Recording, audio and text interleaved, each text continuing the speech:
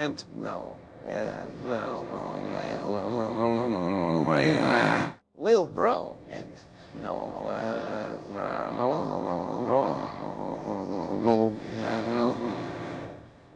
Ain't no way, bro.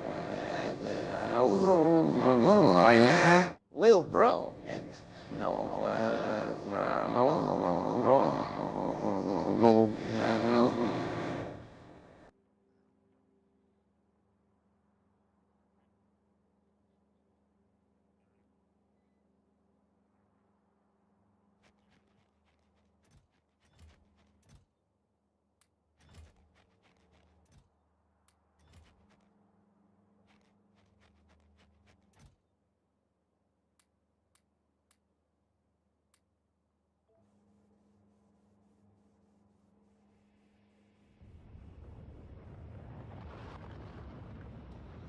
Do you ever have those websites you guys go to where every fucking time you go to the fucking website, it's like you forgot your password? It's so fucking annoying. I don't understand how this is happening. Like, I'm gonna have to go through the whole password reset process on this stupid fuck website, and then it's gonna be like, oh, you can't do that password, you just had that one. And it's like, oh, why didn't it work before? There have been too many unsuccessful times. Oh my god, dude. I don't understand. I'm about to reset my password on the site for like the 20th fucking time. Do you use a manager? It saves it on Google. I know what my password is on this website. I don't know why it's not fucking working. Oh, time to go to my third or fourth fucking password for this fucking site now. So good. Parcel pending. I hate this dog. Fuck, dude. I'm so spoiled for my last apartment's fucking package delivery service.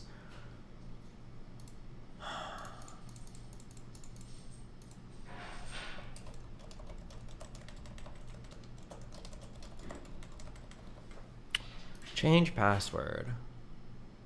Here we go. Here it comes. New password. It has to be a new one. This is the same as your last. Thanks. Good one. Fucking good one, dude.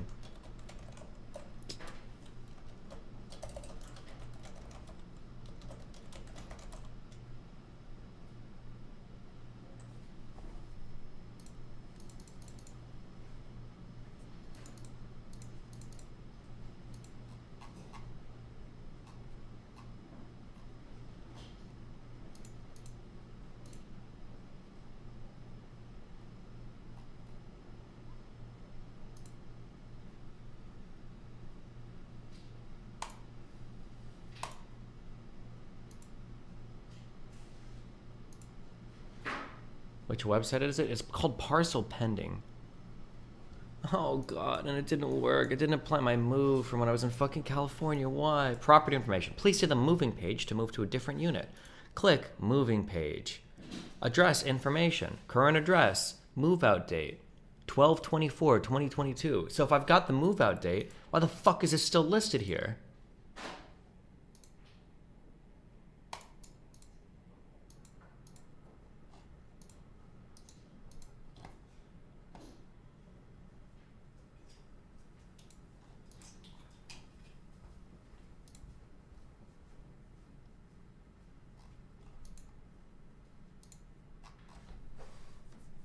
White people happy. I love you all, DGGL.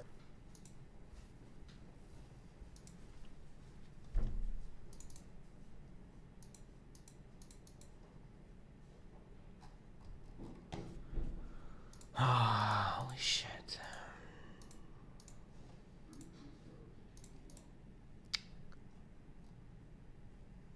Why can't you get past packages directly to your apartment directly? You can never get dude, if you live in an apartment in the United States, one of the worst things ever is ordering anything ever because it's always a fucking nightmare. It's one of the best reasons to own a house or rent a house.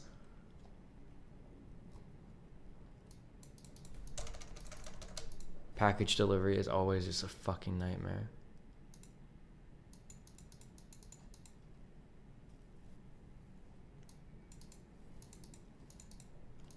Do you have a mailer room? It doesn't matter if you have a mail room. Fucking people will bring packages to an apartment. Sometimes they leave it in the office. Sometimes they try to take it to the delivery door. Sometimes they drop it off at somebody else's house. Sometimes they put it in a US mailbox. Sometimes they put it in a parcel pending box. Sometimes they use the wrong box. Sometimes it's overflowing and they just leave it out in the package room. It's just like a fucking nightmare. Or at least that's been my experience in California. I don't know, maybe in Miami it'll be different, but...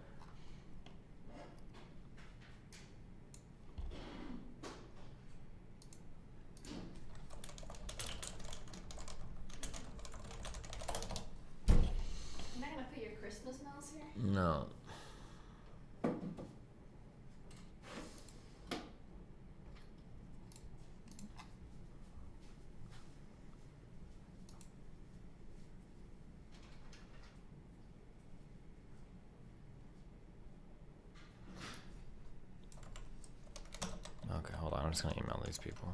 That's good. Good website.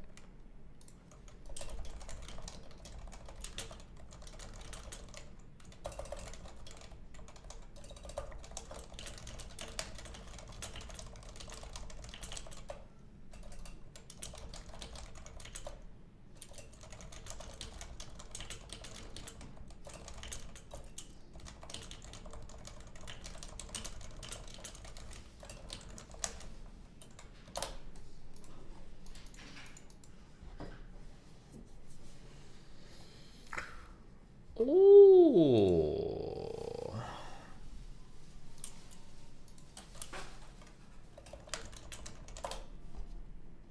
Sorry, hold on. Almost done. Merry Christmas to you, your friends, and family, Stephen. True.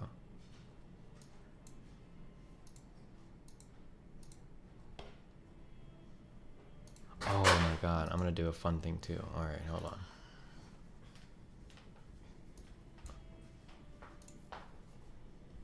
Okay.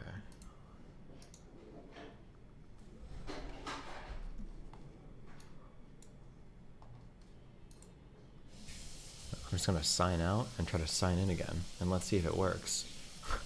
To the password that I literally just changed. You've entered an invalid username or password. Dude, I hate this fucking website. Oh my god, I should just get a P.O. box. Yeah, we have one. How is it not work? I literally just changed the password. If I go to change it again, it's gonna tell me, why is it always an invalid username or password? This site has to be fucking trolling me.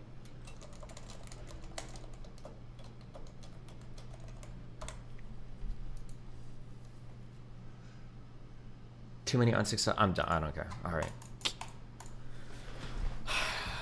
Hold on.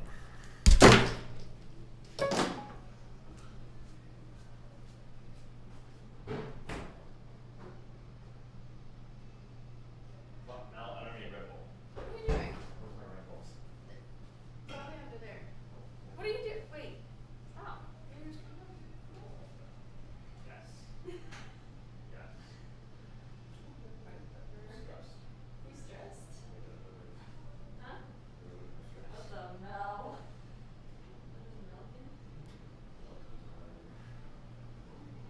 Steve? It's time, A. N. A. L. L. L. L. L. L. L. L. L. L. L. L. L. L. L. L.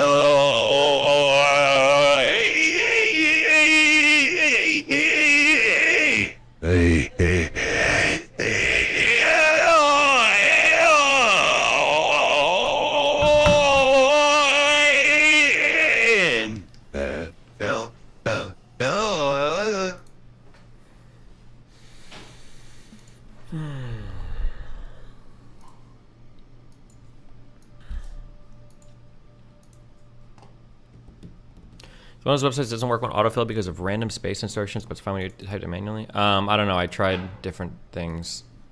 Some websites are like case sensitive, like to your username. So I tried that too, but it didn't seem to work. It's just okay. Let me just. I just need to throw up a quick 900 so we can start the holidays off right.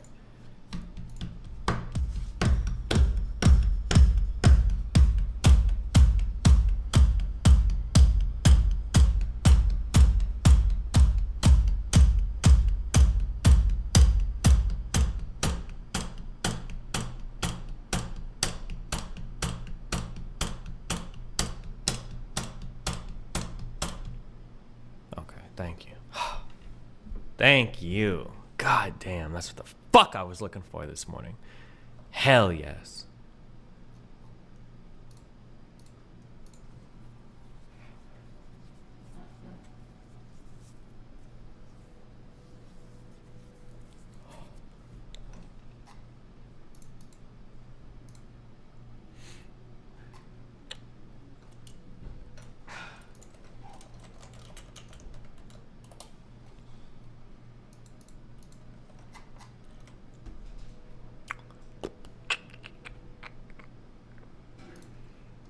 what is this?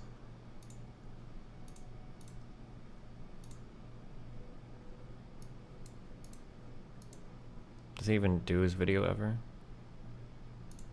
Oh, nice. Based. Okay, cool. Where's the Medicare fucking...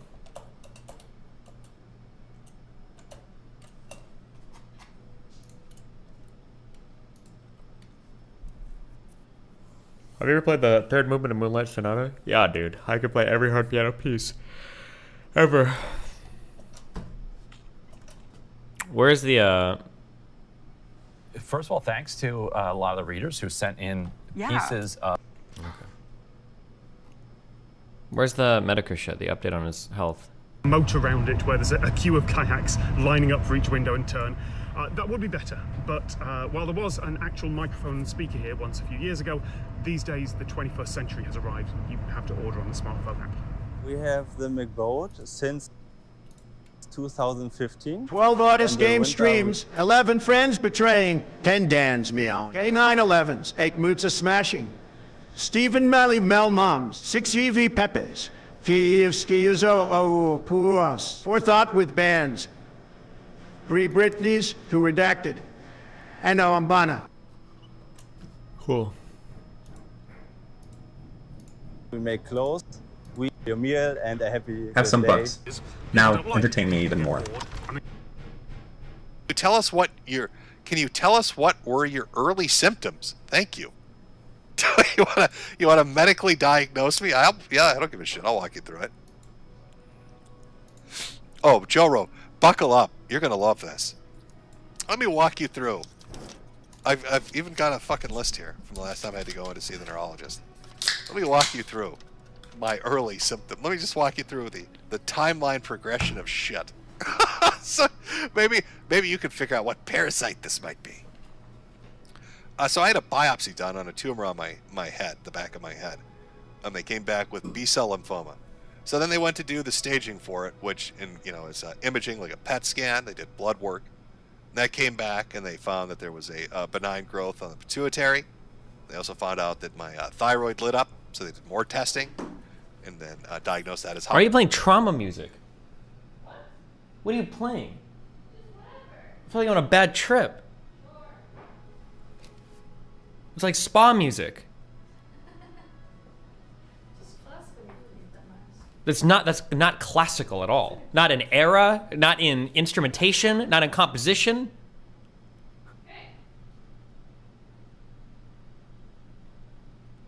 You can play music, just not spa music. Are you gonna control what I can listen to when I can? No, I'm just spa music makes me feel like I'm on a fucking bad acid trip. Jesus.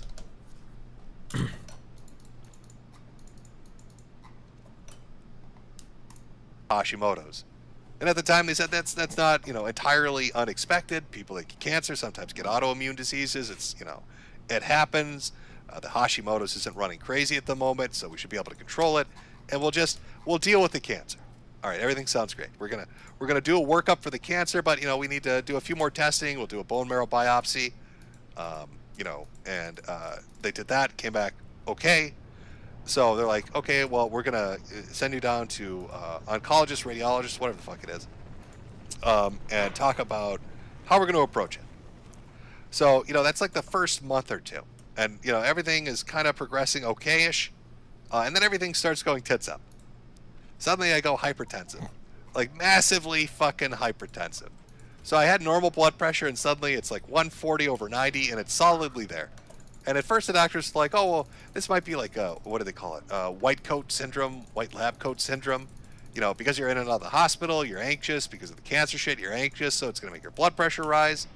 But it stayed consistently there.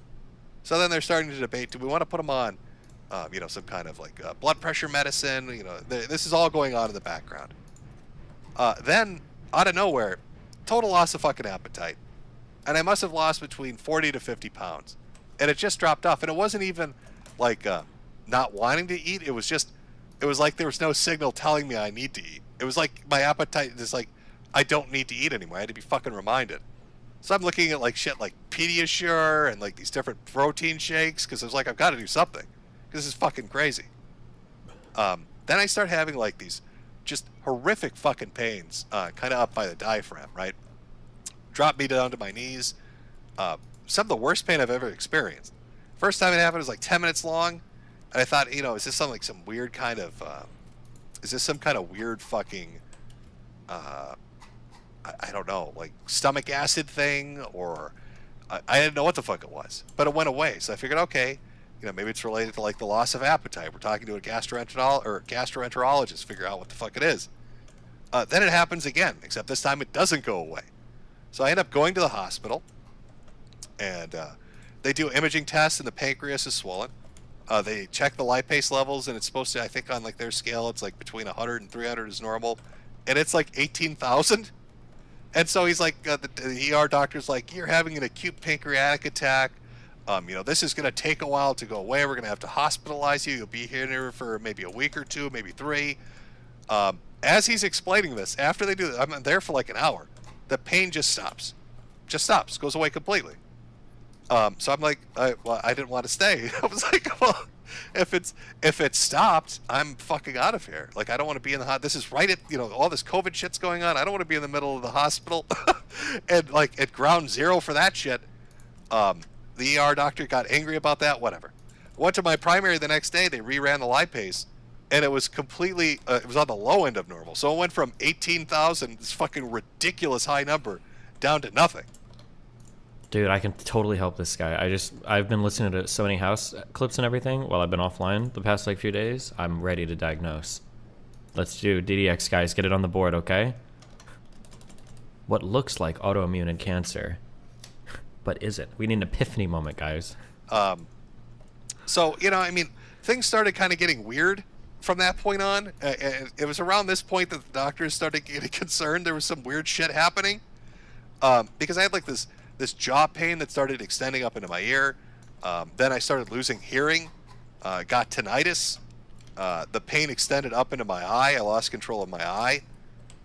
You have 4 different muscle groupings that control your eyeball, right? And it was like somebody cut them all. The eyeball is just free floating. This one day I look in the mirror, my eyeball is just floating everywhere. Pupil's not dilating correctly. It's doing the opposite of what it should be doing. Go into the ER, and he said, oh, this, you know, we don't know what's going on. What did he call it? He said, this might be outer ocular palsy is what he said. And I said, well, you know, am I having a fucking stroke? Is this like, you know, am I going to go retarded? Is this the start of a stroke? Well, no, you know, having a stroke that only affects the eye would be, you know, that's just so that I've never heard of that before. And it's like, well, you know, I haven't heard of 30-year-olds getting fucking lymphoma, right? That's rare to begin with. So how do we make sure I'm not having a fucking retard stroke? So he's like, oh, we'll do, I think they did a CTA or an MRA or some fucking thing like that. And then he comes back and he's like, okay, well, maybe it's not outer ocular palsy. Your vertebral artery is dissected, and you've got a pseudoaneurysm on the right side. And also another dissection on the left side in your neck. And so this could be a transischemic attack. You might have had a mini stroke. Oh, okay. Well, what do I do? Well, you take a baby aspirin. Okay, doc. So I take the baby aspirin. The eye thing eventually does resolve. I get control over it again. Weirdly enough, the hypertension goes away, which makes no sense because aspirin shouldn't have a fucking effect on it. So, I mean, like, you know, all this is kind of going on. Then right after that, I lose more of my hearing, you know, and I'm going into the ENT repeatedly. And they're doing... I will say that probably like the 2 biggest things being in this industry that I see people totally take for granted are youth and health. Those are easily like the 2 things. I think I've joked about this before, but like when I see like a 20-year-old person or like a 19-year-old be like, oh, like I think my life is over, like I can't do anything, and it's like, bro, you haven't even started life yet. Or people in general, like, oh, like I don't know where to start for like weightlifting or dieting and blah blah blah. Like if you have your health, like if you're like reasonably mobile, you don't have any chronic conditions, like your life is so much better than somebody that's afflicted with either of those 2 things. I can say it like, oh, like don't take your health for granted, but yeah, don't. That's like it's very, very, very good to be just like relatively pain and chronic condition free, and like relatively like young, like below like 50. Doing like this they got like this diagram where they check the fucking hearing. It's around this time that I'm doing internal medicine up at Mayo. So they're sending me around to all the specialists. The gastroenterologist is up there, and he says it's not an acute pancreatic attack. Whatever this is something that mimics that, but I guarantee you it's not. You know, I see the hearing guy, and he's like, well, it could be, oh, what the fuck did he, labyrinthitis in your ear, autoimmune labyrinthitis, or autoimmune inner ear disease. They checked a different, like, antibody shit for Cogan's. They didn't think it was Meniere's because I didn't have any of the vertigo. So I'm getting this big workup. They're doing all this shit. They come back to me and they say, well, we don't really know what's going on. We're looking at your IG levels, and they're all fucked up. We're looking at T-cell stuff, and it's all fucked up. They check me for JAK2 mutation. They don't understand it. So, you know, they want to put me in something called Diagnostic Odyssey and genomics and have me genetically tested to try to figure out what's going on. Okay. Oh, you know, fine. Then, you know, it just keeps progressing. Then I start losing sensation in my legs. You know, it's on each side of the legs all the way into the feet. So they're like, well, I mean, we put them on prednisone. Is this prednisone-related neuropathy? So they start checking for, like, diabetes and other stuff. Everything's coming back fine. The guy that does the fucking, the nerve conductivity test, whatever the fuck it's called, where they stick the little thing in you and check the nerve in the body, comes back and says, oh, this is weird. Were you beaten? The guy asked me, were you like in a fight or something? Why are you asking me that? Well, you know, we do this test to see if it, like, you know, if the pattern or some shit, you know, matches up with a disease we might think it is. And, you know, we're showing there's dysfunction, but it's like the dysfunction we're seeing doesn't really, it's weird. He actually told me we think the machine might be broken because it's weird. It shouldn't be acting like this. Okay, well, that's fucking great. It's always good to hear they're having weird fucking results. Then on top of that, start getting skin infections, like staph infections, which makes no sense. Hypertension comes back, only now it's 150 over 100. So they put me on blood pressure shit. Losing more sensation as different nerves are starting to get fucked up in the body. And it goes on and on. Then there's a growth in my throat. I have to go into the ENT. So, you know, that's where I'm at. So it's one thing after another. It's one more thing after another. It's go see a fucking specialist, come up with a game plan. They don't know what the fuck it is. Go see another specialist. They do all these specialized blood tests. What was it this chick said? I'll read you the exact fucking thing. Oh, exactly what she said. The condition that I would recommend assessing through immunology is CD T cell receptor complex disorders causing immunodeficiency MHC1 or MHC class 1 deficiencies. Well, what does that mean? And then she's like, well, it's something like bare lymphocyte. All right. And then the neurologist is like, well, we should test you for something called, oh my God, small fiber neuropathy. So we need to do a biopsy. And then another guy's like, well, we need to check your spine. Because, you know, we've noticed the weird kind of shit going on in your spine, some kind of growth, so we want to take a look. So I've got all this fucking growth shit going on, and the ENT's looking at the throat, and they're like, well, we don't think that's cancer. We think that's, you know, that maybe that's a cyst or something. Maybe we want to biopsy that. We don't know. So they all want to cut me up and take samples. So you're asking, can you tell me my symptoms? All I know is the moment I had that biopsy, and I'm not placing it on the doctor, the guy that did it, the dermatologist or whatever, that did it was a great doctor. Like, fantastic job. Did a fucking bang-up job. But the moment they cut that fucking tumor out, my body went apeshit. And I don't know why, and I don't know what it relates to. I think that's why they wanted... House moment. Maybe the tumor was curing him. ...to test perineoplasty syndrome. You know, so they're all throwing shit out there. Everybody's throwing shit out there. All these specialists want to do all these specialized tests because they've all got to... Like, what is it? What's going on? Your IG levels are all fucked up. We don't understand it. IgG subclass. You know, another thing I fucking loved was dealing with hematology and everybody, because you try to like track down a disease, and he's like, well, you know, if it was IG subclass 1 and 3 or subclass 2 and 4, we can match that up with stuff. But your IgG level specifically, it's subclass 2 and 3 that's completely fucked, and IgM is completely fucked. And it's just, I don't know, man. It's just, it's the never-ending fucking. It's just never ending. So I'm sorry. Now I'm going on a tirade. There you go, though, bro. There you go, there, bro. Jesus. My husband is forming a connection with another woman. What in the?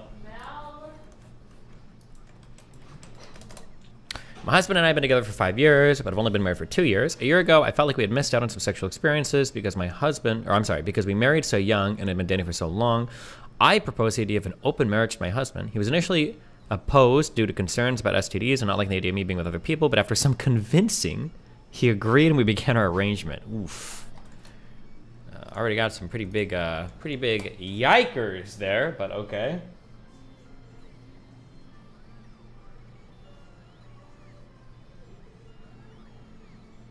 Okay.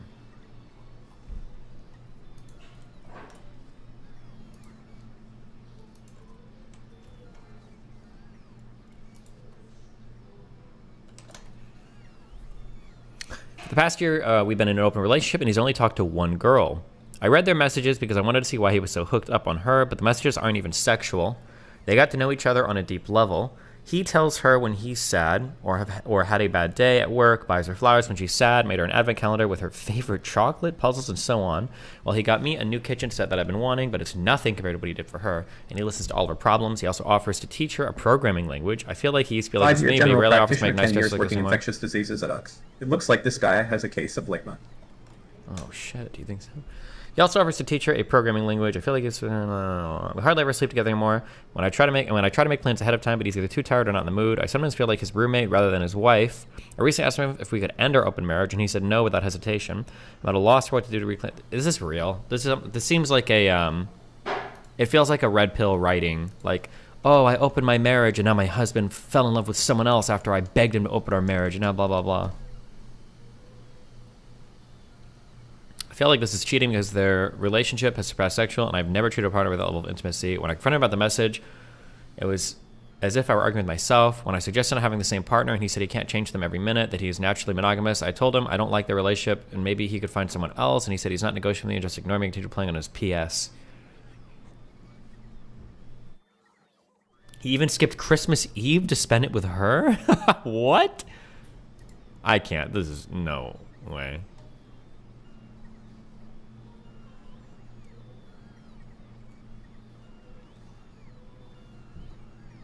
Merry Christmas, guys.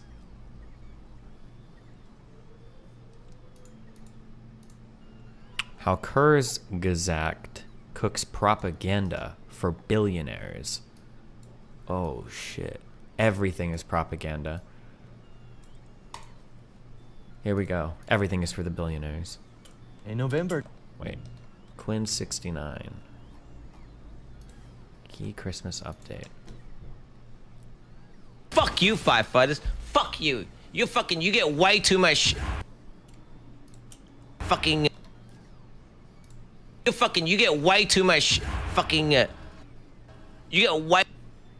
Hey, look out! You think you're this untouchable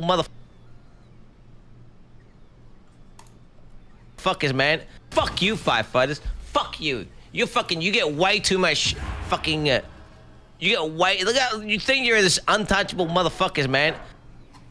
Damn, dude. I don't know if firefighters are the same everywhere, but firefighters in fucking Omaha were making bank. The,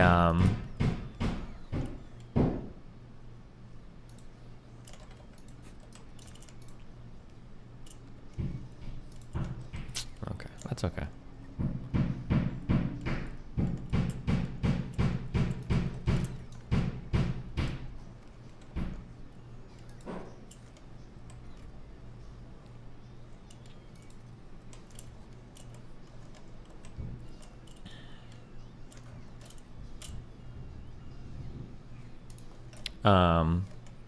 The big complaint about firefighters in Omaha, I don't know if it's like this everywhere else, but the big complaint is that firefighters could work other jobs while they were on call for firefighting. I don't know how common this was because it's just a city. There's not like a study or anything.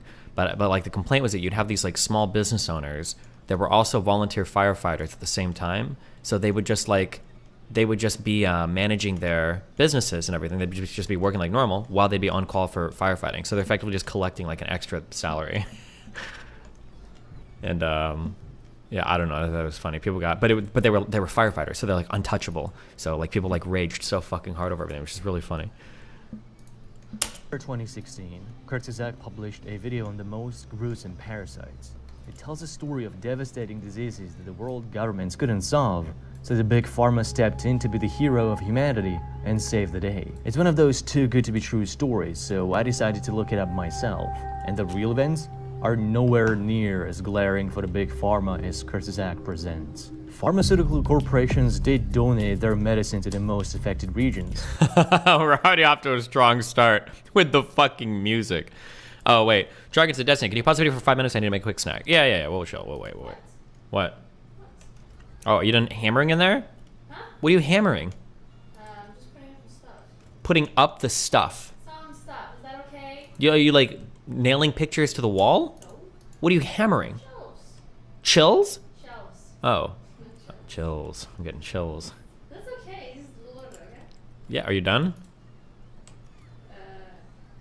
Why not just do this at night or in the morning? I feel like you check my stream schedule and you're like, okay, this is when I can do all my loudest shit.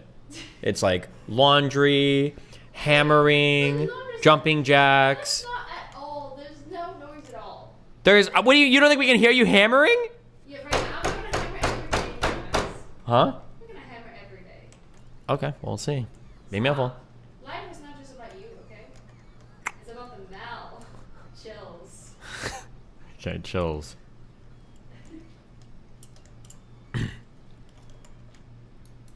We're waiting for Chagrin to get back, guys.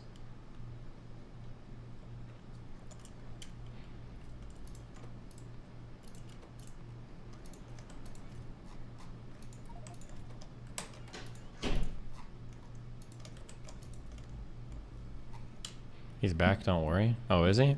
Or Chargan? I need to leave soon, can you resume? Oh, okay, hold on. We got people that need to leave soon, we gotta resume. But they didn't do it out of their own volition or initiative. They did it after decades of neglecting the diseases because they weren't profitable enough to manufacture fixes for them.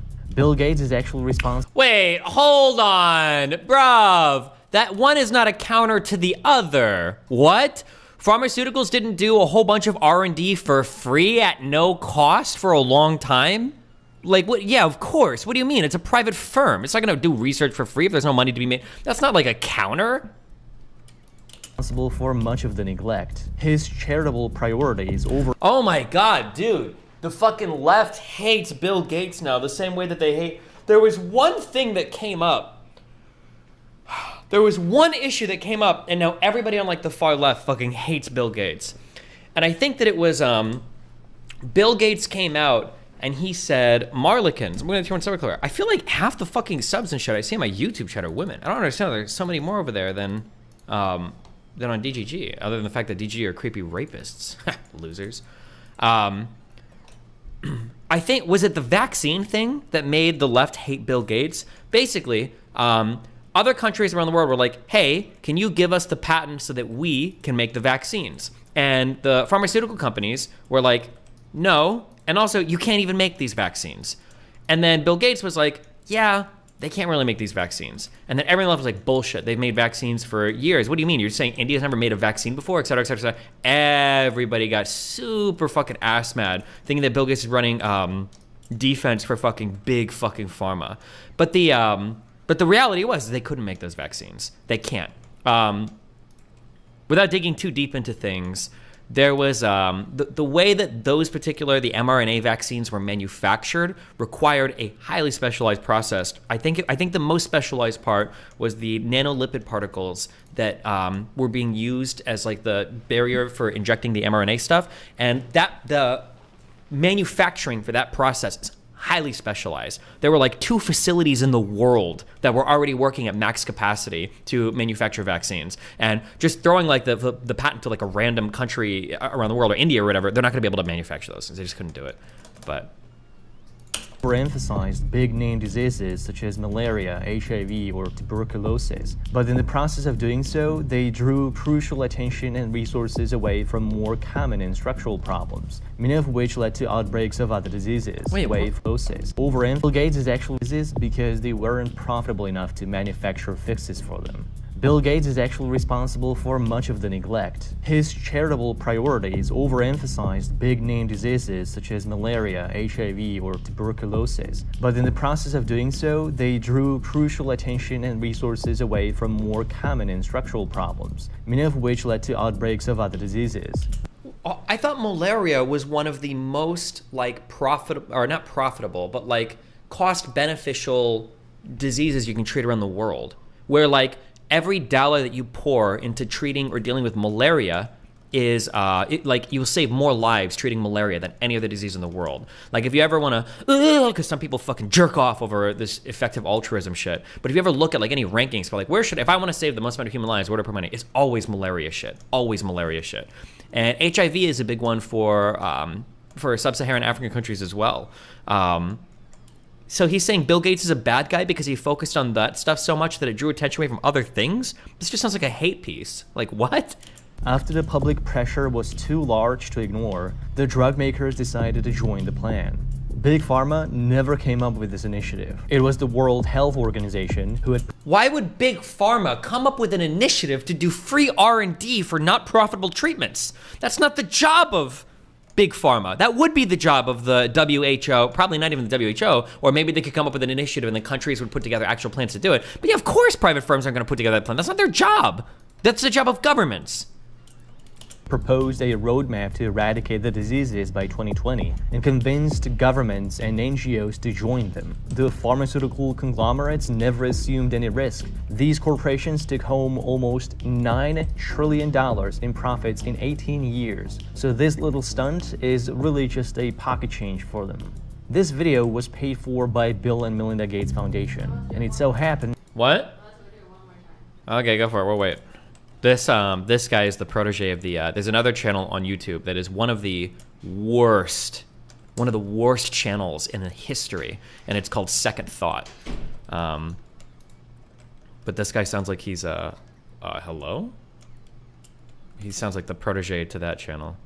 What are you guys stuck for? Oh no, you're fine. Dude, I can't believe I have all these trains running. I can't believe I didn't fuck any of this up.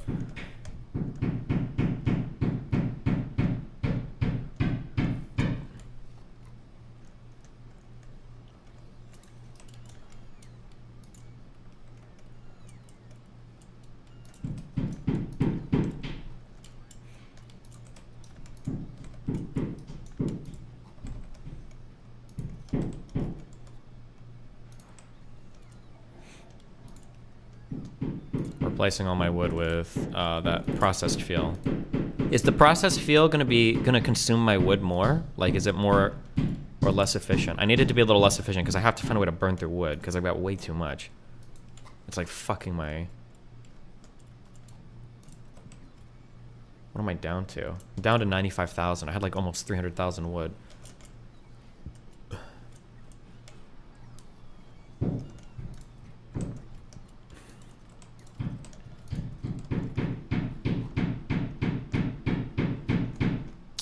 I need more raw reports. I'm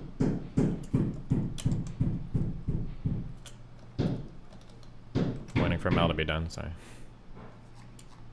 Processing the wood makes it last longer? Oh, fuck me. I need to find a way to just burn off this fuel then.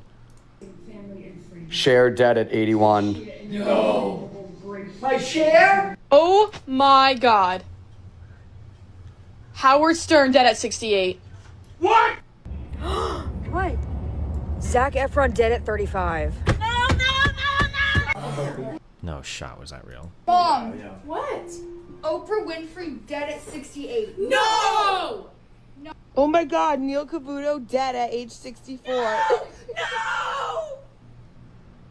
Oh my god. Did you see John Travolta passed away? No, don't say that to me. No. Oh my god. Bon Jovi dead at 60. Alexa, did Bon Jovi? Mom. Pitbull dead at 41. Who's Pickle? Pitbull! He died? At 41. No! What are you running your trains on? I use processed fuel to burn through wood and other excess burnables like coal. What do you run? I'm running my trains on wood, and now I'm gonna do it on processed fuel. But I don't know what to do with the processed fuel. Fucking way. Hey, go! Keith Morrison dead at 75. No! Keith is dead! What? Keith is dead. Oh my god, Ma. Manny Pacquiao dead at 54. Shit. Hugh Grant dead at 62. Oh my god. What? John Bon Jovi dead at 60. Fuck! Oh, sorry, excuse me. Oh, please. That was good acting. Anybody else hearing a banging? I'm under the pantry eating the fiber connections and I almost chocked. 50. What? Michael Jackson! Excuse me.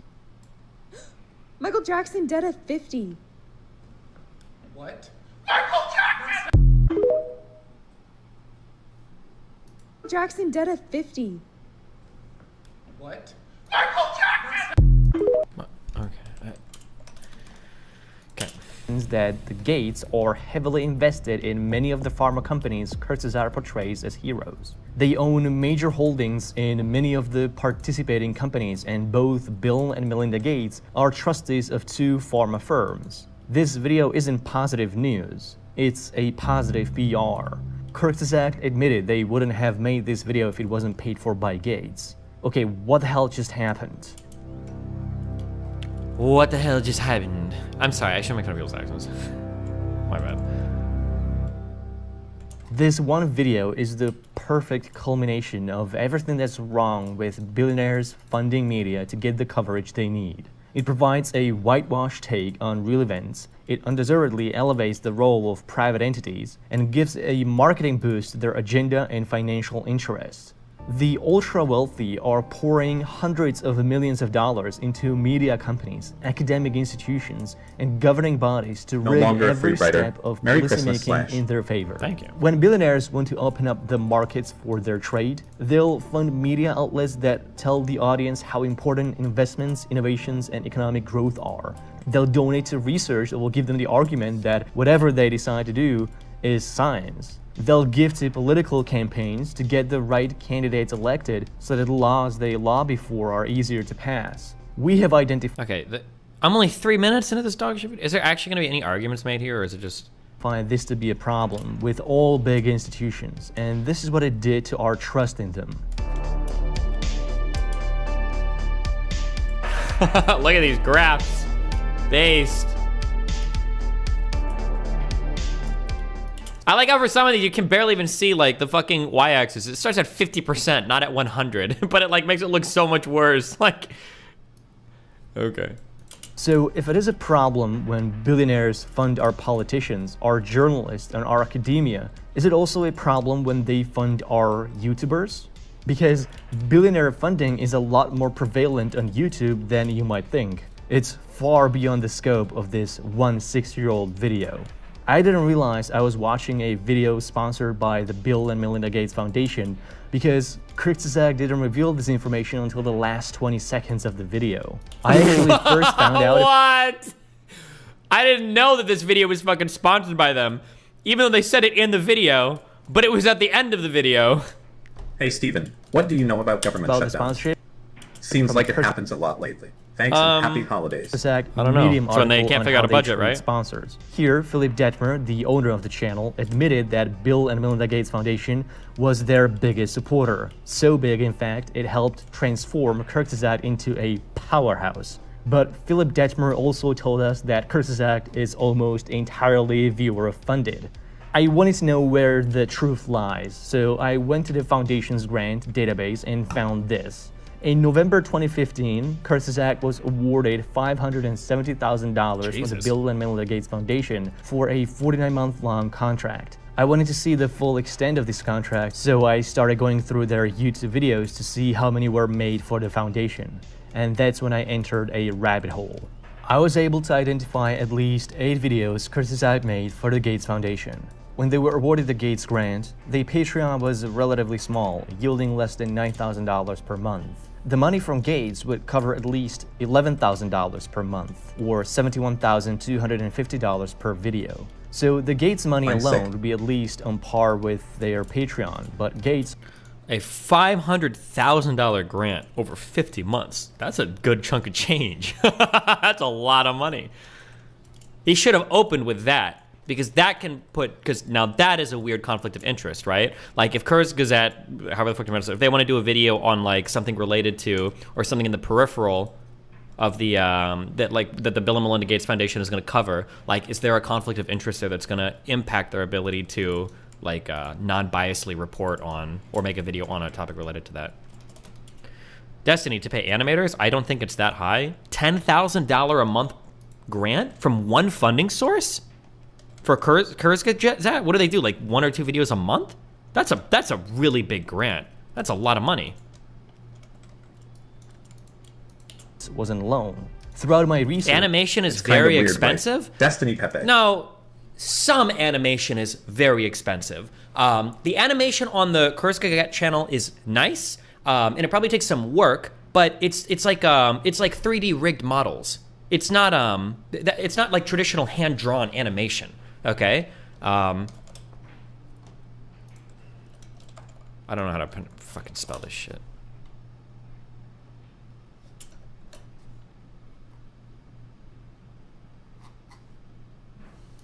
Oh, I'm sorry, did I say 3D? I meant 2D. I hate this fucking internet, fuck me. This isn't even remotely right. Okay, here we go. We'll get there.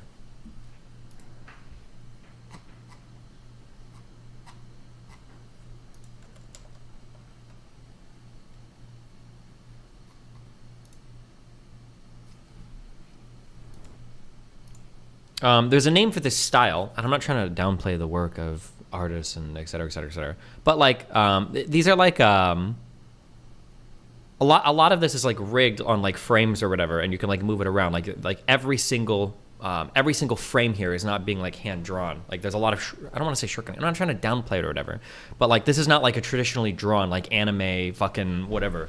Although even anime use like digital tools for the system and everything today, but yeah. Tweening is what people are saying. Okay. I kept discovering more and more billionaire-sponsored videos. It's not just one foundation. It's George Soros, the Templetons, and Facebook co-founder Dustin Moskowitz. Somebody linked this though. Holy fuck.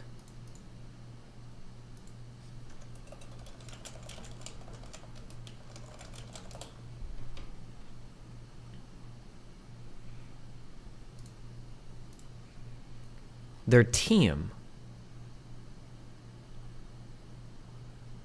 How the fuck?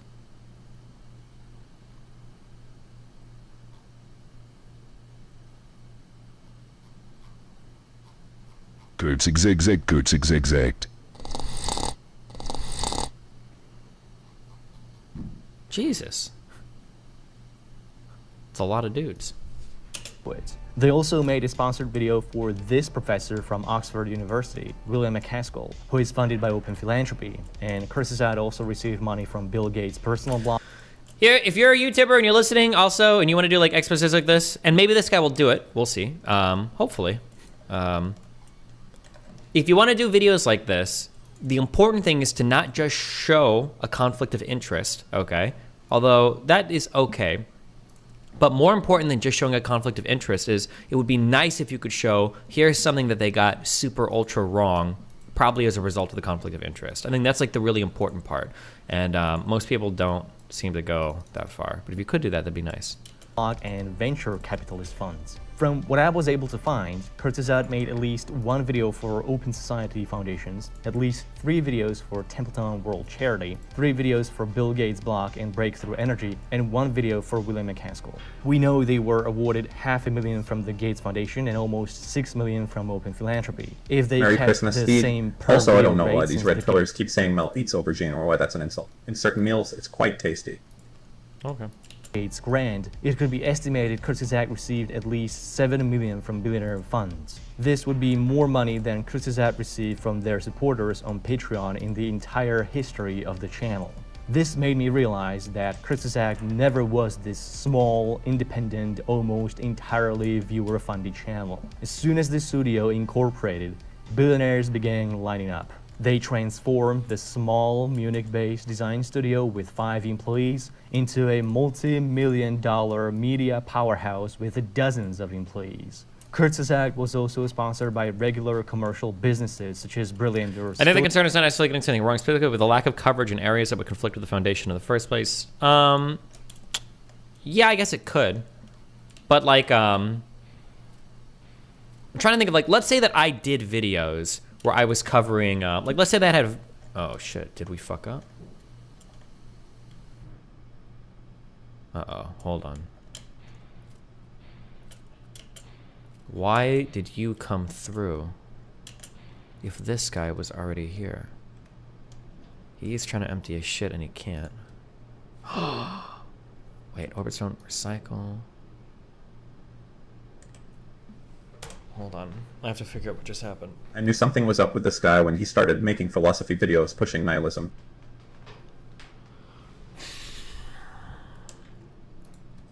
This came from the recycler.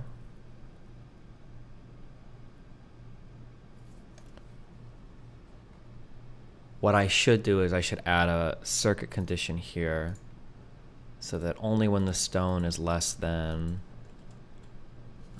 a certain amount. Hold on. So this is coming when it gets really low, less than 1,000.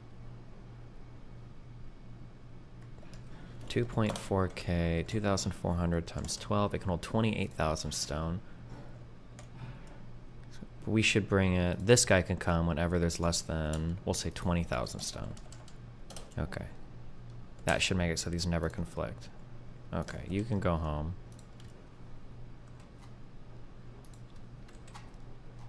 Okay, sorry. Share, but neither of these has multi-billion-dollar investments in global industries, and they aren't spending millions in political lobbies trying to influence lawmaking. And most importantly, they don't fund the sources that ZUX6s uses for the research. And what the hell is going on with ZUX6s research? ZUX6s told us their research is impartial and fact-checked by scientists to ensure integrity. But my skepticism alarms were already buzzing out of their asses, so I started looking at their sources and noticed something odd. Many of their videos rely primarily on a single publication. This publication is a partner of the channel, and they help them with research and provide numbers for their scripts. This publication appears so frequently in their sources.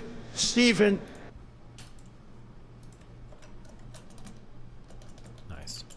Their website is quoted up to dozens of times in a single document. This research publication is not some independent group of scientists just sharing their hard science for free. It is our world in data, heavily funded by Bill Gates and other billionaires, many of which have also sponsored ZUX6s videos. The publication received at least $4.8 million from the Gates Foundation alone, but they were also funded by Open Philanthropy, Templeton, and William McCaskill. All of these entities had their series of sponsored videos at their ZUX6s channel. Their partnership with Our World in Data was initiated by the grant from the Gates Foundation through the first video on overpopulation, made in collaboration with Max Roser, the founder and lead scientist of Our World in Data. Following this money trail led me to discover that the data in ZUX6s videos isn't such a rock-solid science as they authoritatively present in their videos. Many of the numbers from Our World in Data ZUX6s relies on so much are complete garbage. In the videos on overpopulation, they show this amazing decline in global poverty, a trend which they attribute to economic growth. Oh no, is he gonna do the one argument where they say that global poverty is decreasing, but in actuality, when you go and check the charts, what they define as global poverty decreasing is actually only $2 a day in income. And if you use a different metric, like $15 a day, which would be more reasonable, you see the global poverty hasn't decreased nearly as much. That's my, I've heard this like lefty argument before. Let's see what he says. But where is this data coming from? It's from Max Roser graph at Our World in Data. But look at how the data points go all the way back to the early 19th century. None of these historical numbers are proven. Real data on poverty for the majority of the world didn't exist until 1981. Anything before that is a speculation. And who defines extreme poverty? The World Bank does. How?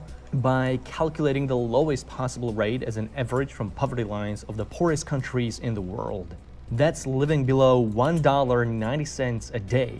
Scholars strongly disagree with this rate and suggest at least $7.40 a day. Yeah. With the World Bank's rate, Billions of people that are extremely poor according to their national poverty lines end up in lower middle income regions, which is what makes the graph looks like this instead of this if we use the $7.40 line, or this if we leave out China. So not a dramatic decline at all, but an increase actually, or a stagnation at best since 1981.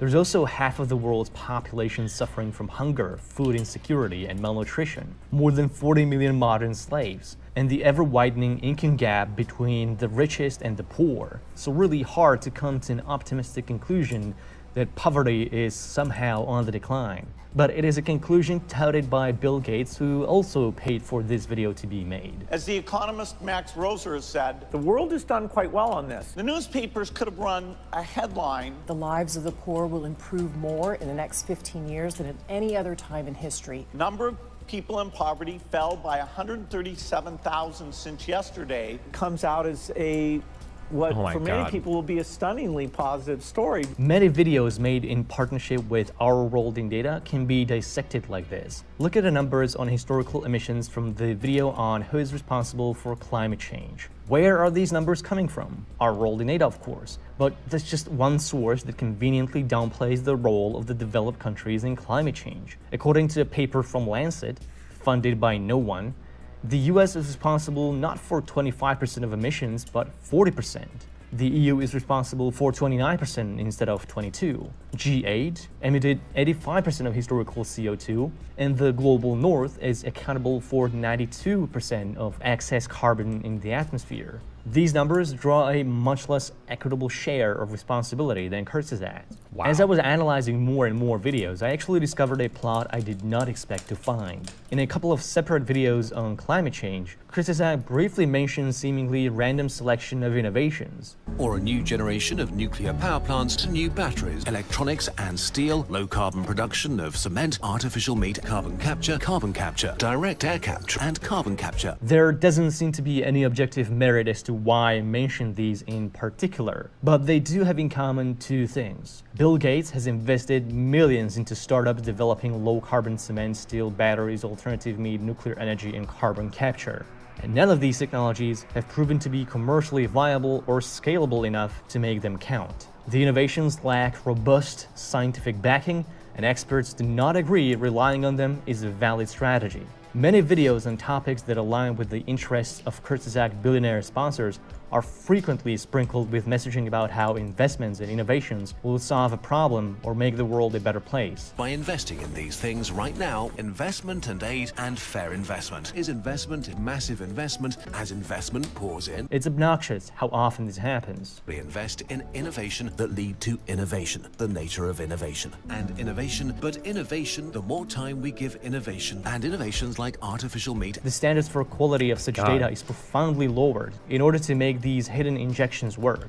In the instance of carbon capture, Kurzgesagt pulled the numbers on cost straight from a Gates-funded magazine. What? Took the number from a Gates-funded private carbon capture facility. But that's the lowest estimate. In reality, it could be as much as twice as expensive today, and still at least twice as expensive as trees are right now, than carbon capture is projected to be in the most optimistic estimates, which won't be real until at least the next decade. Rather than solving the climate crisis, many scientists argue such investments divert attention away from more impactful solutions and delay phasing out of modern industrial methods and fossil fuel dependence. Kurzgesagt doesn't tell you which technologies Bill Gates is invested in and how positive messaging about them is advancing his positions. But Kurzgesagt did take the effort to mention exactly those technologies that Bill Gates and his billionaire friends are most invested in. There is a pattern that can explain why Kurzgesagt videos are like this. In many videos that coincide with Bill Gates' interests, they collaborate with Our World in Data or prioritize their content on these issues. In their video on Do We Need Nuclear Energy to Stop Climate Change, Kurzgesagt prominently links to Our World in Data's pieces on nuclear energy. This video is not sponsored by Gates, but the billionaire is betting heavily on his new generation of nuclear reactors. Kurzgesagt's source document links to Our World in Data 27 times, or about every third reference. Kurzgesagt made videos heavily criticizing organic food. This is another topic of major investment from Gates, who thinks industrialized agriculture with pesticides and GMOs is the best approach to solving world hunger. which it hasn't solved so far. In all... Well, is it? Or what is it not? Make an argument. 4 cases where Kurzgesagt draws verdict on organic food, our world in data is cited as reference. This video is also not sponsored. Haven't GMOs gone a far way in helping world hunger? I thought like golden rice and all that shit was like a really big deal. Gates. The most generous billionaire is one of the earliest backers of alternative meats, owning major positions in vegan and meat-free protein companies. Kurzgesagt has made a series of videos on meat, all with a strong verdict on how meat is bad for you and the environment. All of these videos were advised on by Hannah Ritchie, one of the key lieutenants at Our World in Data. During the production of at least one video, Ritchie was a business manager at a meat-free microprotein company. Whatever your take on meat is, these are conflicts of interest that should normally be disclosed by any serious research. But Kurzgesagt makes no effort to help you connect the dots. Kurzgesagt is terrible at disclosing their sponsors. I did a poll of my audience to see when they think channels should disclaim sponsorship. Most people would prefer before the video starts or during intro. Kurzgesagt never reveals their sponsors until the very end of their videos. Some sponsors were declared in the last few seconds of the video, some were only mentioned in the text on screen, and in at least one instance, the only disclaimer of sponsorship was in the description. This is a low bar even for YouTube. Plenty of good educational creators disclose their sponsors up front. Why should Kurzgesagt be given a pass? Most people who do... Okay, so just to be clear, the reason why most people disclose the sponsors up front is because the sponsors force you to. They want you to be listing their stuff at the very beginning of the video so that viewers see it more often. Wait, hello? Why are you bringing me this shit?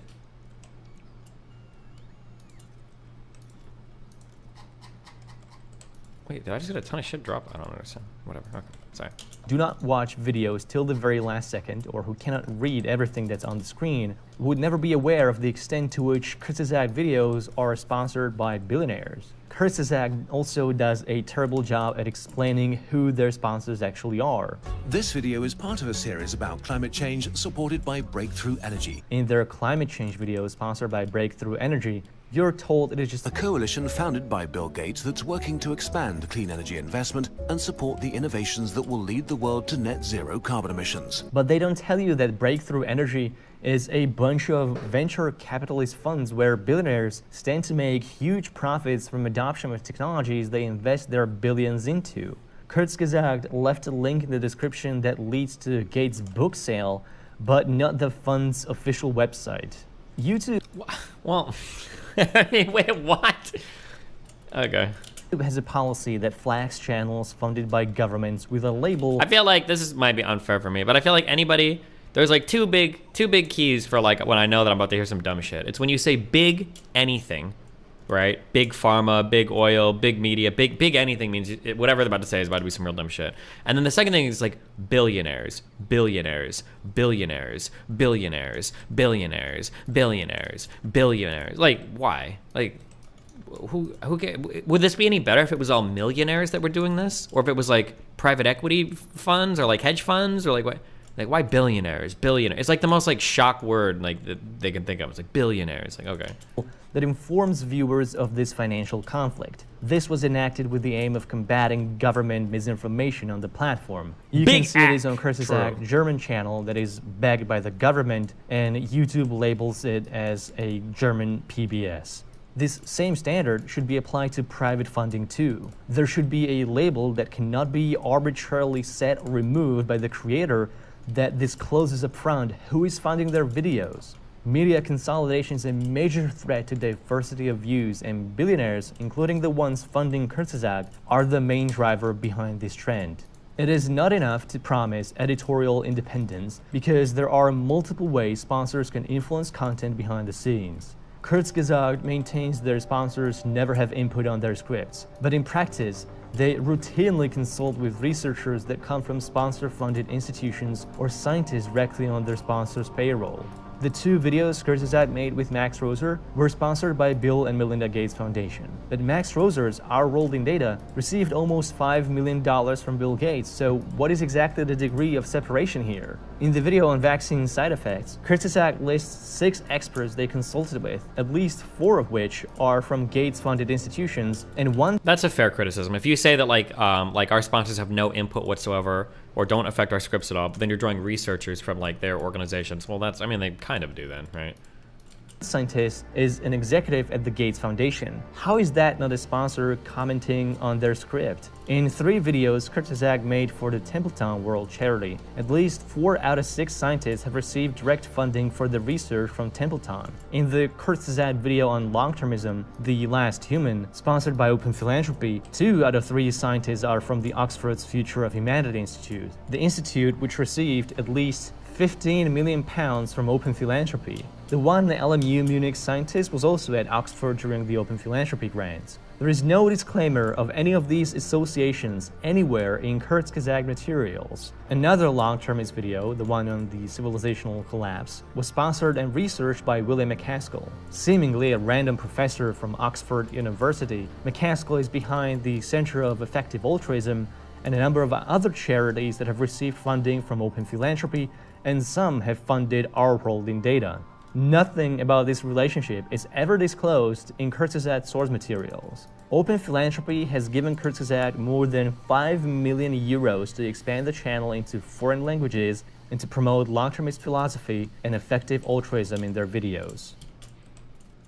Do you think money just because they're funded from 3 Bill Gates foundations doesn't mean they're biased? No, it doesn't necessarily. That's why I'm saying it would be good to like show bias here. Like, let's say Kurtzak, you can even show bias by omission. Let's say Kurtzak does a video like, oh, the future of good energy. Like, what is it going to be? Boom, it's nuclear, blah, blah, blah, blah, blah. And you find out that they're funded by like 3 Bill Gates foundations that all support nuclear energy. And then you're like, okay, well, they said this, but why didn't they mention like, you know, like this power that like outperform them on every metric? Like, that seems kind of weird. Is there a conflict of interest that's like influencing their ability to deliver like reliable information? You know, like stuff like that would be good, I think.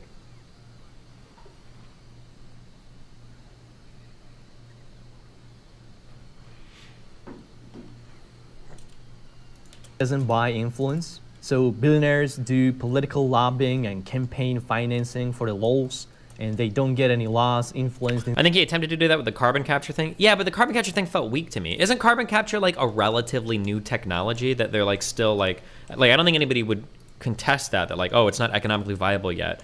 Like I think didn't they recently open a big one in, was it Norway or someplace in Northern Europe? But I think that's still shit that they're trying. I think we don't know 100% yet if that carbon capture shit will work or not, right? Like, it's still relatively new. So yeah, I don't think anybody would deny that, like, yeah, maybe it won't end up working. In their favor, do billionaires buy newspapers and donate to media companies to support independent journalism?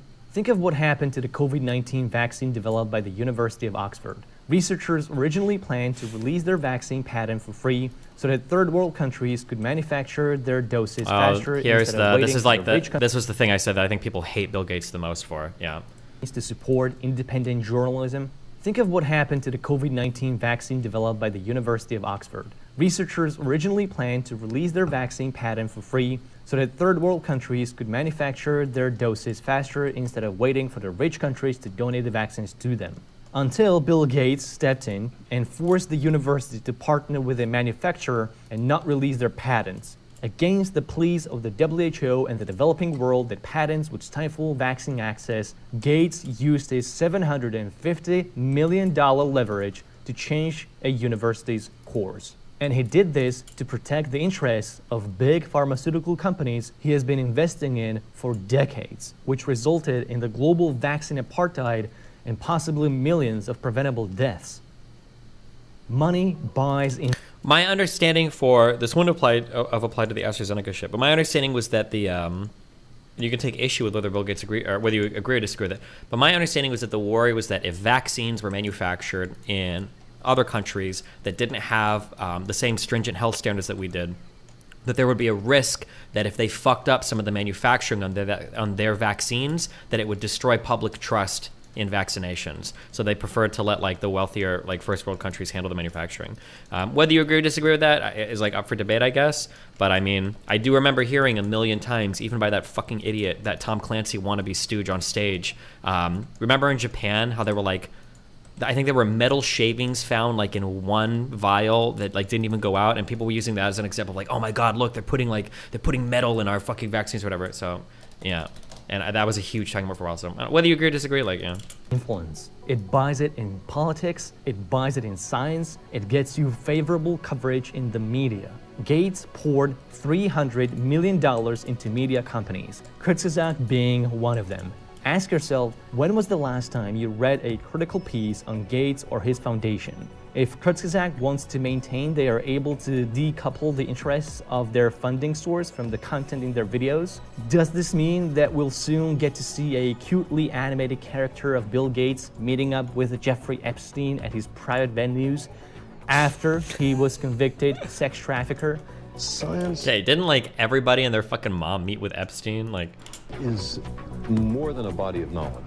When big money buys big influence, science is always the casualty. If we are not able to ask skeptical questions, to interrogate those who tell us that something is true, to be skeptical of those in authority, it becomes less diverse, more stringent, and more authoritative. Then we're up for grabs for the next charlatan, political or religious, who comes ambling along. In the academic community, there is a phenomenon called the chilling effect. It occurs when scientists self-censor or refuse to speak out against the funding source of their institutions out of fear of losing support or getting sacked. With the Gates Foundation, they refer to it as the Bill Chill. Gates' funding priorities have worried scientists for stifling diversity of views for decades. His philanthropic funding made it difficult to find independent. Is there any reason to be skeptical of the Bill Gates Foundation? I think you should be skeptical of everybody and everything, always. Yeah, I don't think there's anything wrong with the healthy dose of skepticism. Just like do real research and like figure out if they're really doing something that's like you think is fucked or wrong, and back it up with like good argumentation and good fact. Reviewers. Through his multi-billion-dollar empire of donations and investments, Gates amassed enough power to single-handedly influence policies of global and national government. Destiny, non-answer. What do you mean, non-answer? I don't know. Are you asking me if I personally know of anything that the Bill and Melinda Gates Foundation has done wrong? I don't personally know of anything. I haven't heard of anything fucked. I already told you, the main criticism, there was some weird shit about schooling, and I know the vaccine shit pissed off a lot of lefties, and so people like criticize him, say, oh, he's a billionaire, he's just protecting his billionaire interests and his billionaire friends, blah, blah. That's not a real criticism to me. I need more than that. So I don't know any good criticism. I'm not saying there aren't any. I'm sure there might be some you can make. I just don't know of any personally. Governing bodies. When Gates Foundation pours money into a project, they end up having enough power to veto public policies that don't align with their charity's priorities. We need to have a serious debate. Is big money lobbying a problem only if it's for issues we don't like, or is it a problem on principle? This is how Kurzgesagt views the fossil fuel lobbyists, as evil villains trying to influence our politicians and mislead the public with their money. Kurzgesagt clearly understands the problem of big money, but they don't seem to have a problem with when they are on the receiving end of the big money influencing policies and public opinion. Billionaires have hacked the system by which we measure the merits of arguments in science and public discourse. With the sheer wealth, they brute force their ideas into the mainstream by giving their interests more funding for research, more coverage in the media, and higher likelihood of becoming a public policy. This system is beyond broken, especially for a studio as big as Kurzgesagt. Back in 2017, Kurzgesagt admitted in their Medium article they would actually be able to do away with sponsors altogether and rely on their Patreon supporters, ad revenue, and merch. They also have a design studio branch that makes commission work for big-name clients. So why haven't the channel got rid of sponsors yet? They are already funded by the German state, and they sold courses on Brilliant and Skillshare. Why not maintain integrity? You can afford to make less, make less. By the very least, Kurzgesagt should be more transparent and disclose sponsorship at the beginning of their videos so that people can make the decision before they watch the video and not afterwards. But transparency SMN alone makes specific criticisms of, I don't know what SMN is, I don't know what that means. Incentives. Journalists, educators, and media outlets should not take money from entities they are supposed to be critically covering. Tobacco advertising has been banned almost universally across the globe. It isn't the only lobby that's been found influencing academia, education, and media with their funding. Gotcha. Billionaires seek to do the same. There is no such thing as a free gift. Did you notice that throughout this entire video, there was no segue to a sponsored segment? That's because this channel has never taken a single sponsorship deal. Damn. None. With my current ad revenue, I can honestly proclaim that the Hated One channel is indeed almost entirely viewer funded. Without my pitch. Entirely. Viewer funded. Hold on. Can I finish? I never finished this video. Give me like 10 minutes. He made about $1.7 million. Now, I have to tell you that like Jake, I tried to confront him and give him the opportunity to defend himself, but he never replied to my emails or my phone calls, and we're just gonna have to leave it there. But we're not done with the money just yet, because we still need to talk about the eggs. Remember, we talked about how they profited from ZooCoin, but they also made millions from eggs. According to their own internal meeting notes, they plan to make about $3 million selling these eggs for 0.1 ETH a piece. And that's not far from what I calculated they actually did make, which was about $2.5 million. In the meeting notes, they say they're going to clear expenses and then do payouts.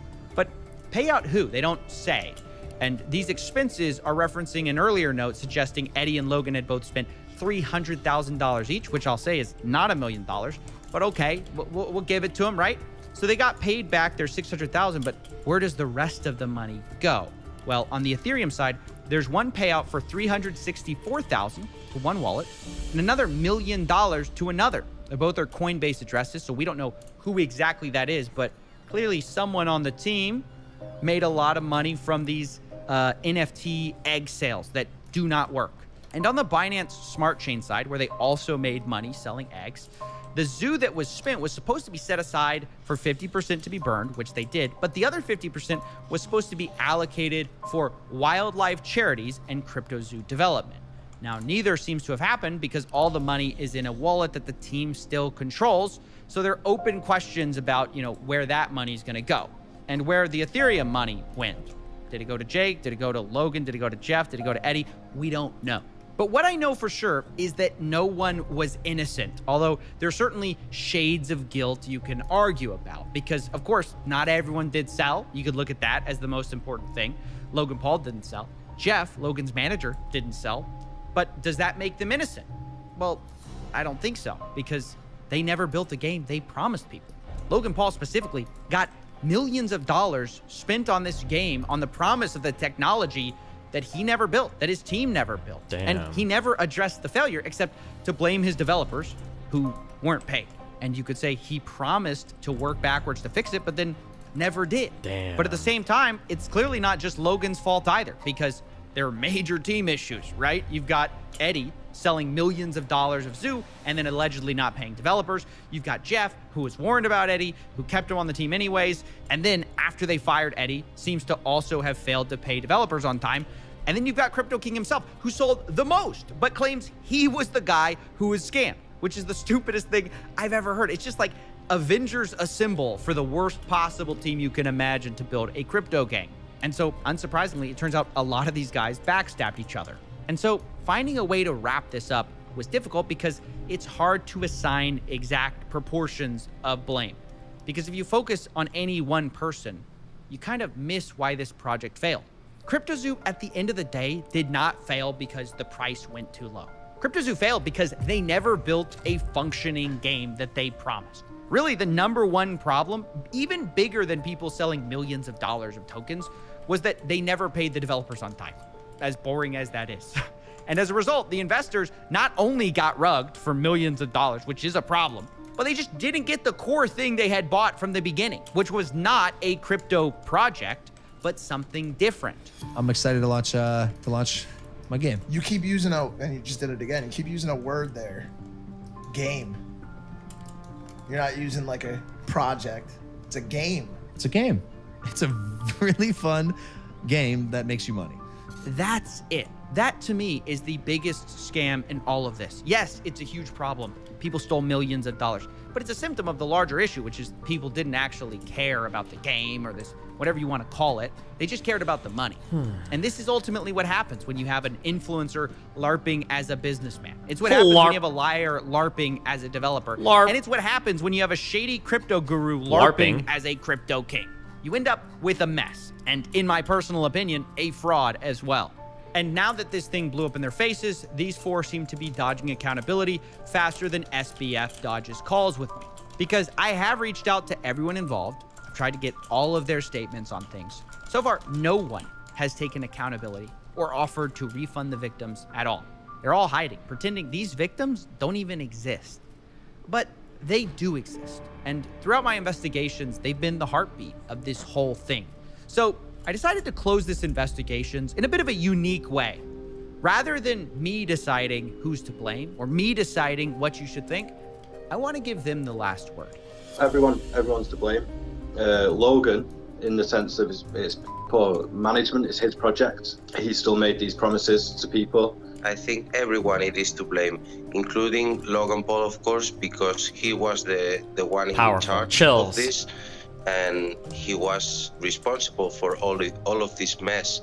Everybody has a big part and a massive cross to bear. Each one of them scammed the project in their own way, and then off to the sunset they went. It was his job to check the team, to make sure that everyone is working together, to make sure that he is giving the funds of the people that put it into his project under his name to people that he actually trusts. So in my opinion, if the team failed to perform, that's Logan Paul to blame. The community is destroyed. People is angry. They just want their money back. They just want their normal lives back. Reimburse those loyal fans that they have, or how to rebuild the project, actually deliver on the project. I want my hatchlings. Holding their Make them eggs hatch. like I am. Or for those holding the ZUX coins. So maybe they could just deliver what they promised, and that would give some redemption to this fiasco. He's not said a word. That's as bad, or almost as bad, as taking the money. It's the not coming out and just being a man about it. At least we deserve to know what was happening behind the scenes while we were waiting for almost a year and a half. The fact that we're hearing this information, not from Logan Paul, but from pretty much an investigator, it really says a lot. What did this loss mean to me? It meant a lot. Not just personally, because I lost quite a lot of money. My kid and also my wife were invested. It was like telling a kid that Santa doesn't exist or something like that, because she really believed in all that game. She really believed in Logan Paul. Kids look up to that kind of people. So it was some kind of broken dream. My mum was invested. My sister was also invested. So, I mean, my daughter even had a couple of the eggs and animals, which the loss for them hurts the most, because obviously it's just not nice to see. For somebody to win, somebody has to lose. That's a gamble you take, whether you get into crypto or not. I got in knowing that I could lose, which is fine. That's on me. But I thought if I lost something, it would be because I sold at the wrong time, or the game didn't earn as much as I thought it would, and therefore my things weren't as valuable. But you never go into it thinking it's not something that they're going to just sell out from underneath you, because they could make so much more if they actually delivered on what they said, even if they delivered on close to what they said. Okay, we'll finish these guys. You don't think they're going to rug you because there was so much money in a game wallet. Ultimately, at the end, the way I see it is it was fraud. Logan could have put out the red flags, told people to stop investing more into it, because people were investing into this project until the very last minute, where the ship was still just sinking down the ocean, and people were still putting their cash into it. If I was on a call with Logan Paul, I would ask him, where did his redemption arc go? I think he was on such a good streak going about his YouTube career and boxing as well. And it's sad to see that because of money, once again, we have degraded down to stealing from his viewers. What would I say to Logan Paul and his team if I could?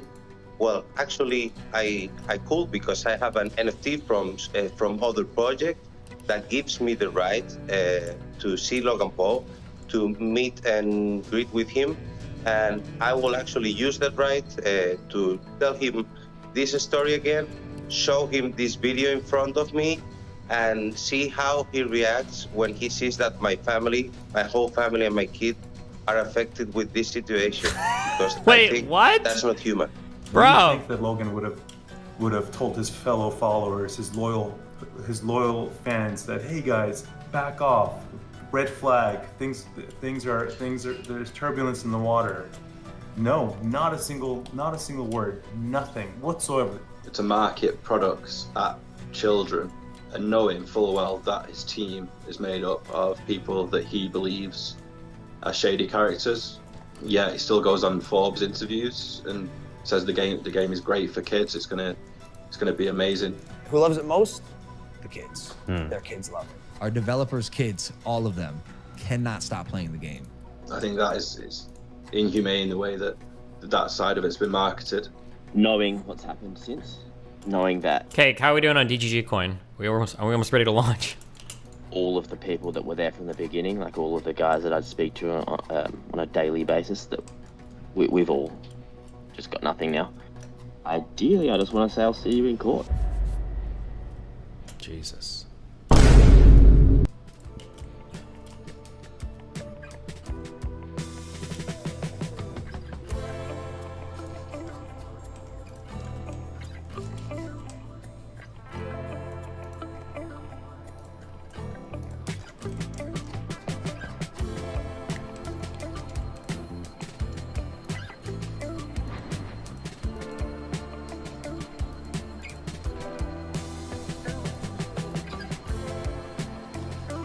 So much production value. Jeez.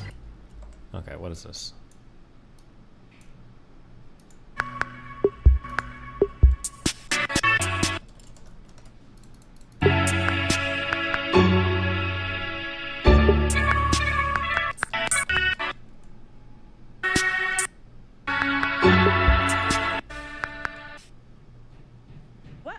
Welcome to the Just Pearly Things YouTube channel, and welcome to the pregame. Why is it so quiet? Before I start, do not forget to subscribe to the channel and ring that notification bell. That way you're going to be notified of my daily videos. Like the video on your way in. Jesus. We have a special panel tonight, but before we get to that, a couple announcements before we start the show. The first is that we have two Clips channels, Just Pearly Clips and Pearl Daily. Make sure you go subscribe to both of those. Sign up for our membership tiers. Follow me on Instagram, and thank you for 800K, and thank you for 100 episodes. All right, guys, let's take a quick second and hear from our channel sponsor. Identity theft in America is skyrocketing. U.S. consumers reported roughly 588,000 cases of identity theft. Why is it so loud? Insurance coverage. One month view. The link in the description box. Where are you from, and just a little bit about you. Why don't we start here? Okay. Hi, everyone. My name is Brittany Renner. I am 30 years old. I'm single as a Pringle. I have a 1.5-year-old son, and I'm here to learn something new today. I'll help you with that. That's why they brought me. Damn. Well, sir, they brought me here to look for trouble. It's Denalva the troublemaker. You thought she couldn't do it, but she did it. Here she is. I am freshly 30. I am single, not ready to mingle yet. And something interesting about me, well, I'm a smart woman. I'm here to see if Mr. Tate can learn something from me. Oh. Sagittarius, relax, please. Be nice. Come on, I wasn't rude. Andrew Tate, 36 years old. I cannot disclose personal information because, of course, my enemies are after me. But, yeah, I'm here to educate, as I always am. Perhaps somebody will say something remotely insightful, but at least I get a clementine if not, so I'm chilling with my orange. And it's your girl, Esther, the Nigerian queen. I'm here to entertain, to disagree with somebody in here. Oh, Auntie, she was looking at you. Really, I am looking at somebody. It's our favorite duo. It's our favorite duo. But no, for real though, I'm just here to have a good time. Just, yeah, get some vibes. And in terms of my relationship status, I am single, doing interviews. I'm not just going for anybody. But yeah, that's how it is. Auntie Jenny here, 54. I'm here to cut out the bullshit. Simple. I like that. Okay. I like that. Thank you, guys. I bet you do. Yeah, well, you have to cut the bullshit. That's the problem with the world today. It's too much bullshit. And they're not direct. If they've got something to say to you, just say it. Why are you being mean already? I don't really care. If If you got something to say, just say it. Don't beat around the bush. Just say it. So 'Cause if I basically, got I'll something say to it. say, I already got my just say teammate. it. Just say 100%. it. Hey, Auntie, I Yeah. beg, give the girl a chance to speak now and relax. What girl? Hey. What have I said? This one. What have I said? I'm addressing the elephant in the room, innit? Listen, I don't believe in no elephants in the room. If there's something to say, just say it. Don't beat around the bush. If you got something to say to me, I am here. Talk to my face. There should be no elephant in the room because this ain't no zoo. You understand? So if you got something to say, just say it. We're all big. No, I'm just saying, we're just all big people here. So if I want to say something to What is she you, so I'm going mad to say about? something to you Oh my straight like I God. normally do. If I got something to say to Esther, I'm going to tell Esther. Whether she likes it or not, I don't really care. Andrew Tate, my son's older than him, so I don't give a damn who he is. I'm going to just say what I got to say. So whoever don't like it, that's tough. Don't come. You You should missed be out here. Brittany. I feel picked on. Okay, so and Brittany too, right? Even Pearl too.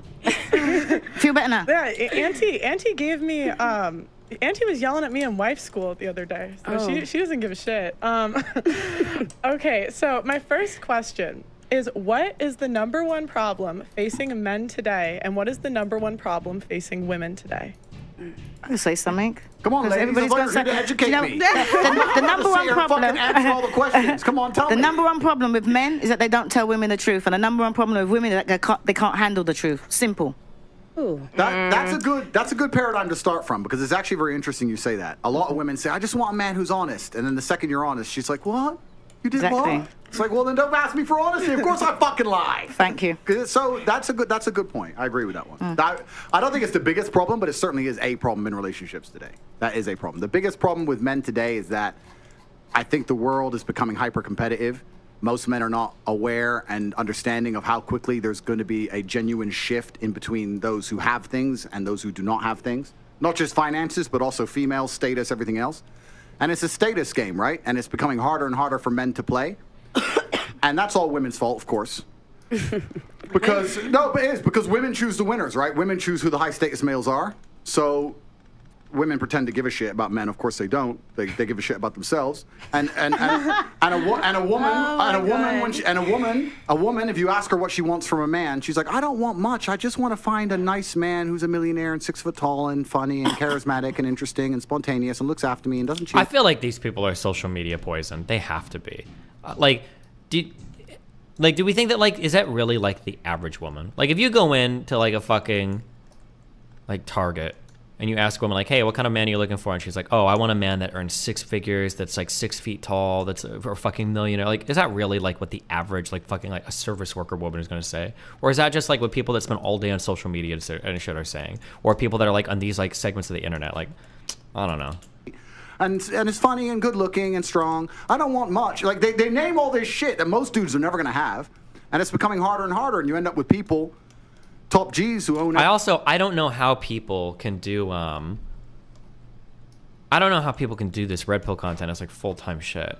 I don't know how much of this we can watch. I'm already bored of this shit. Like, it's gonna be the same like 5 talking points over and over and over again. I don't know how people can make careers out of talking about like the same 4 fucking things. How does it not get boring? Holy shit. Everything on the planet they could ever possibly wish for. And then you got other guys who have nothing. And there's this large divide. There's no longer any middle ground. You have dudes who can't get any pussy, and then you got dudes who are just blocking girls left, right, and center. And that's what the problem with being a man is today. What about the women? What about them? Should I say the problem I with would women say... is? I'll tell you. Well, everybody's got a chance to talk. I'm going to shut up and have my clementine. No, I want to know. I want to learn from you, sir. You want to learn from me? Well, I wanted to answer. I feel like it goes for both. It's not just one or the other. I feel like it's self-accountability. Women are not accountable for themselves. I agree with you there. Why 0%. just women though? What It's about both. men? It's Yeah, both. It is definitely both. It is both. You're right. But society punishes men for not being self-accountable. But society does not punish women for not being self-accountable. I'll give you an example. If you're a man and you're arrogant and you think you're something when you're not, trust me, society will teach you very quickly that you don't matter when you don't get laid and you stay a fucking brokey. If you're a chick and think you're something when you're not, you can run around with your ego, still get dates, still get laid, still have a fairly sensible social life. Society as a whole doesn't come along and slap you in the face with... It's going to be the same shit. I'm going to say the same shit I've said over and over again, too. I wish that people would draw differences between sex and relationships, and it is highly sus when people don't. So this thing, like, oh, like, a woman could be a shitty person and still get laid.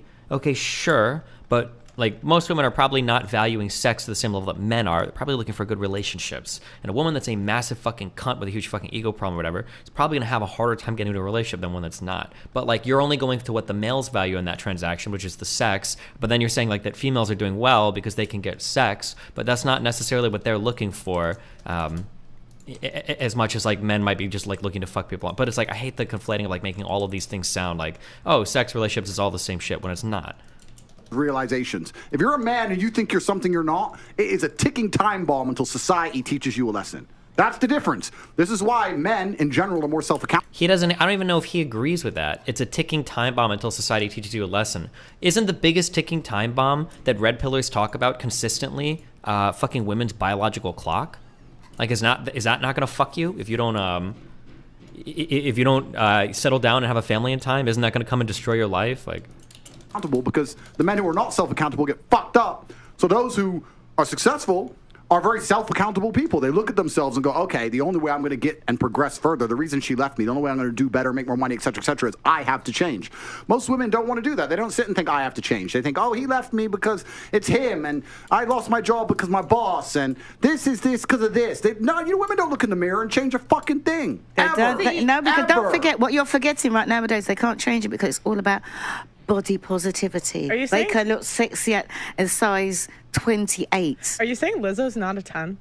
Are you guys trying to get me canceled? See, I'm not gonna lie, I don't agree with what you just said because 90% of cosmetic surgery is by women. thank you. Yeah, I was gonna say this shit too. Like, this is a male take. This is a man brain take. That like, oh, body positivity. Like, women love being fat. No, they don't. You dumb motherfucker. There are not all these fucking women out there. Yeah, there are a few like.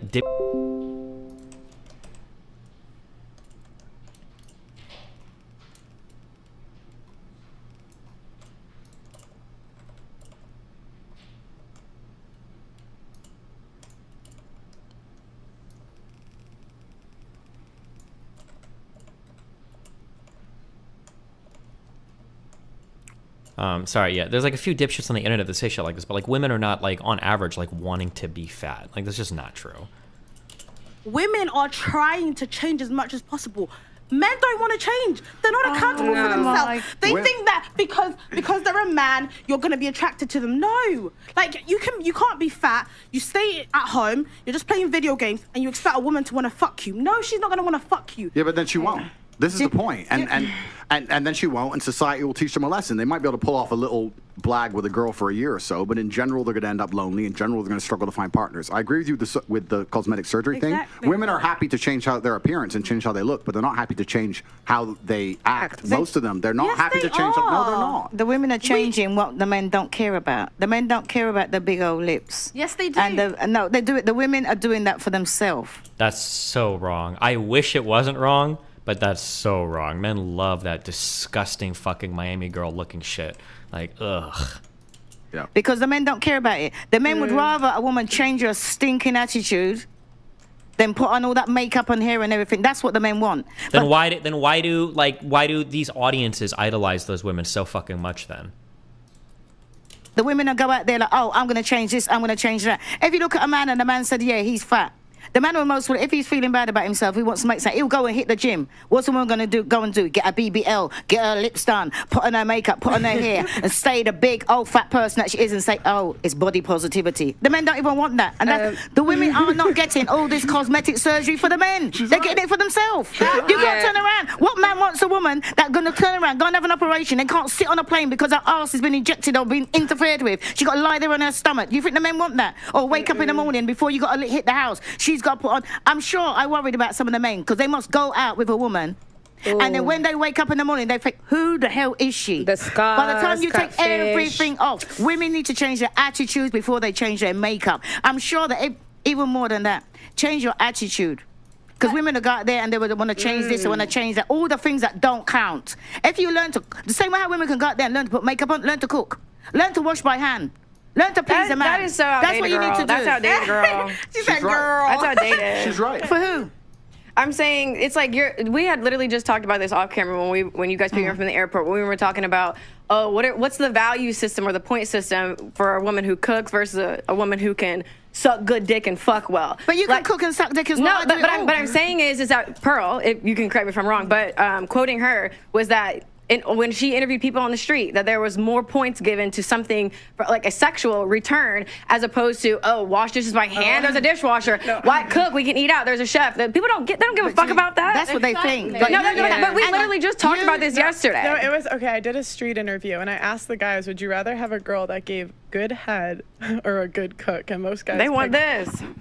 But I think that's for more, the quick satisfaction. satisfaction. I think that's more for like a one night stand. But what I'm trying to say is that if you, all the women out there, and they're talking about, well, some of the women want to be settled down. They want a man, right? And you got to think what the man wants. The man ain't interested in that. Look at when you're doing street interviews, you're interviewing single people.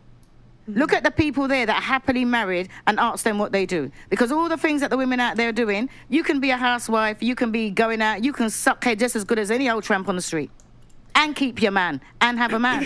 And I can say that because I'm 32 years in counting. Auntie, you can't say attraction's not important though.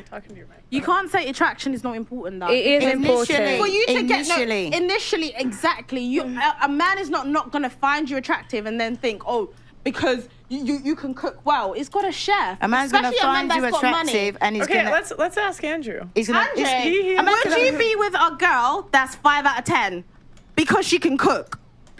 That ain't what I said. Oh, well, firstly, that's not what she said, to be fair. And secondly, I'd be with a 10 out of 10 who can cook because I'm top G. But to make the point, I think what you have to understand is what men are looking for in a relationship. So you did the street interview, and you're asking single people, probably young people, probably idiots who know they're on camera talking shit about good head, all this garbage. It's bullshit.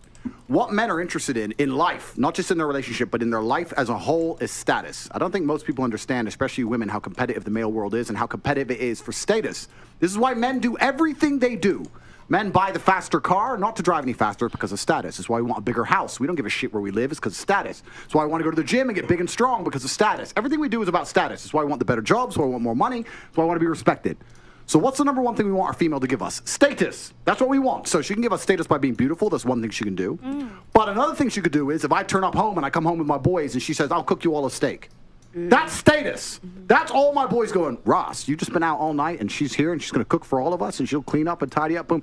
That's the kind of girl a man's not going to want to lose because it makes him look good. That's what men want. Status. Suck a dick, blah, blah, blah. Listen, dick can only be sucked in so many ways. I mean, let's be serious about this. Have you had the Gok 3000? No, this is actually a serious point, right? This is a very serious point because the Western world has collapsed in real time and it's a failed society. And one of the reasons it's a failed society is because of the over-sexualization, especially of females as a whole. If a woman comes up to me and goes, I'll be the best sex you ever had, I am fucking revolted. I don't want the best sex I've ever had. I want you to be pure and a virgin. You should know what sex is. Cook my fucking dinner. Shut up. Don't come and talk to me about fucking sucking dick. It's vile. It's disgusting. I don't want to hear that shit. Can I say something? I don't want to hear that shit. What I want is a woman who makes me look good. No woman who's running around talking about sucking dick can make me look good. So I lose interest completely and utterly, and that's the truth. So what she's saying is completely correct. These are old school things, but it's not about the act. Yes, you can order food, of course. It's about the status that comes with it. That's what it's about. Sagittarius, spoken like a true one. That is true. My man's a Sagittarius. Listen, well, my man's a Sagittarius. So basically, it's a straight shooting sort of conversation. But I think that sometimes we get distracted and we talk about the bicker between men and women.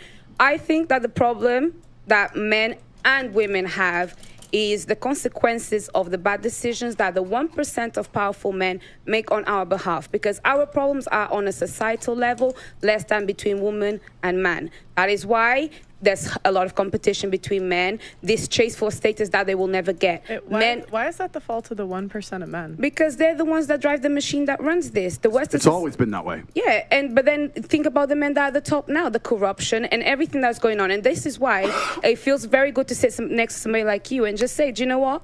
I appreciate that you say things that are really true. You expose a very toxic truth and a very true truth as well that is out there. But the reality is, on the trenches, when you go to the grassroots, people don't feel the way that you feel. It's not as simple as what you say.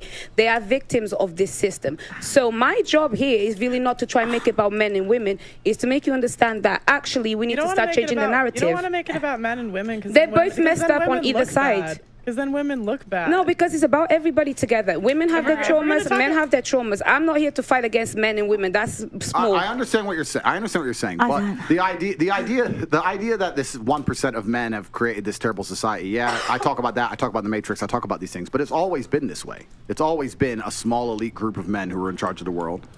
And unfortunately now, we're fighting battles in different ways. The days of old, a man proved his worth by going to war. Basically, every man at any point in his life was going to end up going to war, and he came back victorious, he came back with honor, he got himself a wife. That's how it worked, right?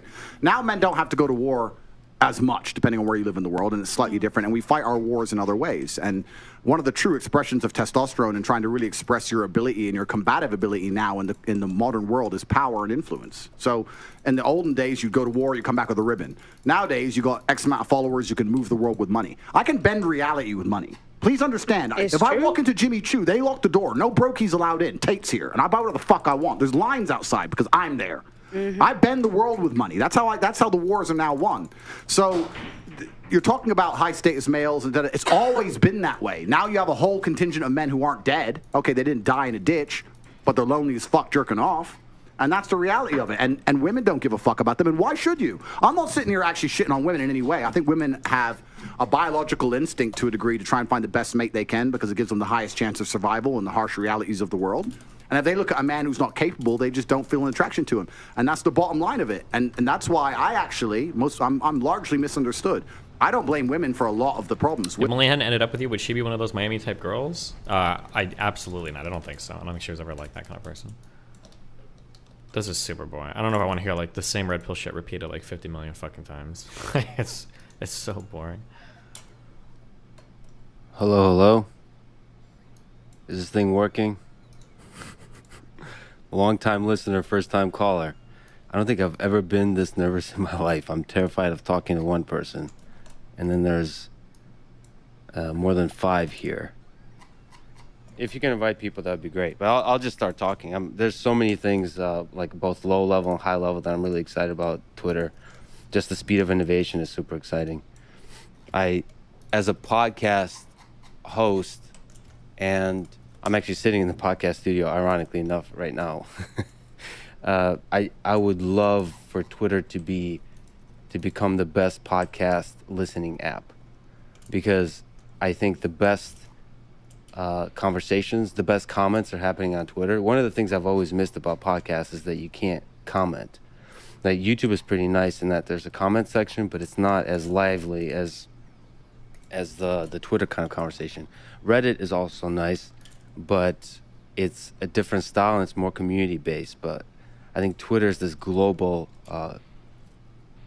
basically a global conversation, and then podcast to me is a kind of like the difference between Spaces to me. Spaces is fun and chaotic, and then podcast is intimacy. You're sitting across from one person and you're just like focused in on them, and it's a lot less terrifying. But Lex, can I jump in there and comment a little? Please save me, Kimball. Yeah, totally. So I've been playing with Twitter Spaces for the past year, maybe a little longer, and I've never really been called to do a podcast. But what I found with Twitter Spaces is, first of all, you get a feel for the live audience. It's really cool. I think there's 4,000 or 5,000 people on this right now, and that's just cool. Like that. There's something about the feeling of the crowd being there. You get the instant reactions that people can do. The other thing, it is recorded. If you choose to, you can choose to record it, and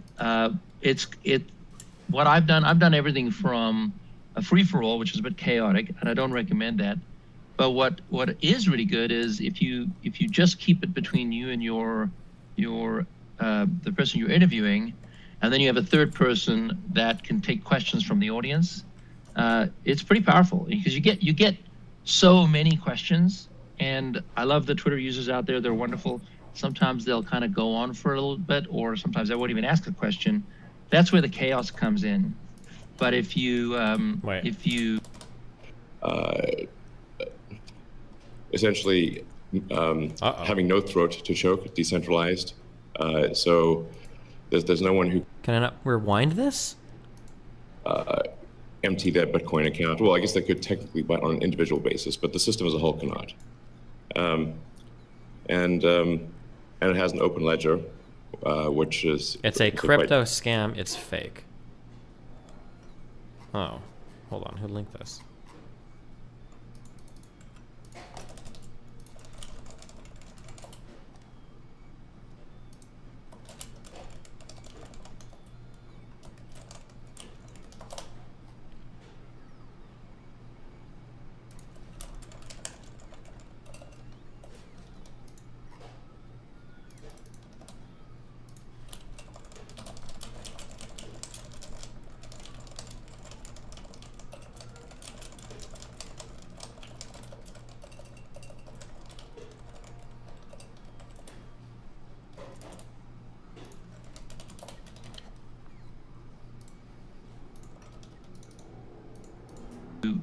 If you can have a moderator that kind of collects the questions, goes, oh yeah, I think this will be good, speak for the person, you know, let them know the handle. You actually take away the chaos, and it's very, very similar to a podcast. Yeah, I'm actually recording this with a camera currently and via the podcast audio, just to see what that looks like, if I can convert this into a video afterwards. So it's both audio and video integrated. I'm just playing with different ideas here. And Twitter has the live video component, which is currently separate from the Twitter Spaces. And if those are integrated, that's really interesting, because you can then start doing Twitch or YouTube Live type of stuff, but do it on Twitter. Yeah, I think this could be video for sure. Yeah, just we're all in different places. The cool thing about audio is, you know, it's a lot less prep. You know, you're obviously in a good studio, but I'm sitting in my office and I'm going to be on video. It might take a little bit more time. Audio is so quick and easy. There is something magical about it. Is there a way to, if anyone has questions, Adam, it'd be awesome if, there's like a comments thing too. Yeah, absolutely, Lex. So in the bottom right, you'll already have 260 comments. You can click on those, answer people's questions. I'm going to start bringing people up slowly, right? One at a time type of thing. We got Kimball here. Glad, Kimball, that you shared your insights. Let's keep that going too. And Jonna, you've joined as well. So there's just many, many people that we can bring up. And the requests are going off the hook at the moment. So this is fantastic, Lex. Fantastic. Where would you like to start? And maybe Kimball, how about you start? Is there a question? Is there a topic that you'd love to dive into with Lex, or that you'd like to ask him? Well, you know, Lex, you and I have actually never met, but we've talked about being, you know, you interviewing me on your podcast, and I generally try to stay out of the podcast world limelight, just because my brother takes up enough of that, and you know, I find myself a little bit better being in the background. But, who's your brother? Yeah, exactly. But I would love your thoughts on Twitter. I'd love your thoughts on the change that's happened. If you don't mind, I know you've shared some of those already on your tweets, but tell us how you feel about things right now. Well, I really love the continuous UI improvements. Now, of course, people hate them because people generally hate change. Not hate them, that's the wrong word. They're sort of surprised by them and resistant to them, and they get used to them and start to think, like, for example, getting the impressions or the views on a single tweet. And just playing around with those ideas is super exciting, just to be able to do it quickly. Now, I also wonder about the code base, so I don't have insider knowledge, so this is me just saying sort of generally. I think Twitter's been around a long time. There's a large code base that seems to need refactoring in order to do high-speed feature generation. So that's super interesting to me to sort of learn over time how that can be done better and better. I believe the code base is in Scala, which is an amazing programming language, but I think not one of the more popular ones. Hey, Eric. I see Eric Weinstein in the audience. I mean, there's a lot of stuff that I'm super excited One about. of the things that just came out this last night was this impressions versus likes.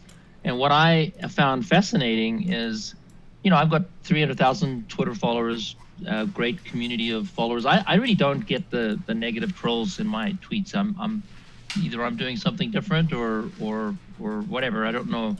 But what I found fascinating about the impressions versus likes is I responded to your thinking about your podcast, or maybe I suggested you go on Twitter Spaces, and I got more impressions out of that reply than I would get out of a normal tweet. I mean, in the hundreds of thousands of impressions. And it really gave me a different view into the power of Twitter. I thought that was really interesting. You know what I'd love to see is like the tweets that have the highest impressions and the lowest number of likes.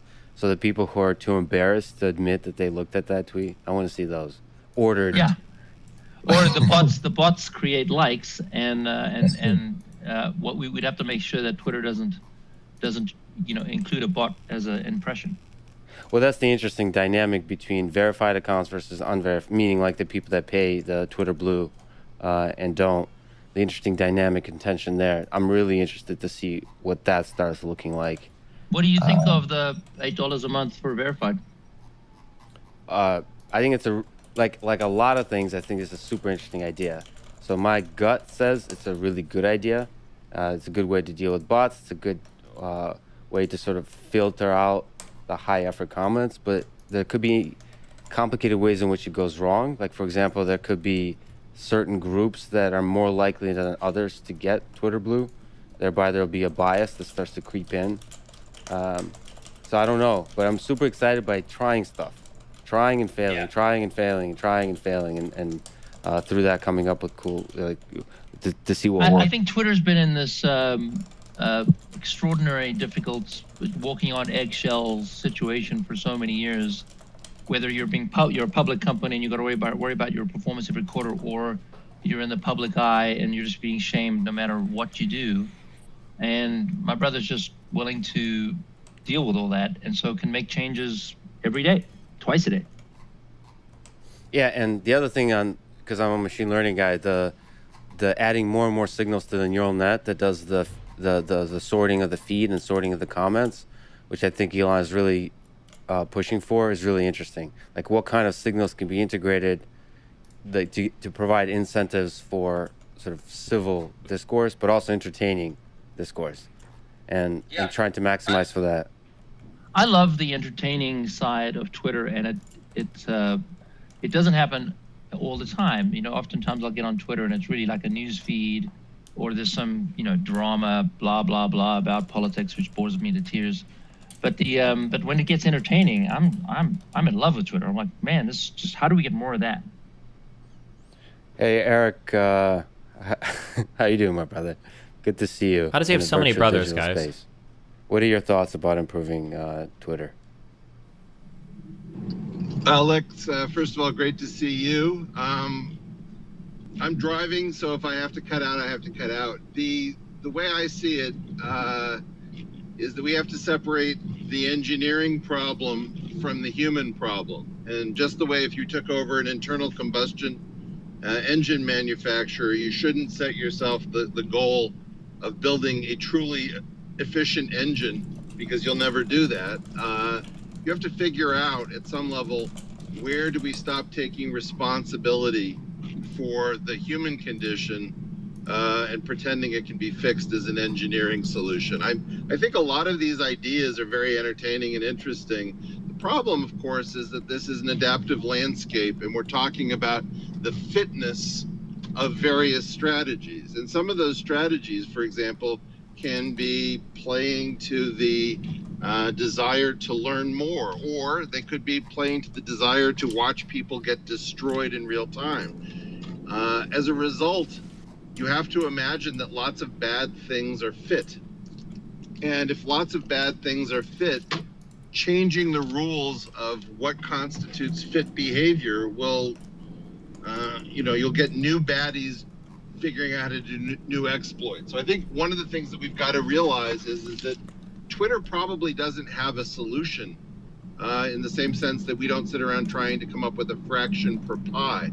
I don't think there really is an engineering solution to giving everyone real-time access to the planet, and then any brain fart or any photo you want to tweet out can't be stopped in real time. It can get around the planet before anybody even knows it's happened. I'm cautiously optimistic that we've got a lot of really smart people in the room when it comes to talking about Elon's the new opportunities, but I don't want to set ourselves up that we're trying to solve problems that can't be solved. I think that's the really dangerous issue. I don't know. I think technology can inspire the good in human nature. So I think all of us have the desire to learn, to grow, to become better people, to be kind to each other. And if the Twitter creates an incentive to do that, to where you get celebrated for that, I think en masse we're going to see the effect of that. That means that you just shouldn't be optimizing blindly for engagement, because people do love drama. It seems like if you blindly optimize for engagement, it's going to take us down some dark paths. I like Dan Carlin's Painful Attainment episode, where he basically, Dan Carlin's Hardcore History, best podcast of all time, Painful Attainment, where he talks about throughout human history, humans like to gather and watch others suffer, like public executions and all that kind of stuff. And so that's desire for drama, for dark drama, is there in all of us, but I think also the desire to do good is in all of us. And like Twitter seems like a really nice place to explore what signals provide the right incentive to be good without the hard hammer of censorship. So without just banning people or shadow banning people, but instead providing sort of the carrot, the incentive to be the best version of yourself. I think it's possible. And of course you want to deal with bots and all that kind of stuff, but in the holiday spirit, Eric. I also think there's a lack of appreciation for the mute function on Twitter. True. And or block. If you really want to clean up your feed and be one of those guys that maybe doesn't want to enjoy that particular piece of drama, muting is just awesome. You know, I'll mute anyone for a while and then I'll unmute them, and it's just there'll be some drama about, I don't know, Trump tax returns. Oh my God, if I have to hear any more things about Trump, it's just boring me to tears. I just mute. I'm like, I'm out. Not interested in the drama. Now there might be another area of drama that I am interested in. Like I care a lot about what's going on in Ukraine, and I'm not trusting what people are saying because it's just a lot of opinions. It's hard to tell what's true. But I am not muting that because I'm genuinely curious because I believe we are in a tough spot of how do you get just peace in a time when you have this bully Putin, and that's a fascinating problem that I care about. So I don't mute that, and so I think that feature is just underused in Twitter, and I think my brother has plans to incorporate it into just the algorithm as well. If people start muting, that should. Okay, I'm bored of this too. I need stimulation. Okay. Oh, Wicked Supreme, how you doing today, buddy? Did Sneeko talk about Kanye? Oh, I'm only didn't go to the airport until like 4 a.m. I didn't go out afterwards. I just went to sleep. I was fucking tired. We got back at like 5 or 6 a.m. or something, I think, from the airport.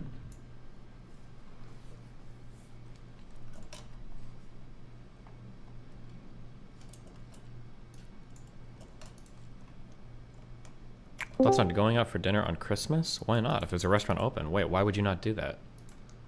What's up, wee rumor?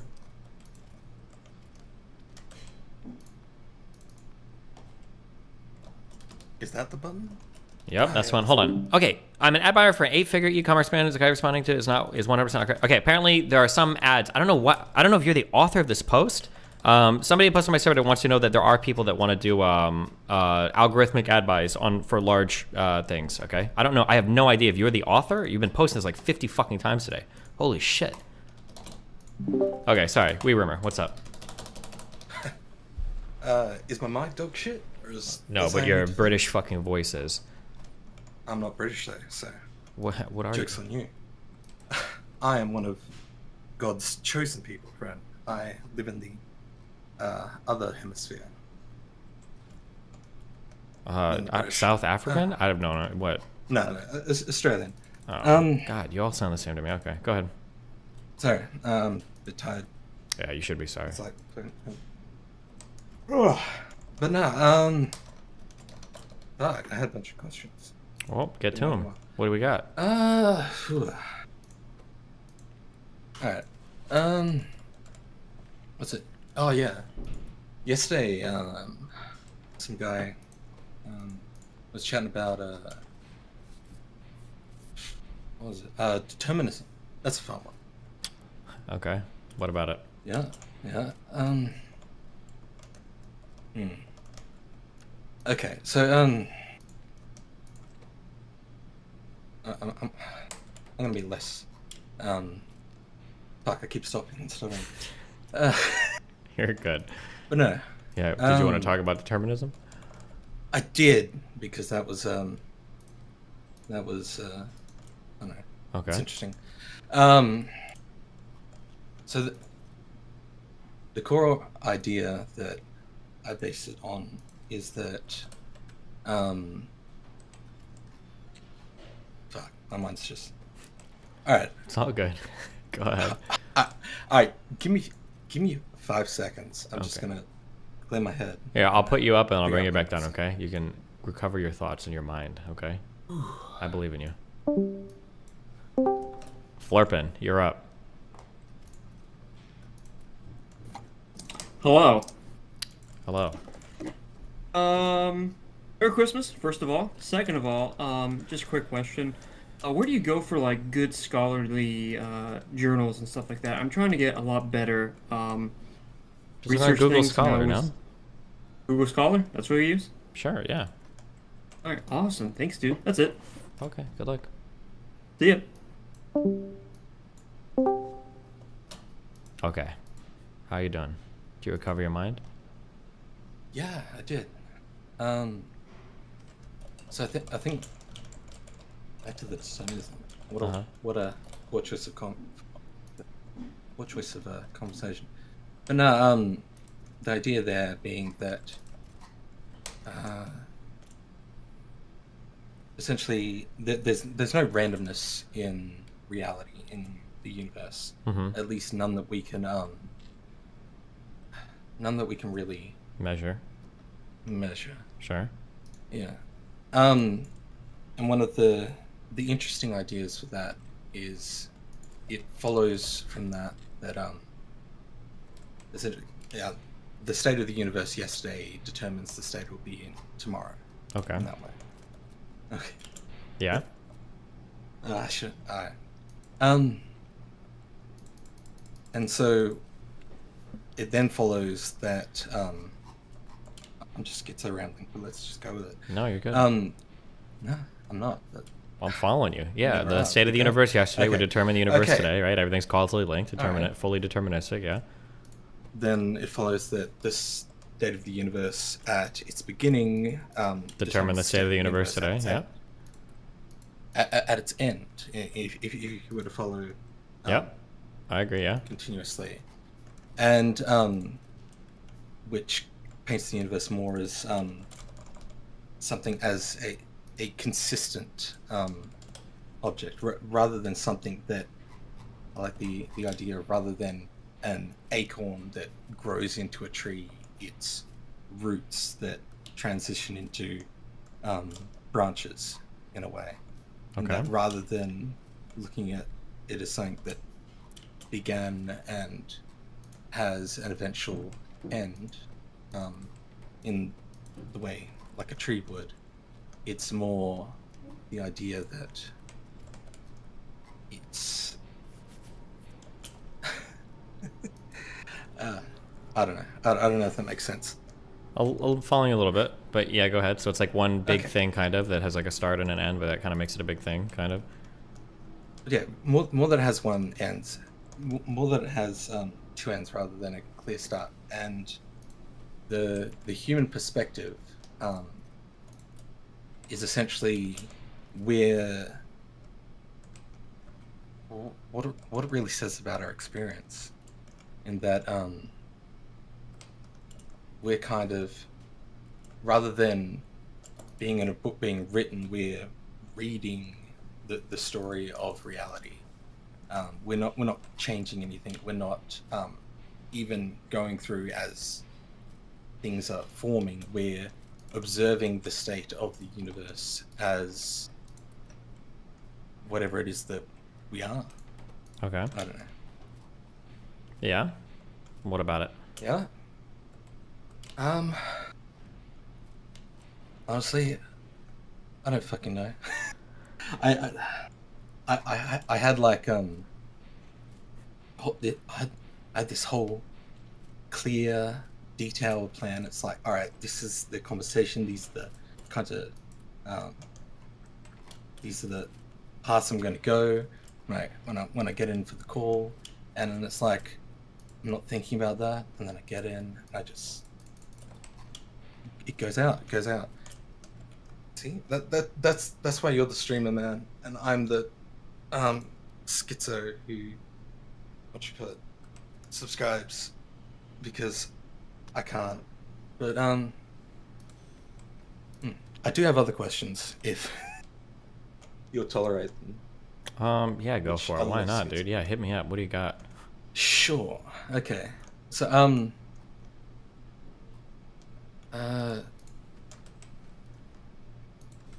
I'll get your thoughts on this.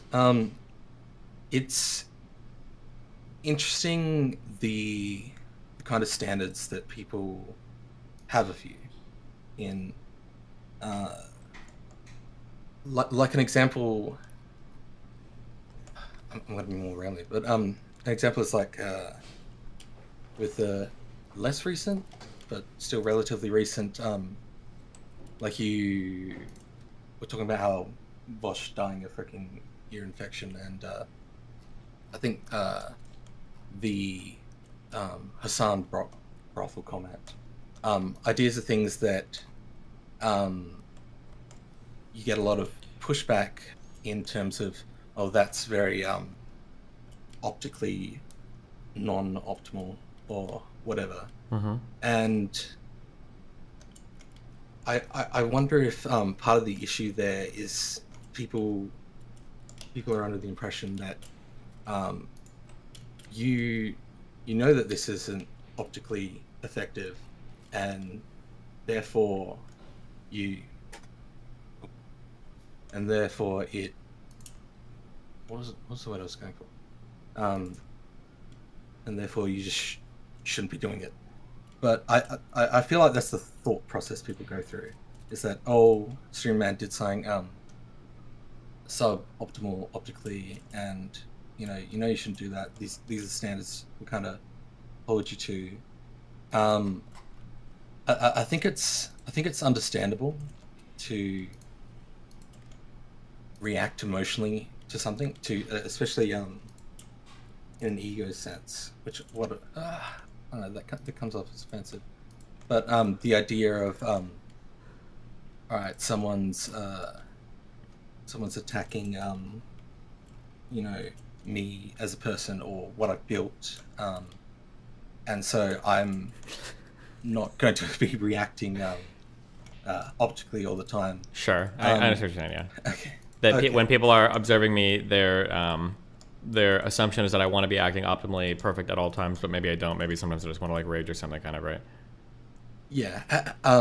Do you think about trying to set a clearer idea of these are the kind of things where I expect people to hold me to, like, oh, I fucked up here, or whereas other things it's okay, this is not what I'm aiming to be. I'm not aiming to be entirely optically effective all the time, and especially in regards to human reactions to like particularly personal things and stuff like that. I don't know. Maybe. I mean, it just depends on the thing, right? But there's always like a balancing act, right? Like, even if I'm not trying to be optimally effective at all points in time, like going full unhinged on somebody for no reason is probably never a good idea, right? Even if I'm upset. So it's kind of like a balancing act of those things, I think. So that was the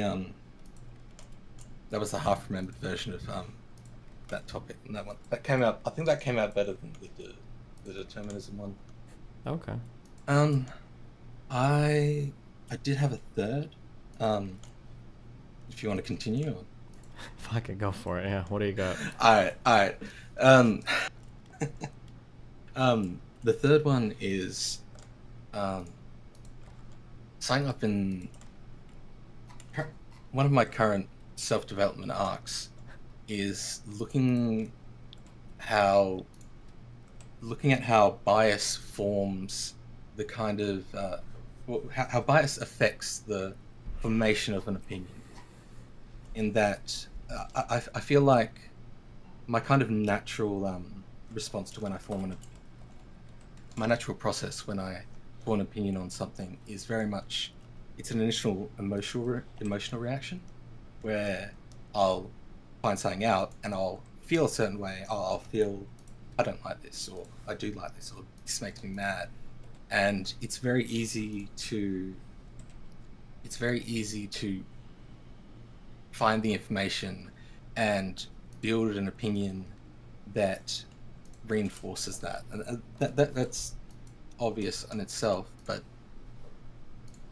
even with stuff that there's a lot of opinions where I feel like, yeah, I can back this up. I've got information. I can put it under scrutiny and understand it and see, all right, I think this holds up. But there's still there's that emotional element there, is that in that this makes me feel a certain way. And so I don't know, maybe I'm just looping on, I don't know if there's a word for it. Well, there's this cycle I've noticed where you'll acknowledge bias that you have in, not you, a person will acknowledge bias in the thoughts that they have, and so you feel like through acknowledging and examining that bias, your thoughts then become less biased. But does that bias you, does that confidence bias you in a different way? And you can go over it over and over again. But yeah, I feel like I'm just trying to clean my opinions a bit up, try and recognize that where it is on a deeper level than I have before. I guess, I don't know. Can you summarize that a little bit for me? Okay. Yeah, factory's looking sexy, by the way. Thanks. But yeah, summarize the role emotion plays on forming an opinion be very subtle, and it's there from the very beginning, rather than it's kind of obvious when you look at the ways you're incentivized towards different things, where bias might lie in an opinion. But I feel like, I guess, emotion and an initial reaction has a lot stronger of an effect. Where? Oh shit! I'm so sorry. Hold on, wait. Say that one more time. No, I honestly I don't think I even remember all of it. But I was talking about okay, the shortest version I think is looking at the effects an emotional response has on the initial formation of an opinion. I think that's what I was saying. Yeah. Okay. Okay. When you have a certain emotional response to something right off the bat, that can help you form an opinion about it quickly, right? That has a very strong effect on it in a way that that can be hard to notice, because it doesn't have to be a strong emotion. It can be simply, I don't like this information. Sure. It's very easy to have that just form the entire kind of path tree that you go down for finding information and forming that opinion. Yeah, I can probably believe that. Yeah. I don't know.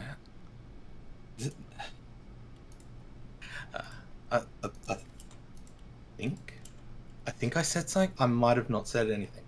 I might have just rambled. That if you have if you're exposed to something initially right off the bat, you can form like a big opinion on it that maybe you wouldn't have otherwise, because the initial emotional state can influence your what opinion you ultimately end up forming. Kinda. Not really. I don't think. I think I'm just explaining things poorly, which is fair enough. I think it's like, I don't know. I'm tired, but yeah. The idea is that. Fucking hell. Oh, it's weird. No. Oh, Wicked Supreme. What's up? Nothing. I just want this guy to keep going. I'm just hanging out. Oh, thanks. I love you, Wicked Supreme. He loves you, Wicked Supreme. I do. I actually love everybody, so it doesn't mean much. But... Don't shoot me any odd looks. What? No. I think it's important to observe the parts of yourself that are in other people, and if you love yourself, you should be able to love other people, no matter who they are. Yeah, I agree with that. That but I don't know. I had a whole What if they're Hitler, love though? everybody. I mean, to quote the late great Kanye West, but no, I'm not doing that. Not out of principle, but purely out of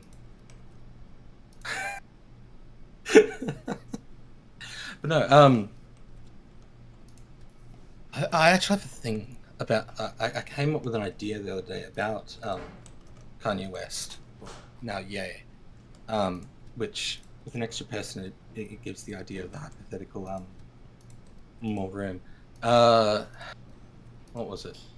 Are you familiar with the concept that comes up in a lot of shows, where a character will split into two different halves, like a good side and a bad side? Like the angel on your shoulder and the devil on your shoulder, kind of? No. Like a character goes into a machine and now they've got their good half and their bad half and their separate entities. I'm basically trying to get to what is the hypothetical Khan doing right now. Okay. I mean, I'm not familiar, but I mean, I can imagine it, sure. Okay. But what about it? I don't know. Well, why did you bring that up? I don't know. I brought it up because I'm rapidly trying to search through the ideas that I had that kind of fell apart the moment I started trying to talk about them. Well, what's a recent movie or something that you saw that had that trope? Fuck. It doesn't have to be recent. Just any. Can you give us one example of this trope? I don't watch many movies. I know it happened on Rick and Morty. That was one.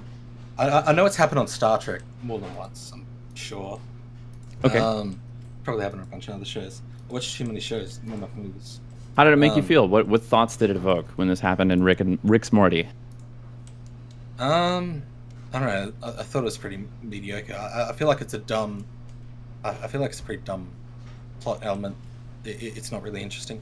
You don't think there's some truth to it, like there's two wolves inside you? There aren't two wolves inside you?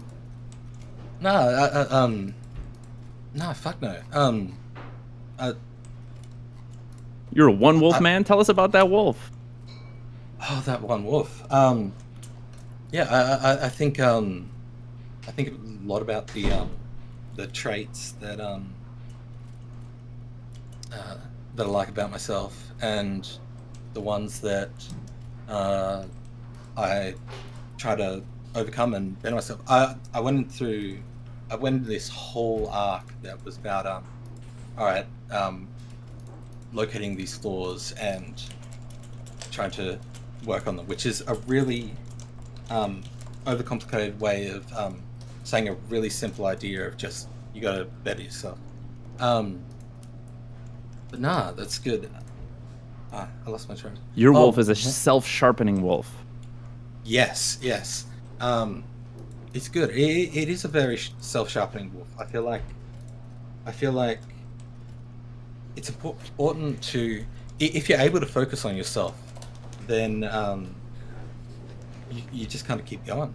I've been in some tough spots in life, and I feel like focusing on yourself and how much you have improved is helpful.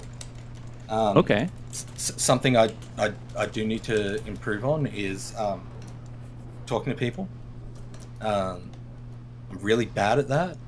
I live on my own, so I don't talk to people very often, and that leads to the scenario where I think up all these ideas, and I'm like, these are going to be excellent ideas. Here's how I'm going to explain them, and then I forget that, and I try to make it up on the spot, and that's nowhere near as effective as it comes off when I'm thinking about it initially, and it kind of makes me come off, I think, a bit like a rambling lunatic, but I mean, that's just me. Okay, let me ask you a question. What are you doing right now, like physically, while you're talking? Are you looking at anything? Are you reading anything? I'm doing hand movements like I'm talking to a regular human being rather than a microphone. And okay. I don't know why I'm doing that. I just realized I was doing that out of fucking reflex. No, prior to that, I was making a video game. That's what I'm doing. Okay, that oversells it, but I was messing around in Unreal Engine. That's a way of putting it. Okay, so are you like actively reading things and trying to figure out problems while you're talking, or are you really focused on talking? I think I'm more focused on talking, actually. I'm really bad at it. Do you have any tips? Well, it can be really helpful before you start talking about a topic to like write it down. If you use like Notepad++ or something like that, like literally just write your thoughts down about it. Yeah, so you sound like a competent dude. Are you a programmer or? Not really. Okay. I don't know. I learned to code, and then I didn't really code, and so I wouldn't call myself a programmer. Nah. Have you ever like built a program before, like when you learned to code? Yeah. I made a few games. Okay. Yeah, I made a few games. I made a Discord bot.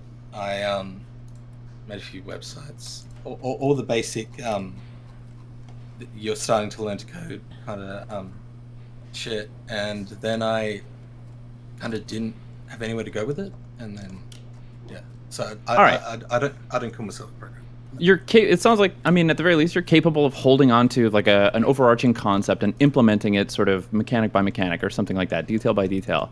So when you're having these conversations about these like sort of grand, overarching topics or something like that, like you can just do it that way. There's a topic you're interested in, think about a detail, think about something about a detail that you're curious about, and then ask about that curiosity and give your perspective on it. I think part of the issue primarily in this conversation is that I feel like at least 40% of my brain is just shut down because it's a bit overwhelming. Yeah, baby steps. Focus on the small stuff. Yeah, like no, I'm not gonna make a joke. Make the joke. Let's hear it. Come on. No, I already forgot what it was. It was a bad joke. That's why I didn't make it. Okay. Exactly. See, same brain length there. That's why that's why I got picked. Picked how? What do you mean? I was chosen to be the blood sacrifice in Destiny's room. That's why I'm here. Well, voluntarily, like he didn't scoop you out of his chat, right? Like you waited in a room. I think he's half joking, right? Yeah, absolutely. Sorry, was there something you wanted to say, Destiny? I just have a quick unrelated question. I'm sorry, real quick, okay? Let's say that you're having an argument about, both of you can give me your opinion. Let's say that you're having an argument about like anti-vax stuff, okay? And somebody says, they bring up like, oh, anti-vax stuff is just as bad now as it ever was in the past, okay? And I'm like, oh, really? I feel like anti-vaxxers have gotten a lot worse. And they're like, no. Like look at like moms on Facebook. Like moms have always been anti-vaxxers on Facebook or something. And then I say like, okay, well that doesn't seem to track. Like I remember like my mom was like, she's super anti-vax now, but she wasn't before. And then the other person's like, okay, well that's just an anecdote. Can I say, okay, well, isn't your thing just an anecdote? Like when you say Facebook moms, you're just talking about like moms you've seen on Facebook. Like that's just as much an anecdote as mine, unless you've got like a study or some research or something. Or is citing Facebook moms, is that not an anecdote? What do you think? I feel like it has to be an anecdote. Wicked, what do you think? Okay, I mean, I think that's... Okay, I have a lot of thoughts about this. How long do you want to fucking listen to me talk? Jesus Christ. I'm having an autism attack because this other person is disagreeing with me a lot, and I super disagree. That if you just say, oh no, I saw a bunch of Facebook moms and they had this opinion, I'm like, okay, well that's an anecdote. And you're like, no, yours is an anecdote, but mine's not an anecdote. But it's like, no, that is an anecdote. Like, if you just say Facebook moms because you're talking about shit you've seen on Facebook, that's as much an anecdote as anything else. It's not like you formalize that data or you've gone through like any rigorous like cross-sectional analysis or whatever. You're just like talking about random moms you've seen on Facebook. That's right. Neither of you have collected data in like a controlled environment or anything like that. So, like, I think there's more credit to your argument because the idea is like, well, before there were not like open signals that were anti-vax that were like highly proliferated the way they are now. And the reason I'm commenting on it is because those signals are crossing my desk on a daily fucking basis. And that's a heuristic and the only heuristic I need to be able to decide that I personally feel like these signals are bigger and more powerful than ever. And simply them existing in these spaces where I'm seeing them will probably lead to more people agreeing with them. Yeah, that could be a thing you could potentially say. Still not like very rigorously done in terms of data, but like that's okay. I think that'd be acceptable as long as the person like recognizes the shortcomings of like their methodology, right? I think that's fine. I guess the statement I would make in your position is not anti-vax shit is crazier than ever. It would be I feel that yada yada, and then what I just mentioned to you would be something that's like really validating to simply make that claim that you feel that that's the case. Oh no! Hold on. My claim is anecdotal 1,000,000%. I acknowledge that. Of course. I'm just saying like, oh, it feels like it's gotten worse than ever. And then I also cited like there are measles outbreaks now, and I don't think that was an issue before. But then the other person's like, okay, well you're just giving me anecdotes. And I'm like, okay, hold on. You saying Facebook moms is just anecdotes. I'm like, no, that's not anecdotes. That's the only thing I was asking. But okay. They're poking holes in your case in order to reinforce their positive claim that it is no worse than ever before. Is that the idea? Or well, no, they're just saying they were just trying to hand wave my claims by saying it's anecdote, so I'm wrong. They're trying to say, no, there's always been bad anti-vax stuff. Like, it hasn't changed, is their claim. And my claim is like, okay, well, it feels like it has changed. And then they were like, oh, well, look at Facebook moms. And I'm like, okay, well, that's, I mean, like, my mom was a Facebook mom. They're like, oh, well, yours is just an anecdote. And I'm like, okay, well, hold on, you just gave me an anecdote. And that's, like, the disagreement. This isn't a big thing. I'm sorry. Okay, anyway, go ahead. What a fucking stupid question. Don't interrupt again. Yeah, all right, weird rumor. Come back. Hey, what's up? Okay, what were you talking about? I forgot. Hitler? Maybe? I don't know. What we were talking about was... We were talking about conversation. I don't know, I was really absorbed with the Facebook mum stuff. Yeah, tell us about anti-vax. Anti-vax? Well, can you give us like a more thorough explanation, like in the same regard? The questioning that's... the questioning. The question that Stephen asked about, like, how would you go about making, anecdote versus not anecdote? How do you feel about? Is it more prevalent than ever before, the anti-vax signals? How would you make this like conclusion? How would you even begin to weigh in on this? Well, I feel like anecdotes. You just gotta toss that out. Well, you just said that you feel that way, so I can just toss what you just said out, right? No, because I feel like it's not purely my anecdote. I feel like there's been other statements here that Facebook mum anecdotes are not good. Yeah, but aren't all those statements anecdotes? Maybe, but so I can throw them all out, right? Maybe. Well, I'm just going by your rules. Oh no, this isn't my rules. I actually don't really care about COVID stuff. But yeah, we didn't get hit here. It was great. But no, if you're looking, if someone's bringing up stuff saying that Facebook mums are talking about COVID more and more, or what was it, more and more or less and less? Well, how do you feel? It was the same. But ignore that. Don't worry. That was a dumb side conversation. It's just triggering the fuck out of me.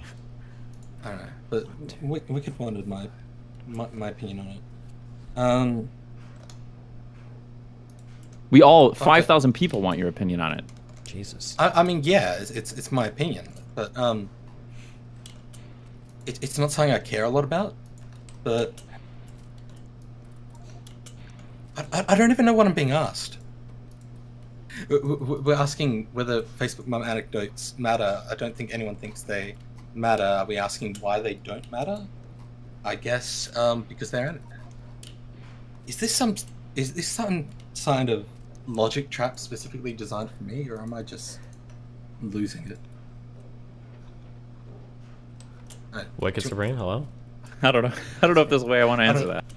Oh, so you are trying to trap him. I'm not. Well, that's kind of what it feels like now. But the alternative he gave is mean for me to affirm. I don't know. Was there somewhere you were going with it, Wicked? Not really. I'm just trying to get you to like have a thought and complete it. Okay, have a thought and complete it. Do you want to talk about morality? Yeah, fuck yeah, I want to talk about Nice. morality. Let's go. All right. I think you got a lot of thoughts on morality. I do. All right. You tell me if there's probably a term for this system that I've devised. No, I wouldn't say devised. No, tell me about the system you devised from the ground up. Okay. Like every great idea that I have, some bastard 100 years ago already thought of it, stole it temporally from me. But I think that morally, people just ought to do what's in line with their values. And I feel like to expect people to do anything else is really kind of pointless. I feel like it's not profound, but if according to someone's values, they ought to eat babies, you can't really argue them out of that. You think that a moral system, the value of a moral system is defined by how consistent somebody adheres to it? No.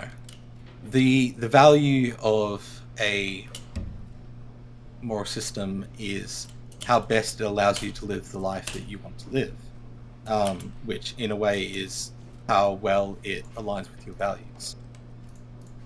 Have you ever seen In Bruges? I haven't. What is okay. Colin Farrell? Oh, never mind. I don't want to talk about it. If you haven't seen the movie, I'm not going to sit here and explain it to you. Wow. Yeah, I don't like movies, except Dune. What was your favorite thing about Dune? Now we got a topic. Oh, yeah. I actually Where is Destiny wrong about Dune? Let's start there. See, it's interesting because I don't disagree with any of his complaints about the movie. I just don't care about the things that he doesn't like. Like the things that he doesn't like, he's wrong for not liking them. Say it loud and proud, okay? No, it's a good movie because his criticisms are wrong, and him caring about these things are wrong. Start there. No, it's like a 6 out of 10, but a 7 out of 10 because it's science fiction, and I give everything that's science fiction an extra point. Yeah, but, D's get degrees, right? Yeah, D's nuts. It's a good movie. No. I don't think anyone thought it was a good movie. I don't think there was a single DGGer that thought Dune was like a good movie, and it was just kind of I don't know. I think I don't want to say Destiny was triggered. That feels mean to say in person, but that was the impression I got. He likes it. You hear him fucking talk all the time about how he wants to be around these weird dynamic people. It's okay. Be mean. He fucking likes it. I consider it a character flaw, but I'm not a mean person. No. Not getting off track. Things I did like about Dune. I liked a lot of the ideas it had. They'd work really well in other stories. Like for example, the idea that they got that planet, and it's this great rich planet, but the reason they got it, it was more of a punishment because their family was doing so well. They were so beloved that the emperor or whatever felt threatened by them. So he gave them that gift, knowing that it would lead to their destruction. Darth Vader. Thought that was Yep. I thought that was an interesting concept. Did you say Darth Vader? Dark Vader. Weren't you paying attention? What is Dark Vader? That's the bad guy in the movie. Have you ever seen Star Trek? No. Based. No, I only watched it the one time with everybody in chat. It's great. I love movie nights. I thought you just said you hated movies. I guess nowadays. I do hate movies, but I like watching movies with DGG because they always spam the funny emotes. It's great. Okay, based. Yeah, I was there for that Equalizer watch. That was funny. Oh, the Equalizer. True. The Equalizer. Yeah. How did you feel after that movie? Equalizer. Honestly, I feel like it was a little bit ruined by the fact that the clanging metal pole sound isn't funny, and that it kept getting spam towards the end. Absolutely true. But otherwise, it was a 10 out of 10. Wait, that's just part of the movie. I know. It's the premise of the movie. He's balancing metal poles. Did I say otherwise? You did. You said it wasn't funny. I said it And you wasn't said the funny. sound that they kept spamming. They're not spamming it. That's just the movie. He works in a hardware store. He's the equalizer. That's the conflict of the story. Is that there's metal poles, they're not balanced, they keep falling. What Maybe you don't weren't paying understand attention. is that we watched Equalizer 1 and Equalizer 2, and in Equalizer 2, he no longer works at the hardware store. He lives in an apartment and drives taxis. I remember that plot element. What are taxis made out of? Metal poles. Yes. Now you're getting it. Okay, go on. It's deeper than I even thought. Go on what? Continue. It was a good movie. You want to hear about more movies? I think you should give yourself a pat on the back. I think you've done your wolf proud, your inner wolf, your lone wolf. I think you should give yourself a round of applause. Are you doing it? Is that, do you use push to talk and so we can't hear it? I don't know, maybe. That's probably good because I clapped near the microphone. I'm glad I didn't pick it up. It probably would have sounded. Maybe you're using noise suppression. It's okay.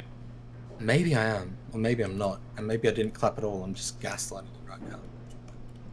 All right. Well, Merry Christmas. You should give yourself a pat on the back. You did it. You came on. You talked for a bit. You talked about some ideas. I would like to say I really appreciate you. I don't know how to describe it. But you were really helpful, Wicked, in that I was very much floundering, and I do appreciate that. Even if it's not why you came in here, you kind of guided me through, and I feel a lot better now. Well, you know, I'm a bit of an empath myself, I guess. Gross. Not friends anymore. Alright. Do you want me to leave? Is that what this is? Is that what it is? What is the wolf telling you?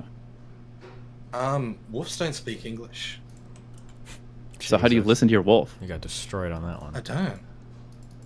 He's in you, but you're just like, fuck that guy? He's just my roommate? Yeah, you gotta tame your inner wolf. It doesn't speak back to you. You tame it, and that's how you overcome your animal nature and become truly human.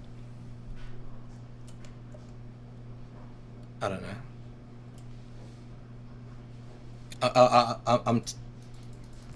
I'm too fucking autistic.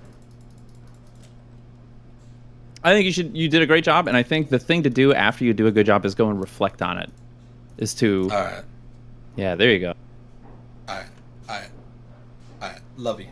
Love you both. Love you I love you. To yourselves, and complete the factory. It must be done.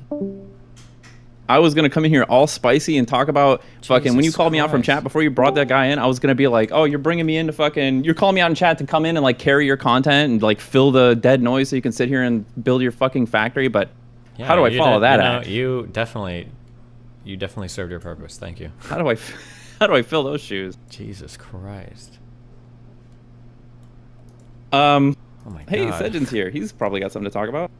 Oh, I'm sure. Yeah, I'm here to pick a fight with chat. Oh shit. Everybody's fighting on Christmas. Oh no. Hold on, 1 second. Or you do you think? Do it. Now's your chance. What are you waiting for?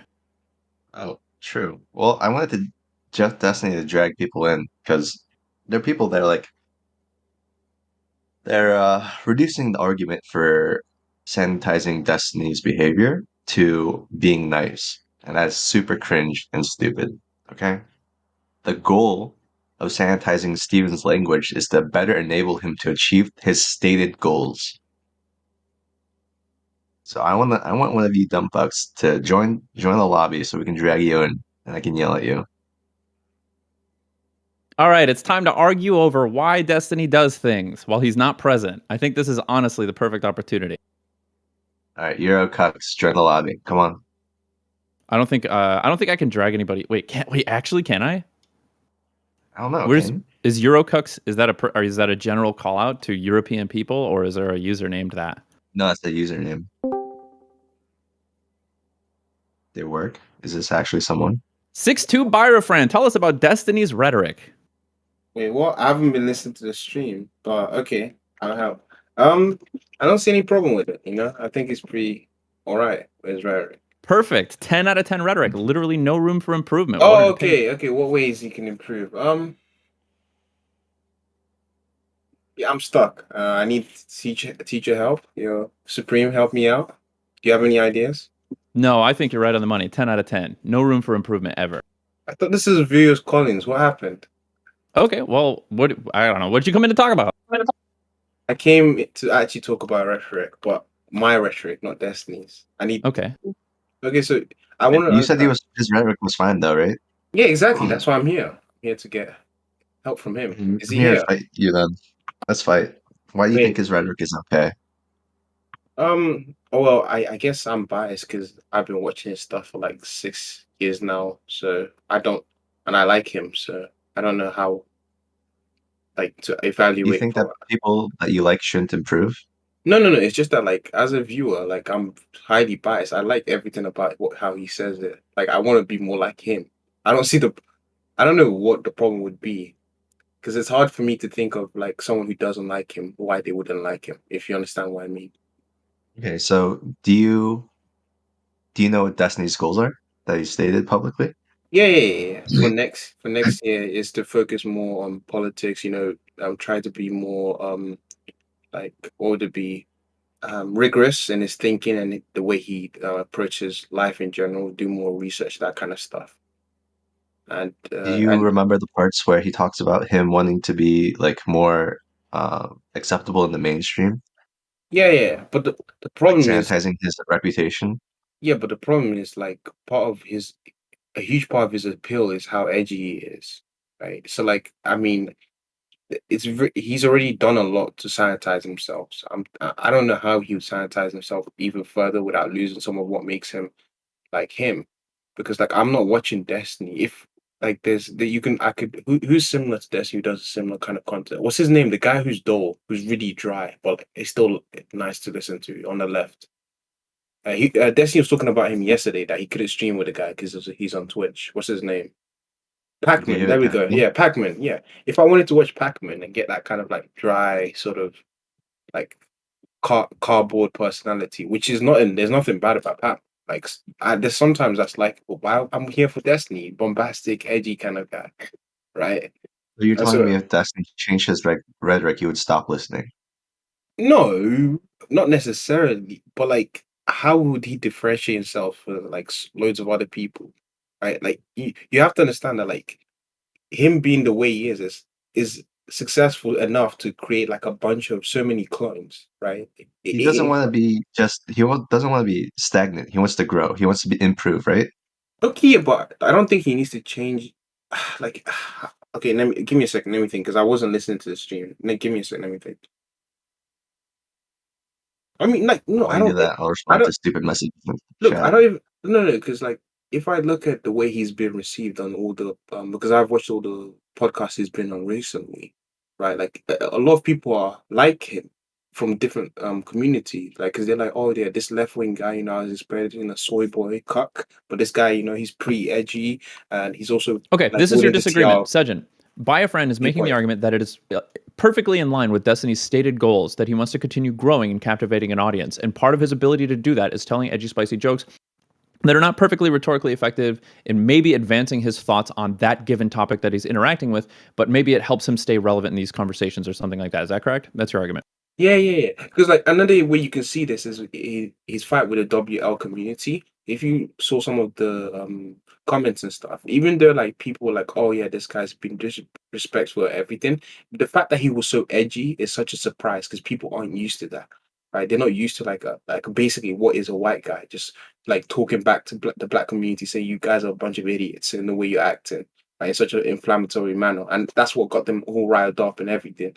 And like it was successful in my eyes anyway, right? You could have taken the approach All right, like what's your much. response to that, Sejin? I don't think your perception of Destiny's goals are accurate. I think, and I also don't think that your perception of what makes Destiny relatable is accurate either. I think what makes, or first of all, let's talk about his goals since I said that first. Okay, Destiny's goals is to be one, influential, right? He wants to influence more people, or he wants to influence people, and he wants to influence them to think better and engage in better faith and have real discussions that are difficult to have, right? Yeah, okay. So don't you think that to achieve these goals, you have to one, be more palatable so you don't turn people off immediately that see one or two of your tweets, right? And like uh, immediately dismiss you. No, because intrinsic to talking about these kind of things, you are already putting people off, and like so trying to sanitize yourself isn't going to help that. Because I know this because I tried to run a debate club when I was in high school and in university. Right, the fact that I'm debating incest just puts people off anyway. Right, it doesn't matter how nicely I dress that up, people are gonna be put off. So I'm like, well, like I could just try to be as like palatable as possible, or I could be bombastic, which is gonna draw a bunch of other people in. When's the last Right? time Destiny debated incest? No, but I'm using my life example as in my life Oh, so you're experience as saying an that your example. example of you debating something like that turns Yeah, people off immediately yeah, in anyway, real right? life, yeah, yeah, like the kind of topics that Destiny does in politics, philosophy, kind of realm. It already skews to specific kinds of people, specifically like men, specifically like really aggressive kind of people in that kind of way, right? You're already skewing, so like, why try and grab a small like percentage of people who don't really even want you or look for this kind of content? Why not just lean into what you're already good at, right? And then right, just I don't really see what like. Can you give me an example of how he could make himself more palatable that he's not doing right now? Well, my example for the last conflict is just get rid of that last tweet because that changes the narrative immensely.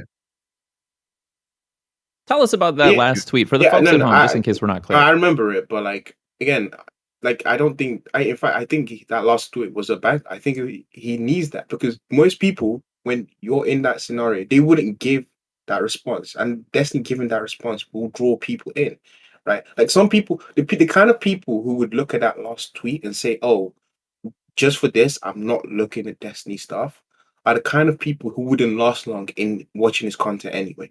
But I can tell you for a fact they will find some. They're looking for a reason to not like him.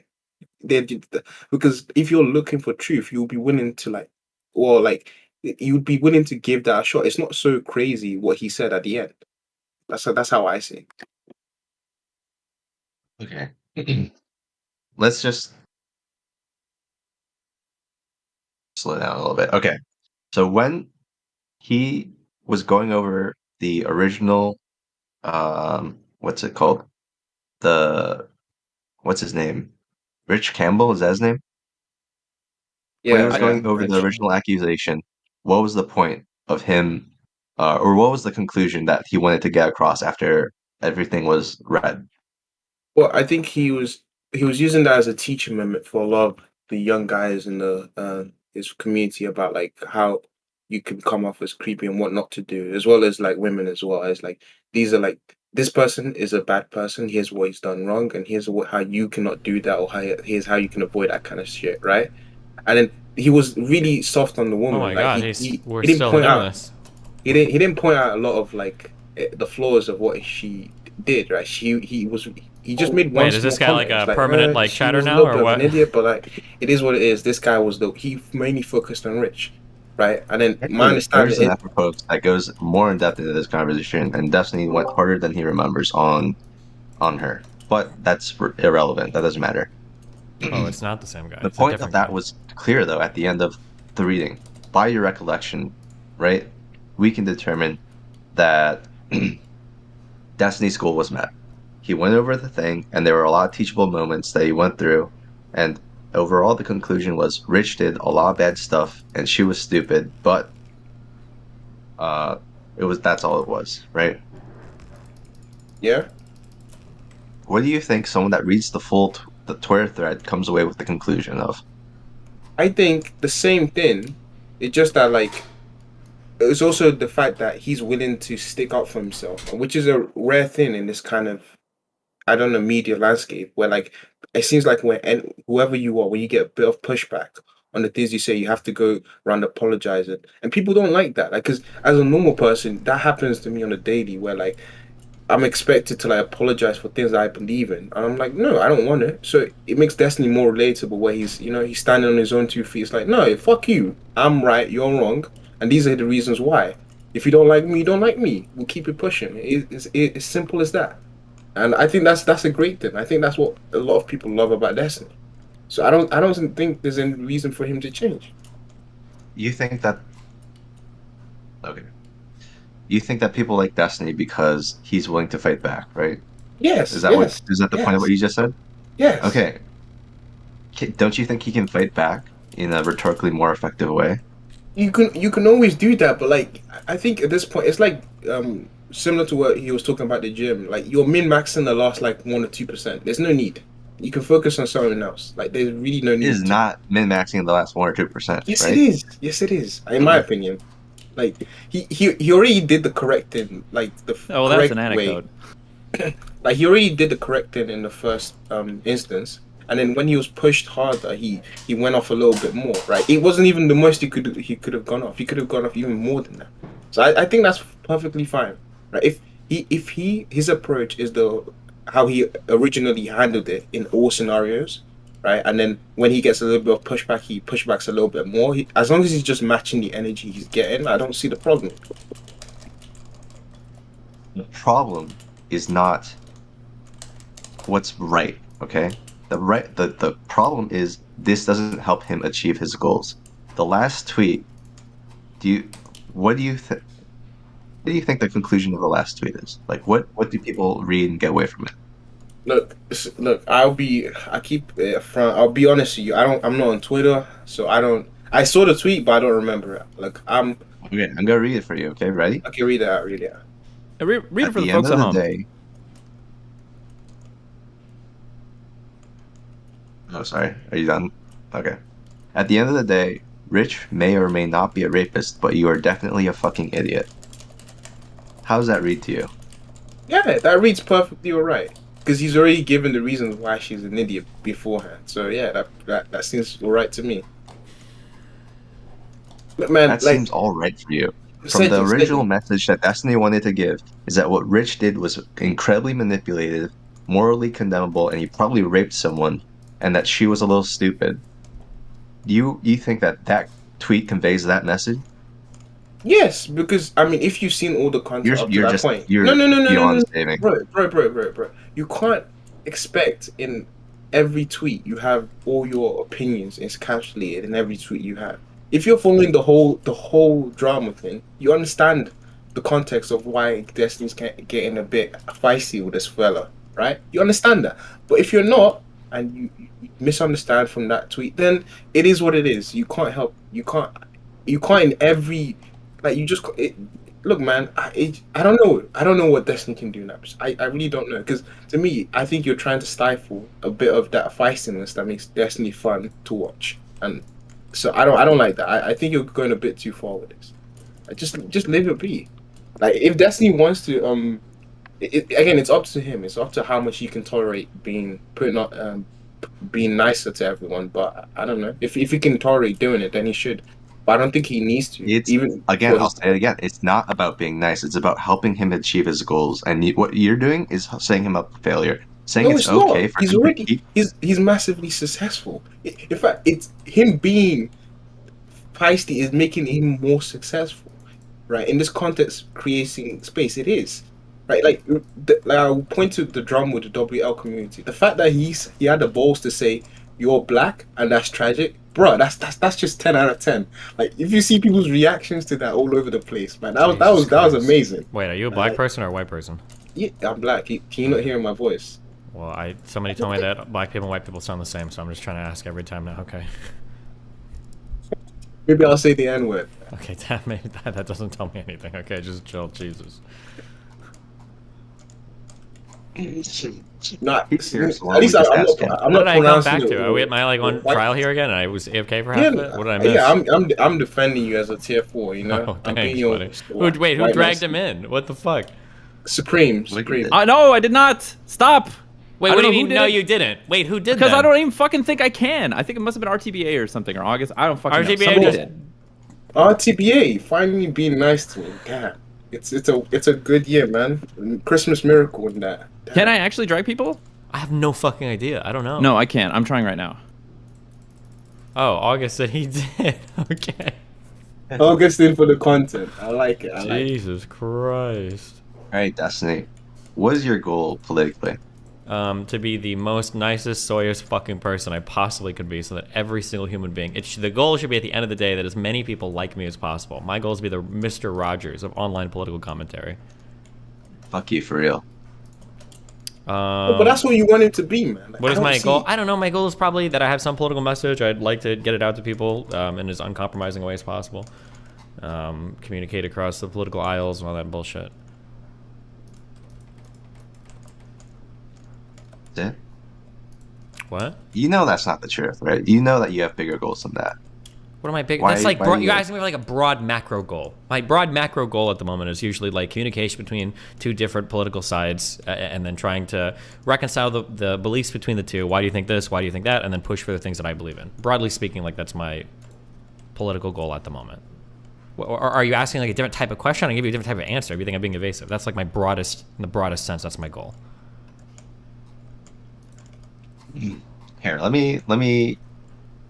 It was guide on me. my understanding Yeah. that your goal was to become more palatable, so that you could have better conversations with people with more influence, and basically open up the field for you to have more influence. Fuck no. Wait, have I ever said that before? Ever? My goal is to become more palatable? No, you've never said. See, Sejin, you're the one who has an incorrect take and understanding of Destiny's views. I might have said like my goal might be to be more like charitable or something, but I don't think I've ever said my goal is to be more palatable. So your goal is never to have like a mainstream political influence. I don't think that's my goal. It'd be nice if that happens as like a byproduct of what I do, but that's not my goal. That's not like my direction. I don't strategize around like what would make me the most mainstream possible. I'm not talking like mainstream. That's but exactly what you're talking about. You're Right saying, now, the congressman would never talk to you like that's like an my goal, incumbent I wouldn't never talk to have you a on goal stream, to right? make myself palatable enough to be like digestible to a congressman. That is absolutely not a goal. No, absolutely not. I mean, To if I a could, congressman, but to an audience, right? to an audience, yeah, You sure. don't. Okay, let out. You don't want to go on, like, I don't know. Let's say you get invited to like talk on a show. You don't want whoever is associated with you to be immediately canceled or taken down, right? Just Sure, because they're maybe. associating with you. Yeah, sure. Doesn't that require you to become more palatable? I mean, like, there's going to be a reasonable level of palatableness, right? Like, I can't be, like, out here, like, tweeting the N-word or some shit. But I'm not going for, like, bigger audience at, like, the cost of, like, compromising, like, any part of my messaging to be, like, Mr. Rogers. Like, out? Yo, Sergeant, I have a question for you. Oh, wait. Let him do his back and forth for a second. How can you simultaneously say, okay, do you understand that, like, you don't have to be Mr. Rogers, but you also can improve from where you're at? Yeah, there's always room for improvement, of course. And how much improvement do you think that there is? Do you think there's a lot or a little? On some topics, probably a lot. On others, probably not much. Just depends on the thing. In your rhetoric yesterday, do you think there's improvement for a lot or a little? I don't know, maybe a little bit. But, like, there doesn't need to be another voice saying, like, don't rape people. We don't need anybody else saying that. That all women are queens, they make no mistakes ever, and every victim is a princess. Did I ever say that? No, but, like, I don't need to be, like, at this point, I should just never comment ever about, like, sexual assault stuff or anything related to that. Like, that lady had one of the... responded to your Twitter. If what? If Rich responded and he subtweeted you and he said, wow, I guess just asking a friend to come over for movies makes me a rapist, how would you have responded to that? I don't know. I probably would have done, it would have been a tweet thread about, like, hey, like, it was obvious that she didn't want to fuck you like 50 million times. She gave a signal here, she gave a signal here, she gave a signal here, like, luring somebody up to your apartment by saying we can go to some other place first and then immediately leave your partner is not, like, clever or tricky. Like, I don't know. It probably would have been something like that, I guess. I don't think he would respond to me. Like, he knows he's on the fucking wrong. He knows he fucked up. That's why he left OTK immediately and he hasn't said shit publicly. But I would have blown the fuck up, of course. Yeah, you would have blown him up. Shouldn't your messaging stay consistent whether or not they respond to you on Twitter? I already blew him up, though. What more can I do on stream than say, like, oh, the guy's, like, rapey, or, like, he might have raped her? No, I'm saying you blew up, I don't even know her name. What's her name? One second, let me check. I didn't blow her up. I went point by point. She was a fucking moron. It was one of the dumbest twit-longers I've ever read in my life. Yeah, of course, if she's gonna come out and make some stupid fuck statement, then I'm gonna enter my opinion into, like, hey, like, you're an actual fucking moron. Like, whether or not she responds to you shouldn't determine whether it should not change your narrative. You can reinforce your narrative. It does change it because her response. It's not just about her responding to me. It's about her entering a new opinion. She made it sound like the only possible way I can avoid this is to treat all men as rapists. That's not true, though. She should just treat the rapey men as rapists, which Rich was and which she knew because she'd said multiple times she didn't hang out with him because she didn't feel comfortable and he treated her like a sex object. She didn't just respond to me. Like, if she would have just, like, replied to me and she would have said, like, hey, Destiny, I hate you. Then I'm like, okay, well, fuck you. I would have just said that. But that wasn't the problem. The problem wasn't her being mean to me. The problem was that she responded with something incredibly fucking stupid. That's what I was responding to. The stupidity of what she said. That, like, oh, I have to treat all men as rapists. That was why I think my first point or whatever was like, well, no, hold on. You already didn't trust this guy. You already called her stupid, though. Everyone in your audience that is aware of your comments on that already knows that you think she's stupid. Sure, but she hadn't said... Isn't this what we expect stupid people to do? So if she just started spam tweeting the N-word, and I was like, wow, this is really racist, why are you doing that? You're a fucking idiot. Would you be like, bro, you already said she was dumb. Of course dumb people are going to be racist. Why would you come out and call her an idiot too? Like, what do you mean? No. She said something new. You can reinforce your original message without changing your narrative. I can't reinforce my... She said something new, though. Like, if she would have said this at the end of her twit longer, then I probably would have said the same thing. If she would have said at the end of the twit longer, like, wow, I guess the only way I can ever avoid situations like this in the future is to treat all men as rapists, then I probably would have said the same thing that I tweeted out at her.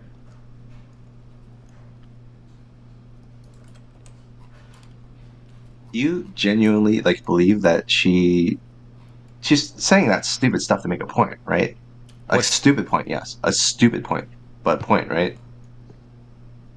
Oh, sure. No, I think she's probably just upset.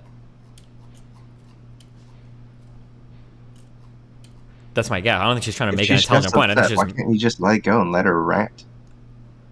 Why? Because she's entering opinion into the public sphere. No, I'm not just going to let that go. I'm a public commentator.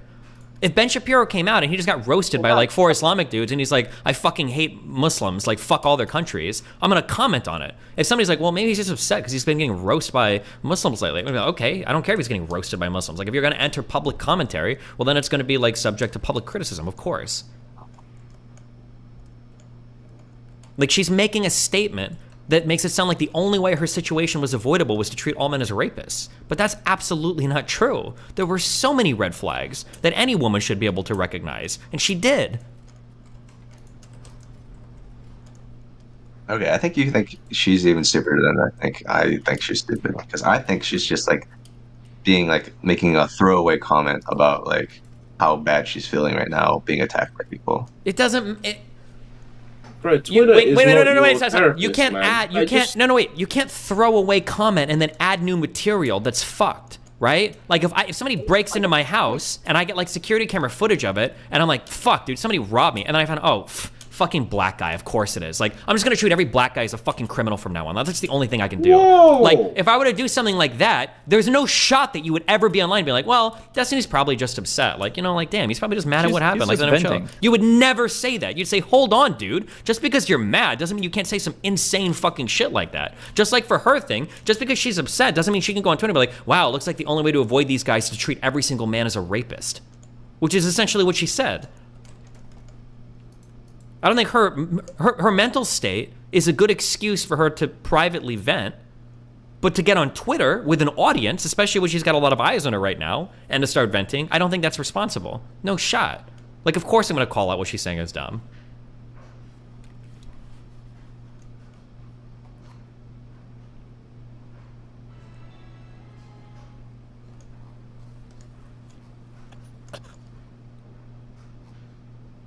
In my opinion.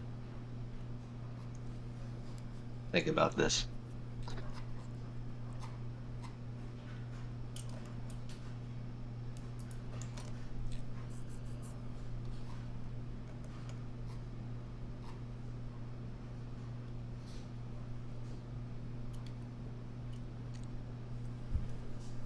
I'm gonna read this tweet again. This is the one that you responded to. Okay. So apparently I'm an idiot for not knowing the person I knew for several years was a literal rapist, and for not assuming he would force himself on me. I mean, I'll take the advice and just start assuming every man is a rapist, but I thought y'all hated when we do that.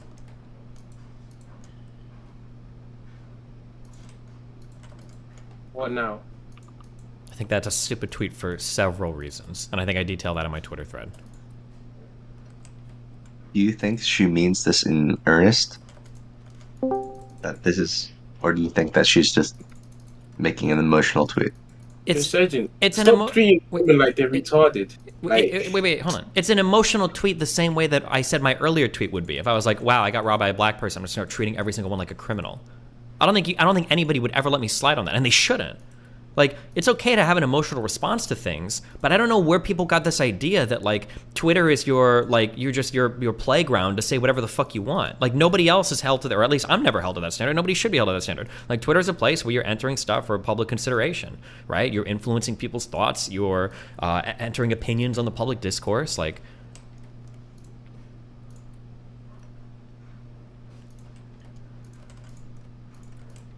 Hey, Sajin, let me ask you a question. Are you maybe holding Steven to a higher standard because you know everyone around him is going to behave in a worse manner? Yeah, of course. Like, you don't particularly think that he's done anything wrong, but you know that what he's done wrong will be, well, not done wrong. So you know that he hasn't done anything particularly wrong to you, but that other people will pretend like he's done something wrong, and then in return, he will sort of be reprimanded for it, and you don't want to see that happen to him. What I don't want to see happen is him saying a bunch of stupid stuff that gets held against him for even longer. There's already a slew of stuff out there. Nope, not stupid stuff, because then you have to say that what he's responded you disagree with. Do you disagree with his tweet, or do you just disagree that he can get away with saying it? I don't think Steven can get away with saying the last thing. Okay, but you don't And I think disagree with what he disservice said. is a disservice to him. Okay, but let's make this clear. You don't disagree with that last tweet, right? Because we were fine with saying that she was dumb, like on stream. We just don't like saying it a second time because you think the second time is probably something he's not going to get away with. Disagree with the message of the last tweet. Okay, so you do disagree with the last tweet. So what's wrong with it? What's wrong with it is that it changed. Okay. I disagree with the message of the tweet. I don't disagree with necessarily the message itself. And the reason I say that is this. When Destiny set out and he finished the allegation, the conclusion was Rich did many fucked up things, and it was a really good learning experience for how men can do like really creepy stuff to people that are attached to them, to like basically end up in a situation where they're raping someone. And there's obviously two parties to this. One is morally culpable. The other party had opportunity to avoid the situation, but at the end of the day, moral culpability is more important anyway. Let me reset the framing a little bit, because I feel like listening to you guys, I didn't see these tweets, so I had to go back and look. I was getting the impression that Destiny thought you were criticizing him for calling this person a fucking idiot, for like stereotyping men as rapists, all men as rapists. But I'm looking at this thread now. It looks like the tweet you're talking about, Sejin, he's calling her a fucking idiot for not heeding like 1,000 bright red, glowing nuclear red flags. To be clear, also, nuclear red flags that she herself noticed. Because the only reason I noticed them is because she put multiple of them in the tweet longer. Yeah. Okay, I just want to make sure that that's what we're talking about. It's not, you didn't call her stupid for stereotyping. You called her stupid for not leaving. Despite like literally him whipping it out and jerking it off in front of her, and then several steps beyond that. Not leaving, and even just going up in the first place, right? Yeah. Sejin, I kind of think that you're just holding a standard for him when really the disappointing thing is everyone's reaction, right? I feel like we all agree cancel culture sucks. Jumping to conclusions off of little information really fucking sucks. Our minds like betray us. We're all prone to following like the herd or whatever. And instead of being a viewer that understands that he's not actually saying anything incorrect and that like everyone on the internet are emotional terrorists that will be like, oh my god, she's a rape victim, you called her a fucking idiot. Like, instead of having that empathy and sort of trying to correct that, like you want to correct him. Yeah, but for, I mean, like, it's not, he's not going to say that, but I can't change all of society, right? So of course that's what he's going to focus on, right? That makes sense. I can't just come out and say like, oh, well, I wish all of society was different. Like, I'm going to use the N-word constantly now with no racial intent, and everybody should be okay with it, right? The response will be like, okay, well, you exist in a culture, like, you can't just pretend it doesn't exist, right? Yeah, and there's times where you kind of suck at it, and those times usually come when you have, like, a lack of information, or you're stressed out, and you're responding and reacting to people, and then you become more emotional than you do, like, thoughtful. All right, let me see if I can... Sorry, go ahead. Okay, go ahead. Well, let me see if I can understand Sejin and like, I think the argument you're making is that like that Destiny can even have that be part of his analysis, that this person made a bunch of like bad decisions, but it's simply the fact that the very last tweet reads like a wrap up, and the summary and the thesis of the tweet thread looks to be, yeah, this guy may be a rapist, maybe not, but one thing's for sure, you're a fucking idiot. And the tone of that makes it look like his summary, his conclusion is that this person is to blame. Is that your argument? Actually, I think you're most of the way there. My main contention is that this changed what was a positive, like, palatable message from the original review of the allegations into Destiny is now provoked into changing that narrative into something that is unnecessarily, like, edgy, and there's no reason for it, because the original message benefits society. This one, not so much. I don't think that's true. I don't think it's not unnecessarily edgy. I think the fact that Destiny's willing to stand up for himself is a boon. It shows people that you don't need to cower when people like are incorrect. That you can stand up straight and stick to your ideals, and if you're right, you just say it, and you're right. And like him doing that and showing that there's not gonna be like a terrible consequence necessarily if you do that is a good thing, and that you should be able to call people out for when they're wrong, even if they're in a bad state. I think that's good.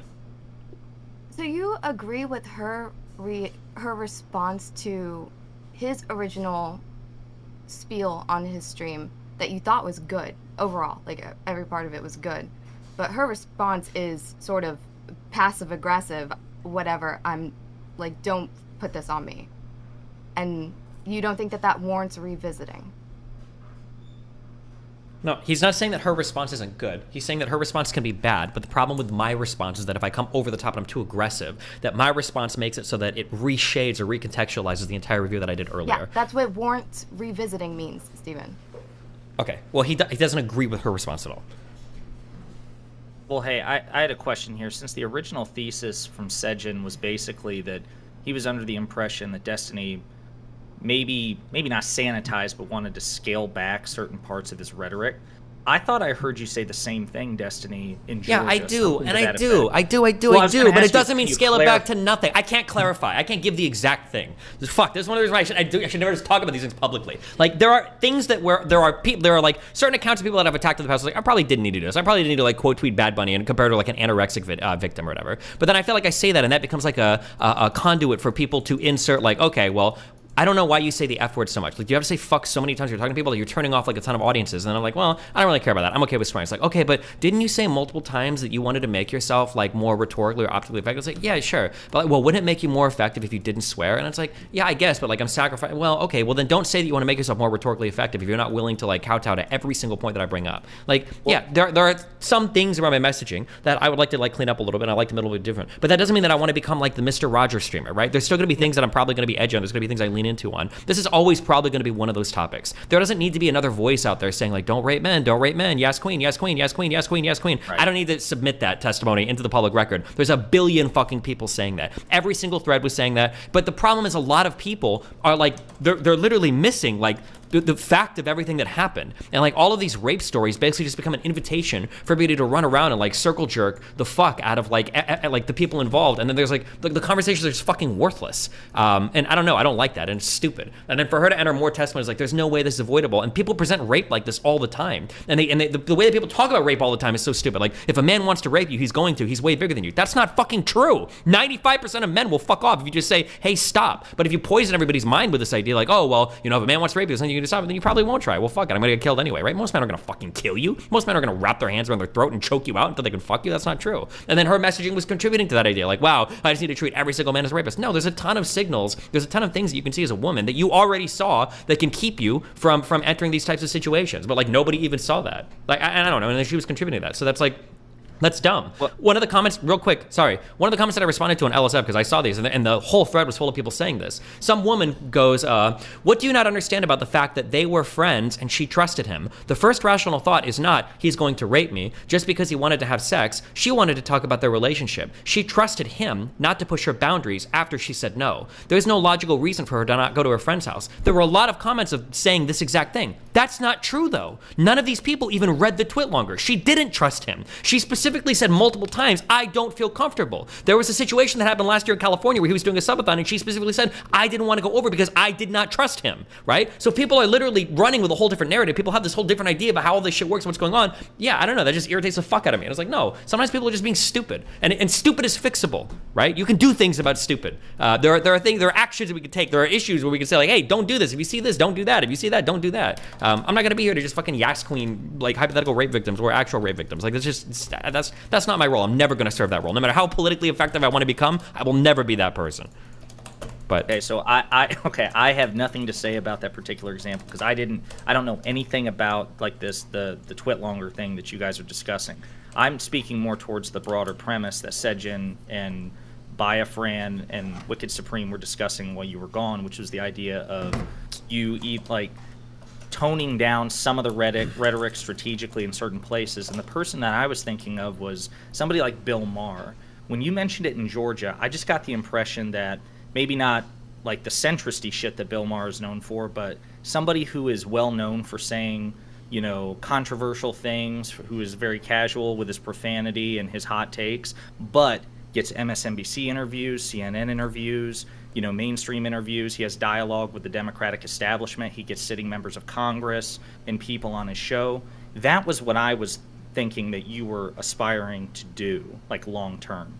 Is that correct? Like, is that the sort of trajectory that you're looking to, where you still have that edge to you? I mean, but you're also maybe, but that's palatable? like a byproduct. I'm sorry, hold on. If I've ever given this impression, I fucked up really hardcore. My trajectory is never aimed at trying to be on like a mainstream media friendly person. I have never, ever wanted to head in that direction. That maybe in the future I will, but that is absolutely not. I've never thought of like what would be the best thing to get me like on Fox or CNN or MSNBC. That has never been my thing. Alternative media is clearly where I exist. It's where I thrive. It's where I make a fuck ton of money. It's where I like do excel at. Like I would never, try to like pivot towards like I want to see if I can get like an MSNBC like 2-minute in studio interview someday. That's never been my goal.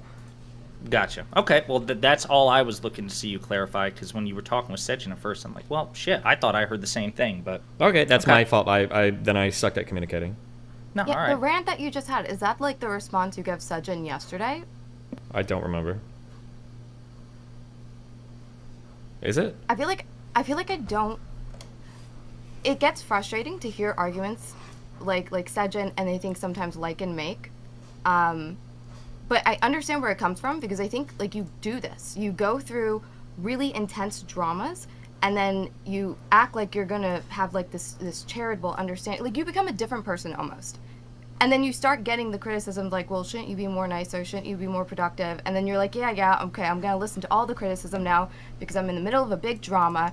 And then you get out of it, and then you snap into, like, fucking focus again. And you're like, oh, yeah, that's right. The internet is full of emotional terrorists. No, I'm not playing that dumb fucking game. The issue... Wait, hold on. Here's the issue. No, this is what you do. No, I understand. That's why. Stop. Hold on. Okay, Jesus. Hold on.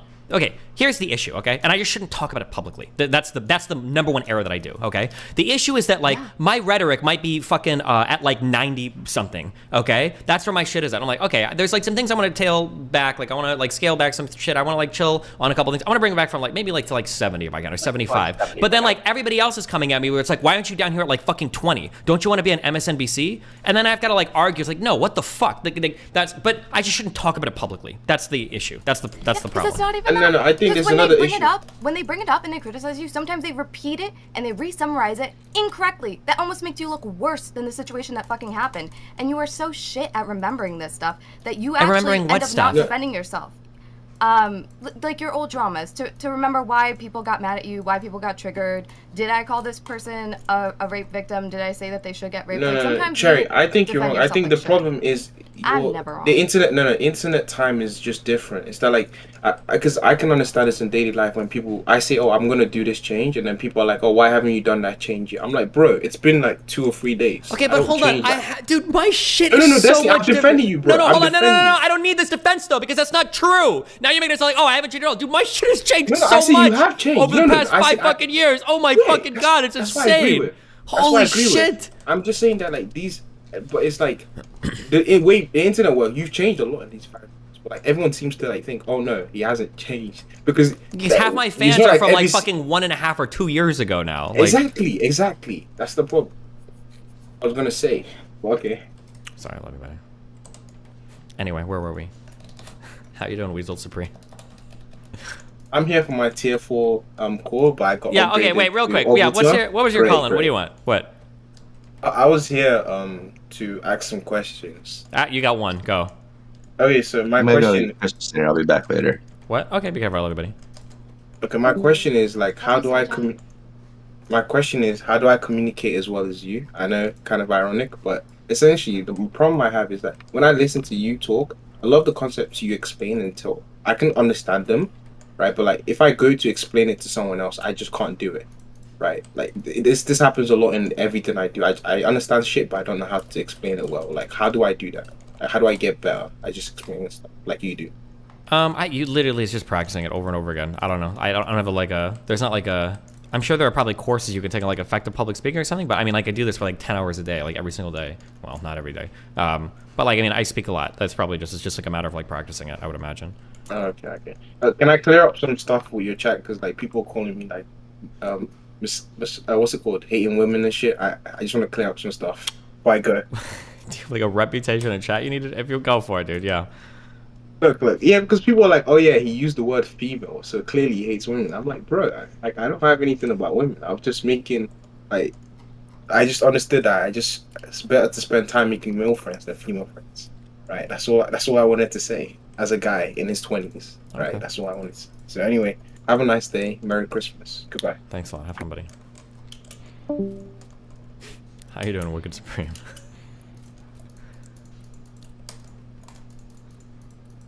Oh, you're not gonna talk now. Okay, cool. How you doing, Cherry? How's life going? You do anything fun for Christmas? Okay. Did my Discord just die, or?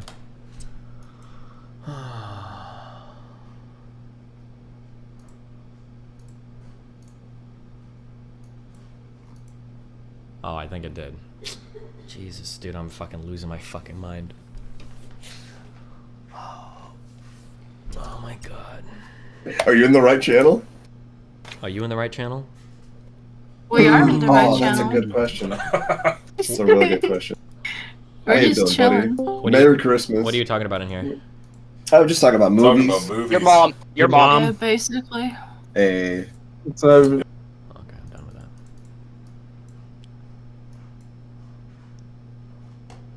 Are you okay? No, I'm not. What's up? Nothing. Just. Did you do anything fun I today? don't know. What? Did you do anything fun today for Christ's Mass? No, I don't care about that dude's birthday. It's my birthday. Is- I've just been chilling painting all day. Cool. Have you cleaned up really well? Cleaned up? Yeah, like cleaned up your stuff. I don't know. You said you've been cleaning all day. Did you get a lot done? Painting. Oh, I Wait. thought you said clean. I thought you said I've been cleaning all day. Did I mishear that? Chilling? Did she say cleaning, or am I fucking deaf? Wait, did I say cleaning? I have not cleaned anything. Oh, okay. Either I I'm misheard or sorry. you misspoke. I don't know. I don't no idea. Who cares? Okay. What about you? How's your Christmas going? I don't know. I think you're gaslighting me now. No, I'm not. I'm worried that I did say cleaning, so I don't know. I Okay, can't be Chad's sure. saying you did say cleaning. Okay, you are gaslighting me, but that's okay. You know, I'm okay with that. It's all good.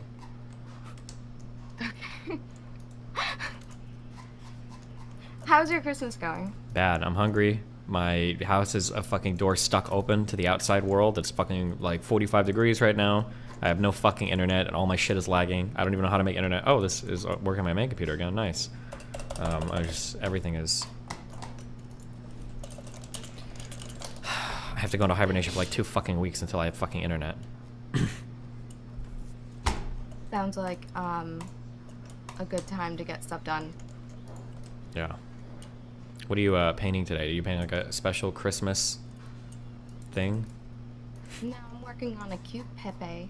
A cute painting right Pepe. now. Wow. Is it like a commission or? No, but I hope it sells.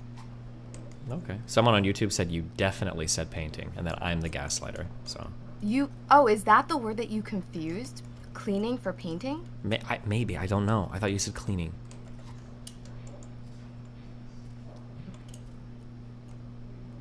Why do you get rolled so easy by people who are like, be nicer? Well, because it's hard to argue against be nicer. It seems like you should be nicer, right? Isn't that like the default? Why? Okay, no. I get accused of being mean and toxic all the time. It has not influenced me otherwise. So how does it keep influencing you? Because you know all of these people are so bad faith and like emotional terrorists. How are they bad? I don't think he's bad faith. No, not Sejin. The people that he wants you to be nicer to. Oh yeah, but you have to like navigate like the world of bad faith people and do it successfully, right? That's like part of your responsibility. The onus is on you as a content creator to do that, right?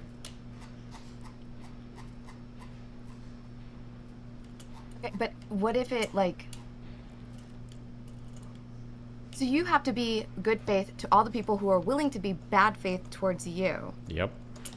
Even though they see no limits, no bounds. Yep. They feel no obligation. Yep. But somehow you let people make you feel like you have an obligation? Yeah, that's kind of how it goes, yeah.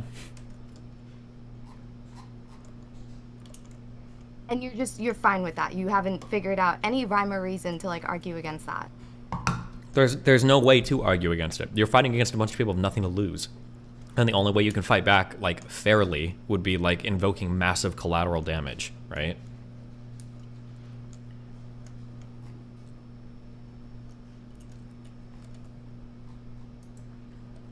I don't know. I don't... You don't make sense to me right now. What doesn't make sense? If somebody calls me a racial slur on Twitter, or Hassan's community is like full of people that call me racial slurs, if I were to get really mad at Hassan one day and one time, I would call him a roach. LSF and Hassan's community and half the internet would lose their fucking minds. It would be like it would be a 5,000 comment. Yeah, and this is when I say, hey, you're really shit at defending yourself because. But there's no defense. I can't say anything. Comparison. There's no possible thing I can say. They're just gonna say that's wrong, that's wrong, that's wrong, that's wrong, that's wrong. And it's like, okay, well. You think there's nothing that you can say when you say one bad word, but somebody has been like pouring on like the slurs onto you? Nope. You really feel that way? Yep.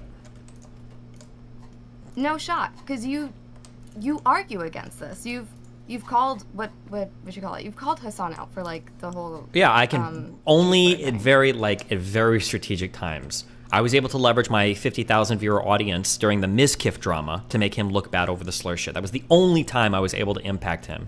But before that point, his whole server fucking called me fucking racial slurs. His whole chat calls me racial slurs. They use the little worm emote as a racial slur against me constantly and consistently. They've done it for over a year, maybe for multiple years.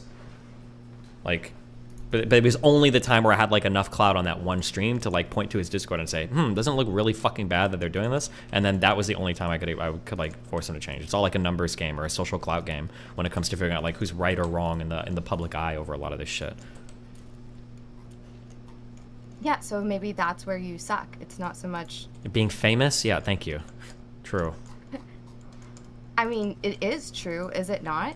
It is, but now you've switched sides, and now you're arguing my point, acting like you're saying something insightful.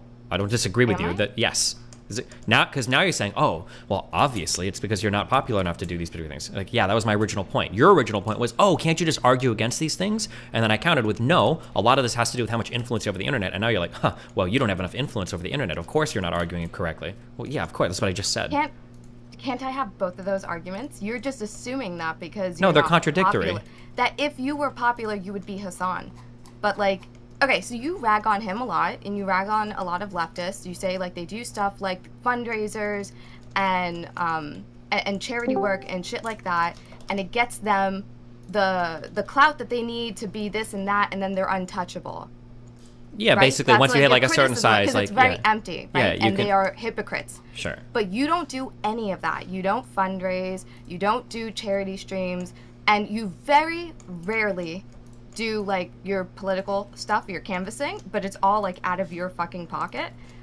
So like, what clout are you gaining? Like, how are you even becoming popular? Because you won't do half of the stuff that they do. I don't know what you're. Hold on, you need to refocus on. I don't know what the fuck you're talking about right now. Is this just like how do I become more popular, or are you criticizing me for telling people not to come? Like I don't know what you're. I don't even know where. I'm criticizing you for not being half as hypocritical as Hassan, but not putting in half as much effort to be as big as he is. Okay, because I don't want to. Right now I want to finish Factorio. I don't want to do my news and politics stuff. I don't do like the. I don't enjoy. That you would need. You're saying you would need that popularity and that clout to not be in like the impossible positions that you find yourself in. I'm not in an impossible position. It's just an annoying one. Now you're moving the goalpost. How am I moving the goalpost? You said that you were only like you were at a fortunate enough position with the right amount of clout at this one moment in time to check Hassan on like the whole slurs thing. Yeah. That you had no ability otherwise. But True. It's because you've actually started like trying to be a streamer. You haven't like bend your positions or anything like that, right? You've just actually started like putting in effort. So I'm saying, yeah, you should probably put more effort into like charity, popularity, clout, and it's not contradictory to your positions or anything. I didn't say it was contradictory. I just said I don't enjoy doing that as much, so I don't do it. Do you not enjoy it? Because it seemed like you really liked the going on No Jumper. Yeah, that stuff was fun, but the goal of that wasn't like I'm gonna do this so it'll increase my clout. These were things that were really interesting to me. Talking to Sneeko was like very interesting. Like I talk to Sneeko now, I don't know if I'm getting clout off Sneeko anymore, right? Since he's been fucking banned from anything. I don't know if the YouTube video is still. I don't even know. I haven't checked. But these are just like interesting topics to me, and I found like ways to like phrase them that make them like effective for like certain audiences. But it's not like I was like, okay, guys, I'm gonna do this particular type of content because I think this is gonna give me a ton of views now. Not that that would be bad to do it for people to do this. That. You're saying I should explicitly put more work into becoming more popular. Okay, but you're taking that as me saying that you have to change your motives or to bend at other people's will. That there's no possible way you could try to get popular in like following and doing the things that you like to do. Yeah, Unless I could. you Yeah, like I should. Just I sitting could. here I could. playing Factorio and I do. I having am gonna me finish hop into your fucking Factorio. I shit will finish and trigger Factorio. you. Yeah, but of course there are other things I could do. But yeah, I try to do those when I can, of course. Right? The shows that I went on were probably Yeah, but really. how much do you try? Because like you will give Hassan his credit, like, oh, this guy. Bro, he streams I work for, like fucking 8-10 hold on, hours a stop, day. shut- bro, I work like 14, 15 hours a day. Who the fuck are you to ask me like how much do you fucking try? What the fuck do you mean? Like my whole life revolves around my work. Every single aspect of me fucking traveling, of where the fuck I live, of what I'm doing every single fucking minute of my life. Like I have zero social life outside of work. I do zero fun things outside of work. Like every single thing of my life revolves around work. What do you mean? Like how much do you even try? Like what do you want me to do? Like, yeah, there might be some things I can, like, optimize, but, like, holy shit. Like, I think I'm doing okay in terms of, like, where I'm at. I think I'm putting in, like, a decent amount of time for, like, where I'm at. Yeah, there are some things I could do more, but holy fuck. He says while he tells everyone, just ignore the stream for a while because I have to finish Factorio. I'm sorry that, like, my fucking 10, 15 million views Listen, a month I on don't YouTube care. aren't enough for you. Like, I'm sorry that the fucking 10,000 concurrent viewer average stream I've had for, like, the past, like, 4 months is not enough for you. Like, This is I'm you so, like, putting I'm in so effort. sorry. You Jesus say it Christ. yourself, you're trying to put in effort. So yeah, you're gonna find success now, right? You've detached from who you thought were leeches and just bad actors, and like I don't know. I don't know what you're saying that is contrary to what I'm saying. Good question. I don't know. We're just kind of... It's really like Bill Maher, you know?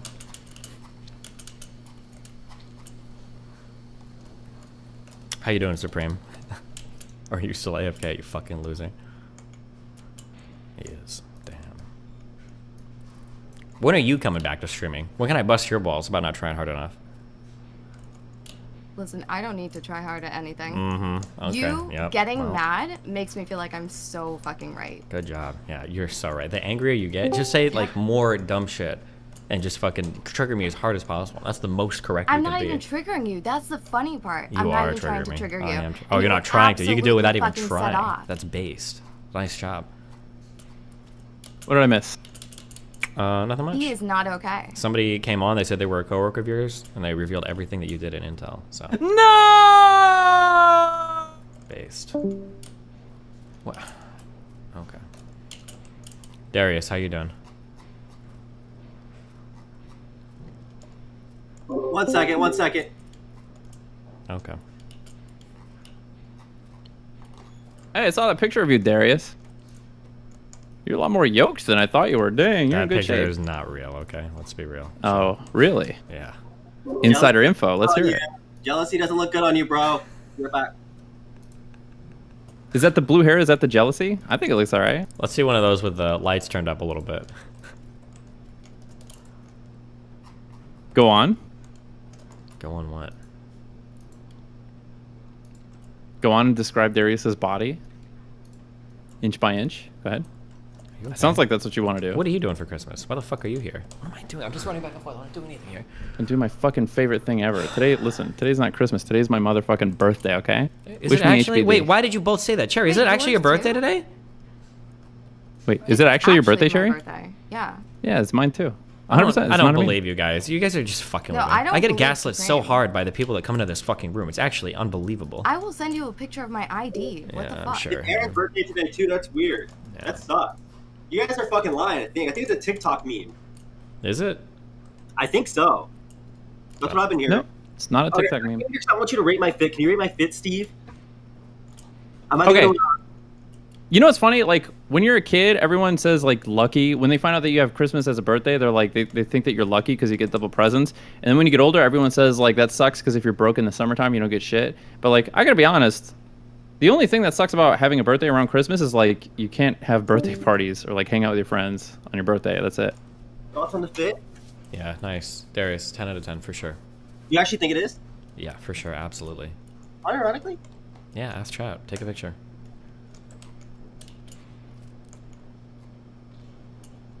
You were saying about Darius's body, Destiny? I love it. Just as much as I love you.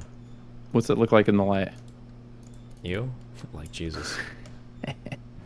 For you. Good one! Dude. All right, what about you? Listen, you tried to turn that around on me, but you're the motherfucking one working on your birthday. On Christmas, I'm barely working. Or Christmas, whichever. Listen, Christmas doesn't exist. It's my birthday. December 25th is fucking henceforth known federally as my birthday. Based, God. Based.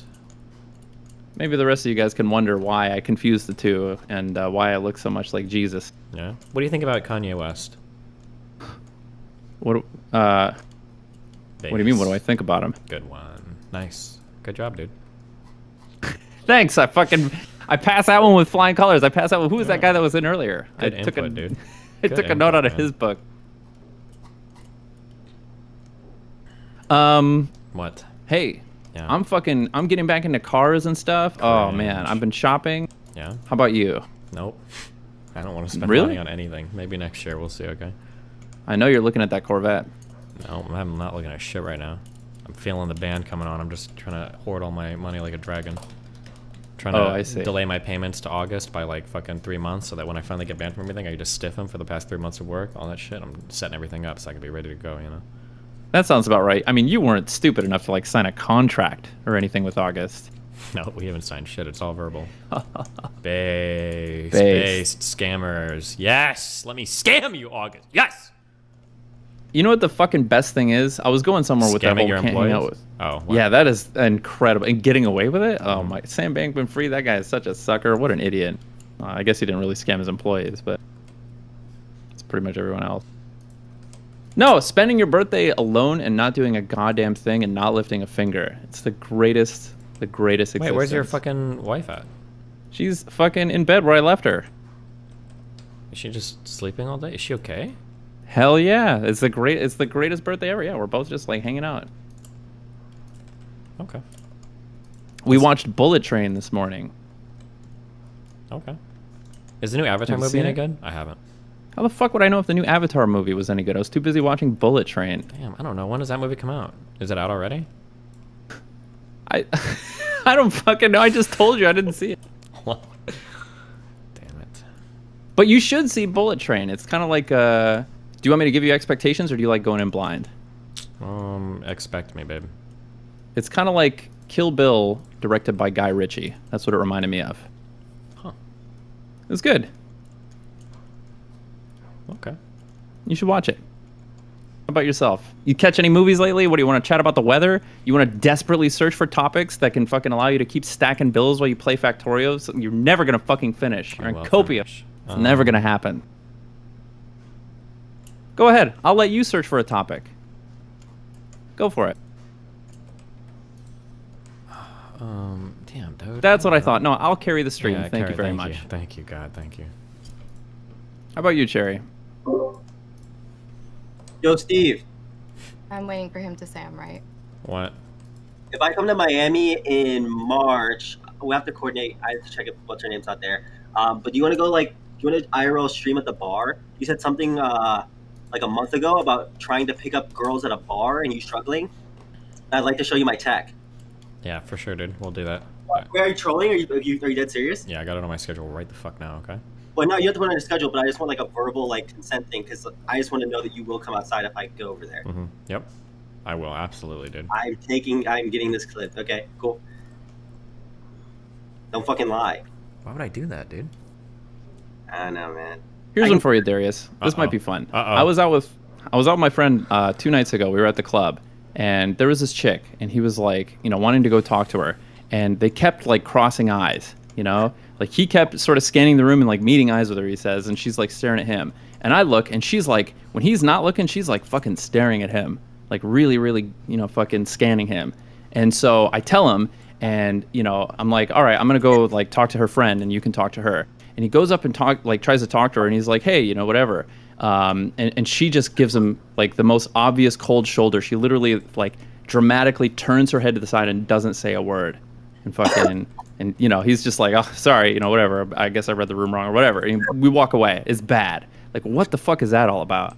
Well, considering how you are, your friend's probably like autistic and probably had like food dribbling from his mouth or something, and you didn't notice it and think it was a big deal. So she was probably looking at that and didn't expect him to actually come up. No, my friend is a Giga Chad. He's like in super good shape. He's like a huge player. Well, let me see him. Send me a picture. I'm not gonna do that. Josh is Josh. Thanks for the 10 gifted subs, buddy. What the fuck? Okay, well, I just like to see. Maybe it's like different. I don't know. If that ever happens, you're probably just she's probably just a creeper. She's autistic. I don't know, man. I've never seen that before in my life, so I can't give you input on that. It really seemed like she wanted to play games.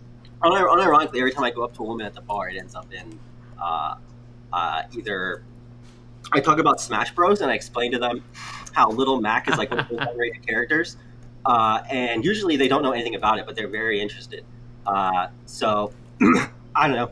I can't give you experience on how to succeed from failure. That was our mistake. We didn't talk about Smash Bros. We didn't talk about Lil Mac. No wonder. If you think Lil Mac is good, no wonder you got the shit kicked out of you in Tekken. The way you're explaining it makes me think they came up there and they were just like, hey, and they like didn't know where to go from there.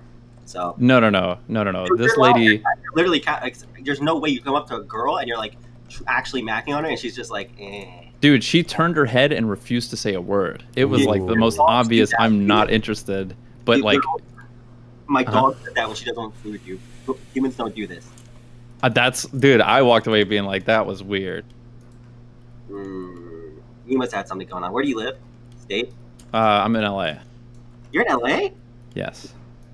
Okay, maybe. LA people are a different breed. That's what I hear. Yeah, so it could be just like, maybe she could like, he smells weird. Or maybe he didn't have like a specific type of perfume on.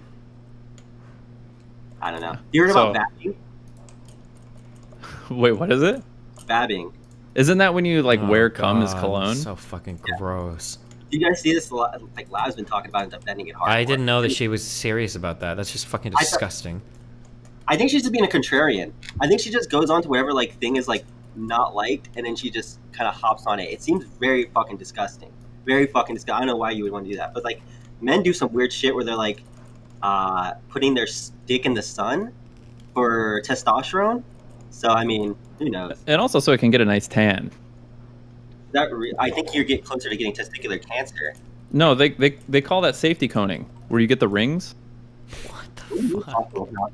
You can like tie a little hair tie around your boner and like tan it, and it looks like the little orange cones, like when you're learning how to drive. You guys have never heard of that? In the UK, they call it bollarding. Yeah, that's what I'm saying. So people who are probably friends with you, he literally probably had like food like left over on his mouth, like a boogie hanging out. Like, I'm not even trolling. Because like the way you're talking to me right now, it's like this being a normal thing is like probably how you talk with him, and he's probably like, oh yeah, dude, me too. You know what? So he was like necking a little bit. You know how chicks show like cleavage? He likes to show a little neck, like wear his pants a little low. And maybe she saw some of the rings because he bollards, you know, he traffic cones, and maybe she thought that was like some horrible skin disease or like melanoma or something. Okay, now I know you. Now you're joking about this. Okay. If you actually do need tips on how to talk to girls at bar, I've been working at it like very hard this last couple of days, and I think I'm getting. I might just because I'm in a college area. I've been getting real good at it. I've a necking thing. I thought you were gonna say. I used to do this thing. So I have really good collarbones, and I would show off my collarbones. Like I would put my shirt down a little bit so my collarbones would pop out. And I can't do that anymore because ever Dak got tattooed on my fucking collarbones. So I thought that's what you were talking about with necking, and I no longer can do that. But I was gonna say that's a good strat because girls like collarbones a lot. Well, when I'm talking about necking, I'm not talking about like above the shoulders. Well, no, I know you're talking about the pee-pee. Okay, cool. Right, like the actually, unironically, the part, if you have, I don't know, Steven, I've never seen your wiener, but the girls really like that part where it's going to your dick, and it's like you can see the bone sticking out. You know what I'm talking about? It's like the V. Yeah, the dick bone. Yes. Yeah. The girls really like that. Like if you're taking like selfies, you don't have to show them your penis. If you have a small penis, that's okay. Just show them the V leading to it, and it turns them on. Damn. Or you can tell them that's part of it. That you can like the V detaches. Just tease. You tease. Okay. Do you? So obviously you've got to be able. Like the shirt's going to come off, and they're going to see redact.dev eventually. You're just hoping that at that point. So I've actually explained this like 4 different times since everything's gone on. I just usually say like I usually say I was drunk or I was inebriated and someone took advantage of me, and just throw it on me. I don't usually give them the whole explanation. One person, I showed them my stuff, and like I showed them like a YouTube video of me like trying to cut an onion for the first time. Was not they didn't. I actually do not talk to that person anymore. They were very they were not interested. They were not. Why don't you just like make up a word that it looks like it could be like reactive? Be like, oh no, it says reactive. It's an old thing. Don't worry about it. I don't know if you're like trolling, but it looks absolutely awful in person. It looks like and there's like a so sushi. This is like my fault, really. Like, look at this shit. So it's redact.dev, right? And like awful writing, and like the top, like it's thought. And below it is like the itsy bitsy spider thing that Sushi did on me, and it looks it just looks like this looks like schizo. There's no confusing that for anything. That just clearly says redact.dev and like perfectly spaced. There's no script or anything. If Darius wants to show you, you can post pictures in chat. I'm not sending all that fucking shit up. Oh fuck! It's like all capital letters. Yeah, I was talking to Lycan about joining the Air Force recently, and I was worried that it would hinder my chances of joining any sort of. What a tattoo that says redact.dev? It's up on like my collarbone. No, as you'll long be as it's fine. not visible under your undershirt, you're fine. Yeah. No, it's like even that shit's fucking. Unless things have changed drastically, they'll just get a waiver. Changed. When did you get out? 2016. Oh, okay, you were in. Yeah, you don't remember those fucking tattoo policies, man? You could have nothing I do. above your collar. It was similar to the "Have you ever smoked weed" policies, where it's literally just paperwork. They just get a waiver for everything. Maybe for new recruits it was, but you could not get new tattoos like that, and everything. Yeah, or you had to submit a permission request or whatever to get a tattoo. There was that whole hand rule and quarter sleeve rule and all that other shit. Yeah, for new recruits, and he's talking about joining. So maybe I don't think they would reject him. I think the military overall has a more lenient policy since that guy. Well, the Marine Corps does. I know. I think the Navy just got an even newer policy that they allow full sleeves again. But yeah, like you can't get neck tattoos and shit.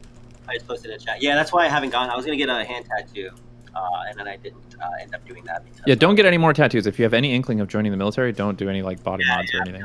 I'm chilling right now. So it's still up in the air. I'm trying to get my my gains first, and get my mental health up there before I make big decisions like joining the military. That's smart. Good job. Yeah. So once I figure that out with my therapist, we'll work on that as my next step. Okay, just if you have ADD or anything like that, like it's not against. Yeah. Don't tell them. 20 milligrams, baby. I'm gonna. No, you don't. You don't take any medication because you don't have ADHD. Yeah, I will keep that to myself though. Weekly. Like it was telling me I could get fucked up because of my internet rep. I don't think my name's probably after. Dude, I actually saw Steven. Did you see that KF thread? Someone like made a whole like synopsis on my life, and my whole like first and last name shit is over there. It's pretty nuts. But like outside of that, like if you ever look up my first and last, you can't find anything. Damn, so. It's pretty spooky. Well, the worst thing you can do is talk about it in front of an audience of like thousands of people who might hate you. So just make sure you don't do that. Yeah, worst thing. But I don't think anyone hates me. Everyone likes me.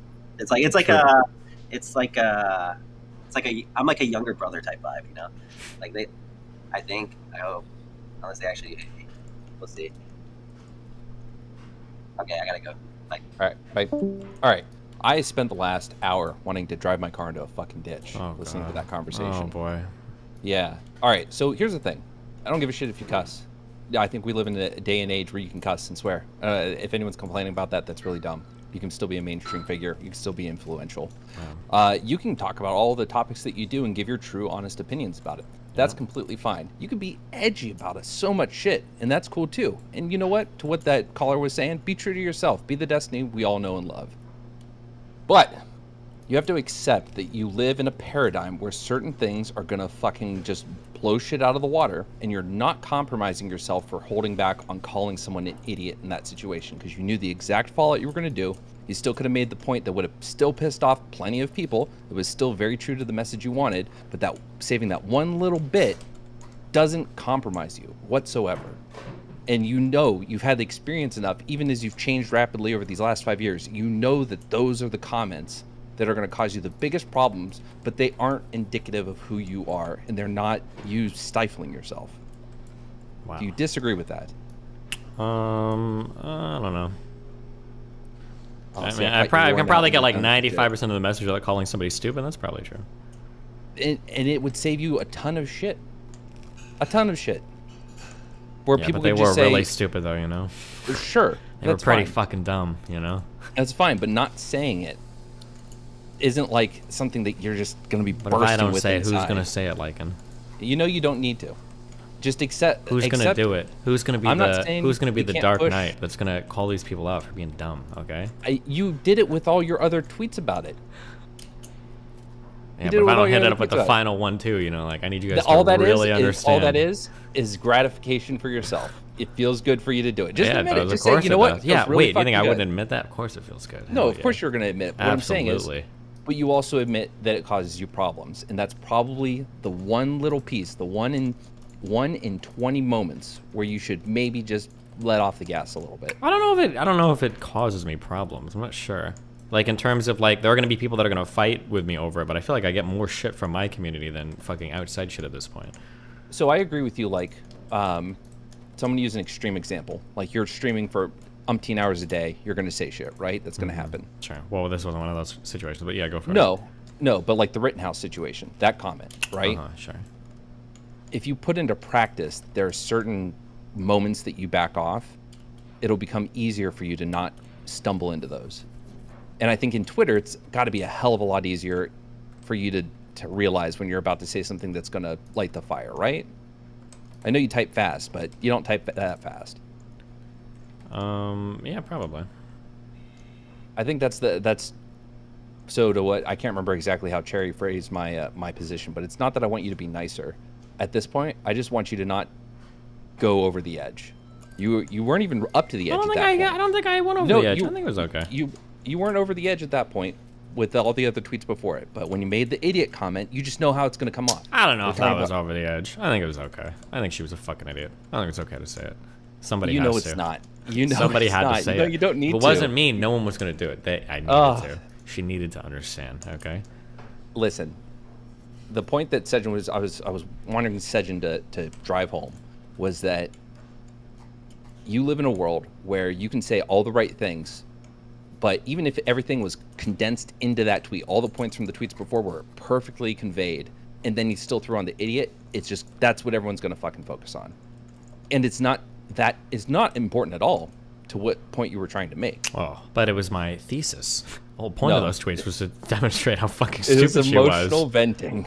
That was the whole point. She was dumb. Listen, and it was conveyed by everything else. But the idiot thing is it's just gonna be such a fucking turnoff to so many people. And I know you don't care what everyone thinks, but you still got to make the commentary that no one else was making at the time.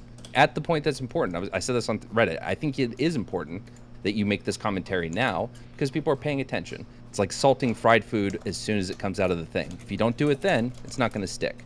So yeah, use the heat of the moment to make your message out there. It's still gonna piss people off, but the idiot thing is what people are gonna focus on, and it's gonna taint everything else. Okay, I'll think about it, okay? No, you're not. I am. I'm thinking right now, okay? About how much you love it. That's what you're thinking about. You're thinking about all the feelings you get from it. No more. If you got raped, you no longer be an idiot, okay?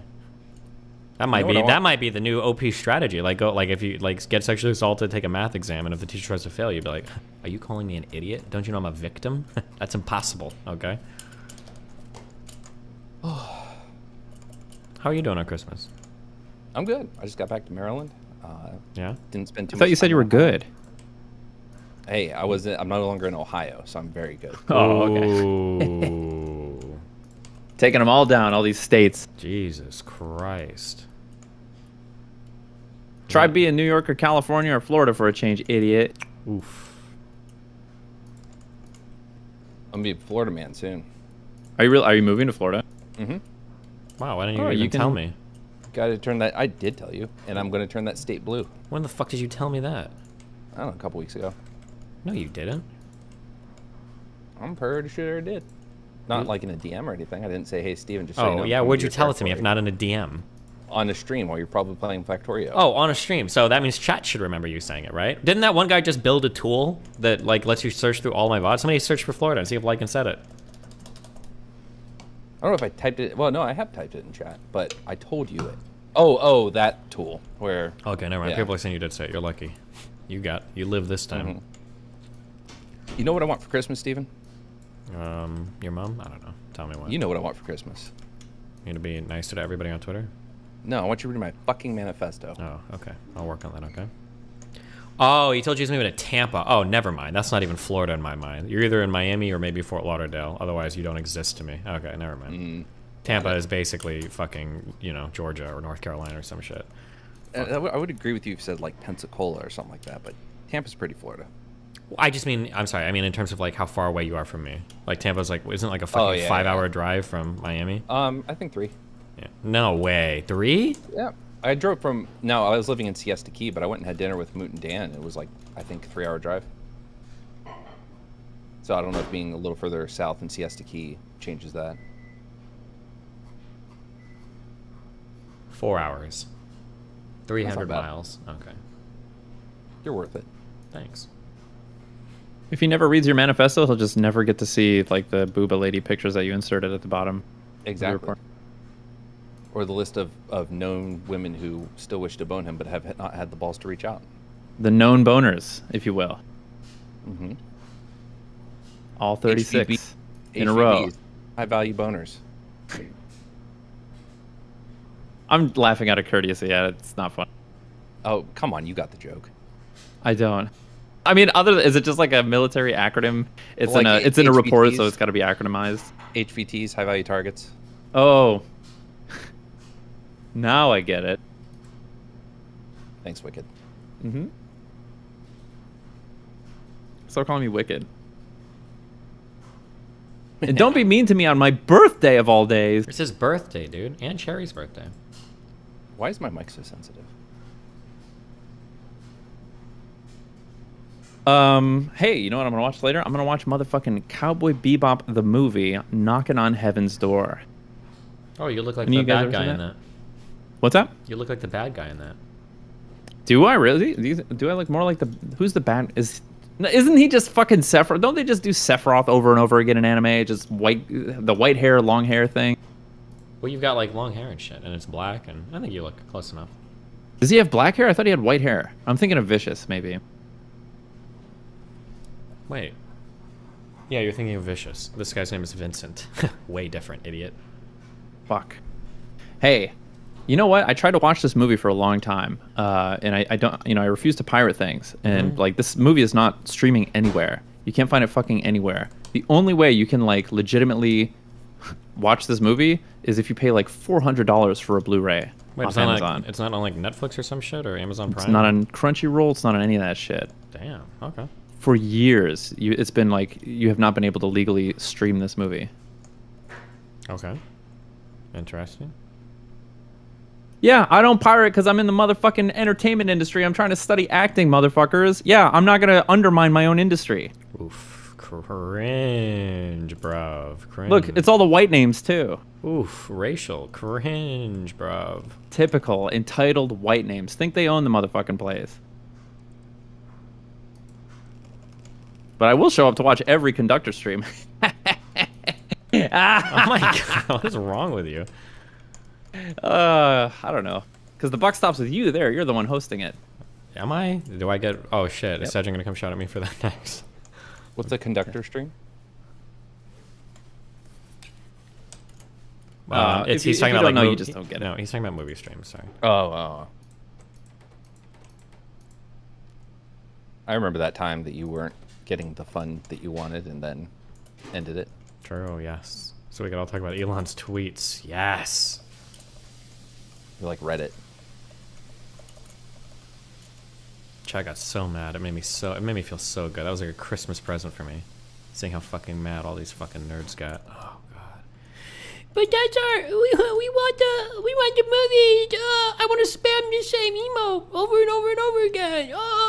They got so mad. God, it felt so good. Oh. You know how close it brings your community together watching Whiplash 3 times a week? The funny thing is I only ended it because Gojo DM'd me and asked me. He said, please get rid of movie streams. I was like, really, dude? Like, everybody likes them a ton. What a hero. And Gojo was like, dude, please. I just want to talk about lifting all day and dieting and chat.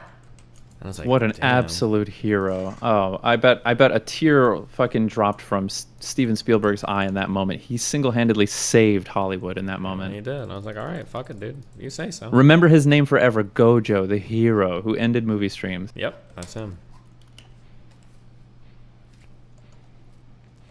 Gojo the Giga Chad. Listen, by the time you ended it, these fucks were watching Twilight. It was over. Oh, yeah? So now it's they had already watched every movie in existence. Based. But they hadn't yet watched Drumline. They'll watch Whiplash like 10 times, but they won't watch Drumline. Any idea why you think that is? Hmm? No clue. But you know what we should do? Oh my god. We should bring back movie streams where they can only watch movies before like 1980.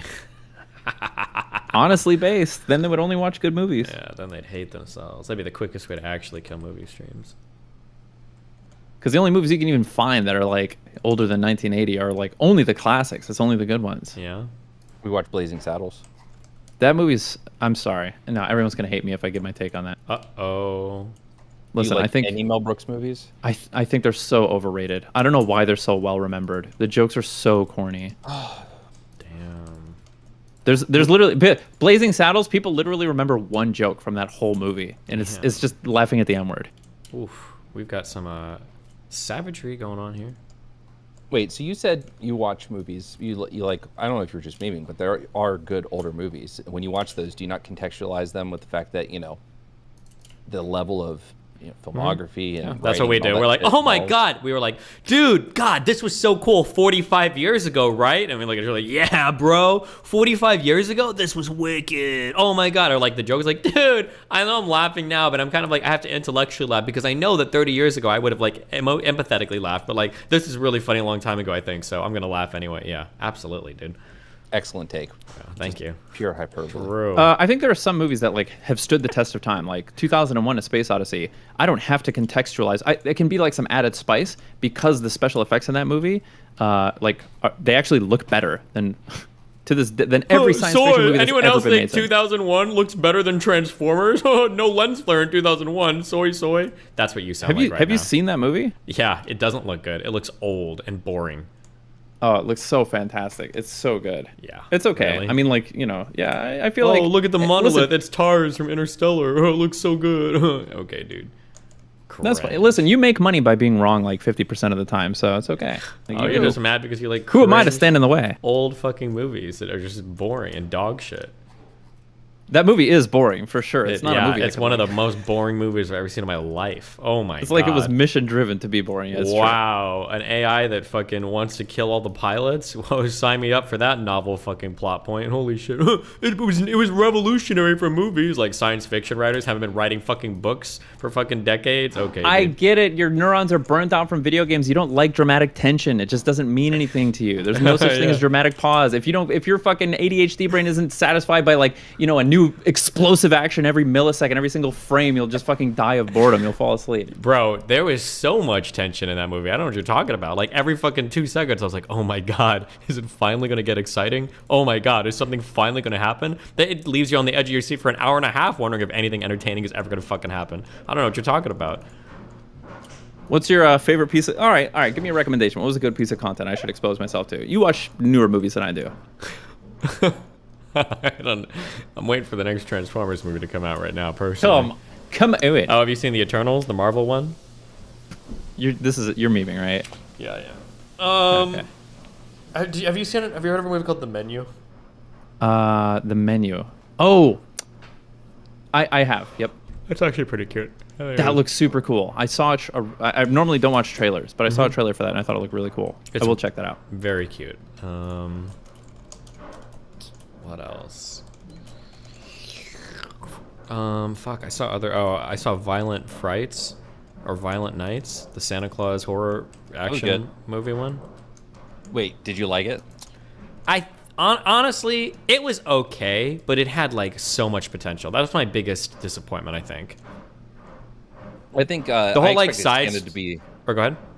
I expected him to be like jump right in it. Like I didn't expect like the action to have to be unlocked in Santa. I expected him to like go right John Wick, and I expected it to be a little more action packed. I think. Yeah, well, there was a decent amount of action. I think the problem, people use this word a lot, and I hate it, but I'm going to use it for real this time. I do think it had a big problem with the pacing. I think that like the whole like Santa backstory shit, that's like ripe for like comedy shit, and I thought it was really funny. But that movie slowed to a crawl when they like spent like it felt like 20 or 30 minutes going through all of it, and it's like that should have been interwoven throughout the movie way more, in my opinion. It felt like it slowed down a lot at that section. But otherwise, I don't know. I mean, it wasn't bad. It was a good movie. I'm glad I watched it, I guess. Yeah. I liked the spoilers for the next 10 seconds. I really liked the Home Alone sequence. Like, I thought it was well done. It wasn't over the top. I thought that was really good. John Leguizamo is always good. Was that the Santa Claus guy? No, that's the bad guy. Oh, yeah. He's the guy that I always mix up with the guy who plays Luigi in the Super Mario movie. I always think it's the same. Wait, is it? That's John Leguizamo. Oh, wait, who do I... Dude, he's been around forever. Wait, no shot. Wait, really? It is. Yeah. 100%. Wait, how old is that movie? Also, he is like not aged either. Yeah, wait, does he just not age at all? No, he is not aged. What's that? He was the Violator in Spawn as well. The clown.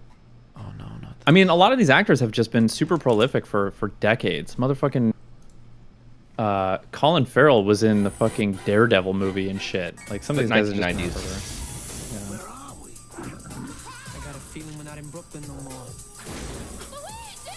Jesus, how old is this? This is a classic, guys. That is him? I can't believe it. 100%. Yeah, he had his own movie called The Pest around the same time. Jesus. I never he watched was also The Pest. okay. I remember the previews for it. It was horrible. Hater alert. It was like his own Freddy Got Fingered, basically. Ugh. Is that a bad movie? I don't know. I never seen it. I was too busy watching 2001 over and over. And you know, it takes about 4 days to watch that movie. So. Jesus. I watched a movie recently. It's from 2014. It's called Bone Tomahawk. You ever heard of this? Bone Tomahawk. I've watched parts of it. That just seems fucking crazy. Did you like it? I thought it was cool. Yeah, I thought it was cool. A little violent, but Jesus. It's a little violent. Yeah, it's like a Western horror movie, basically, is the idea. Like a Western horror slasher or something. What was it? It's called Bone Tomahawk. Kurt Russell's in it. That. Yeah, he's in top form. Kurt Russell is fantastic. He's a dude who's like stayed sharp for many years. I love Kurt Russell. Me and too. who's the other guy I confuse him with? Mickey Rourke. No, the guy from Big Lebowski.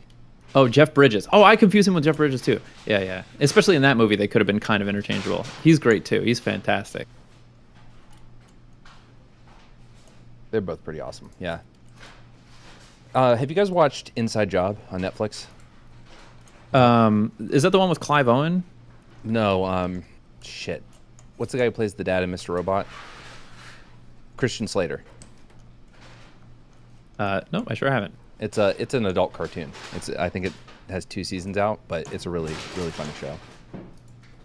Oh, it's a TV show. Yeah, I don't know, dude. I don't know how the fuck everyone has time to be watching these shows. I don't know what the fuck everyone is. All these adults, what they're doing that they're not. I just don't get it. I can't watch any of these shows. I haven't seen any of these fucking shows in like a decade. Oh, our boy Sejin is back for round 2. Yep.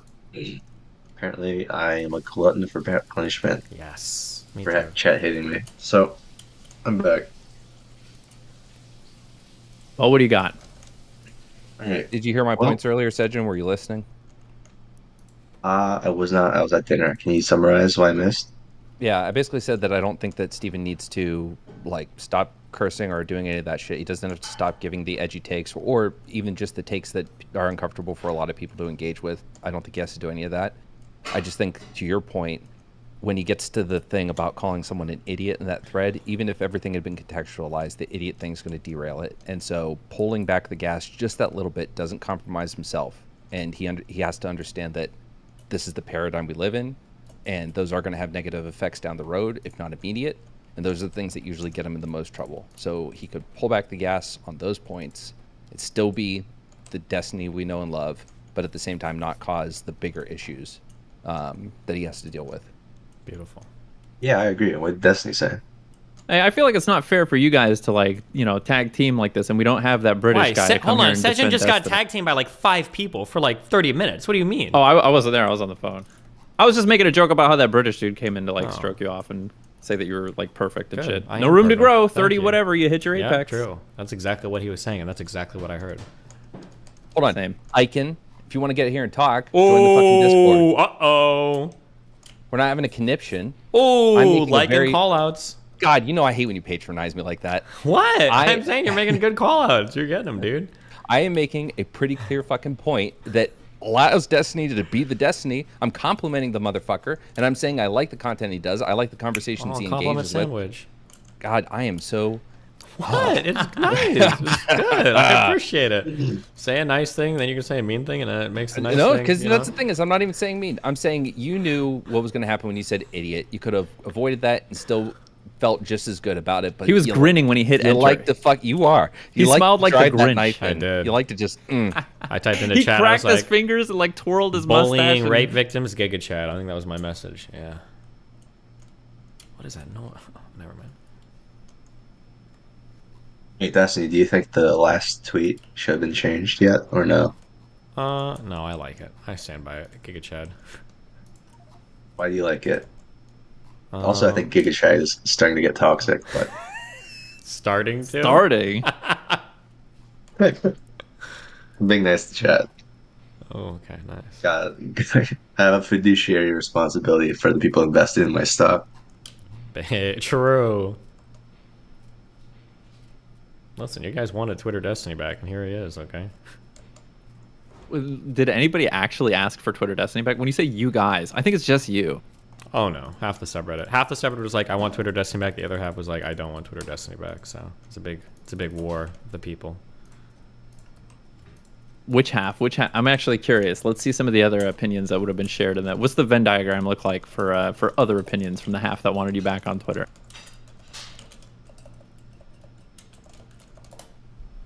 Get your friend Lex Luthor to do the AI data science.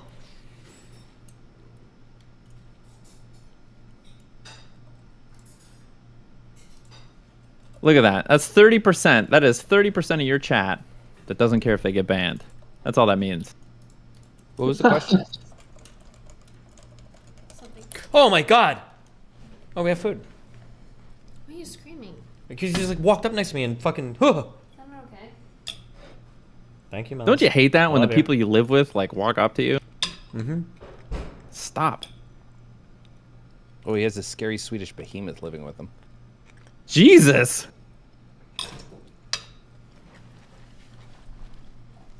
What do you mean by that? I mean, she's just very, you know, assertive. shitting on my and wife? muscular. That's not at all. Your wife's gorgeous. Lycan said you were a scary Swedish behemoth. Oh, now you're hitting on his wife. That's a little weird. On my birthday of all days. Wait, is it actually your birthday? Oh, this I didn't know conversation again. that. I didn't know your birthday precluded me from expressing my deep affection for Steven's wife. Yeah, that's why you're inconsiderate, because you didn't know. It is Cherry's and Straight Raid's birthday. Wait, it's Straight Ray's birthday too? Wait, Aaron, really? Yeah. Jesus, how the fuck? No All these shot. fucking This is a werewolves, troll. man. This is a troll. I'm getting trolled. I'm getting trolled. I'm getting trolled. It's not a troll. It's a troll. It's a troll. It's not a troll. I have 3 people who are orbiters who have birthdays on Christmas. Somebody do the math on that. It seems statistically highly improbable, but maybe it only seems that way because there's like a really good explanation for like some sociological or psychological reason for people who have fucking Christmas birthdays that we end up in this space. Ever think of that? Fuckface? Didn't think so. That's why you need to take a stats class. Literally simple. The odds of having one person have a birthday on Christmas is 1 in 365, and so you would have to. So 3 of them would be in 1, and that's a big number. Hold on. Maybe, I don't know. The math on the birthday shit is really weird, actually. It's like, oh god, I'm gonna butcher the numbers on this, but like, could you imagine if you had a room full of people, how many people would you need in a room to have a 50% chance for 2 people to have the same birthday? If you had to guess. feel like there's a YouTube video on that science channel about this. Yeah. The answer is surprisingly low. It's like 20. Like I would have expected. My first guess is like, I don't know, like 100. Wait, what was the premise? It's like 20. Like how many people do you need in a room for there to be for there to be like over a 50% chance, I think, for two people to have the same birthday. How many people need to be in the room for for two people? Okay, yeah, for two people to have the same be birthday. Yeah, for a 50% chance of like or something. Like, I'm curious. I feel like there's a bunch of ways you could design that study. You could find what the distribution of birthdays is and stuff like that. Like, if you're no. It's not. It's not like distribution. It's just a probability problem. You're assuming that there's a 1 out of 365 chance of having a birthday on every day, even though that's not true. So if you did hold on, I wasn't expecting you to have the answer. It's a complicated probability problem. The answer is like you only need like 23 people in the room to have a 50% chance for two people to have the same birthday, and it's just an unintuitive answer given how many days there are. Yeah, sorry. It wasn't. I know it's really vague, but do you know what the name of that science channel is? It begins with a V. I think there are a few channels. Vsauce? Vsauce. Birthday paradox. I looked it up. It says one in. But this doesn't give you how many your sample size is. But it says 1 in 122. 1 in 122, and you have a fair number of orbiters. These are crazy high, low.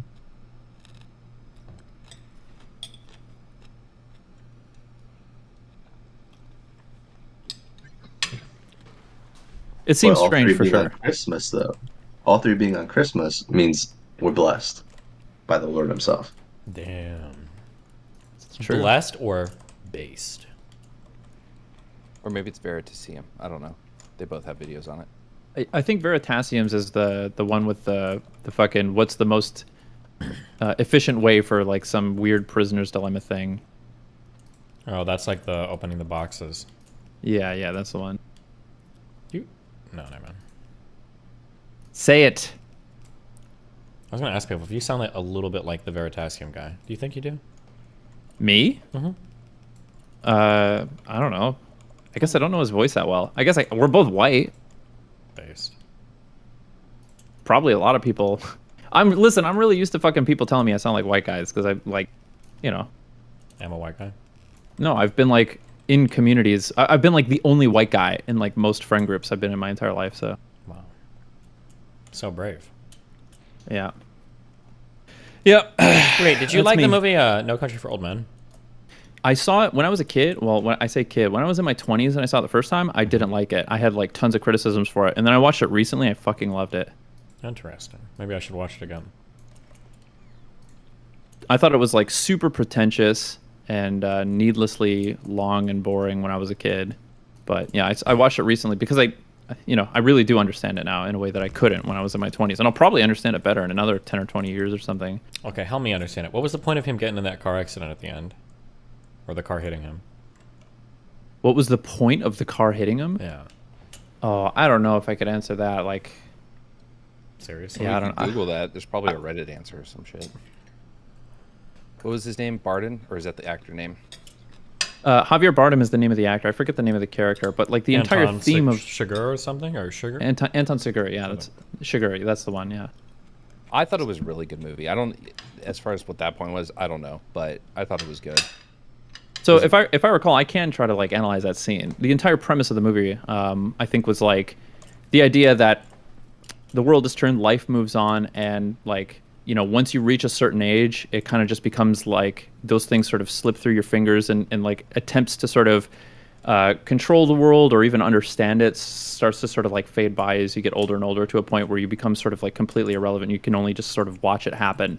And I think that scene was an example of like Anton Chigurh is still in that like group of people or class of people that's still responding to changes that happen in the world, right? Like rolling with the punches. Did you just so to Google speak? That? No. Because this is the first comment, and I agree with it. The movie entertains the idea of outgrowing defined customs in the olden days. See the title. Anton is a very traditional force of evil. in that he's basically an unstoppable menace who presents nothing else notable as a character. I think the point of him being severely injured by a total accident is to emphasize the modern good versus evil tale that the movie spins, blah, blah, blah. Llewellyn Moss dies off screen unceremoniously. Characters' fates are often left to 50-50 coin tosses. The evil villain effortlessly kills countless people, then is almost taken out by a random car crash. It resonates with the sheriff's difficulty understanding our modern world and its conflicts. Bad stuff just happens, and it always will. There's no reason or poetry to it. Sounds pretty cringe. What can I say? I'm a 2001: A Space Odyssey enjoyer. You could say I understand movies. I have the patience. Jeez. Haven't seen the Eternals though. Maybe I'll get around to that. To go back to that comment I made and the memeing that Destiny did, I think when you watch things like comedy's evolved. We can look at comedy in the 60s, 70s, 80s, 90s. It changes. There's a higher expectation from a lot of audiences. Sure, we get into the absurdist era with like Will Ferrell and all that, but overall, like, we have a higher caliber of joke overall. Oh, I think. Absolutely. Today's world, for sure. But if you go back, like, a lot of the humor is very simplistic. Look at, what's the movie with, shit, the guy with gray hair. What's the comedian's name? Oh. Not Steve Martin, is it? The guy with gray hair. Steve Martin. Yeah, Steve Martin.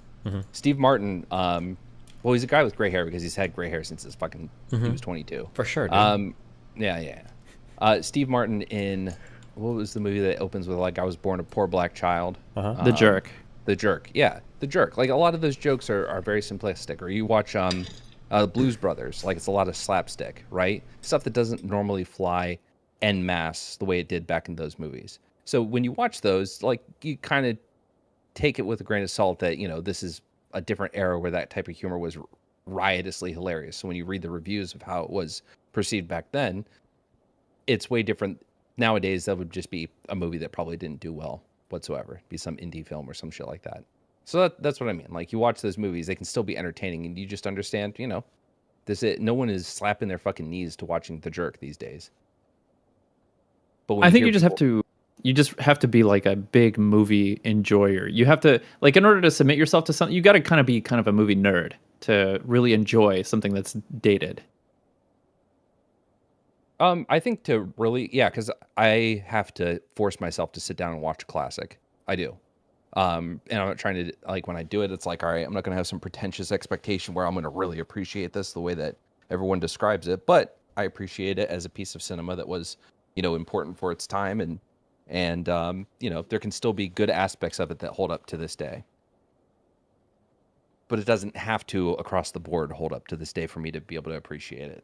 I don't know. I try to watch movies that I'm not explicitly expecting to enjoy from beginning to end, which is a problem of mine. Instead of allowing myself to test new things, I'll just rewatch the same fucking movies over and over again. Comedy is hard too. Like, that's just, I mean, I have an acting coach and he says comedy is just the hardest thing because, like, it's only appropriate for a period, and even beyond that, like, the exact same material and the exact same delivery. There's a reason that stand-up comedy is like such a fucking difficult thing. You know what I mean? You could tell the same joke the same way and kill one house and fucking have it fall completely flat in the next. And that's like a comic's job is like a routine. And that's like stand-up comics. I listened to a podcast where, you know, there was a bunch of like stand-up comics talking about their, you know, the very first time going up, and they all said the same thing. I was amazed to see this comic perform the same exact act 2 nights in a row. Even the things that were supposed to be like, oh my God, epic, you know, fucking spontaneous heckler from the crowd, literally all planned. Every inflection, 100% the same between these two performances. And that's what they had to learn to do. And like seeing people reacting completely different ways for that. Some movies I can go back and watch, like comedies like the Zucker Brothers movies, The Naked Gun, like Top Secret and shit like that. I can watch those movies and I think they're funny. But like a lot of those, like The Jerk, Mel Brooks, there's a reason that I can't watch those Mel Brooks movies because the jokes some of them are really funny. It's a lot of shtick and it's a lot of gags. And some of it lands and some of it is just like, okay, I can see you just had to try to force a joke in here because that's the movie, that's the script. And sometimes it's just like, it's just too much. Well, good night, everybody. No, why don't you respond to him? I'm eating. Like, you're typing in chat, you fucking idiot. Wicked, come back. I'm here. I never left. Oh, who left? He came back instantly. Like, he was doing the bit.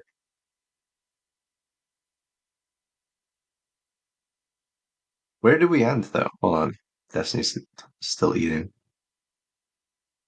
They're like 2 minutes. What are you eating? 3 wings after my noodles and food. Good old classic Christmas noodles and food. What was your Christmas dinner, Mr. Supreme? I had birria tacos. What are those? They're like beefy tacos, like usually grilled with cheese, and they're sort of like fried. And then they usually give you a side of what's called consomme, which is like a tomato and beef stew. Oh, birria. Well, you said it properly, but well, not really. I don't speak Mexicanese or nothing, but whoa, I ain't no big city translator. Dude, birria tacos are fucking amazing. One of the best trends to catch on because now everyone has them. It's good shit. I've been craving some eclectic things recently. I'm a big food guy. Who picked your Christmas dinner? Me, I did. My wife asked me what I wanted for dinner, and I told her what I wanted for food, rather. Oh, you didn't do like a big Christmas dinner? No, I'm auditioning for a part, and so I'm like, I'm trying to keep some of the weight off. Like, I like to stay thin and stuff. And when you make it, I'll ride your coattails. Are you in like LA being an actor and stuff? Yeah. Oh, cool. Like it. What about you? I know you like to cook. What was your Christmas dinner? Oh, I didn't do any cooking. I just went home to Ohio and they had turkey and stuffing and all the usuals. When I cook, I like to make a rib roast. Rib roast. Sounds pretty good. Yeah. Bone on. One time I went to the butcher around the corner and I said, I did a miscalculation on how many bones per person I needed. And I walked out with a fucking $350 rib roast Christmas Day. Dude, I forgot how many presents kids get on Christmas. Like, I went over to my girlfriend's like family party, and like their Christmas tree was like halfway, like there were presents stacked up to like halfway up the tree. Jesus Christ, man! I don't need anything. I fucking hate Christmas gifts. Same. This is the first year that I didn't get anything, and it feels great. Actually, that's not true. No, my mother-in-law bought me some shit, and I hate it. I hate getting gifts because then like you're like, fuck, I have to get them something, and I don't want to. I don't want to get anybody anything. It's just I don't know. There are certain people in my life I really like getting gifts for. Like I like getting gifts for a partner, things like that. For family, it's just like I know what they're like. My mom does a lot of stuff with flipping houses, so it's almost a Home Depot gift card every year. I think gift cards are great. I think if someone gave me money instead of gifts, it's very rare that someone doesn't get me something that I could just get myself. So fuck it, I'm all cool with gift cards. If you want to be thoughtful, You should start making it normalized to send people Venmo money. They have like a gift option on seriously, Venmo. just write in the card, check Venmo, and put a nice little message. Hey, it's been a great year with you. I love you. Thanks for everything. I'm glad I'm your mom. Boom. Check Venmo. The worst is when somebody knows that you have like a passion or there's a thing that you're sort of a nerd over or something like that. And so they're like, he likes this or that. I'm going to get him something along those lines. Like not realizing that a consequence of you being really like discerning about it or like being discerning about a thing is a consequence of you loving a thing a lot. And so there was a really interesting Ask Reddit thread about that where someone said, what's the one thing you mentioned and now you get it all the time? And it was just a bunch of different things that someone said they offhandedly mentioned to like a grandparent they liked, and it spread around the family, and now they get that shit all fucking every year. Or even if you get it once, it's like not the right thing. Yep. It's like when your grandparents know you like video games, so they get you a Tiger handheld. It's like, fuck you. I'm gonna play this in front of you, and then it's going in the trash where it belongs before I get these thumb blisters. Christ almighty. I have a problem with I'm a lot better about it now, but I've had a problem for years with sentimentality and gifts that people gave me. So like even if it's like a shirt I don't wear or something like you just described, I'll fucking keep it in a box somewhere just because I feel bad throwing it out. But I had to clean out my storage unit recently and I'm getting ready to move again, so I've just become way less sanctimonious about that shit because it's inconvenient now. Yeah, like I just, I got off the phone with like my stepmom and she was like, I want to send you all these books. And I was like, please don't send me physical objects. Like I hate lugging the shit around. Don't get me shit. You go light. Are you like a minimalist? Kind of. I like to travel light, and like most of the things I like anyway can be translated into digital form. So based. Wait. What are the? What? Oh, I'm sorry. Never mind. Go ahead. Finish your No, saying. please. I was finished. Okay. What's the best comedy movie of all time? Man, the movie that just popped into my head was Anchorman because I just feel like Will Ferrell. I just feel like we had so much fun with that movie. I would have to think about it. Like that was an era where we just couldn't stop fucking. Like our entire personalities became quoting those movies. Well, Anchorman. I mean, yeah, Napoleon Step Dynamite, Brothers. and Step Brothers. It was Anchorman incredibly is great. culturally significant.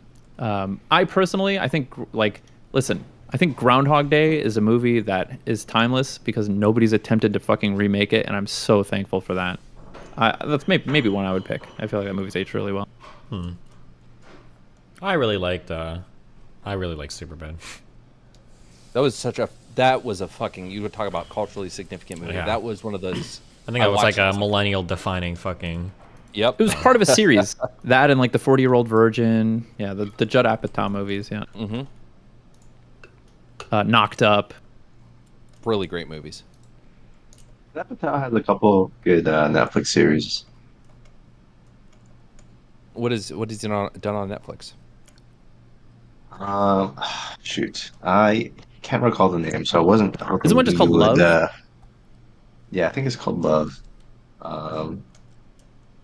With Jillian Jacobs, I think. I've not seen that. I don't think I've seen it either of these. That or The Bubble or The Return. I don't think I've seen any of these. I feel like what Judd Apatow really brought cinema in that era was like a really refreshing diversion from the CG soundstage, like Star Wars Episode 1. Like all those movies, the Chronicles of Riddick, it was that era where fucking they were making these big blockbuster action movies for like a dime. They just had nerds draw everything on computers, and it was so stale. It was like the post-Matrix era. And Judd Apatow brought writing back and made writing the thing that people saw movies for again, which is really, I like that. Yeah, people liked the banter and the dialogue in those movies.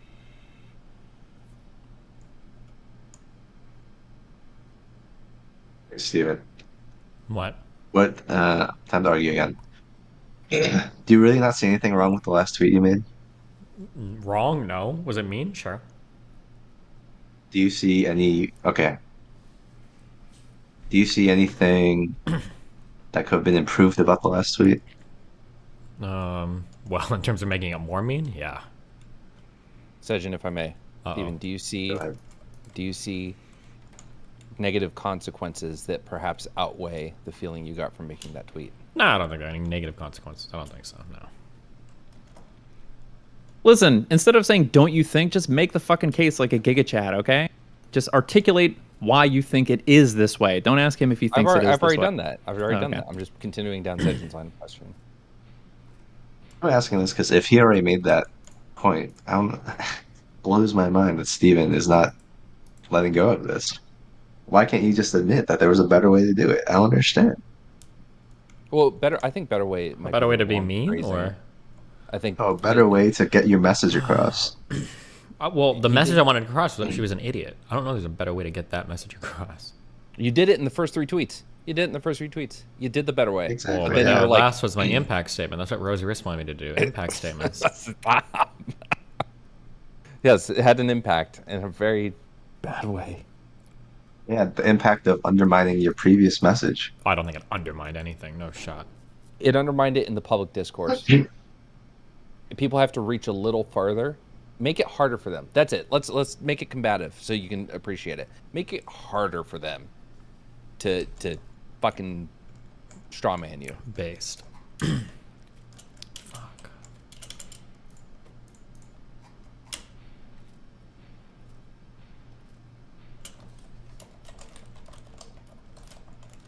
He's not listening, so. Wait, great. who's not listening? You are. I am listening. What do you mean? Okay. I wanna. All right. What are your goals? Okay, because I don't want to waste my time if you have no intention of improving. We already went to this part of the conversation. Are you trying to get me to say something different or what? No, I just want to lay it all out there once for all. Because if you don't want to broadly speaking, my goal is to have conversations with a lot of different types of people, like to show that you can have different conversations across the blue with people, and then to push and lean into the things that I believe, and to kind of like communicate those values and try to convince people that these particular beliefs I have are correct. So it'll depend on the thing, but yeah. You don't think calling her an idiot there undermines that at all? No.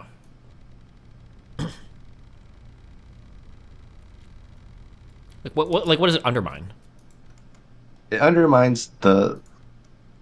Okay. Or you're using It undermine in undermines like your a very neutrality. you're using undermine in a very like unique way. Like undermine, when I hear undermine, I think that like, well, now that you said this, it kind of contradicts or destroys your like earlier argument. But when you say undermine, what you mean is that like, didn't you create a clippable moment where people can use that to ignore you? Like, let's say for instance, I don't put that last tweet up and nobody like pays attention. Then it's what? It's just a random Twitter thread. It's not like in the other world that there's a huge LSF thread where it's like Destiny provides like compassionate and insightful response to how a woman could have avoided like disastrous situation. That's never happening, right? So I don't agree that I undermine anything. I don't think that like it's like, oh god, there would have been so many positive Twitter threads like jerking off or so many good LSF threads like talking about my coverage, blah blah blah. Like I don't think that was ever gonna happen. I think that if you responded without that last tweet, it still would have gotten attention. Maybe not as much attention, but over time, building enough of these things, it disarms criticism against you. I don't think so. I disagree. But I mean, I understand why you think that. Like, I think I've gotten the best responses of any other streamer that I know of that's covered like the sexual assault, rape stuff. Like in terms of like other women being on stream, talking about it, coming to my chat, talking about it. I don't think anybody's even close. I don't know of anybody. If they are, somebody can point it out. I don't think people care about the message though. They don't care about these particular things. Like there's just like a certain group of people that really want to shit on me, and this is like a really easy like avenue to do that through. Like I don't think anybody was like going to care about the message though? Yeah, of course. But I don't think that I got rid of my message. I don't think my message is undermined or changed in any way, size, shape, or form. You don't think that tweet arms other people with the opportunity to confuse what your message is? No, I think my message is exceedingly clear in that thread. I think Steven's point is right when he says, like, do you not, I don't know if you said do you not think that when he was trying, like a moment, it does undermine it in the sense that it gives someone else something to focus on. That is the reality, and that is the issue. And just, it's a matter of whether or not you think he should stop doing that. You and I agree he should stop doing that. Doesn't mean he can't be mean in other ways. But in certain things, let's even get more granular, actually, with certain topics. So let's not even say all the time. Call people idiots all the time. In certain topics, those are the topics that you should hold back on because you know how people are going to react to it. I think your message was super clear in the first one. You drove home the point. You want to say that person's an idiot. You made that point in everything you said. There was shit she could have done, and she avoided her own flags. But saying it explicitly in such a derogatory term, think about, like, fuck, let's talk about debates you have with other people, right? You probably could get more people to continue to engage with you if you didn't, like, snap them, call them fucking moron the way you do. Yeah, well, I tend to not do that anymore. That's something I've cut out. Yeah, exactly. You're better about that. And I think that is probably played out well for you. There are still people that are going to get pissy that you disagreed with them and made them look like idiots. But more often than not, I think people now come back to you. But also, I can't really tell because you don't engage with the panel space too much.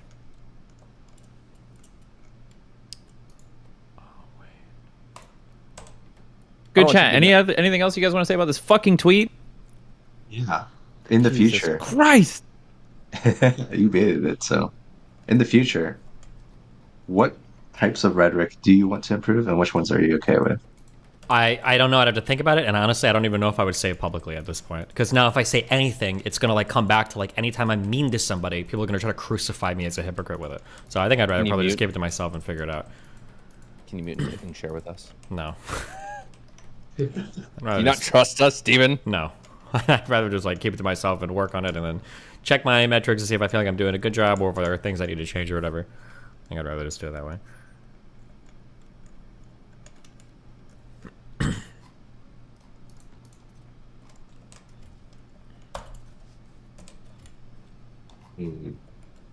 All right, let's get back to movies. What was your favorite joke in Superbad? The rape one. Oh no! Shut the fuck up. Was there actually a rape joke in Super? I don't There remember. must have been. There are probably several. Well, rank them. They're top 5 rape jokes in Superbad. I don't know. What is the best? What was the best joke in Superbad? Fuck, the McLovin name was a really good. That whole part was just really good. Favorite joke? McLovin. Oh, well, the Jonah Hill commentary about it, I think, is what he means. Are you the Irish seal? Yeah. I actually only remember like 2 jokes in the entire movie, but it was a funny movie. I remember the movie being funny. I remember the part where they're fucking around with the cops and they're like drinking beers off the trunk of the cop car and they hear a siren and they go, "Oh shit, it's the cops!" and they fucking they book. But they were the police. That's the joke. I didn't realize for years that was God, I can't remember names tonight. Who's the other actor? Not Seth Rogen. Bill Hader. Bill Hader. God, Bill Hader's such a good actor. He's like a modern Dan Aykroyd. That's what he reminds me of. I can see that. His impressions are really good. Do you ever see him on Comedy Central roast? I can't remember which one, where he played Mr. Hollywood. I don't know who Mr. Hollywood is. No. It was just his character. Like yeah. Hold on.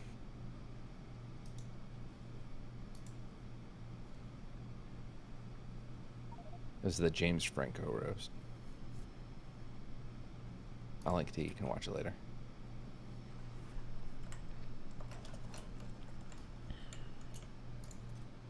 And then there's that interview show he does that's really good.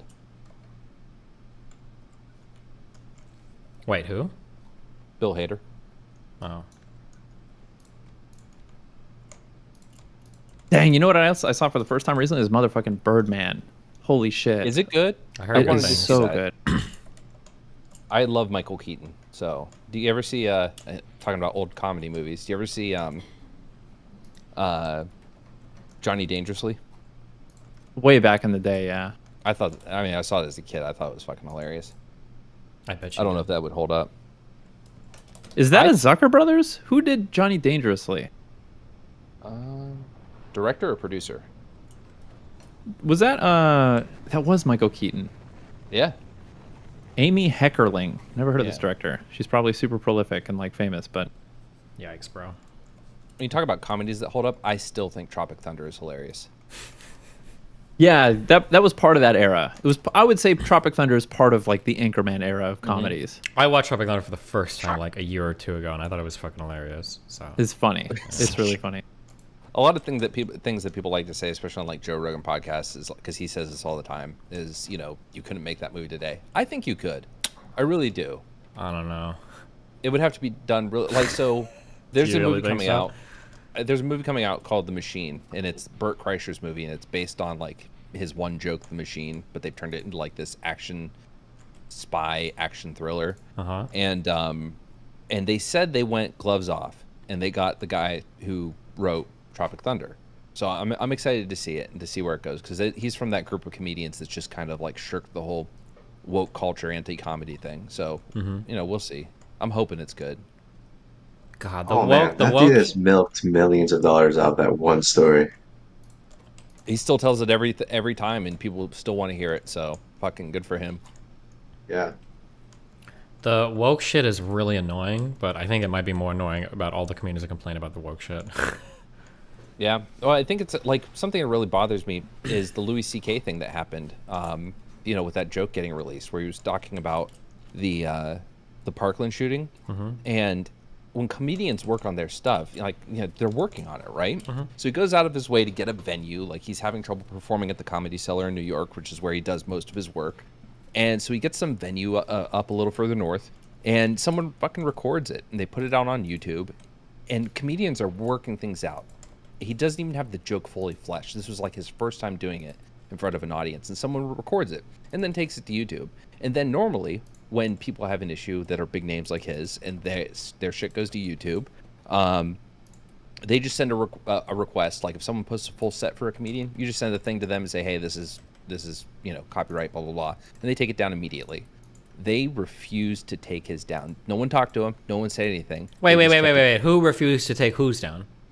YouTube refused to take Louis C.K.'s copyrighted material down. I don't believe that.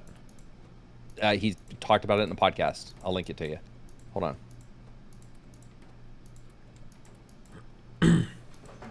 What's that fucking your mother's house? Your mom's house? A live comedy show copyrighted? Yeah, for sure. It's a performance. Wait. I can see the specials being copyrighted if they film it and like publish it. But if it's recorded, if somebody... Dang. Don't you have to like apply for a copyright? No. Copyright is granted automatically. You have to apply for a trademark. But if you're doing a performance, somebody can't record that and just sell it or whatever. Like, you have the right to your performance. Oh, yeah, I suppose. If you're giving a speech, to a private audience, is that copyrighted? I imagine it would be. I think if it's like a public work or something, right? Like it's a work you're doing in public, you're performing, right? I'm pretty sure it is. Again, Destiny not believing something because it doesn't conform to his worldview. No, I don't believe it because anybody can file a DMCA on YouTube and they don't usually verify the validity of them. They just take it down. You fucking moron. Get the fuck out of here. Holy shit. Your brain is like, what a bot. Jesus Christ. That had nothing to do with worldview or politics. Just what I know about the DMCA process.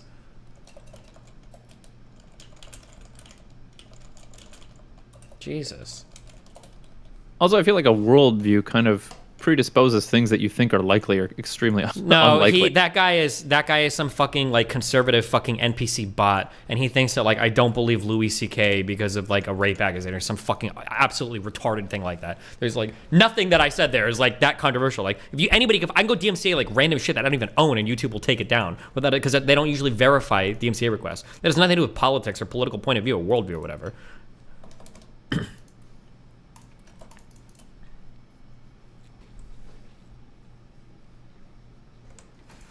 I see. Yeah, true. Based. So at what point in this performance, was it before or after the Parkland shooting that you started jacking off?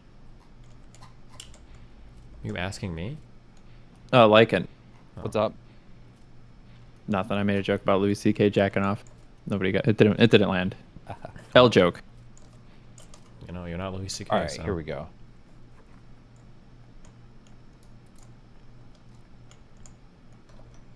Are you liking it in chat?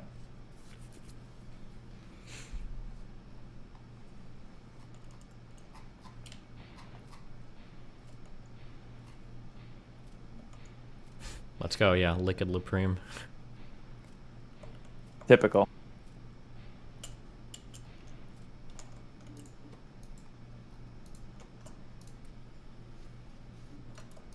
I remember it was after he was fucking canceled. Jesus. Come on, guys, let's do some holiday spirit in here, okay? It is really tragic that because I want Louis to come back. I think he's like easily between him and Dave, just the greatest like joke tellers in comics of our time. Wow, what an epic Reddit take.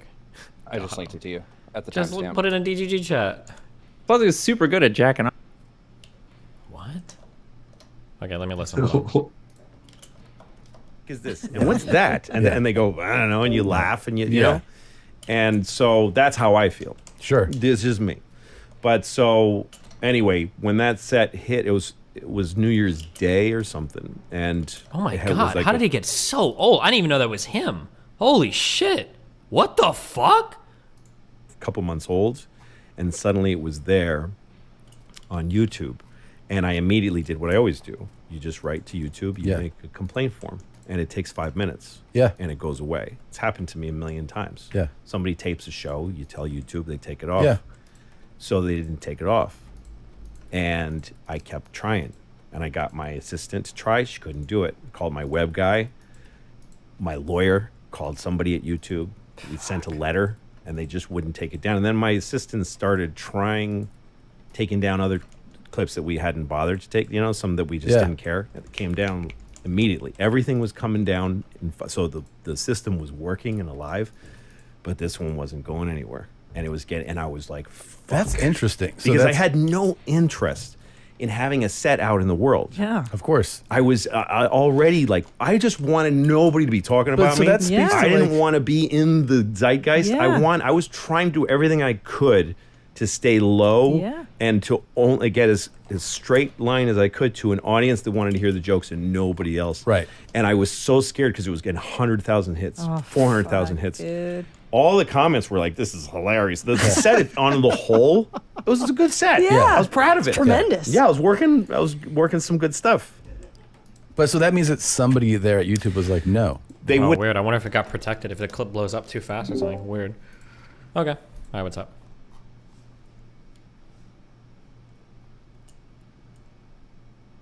Hello? He got unpersoned. It sounds like that particular clip might have gotten like protected or something on YouTube. That's weird. I didn't even know they could do that. Maybe if they've got a new thing where if like clips are blowing up, you like can't take it down or something. I don't know. I don't know. Maybe I'm being conspiracy brain, but it sounds like someone was just like, no, fuck you, Louis. Well, typically the way that the DMCA process back, works on YouTube. No. Oh no. This is what. So what you're just saying, I wouldn't believe that could happen. But he mentioned they tested for that. They tried to take down other clips and other stuff was coming down. Because I was wondering, maybe they weren't, because he said they filed a complaint. Maybe they didn't do the DMCA form or something. But it sounds like they did try and other things working on just that particular one wasn't, which is interesting. I don't know why. Because to me, it wouldn't matter if it was protected or not. If it's a DMCA claim, it's a DMCA claim. Yeah, but maybe, you know how people complain that on YouTube, like people can false DMCA shit or whatever? Right, but they know it's fucking Louis and they know that's a set. Well, yeah, I mean, like know, maybe they've got like an automated protection for blowing up clips so they don't get DMCA'd or something. Right, but then he had a lawyer call. Yeah, past that, I don't understand how that could happen. I don't know, that's weird now. It's fuck. That's really strange.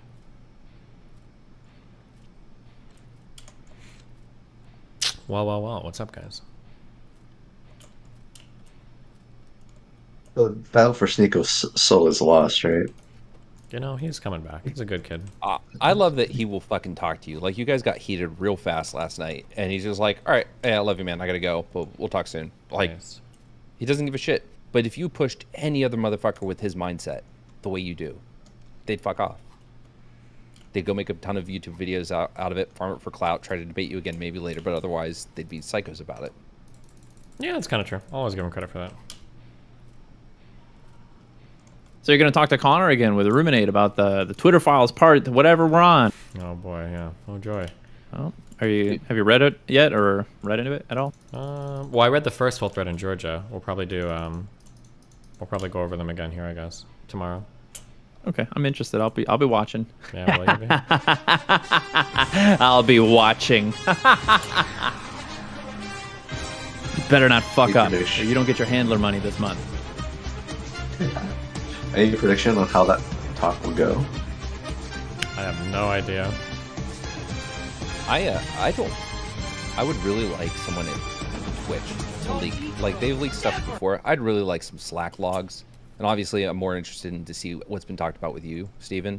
But, like, I'd like some Slack logs about certain ban decisions and what discussions they've had, and then, like, the files that they keep on people to actually say, like, why they've decided to not unban someone. True. Or to ban someone. True and base. Absolutely. We need this Like, that would be way more interesting than this Twitter shit. Twitter shit has been the most boring fucking shit in the world. Which I guess is a credit to Twitter, to be fair to them. Like, congrats. No Factorio. What? Nothing.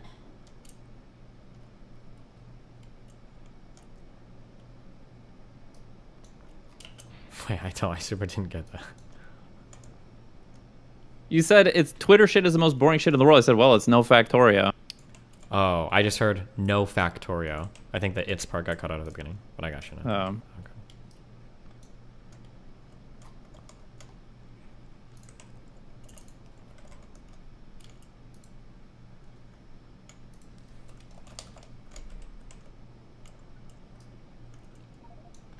Wow, guys.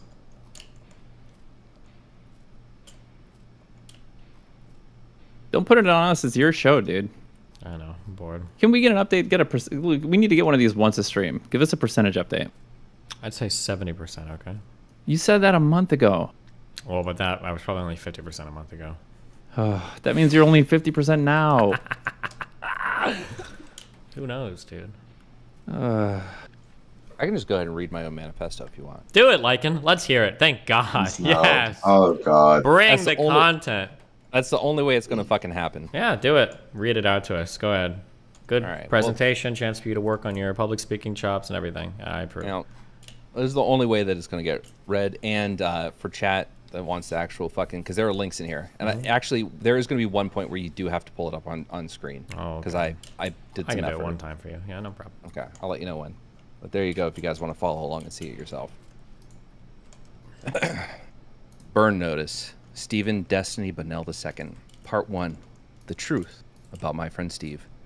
Some names have been changed to protect those involved and prevent further retaliation or compromise. The internet's short-fused firebrand, Stephen Bunnell II, aka Destiny, is many things. A pioneering political streamer, a Twitter antagonist, and a deceiver. He has inspired numerous hit pieces and manifestos that try to pin him as a racist, transphobic, and misogynistic. Stephen is often derided as a relentless bully who gives more time to airing personal grievances against political opponents than the issues he claims to champion. These fabrications, exaggerations, and gossip have contributed to his success as a manipulative subversive. For the better of 12 years, Stephen has been more than an agent of chaos for several online communities. Between the summer of 2011 through October 2019, Destiny has worked as an agent for intelligence services in the United States and, unknown to him at the time, North Korea. As an agent of the National Security Agency, he aided in deploying malicious code against a target believed to him at the time to be North Korean intelligence services. As a joint CIA-FBI informant, collected information on various public figures in new media and online politics, and in several cases, he has attempted to subvert growing political movements under the direction and of his own accord. Typo there. All while growing his presence as a StarCraft figurehead and later a prominent online political pundit. Note, in espionage, an agent isn't James Bond or the spies directly employed by intelligence services. James Bond is an amalgamation of multiple roles, often executed by more than one entity or branch of government. In the case of this matter, most of the government personnel involved are what the CIA calls case officers. They work on behalf of their respective agency, identifying intelligence leads and opportunities and recruiting personnel with particular skill sets and or vulnerabilities and access that make them valuable. Those recruits are called agents. An unspoken sadness. It is well known to those in the online politics world that Destiny is of Cuban descent. His mother, Mary Bunnell, is a Cuban immigrant, staunchly anti-left in her politics, and a United States Air Force veteran. Stephen grew up with a similar political bent, where for many years he modulated between staunch Reagan Republican and devout Libertarian. What isn't known is that her son's great-uncle, on his grandmother's side, was Pepe San Roman, commander of the Brigade 2506 during the Bay of Pigs invasion. There's a link for you guys that actually shows Pepe San Roman's Wikipedia page. A former Cuban lieutenant colonel, Pepe spent significant time training with the American military pre-Castro, acquiring an appreciation for U.S. democracy and building ties with senior U.S. military officials. In November 1959, he fled Cuba for Miami, joining a growing population of refugees where the desire to retake their homeland ran strong. It was here that Pepe, along with 10 other former Cuban officers, met CIA recruiters. With his military experience and desire for retribution against El Jefe Maximo, the group was brought on board to join the covert precursors to Operation Mongoose. Hold on. I thought that was a Photoshop of Ruminate on some random dude. Nope, that's all an actual picture of Pepe San Roman and other people. That looks like Ruminate, though, doesn't it? Uh-oh. The middle guy? Yeah. Maybe. I'll have to take a look. My God, this runs deeper than we thought. Yeah, true. I'll be damned. San Roman's final operation was to experience devastating defeat during the slaughter at the Bay of Pigs. On top of bungled planning and internal strife at the Central Intelligence Agency, vital air support had been cut by President Kennedy at the 11th hour. After 3 days of disaster-fraught fighting, the Americans left Pepe and his men for dead, knee-deep in swampland, as he radioed CIA commanders in vain for assistance. The ground forces later dispersed into the jungle, where Pepe was captured 5 days later and interrogated before being released to the American government. Publicly heralded as a hero by President Kennedy, Pepe was haunted by the failure of the operation and the loss of his compatriots until September 10th, 1989, when he took his own life. While Mary Bunnell's anti-leftist jingoism sculpted Stephen's political psyche during his youth, This uncle he never knew would leave him open to the first steps down a path of covert action. Korean interlude. In July 2011, Steven was the world's first full-time streamer and a household name in StarCraft 2 when he was approached by none other than Chris Metzen, creative director of Blizzard's World of Warcraft. The meeting took place at a hotel bar on the second day of Major League Gaming's Pro Circuit event at the Anaheim Convention Center. Metzen, at the time, was acting as an agent on behalf of the NSA analyst named Colin Reed, who led a top-secret program called Torque. Reed reached Metzen through a mutual friend and former Blizzard colleague, Walter, in quotes, an engineer who played a key role in developing Blizzard's Battle.net software. Walter left for the NSA in 2008, where he met Reed. Metzen was offered $200,000 in exchange for assistance with Project Torque. The objective was to covertly deploy software behind the South Korean national firewall system to surveil North Korean operatives south of the DMZ. As Reed explained during their meeting, VPNs are not an option. At the time, South Korea's National Intelligence Service aggressively monitored or outright owned nearly every global VPN ingress-egress point. Chris would use his access at Blizzard to merge code into an upcoming StarCraft II Wings of Liberty multiplayer update, obfuscating the source of the code for deniability should anything be discovered. But there was one other catch. The program would have to be executed by a designated account to avoid heuristic detection, anomalizing the payload delivery. Reed, an avid League of Legends player, had the idea of using someone in the rising esports scene to deliver the payload. It was Metzen who recommended Bunnell. Metzen knew Steven had a hard life, working dead-end restaurant and carpet cleaning jobs before streaming. And though his stock was rising, Steven was barely past 20 with an unborn son on the way. This left Bunnell in a prime position to be approached by Metzen. At MLG, Metzen offered Bunnell $50,000, provided by Reed, to execute a particular series of moves on the game from within South Korea. Bunnell, thrilled at the prospect of operating as an agent, especially against a storied enemy of the West, immediately accepted. Steven and Metzen met again in August to discuss the plan further. Steven recommended the Infestor Hit Squad as a load sequence for the program, and the deployment of infested Marines as the execution sequence. The plan moved forward, though Reed was wary that Steven's sudden arrival in South Korea would not provide adequate cover. To Metzen, this meant cover for North Korea. To Reed, it was the US government. The last thing Reed needed was the CIA's Counterintelligence Service, or the NSA, piquing interest in Mr. Bunnell. As it turned out, Chris Reed was a North Korean mole within the National Security Agency, leveraging Metzen and soon Bunnell under false pretenses. Chris was a 4-year-old refugee from North Korea when he found himself in the adoptive arms of Harold and Catherine Reed, two senior State Department officials from Boca Raton, Florida.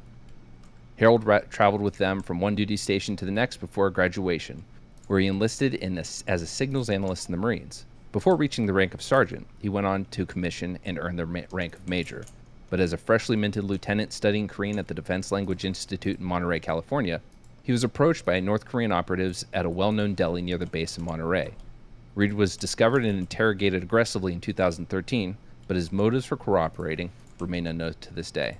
And Steven, if you will look at the link and scroll down to the document from the Central Intelligence Agency.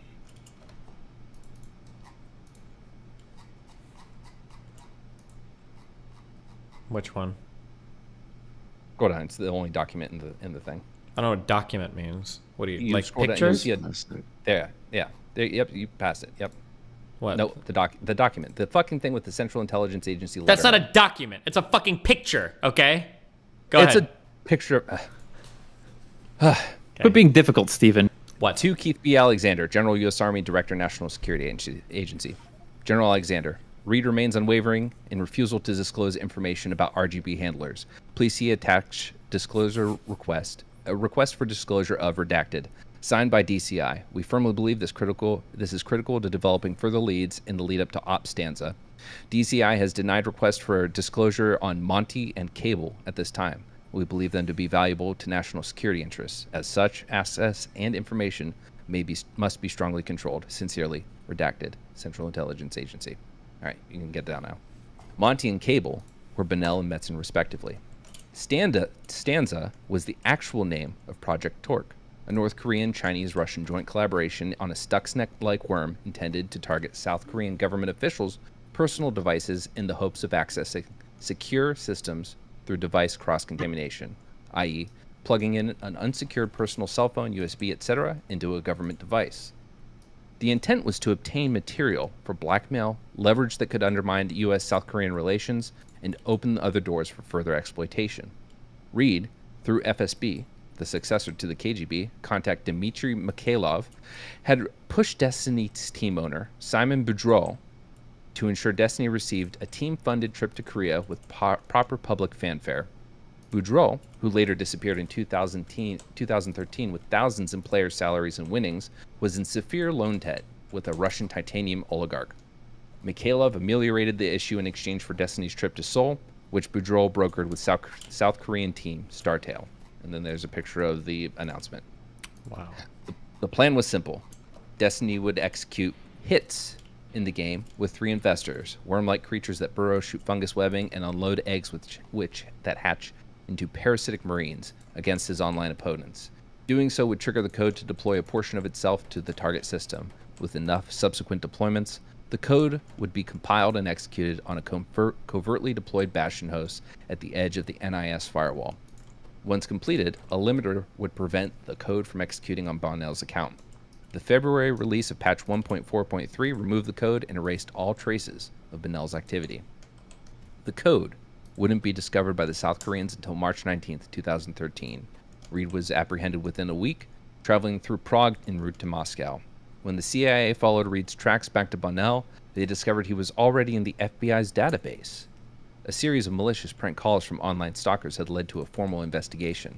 It was this series of events that would lead Bonnell working for years as a joint FBI-CIA informant and subversive.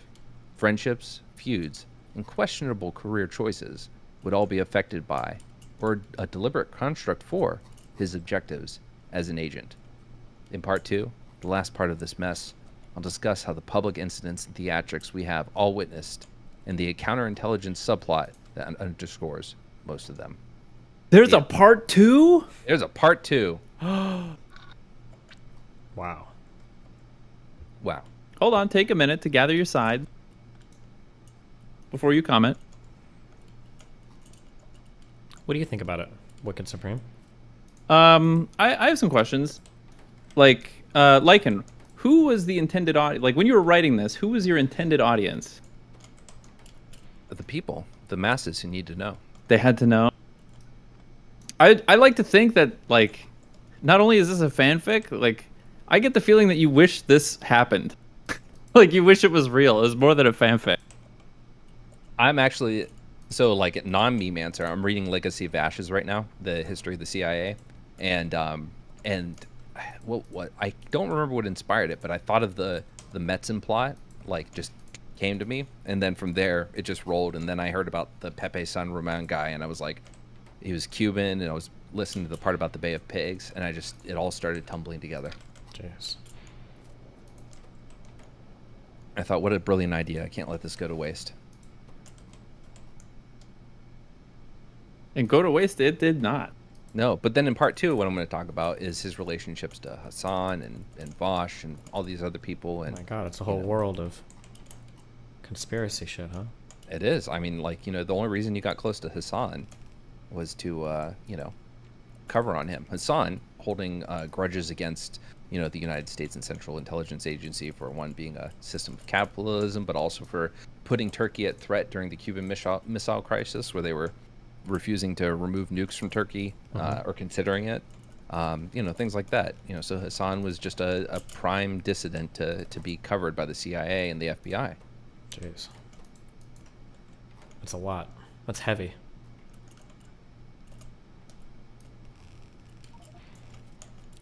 All right, I covered like 15 minutes of time with that, so... Good job, guys. Wow. Well, what do you think, Wicked Supreme? So you messaged me about this. Oh, God. While you were making it, and you were like, you are going to flip. You are just not even going to believe it. Oh, no. I made you swear to secrecy. I said, hey, I need to share something. Do you want to read something? And you're like, yeah, let's hit me with it. And I was like, hey, I need to promise you're not going to share this with anyone. And not some bullshit Twitch friend promise. I need like an adult real promise that you're not going to share this. And I sent it to him, and he's like, he reads the first paragraph, and he's like, what the fuck? Is this real? I thought you had access to another document because of the way that it starts about Steven being a subversive manipulator or something. And I was like, holy shit, did you do some actual ops? Like, what happened? And then I read the thing, and it seemed like you thought I would be really excited about it. I didn't know was I supposed to be like laughing through this thing, or What the fuck? What's wrong with you? I really don't know. I don't know. Wow. I mean, what I hoped was two things. One, I would hope there was like at least some portion people made it through past the comments about the intelligence shit, that I wrote it legibly and not bombastically enough, that and like provided some sources and shit. Like, I thought the whole family story was kind of good. I probably could have made a few more fake documents to like show ties between Steven and Pepe San Roman. And if I had done that, I think that would have driven it home a little more. My hope was they made it a few paragraphs in and were like, holy shit, before they were like, oh, this is fucking troll. But I didn't want it to be so convincing that, like, you know, I don't think you had to worry about that. I don't think it was ever going to be so convincing that people thought it was a North Korean You say that, agent. But I shared it with about 5 people, and every single one of them said, "Wait, is this real?" Name names. No. We're gonna need some names on that one, Lycan. Pisco was one of them. He'd believe it. Oh, you know what? I should have sent it to Pisco.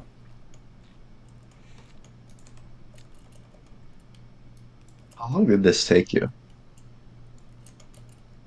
Hey, hold on. Account 1. I said he commissioned. Uh-oh. I don't know if I said he was a sergeant at DLI, but that wasn't supposed to be the implication. He made it to the rank of sergeant and then commissioned and went to DLI. Someone said you mixed up the enlisted and officer ranks. Officers go 2 LT, 1 LT, captain, major. Yeah, that's what I'm talking about. Like, the you don't go to Korean as an enlisted. Maybe you do nowadays, but back when I was in, you didn't get to go to DLI for Korean unless you were an officer. Doubt it. Wait, when were you in? 6 to 14. Maybe for the Marines that was true. Yeah, interesting. Yeah, definitely not for the Army. You definitely could right away. Yeah. I remember you there, Destiny. Yeah. You wouldn't have remembered me. We definitely didn't roll in the same units, okay? Oh, yeah? Go on. Well, you know. Oh, you were in the rapist squad. That's right. The rapist squad? Yeah, they didn't let you guys make eye contact with people. Jesus. Is that what all you guys with the MOS of being perma-virgins called anybody that got laid? Well, listen, they got a nickname for DLI. Yeah, what's that? Desperate Love Institute. Okay. Do you think that... Sejin, take him out. What, you can't even think of a comeback? You're so fucking lazy today. Jesus Christ, I know it's Christmas. I'm just in a bad mood, okay? My whole life is just not good right now. Come on, man. You're streaming, it's Christmas Day, you're surrounded by people who pretend to be your friends for money and fame. I have no... How could it be better? I don't have internet. It's driving me crazy. How the fuck are we talking right now? I don't have internet. Oh, it's not the internet, perfect okay? super 10 gigabit internet, whatever. My door, Melina broke a door in the other room. So now there's Wow, just you cold, just moved into now it. there's just cold air pouring into my fucking apartment, and I can't do anything about. Did she really? Yes. Your She's so brand new fucking apartment that she strong. forced you to move into. Yeah. Against my will. I was screaming and crying the whole time. I was like, Melina, no, we're not going to have internet. And she's like, I don't care, Steven. I'm going to go to New York and fuck all these guys while you sit here and cry like a fucking loser. Haha. I thought it was rude when Lycan called her a behemoth, but I don't know if she's just crashing through doors. Exactly. Like the fucking Hulk. I made you dinner, Steven. It's more like, hey, I made you dinner, Steven. Oops, I broke the door. Is she from Minneapolis now? Oh, no, that would be this accent, eh? Well, that's more Canadian. Oh, don't you know? There you go. That's Minneapolis. That's Irish. Are you okay? Life is good. You had a good year. You're doing better than ever. Yeah, you're in a new place. Things are not optimal. They're not 100%. There's no reason to pout, Steven. I don't know. If I haven't, once I start tier 3 sciences, I'm going to feel way better, okay? I just feel like I'm not retreading old ground, but like... That's the problem. Yeah, You're there's not so a much to keep up. Look, tier I'm like, three. I don't even have fucking steel, dude. I need to go set up another iron mine. I feel like I'm just putting out What fires everywhere. is the objective of this game? To go to the other dimension at the end or something. Ah. Yeah. Okay, you're right. I should just go set up that... I need to set up that iron mine right now. That's what I need to do. That's what I was saying the whole time. Set up the iron mine. Go do that. How do you track what is going on in this entire game? You wouldn't even be able to begin to understand, okay? I can't. Like, honestly, this feels like the most complex game. I think I could get Masters in League before I master this game.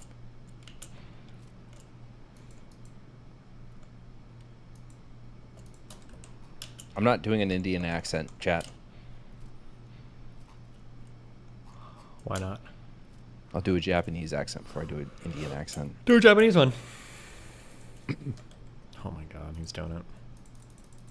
Oh no, not when you say that. Fuck you make me scared. No, can I direct you, Lycan?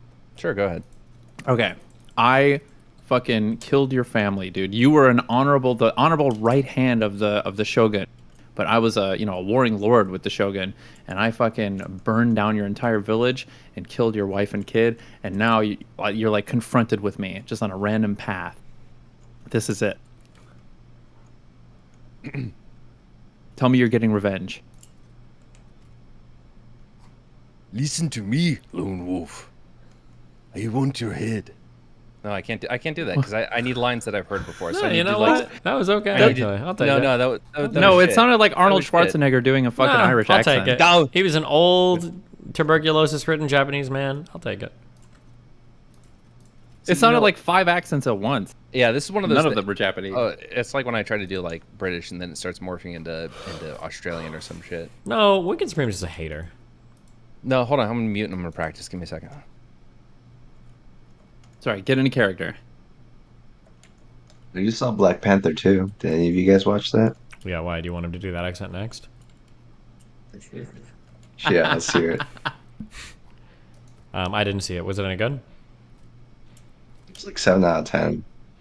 It was like standard Marvel-ish. Oh. It was long.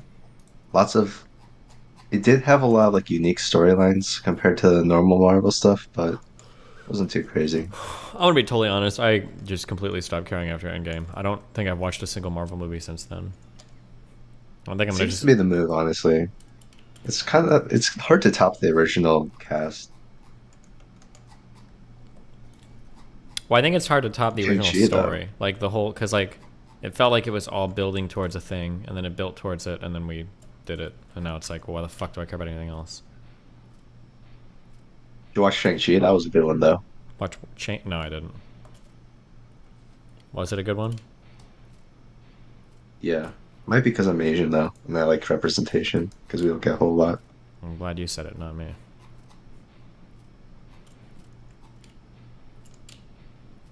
We're here What, to is it- give you cover to critique Asian things, I guess. Thank you so much.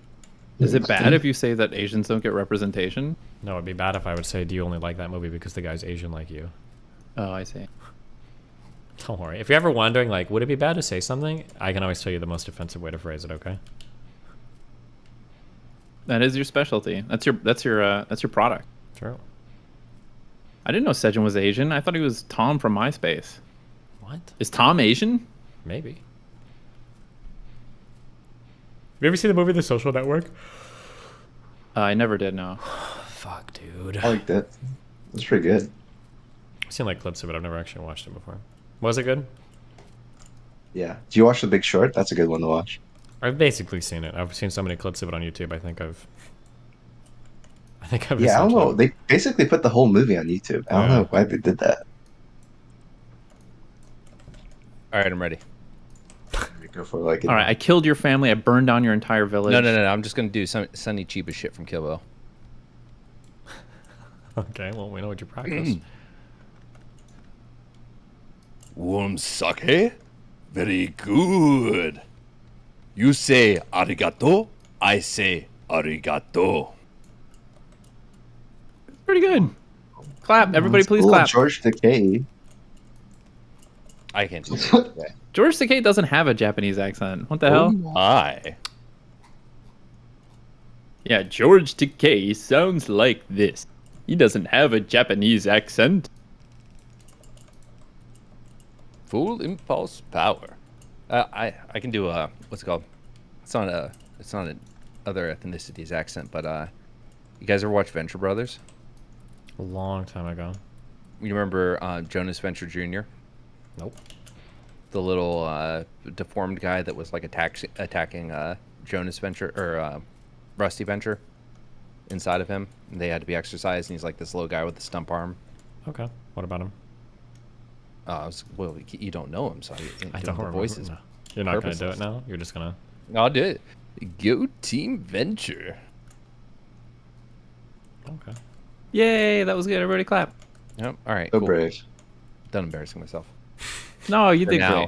great. I love you like that. You did a great job. Thanks, buddy. You helped me Any of you realize guys that. watched- Sorry, oh, go go ahead. ahead. No, you please, Sejin, please. No, hold on. Thank you so I want much. to know what I helped him realize. Your people don't get much representation, so Christ. you should please go for it. Have any of you guys watched Madam Secretary? Nope. Never even heard of it. It's like a West Wing style about a former CIA agent turned Secretary of State. Pretty good. Very Well, now I'm interested. That sounds lots of cool. West Wing. Yeah, it's got West Wing vibes. I like the whole cast. Great show. Just started watching it again with my girlfriend. Wow, we got it, dude. Have you weighed in on the fucking what's his name, Henry Cavill Witcher stuff? Isn't he doing Warhammer 40K now because they're rebooting DC again? Yep. I don't know about the DC reboot or anything, but he is doing Warhammer 40K. But what's funny is, if I'm not mistaken, he made a comment like, "I'm giving this up because I'm going to be doing Superman and some other shit," and then he got booted from Superman. Yeah, because they're rebooting all of DC with James Gunn at the helm. Mm. Do you think it's gonna do well, or do you think the universe just doesn't lend itself to the? I mean, someone made a comment once in some fucking, I don't know where, about like DC just being a really depressed, unfun universe, and I think I kind of agree in a lot of ways. But I also think I still enjoy Superman. I enjoyed the Superman movies. I've loved, I think, almost every Batman movie that's ever come out.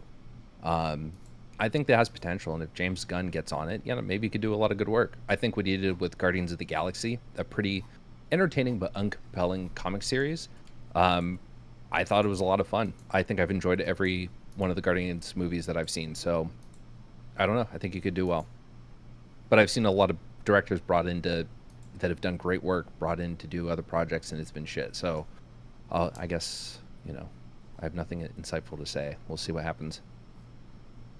He takes a lighter tone with it. I think could be fun. I think that's what makes Marvel successful. Is they're not super serious all the time. True. I thought feels like all the DC ones though. I thought the second Suicide Squad was fun. I never watched the first one because I heard such horrible things about it, and I ended up watching the second one. I thought the second one was actually okay. Like, yeah, I agree. Almost forgotten the whole thing because it's super forgettable, but it wasn't like a horrible movie. The opening was pretty good. Why was the first one so bad? Does anybody know? Or was it? Or was that just like lay Reddit exaggeration? I never saw it, but I heard that it was in development hell, and basically they kept showing it to test audiences, and it kept testing poorly, so they kept recutting and re-editing the movie, and by the time it was finished, it was just like what they had to release was a mess. Damn. That's what I read. I don't fucking know. Oh, people are saying different director.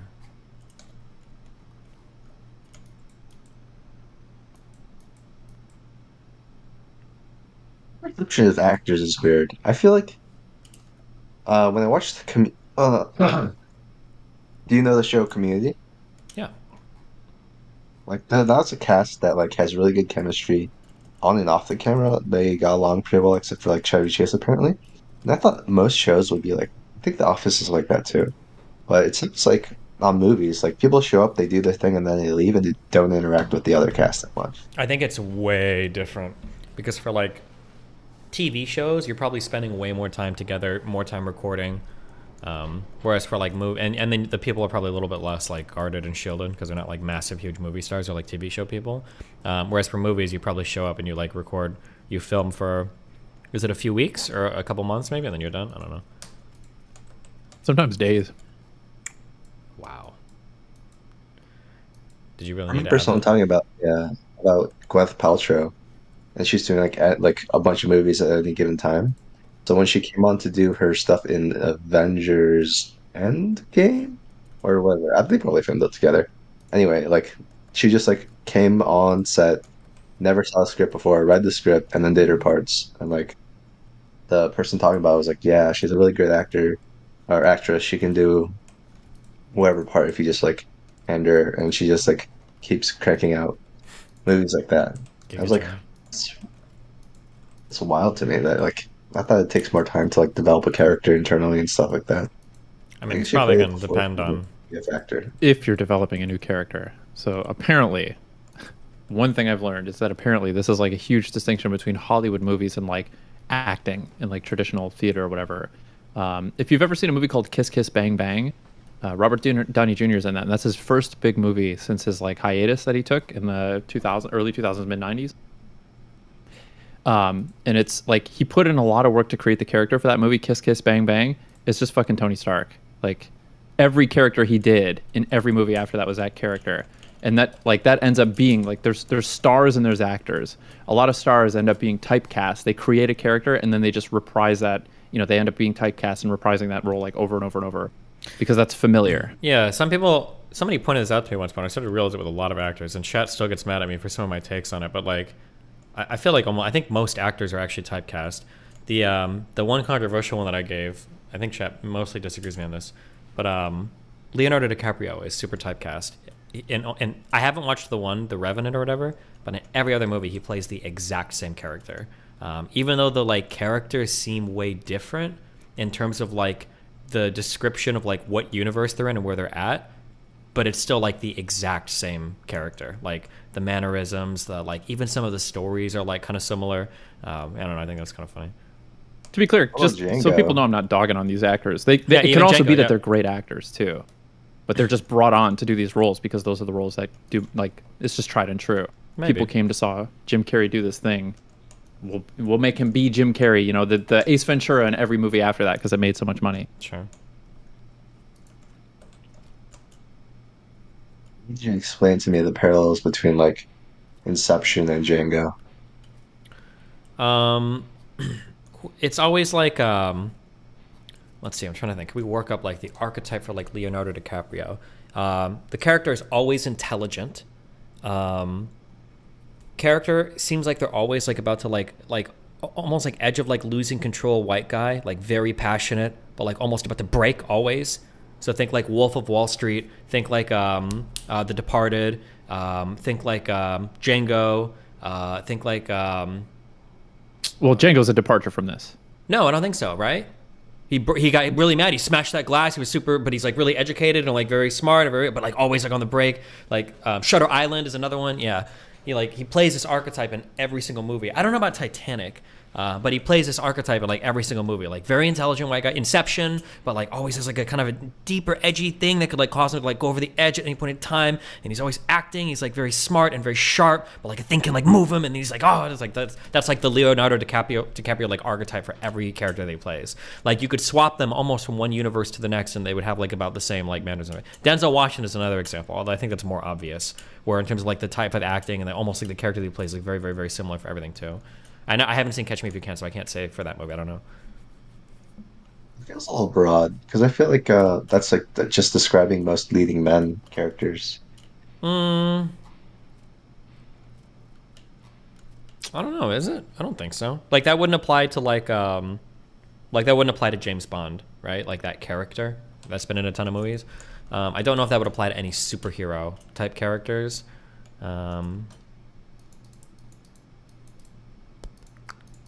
People are saying Great Gatsby. I never watched that movie, so I don't know.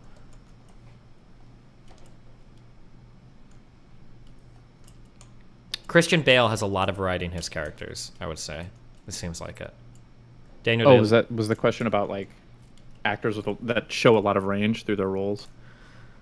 Well, just like I feel like for Leonardo DiCaprio, I feel like you could pull a lot of his characters out of the universe and stick them in other ways, and they'd be acted about the same. Like they'd just be acted about the same. They'd seem like pretty similar. I think Andy Samberg has good range. Who? Andy Samberg? Yeah. Jesus Christ! Wait, which movies? I don't think I've seen a lot of movies with him in it. I mean, not Sandberg. I mean Sandler. Adam Sandler. What am I saying? Oh, Adam Sandler.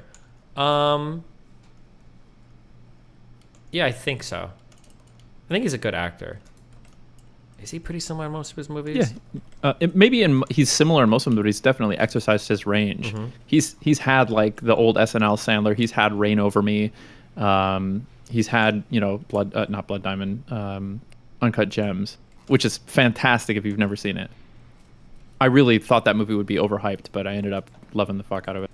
Did you ever watch Good Time? Good Time?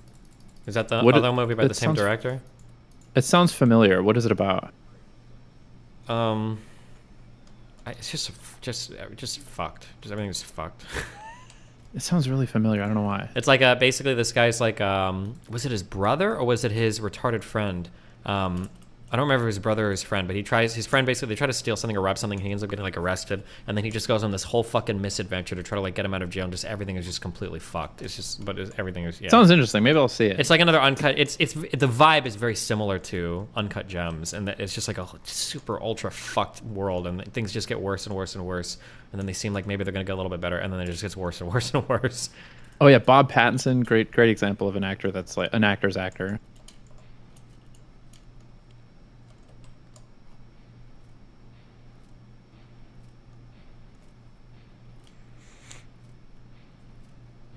So it like tries to achieve the same things Uncut Gem does. But do you think Uncut Gems does it better, or should I go see Good Time? They're slightly different. They both excel at what they're trying to do.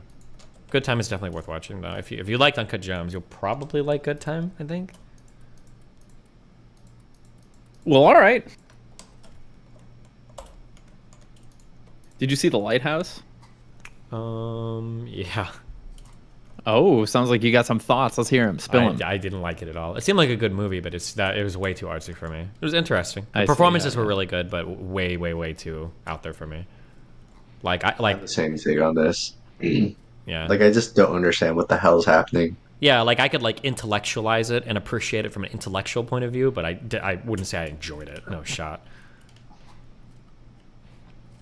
I feel like that movie was supposed to like make you feel some cabin fever and like grow to hate Willem Dafoe, and I don't think it was super effective there. But yeah, I thought that movie to me was really I liked the movie, but it was really similar to a movie I've seen called The Witch, where it was like everything is technically impressive and technically amazing, but I just like wasn't super entertained. You didn't like The Lighthouse? Or you said you liked it? I liked The Lighthouse. Wait, is Witch the one about the little girl and the... It's the one, yeah. You didn't think that movie What's was the name good? of the What's the name of the goat? Fucking Black Uncle? Oh, I forget his... Black fucking... Philip, yeah. I was bored out of my mind for The Witch. Did you like The Northman? I didn't see it. Oh, yeah, fuck. it was good. I love I that like one. Damn, I thought that movie was ultra overrated. I didn't know it was overrated. I just thought it was good. Yeah. It was okay. Like, it wasn't bad, but it was just like, I don't know, I just... Was that another... I was like on the edge of my seat that whole time. I always was constantly thinking that he was about to die in that one. Yeah, but do you care? He's kind of like a shitty dude. I mean, I don't remember. Like, if he died, would you really feel sad? Like, maybe he should. Like, he's on a mission to retake his homeland after his father got fucked over. Yeah, but he was like a fucking raider rapist guy. I mean, we never saw him rape. Wait, am I crazy? Wasn't he part of like the invading fucking people? Like, killing? Did I just? He was a kid, right? He was a kid, and then he got his shit got fucked in his hometown when he was about to be king. And yeah, then but he I went thought on the it run wasn't and the way became a that he. berserker. I thought the way that he like got back to like going to where he got raided initially was by becoming like a successful other fucking raider. Am I crazy? Did I just no? Yeah. He No, he you're right, did, you're right. Okay. But we never saw him like engage in that behavior. Well, but he Maybe probably it's- did, right? I mean, probably, but you know they don't Oh, show it that. so that's good for you? that we can, yeah. They don't show that, and we don't. Hey, not every single one of them. Probably most of them did, but not all of them. Okay, well, you know, he was probably a rapist, but you're definitely a fucking idiot. Okay. Not all raiders. Hashtag not all raiders. Jesus. But no, I really enjoyed The Lighthouse. That was a movie that like I was thinking about for days after I watched it. What did they Just see really at the being top? zombie. Was it like some fucking? Give me the breakdown, please. Of The Lighthouse, you haven't seen it? Yeah, I have seen it. Oh, breakdown of what then? What did they see at the top? When they in the top of lighthouse? what? What do you mean? Did you watch the movie? Oh, Well, no, like there was this like infatuation with the lighthouse, right? Yeah, Like, but what was a it? What forbidden was thing. it? When they opened the thing and he looked inside. He held his hand to it and he started burning it like it was, but it was like majestic. He had to fucking touch it like it was this forbidden thing. He was never allowed in there, and he finally killed the guy, took the key, and it was like, I'm gonna fucking see this light. And he gets up there, and he's just so enthralled and psychotic in that moment that he reaches out and touches it, and for a moment it's ecstasy and glory, and then sheer fucking pain. I think it was just about the psychosis of what he was going through and the mystique of that light. It's an allegory about how the power of desire can transcend reason and humanity. And I don't know, I'm just making this up. I don't know. But I mean, the man was also jerking off to an alabaster mermaid. So, but then again, back then he didn't have porn, so that was probably pretty erotic. Based. It just seems so unnecessary. What does? Like the jerking off to the random mermaid. Sounds like But you I just don't guess, yeah, I appreciate mean, art. like the whole thing. Maybe I don't. Wait, it was 824, It's right? just like, yeah. Oh, so it has to have some kind of sex scene or whatever. It's like a rule. Like if you're an A24 director, they're like, okay, well, where's the boobs, vagina, or dick scene? Somebody needs to have sex, possibly involving children in the background. Like it's just, that's like, it's got to be. Hey, Gabriel Sapp in chat. Maybe you'll be the white name. Maybe you'll be the white name that joins the fucking chat. And tells me what the fuck is up. Tell me, why am I retarded? Please tell me. Have some intestinal fortitude. Join up. Intestinal fortitude.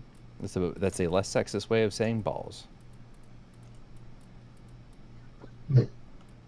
You haven't got the minerals. What? What was that a reference to? Chud. Chud says it all the time. You haven't got the fucking minerals. Jesus. You want to talk some shit in chat? You want to come in here and you want to spam your fucking emojis and be all soy, but you don't have the fucking minerals to show up, mate.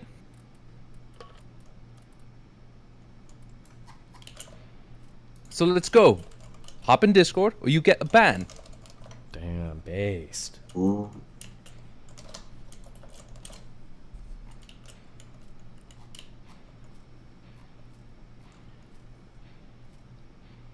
Gabriel Sapp, are you saying that it is like, it's kind of like the way that, what was that movie? Oh Brother, Where Art Thou? Was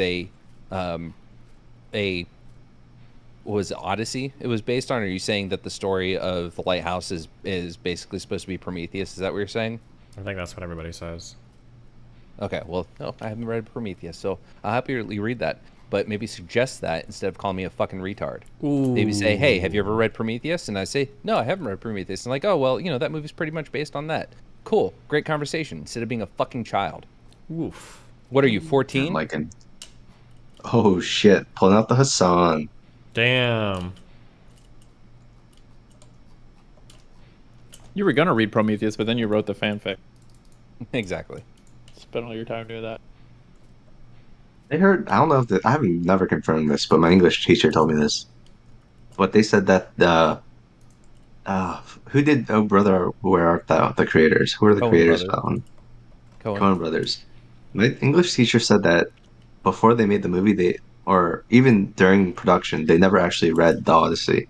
They were just going off of what they heard about it. I mean, I've never read the Odyssey, but between like a made-for-TV special and some other shit, I have the gist of the story. Of the Odyssey? Yeah, like the Which island fucking of the loser? Sirens. Odysseus? Isn't there's like that's like a 600-page fucking boring bullshit. There's like a ton of stories in the Odyssey, right? I don't know, Yeah, I mean, it's kind of one makes it, long yeah. story. Yeah. Well, but there's like a ton of like little adventures that happen inside. Yeah, of it. like the Sirens, the Cyclops. It's basically a D&D adventure. It's what's called an epic. Don't know if you've ever heard of it. Yeah, that and the Iliad and fucking Beowulf and all these god awful fucking.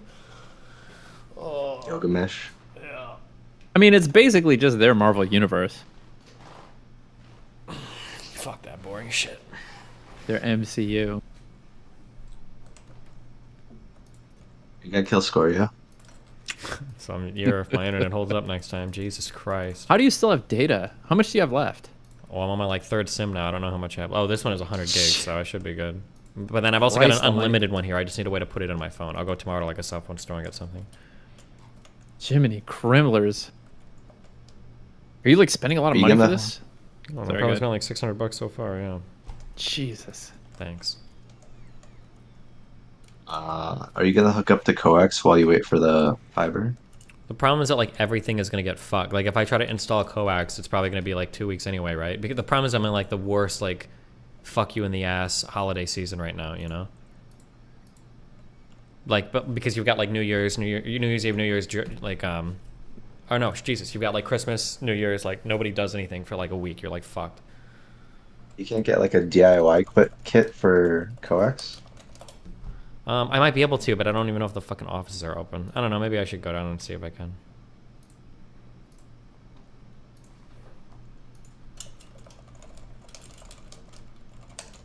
So are you getting, like, are you the catalyst for fiber being installed in this building? No, fiber's installed in the building. It's just not on my fucking unit. Oh, okay. So I'm the catalyst for this unit. You got me excited because I'm stuck with, not Comcast. There's another one down there. Shit, I can't remember, but it's not fiber. But there is a fiber provider in Tampa. There better be. What else are you gonna do? Oh, well, I'm not getting fiber unless they fucking decide to put it in the building. If your coax hooked up, you can be able to call them and have it turn on if you already have a modem and a router. I don't have a modem, you dumb fuck. That's the issue. Bitch. I'm sorry. What an idiot. Spectrum is what I'll be stuck with, and it won't be fiber. Based.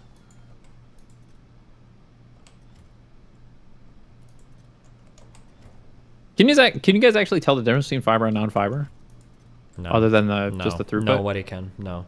The only reason why I like having fiber is because I feel like the lines are more stable. That's the only thing that matters. That's the big thing. Honestly, a 100 megabit connection, 100 megabits per second up and down is more than enough for almost anything.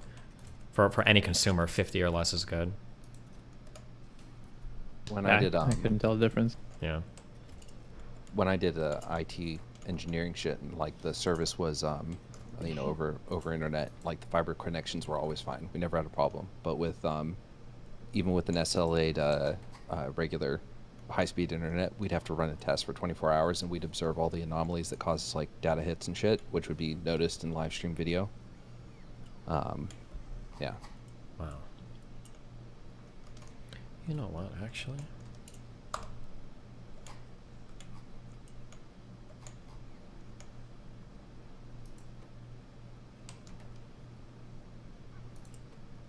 Dude, these things are so hard to make. These bioscrubbers? This is fucking crazy, guys. Hey, when are you and Dan doing like a Top Gear special? That's what we really want to see, okay? We want to see you guys travel and do like stupid shit and razz on each other the whole time. Yeah, I don't know about that. Make Dan fund it. It'll be great. I'm so dumb.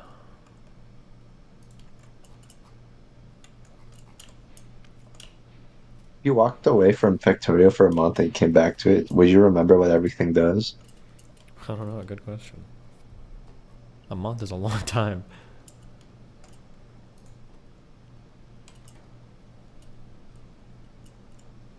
Dude, engineers get so mad when you call yourself an IT engineer. Oh, God. That's because there's like an engineer for fucking everything now. I know, but it's becoming such. How do you feel, Oyov, that it's standard practice these days? You just call them engineers. This is my database engineer. You know what I mean? This is my systems engineer. Network engineer. I swayed out over that a little while ago, and then someone told me that engineer is just like not a protected term, and you can call yourself any kind of engineer, and there's nothing anyone can do about it. Because I used to think that there was like a huge difference between a coder and a software engineer or something like that, and apparently it's just you can literally if you're never a coder, you're always a software engineer. Okay. Right.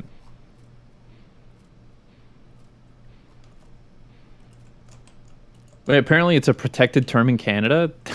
That's kind of based, honestly. Losers. Oh, Slug Christ, you're not wrong. I do bitch about certain words becoming useless, but engineer isn't one I have any kind of attachment to, so I really don't give a shit. Ooh. And like I've never said it with like the pretension that, you know, I'm a network engineer, and that's obviously the same as being an electrical engineer or a mechanical engineer. Fuck engineers. They're just people that failed math. What? What? What? Isn't that the only thing they do? Yeah, I said it. They sucked at math. They couldn't go farther in the purity of their discipline, so they had to cuck out and go do engineering. And go make things in the real world with their math. Yeah, like that's fucking right. suckers. They couldn't hack it They on had the to chalkboard. step away from the whiteboards. Yeah. Off to a life of middle management forever. Fucking losers. Imagine never winning a Nobel Prize for economics or mathematics or physics. Bro, because you're too busy fucking building the next McDonald's fucking touchscreen. Idiots. What do you do for work? Well, I'm investigating the origins of dark matter in the universe. What do you do? And it's like, well, I do physics as well. Oh, really? You study physics? Well, no, but I'm an engineer and we had to take a physics class. Fucking losers. Imagine being an engineer and admitting that you suck at school. Jesus. Look, it's Dan. Dan, jump in. Engineers are like the jocks of the science world. Like, they're just fucking horrible people. Yeah, losers.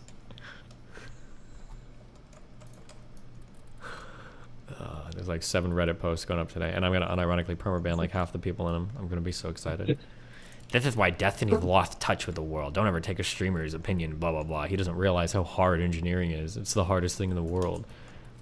I could see the thread, the title. Destiny is wrong about engineering. Yeah. There's always one. I scroll through your Reddit and there's always a Destiny is wrong about it. Destiny. Like I just doesn't know. Destiny's talking so much shit. Destiny has no idea. Destiny doesn't understand. It's like, okay. Jesus. I know he was memeing, but actually, it's really important that he knows the difference. Yeah. Because some people in the audience might be misled.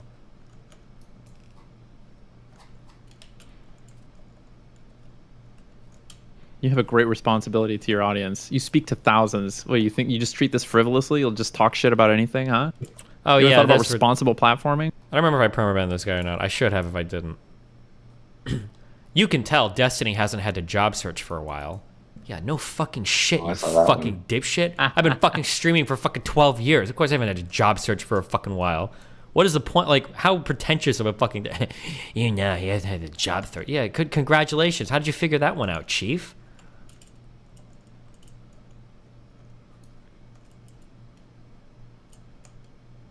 Jesus Christ. Kill me. You fucking tell him, Steve. I have not been keeping up with my cooking dailies.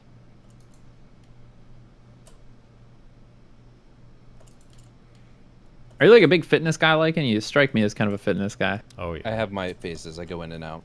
Do you do, like, is diet a big part of it for you? When I'm, like, really feeling shitty about myself, yeah. At the very least, I'll keep track of what I'm eating. Just so I can keep the caloric deficit, even if I'm not like going out of my way and it's like, oh, you know, gotta eat salads and chicken breasts and all that shit. Do you suffer with food, or do you find a way to make it interesting? Oh no, I'm fine. I don't have a problem with dieting. I could eat, you know. I'm asking if you eat shitty, like if you have to eat boring food, or if you. When you're an expert chef, okay. No, like I can. Well, first of all, that like I can. I'm not an expert chef, but I can cook some really interesting shit that's still, you know. You can I can cook eat anything. a decent portion of. He's a and god. Not feel like shit, and it tastes good. But I could also eat fucking eggs every morning, a chicken wrap every lunch, and then the same fucking leftover pre-made meals for dinner, and I don't get bored of it. He's a god. Dang, you're an expert chef and you can like eat bullshit every day and not care? Yep. Yeah, problem? It's a little like being a race car driver that owns like a fucking Honda Civic DX or something. What? Yeah, well, it just depends how much effort I want to put in. Like, there's a breakfast, when I was on keto, there was like this really good breakfast casserole I'd made, and I'd eat it. I ate it for months on end. It didn't bore me because it was like sausage, eggs, heavy cream. Really good. And then a little dollop of sour cream on top.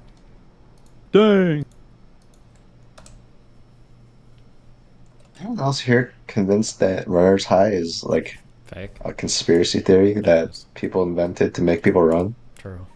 I don't think that, because I would get anxiety when I was during the pandemic. I took up biking, and I would get like anxiety if I didn't bike.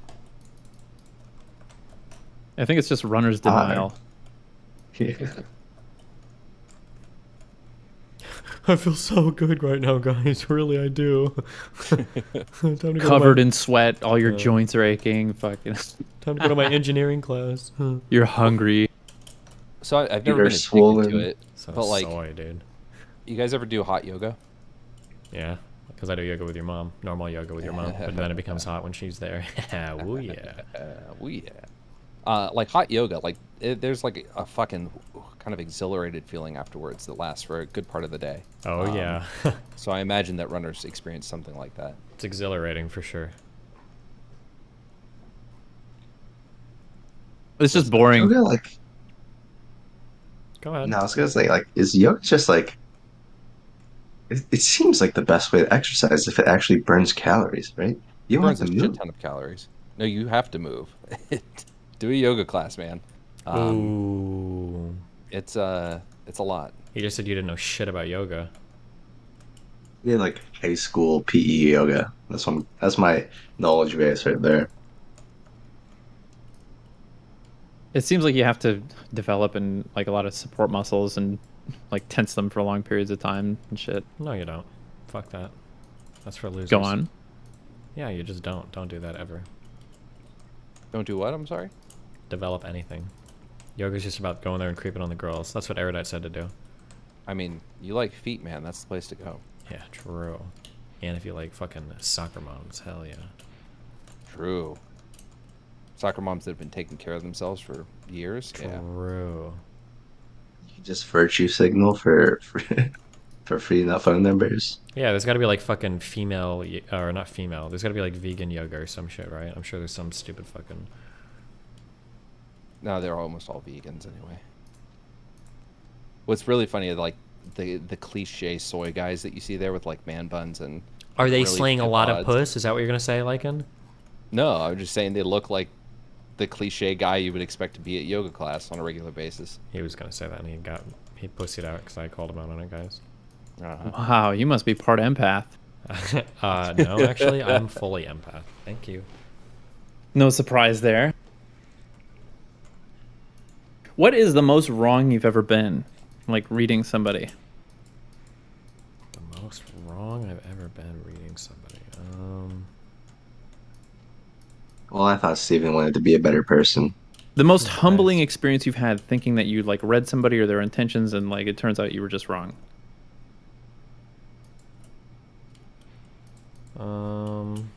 I thought the Doug guy was pretty earnest initially. Dang. That was pretty yikes. I have one for you. When is the last time you ever told someone sincerely you were sorry? Last time I told somebody sincerely, I don't know, probably sometime recently. It's probably Melina. Really? I'm probably the meanest to her. I can believe that. Good. Or maybe it's not the meanest. I'm the meanest. Not to her. just She's the meanest, probably the but I only mean- person I would apologize to. That's what I mean. That's Yeah. more what I mean. Yeah, that's probably good. So when you say that though, but like when you do it, I assume you do it sincerely. So how often do you find yourself like saying, no, fuck that. I'm going to hold to this and I'm not going to apologize, when there's a part of you that's thinking, I should say I'm sorry. I was wrong. And there is a socially accepted reason for apologizing, even if I don't think one should.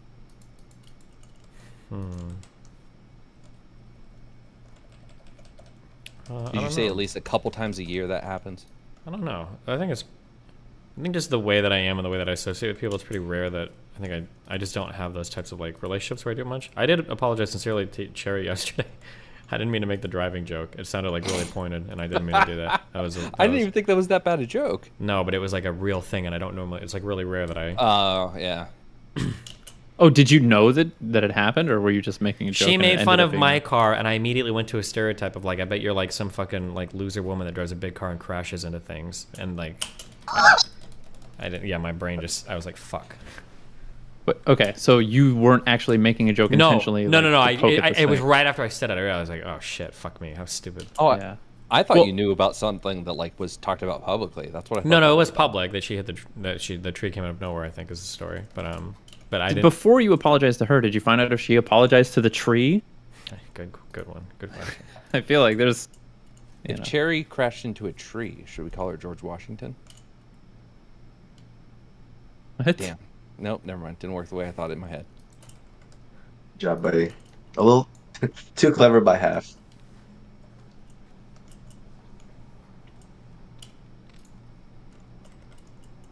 Thank you, chat. You're there a real one? Appreciate those. Things leave off between you and Doug Lakin. Doug and I are good. Doug and I are fine. Really? You mean redacted, right? Because I think he deleted all of his shit everywhere. Yeah, I never got a thank you from either of you, by the way, for getting your money back. Oh, well, thanks for you did that. Now apologize for not thanking him earlier. Time to change the look at my DMs. Oh, he gave. I didn't know you did it, but yeah, he ended up giving back like 7.2K. I think he gave back almost everything. I think. Damn, he downgraded from Doug of 8K to Doug of 800. Basically, yeah. He lost to 0. That paid me the 800. You what? So Doug of 0. What did you wait? What? I think he paid me the 800. So if it was 8, I think he was paying out a lot of. He started to give a lot of people money because he probably realized he fucked up. Well, that deserves a lot of recognition, honestly. No, it doesn't. I mean, if you pay it all back, I mean, it sucks. Yeah, it sucks that he like. Yeah, but he did it because he got backed into a fucking corner of like absolutely fuckedness in the end. He did it because of the public shit going on. Yeah, because he's worried about his like rep being like permanently burned, basically. Which I don't think is necessarily wrong. That's a human response. Well, yeah, I'm not worried about him like taking responsibility. I'm more worried about him being a horrible piece of shit scam artist in the first place. Well, so that's the thing is I don't think he was a scam artist. I think he bit off more than he can chew, and he wasn't as prepared for it as he could have been or should have been. No, the issue wasn't his lack of preparedness. It was that he constantly oversold his capabilities and then like misled me in terms of like what he could do. Right. But there's a difference when like you believe you can do something versus what. But he wasn't. What was he doing though? Scamming and lying. He wasn't doing anything. I expected him to be working full time for me, but he wasn't doing anything. But he also asked you 3 times how he's doing and if you're satisfied, and you said yes until that stream. I don't remember. Maybe I might have said it, but I mean, at some point, like, if I'm paying you $8,000 per month of work, or was it $4,000 for a month each? To be fair, like if you had hired a contractor that wasn't him, they would have charged you 20 for 1099 work for a month at that level. What? Yes. No. Absolutely. Absolutely not. Absolutely. The political world is full of broke fucking, no offense, but like broke ass fucking people. There's no way you're paying. You know what? Maybe I'm thinking consulting elsewhere. Yeah, you might be thinking consulting elsewhere, but in the political world, $20,000 for fucking. If I had done a month of work for you, like 1099 one-off, yeah, absolutely would not have charged. I would have charged way more than what Doug charged. You're billing $20,000 for a month of work? As a 1099 for my level, absolutely. Okay. Damn. Write that number down for later. Yeah. Sorry, Steven.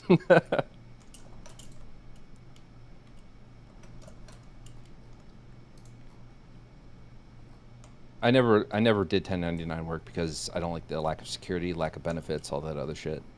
You should if you're fucking billing $20,000 a month for it. No, you get way more, but then you have to like take into consideration. All right, cool. What if I end up needing a root canal? What if I end up needing surgery? All that other shit. God. And it can end at any time. It'll get you pretty far. And just the time spent hunting the gigs. But the other problem is like, what if it ends? Right? There's a little security in being a W-2.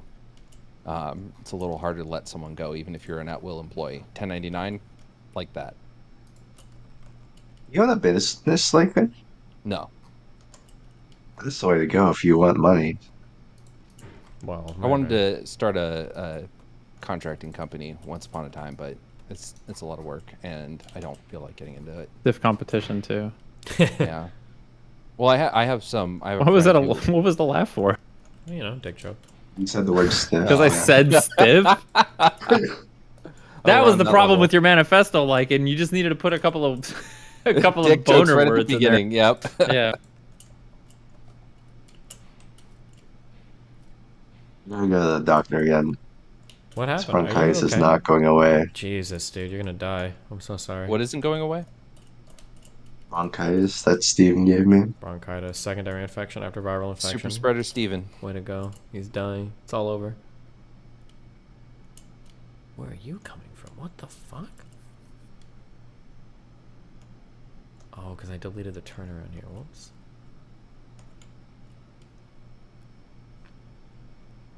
Well, what do you guys got coming in 2023? What's everybody working on? I'm just going to be happy to be done with Factorio. Yeah, well, I think you and about fucking thousands of others. Yeah, Jesus. At least they're streaming, maybe. You're gonna start streaming? Thinking about it. Oh Because shit. Cherry's done streaming pretty much, and True. Straight Rate's never gonna stream. And someone besides Roommate has to stream in the group because Roommate barely streams. I'm In gonna the group start chat doing, I'm talking about, by the way. I'm gonna start doing food streams when I get to Tampa. I've said I'd do it for a long time, but I have a really nice kitchen setup. It's got an island and all that stuff, so I'm gonna finally do that. So maybe finally Steven will add me to his fucking host list after all these years. Oh, bro, I'm banned from Twitch. I don't have I'm a gonna host stream. list. I'm a dual stream, buddy. I've got that non-exclusive contract. Oh, true. Sejin, stop spreading Oh. misinformation. Oh, wow. I'm literally gonna start streaming this Friday. You're Oh It's my god, I knew Friday. it. She's a cloud demon. You've Knew it inspired from her, the man. beginning. Get- Unbelievable. There it is. Get fucked. The I've been cloud invited demon. to a panel, okay? Mm-hmm. That's cool. Why It's just were good you to know that invited you to were a panel? always here from the very beginning just to get clout to start your fucking stream career. That's good. How'd you get that panel invite straight, right? She probably told him she was going to start streaming. Wick invited me. Oh, why'd you invite her? Wicked? Was it because of she's been here a lot on Destiny stream? He did not even. He didn't know who I was. President Sunday was the one who told him about me. Oh, that's your handler, She said right? Wick, right? You're not talking about It's my me. friend. No, I said Wick, not Wicked Stream. Wick. Oh, I thought you were being like dope and shortening that name up. Wrong. Okay, I'm not talking about you guys. I'm talking about somebody else. Happy I birthday, just- by the way, birthday girl. Yeah, happy birthday. Thank you so much. Yes, it's a national holiday. It's a very big deal. Just finished having my birthday cake. So, Okay, now you have to wish me happy birthday. when's your birthday? December 25th. Oh, are you Jesus? Am I actually talking to Jesus fucking Christ right now? He kind of looks like him. Yeah, JFC. Well, happy birthday, Jesus. Congrats on being born. Did you know that Mary was estimated to be, I think, either 12 or 14? 14. When yeah. she gave birth to Jesus Christ? That's so fucking Thoughts on hot. that? Thoughts Oh on your my mother God. being 14 years old? Well, that was considered over the hill back then. It was a different time. You don't want to know what we said about, different types of people, if you know what I mean. I do want to know. Why don't you tell me? Her being 14, suffice to say, would be the least shocking thing. All right, spill the shocking details. Kick it Old Testament and let everybody Listen, know. my dad wrote a book about it. Go read it. What book did he read? Is this true?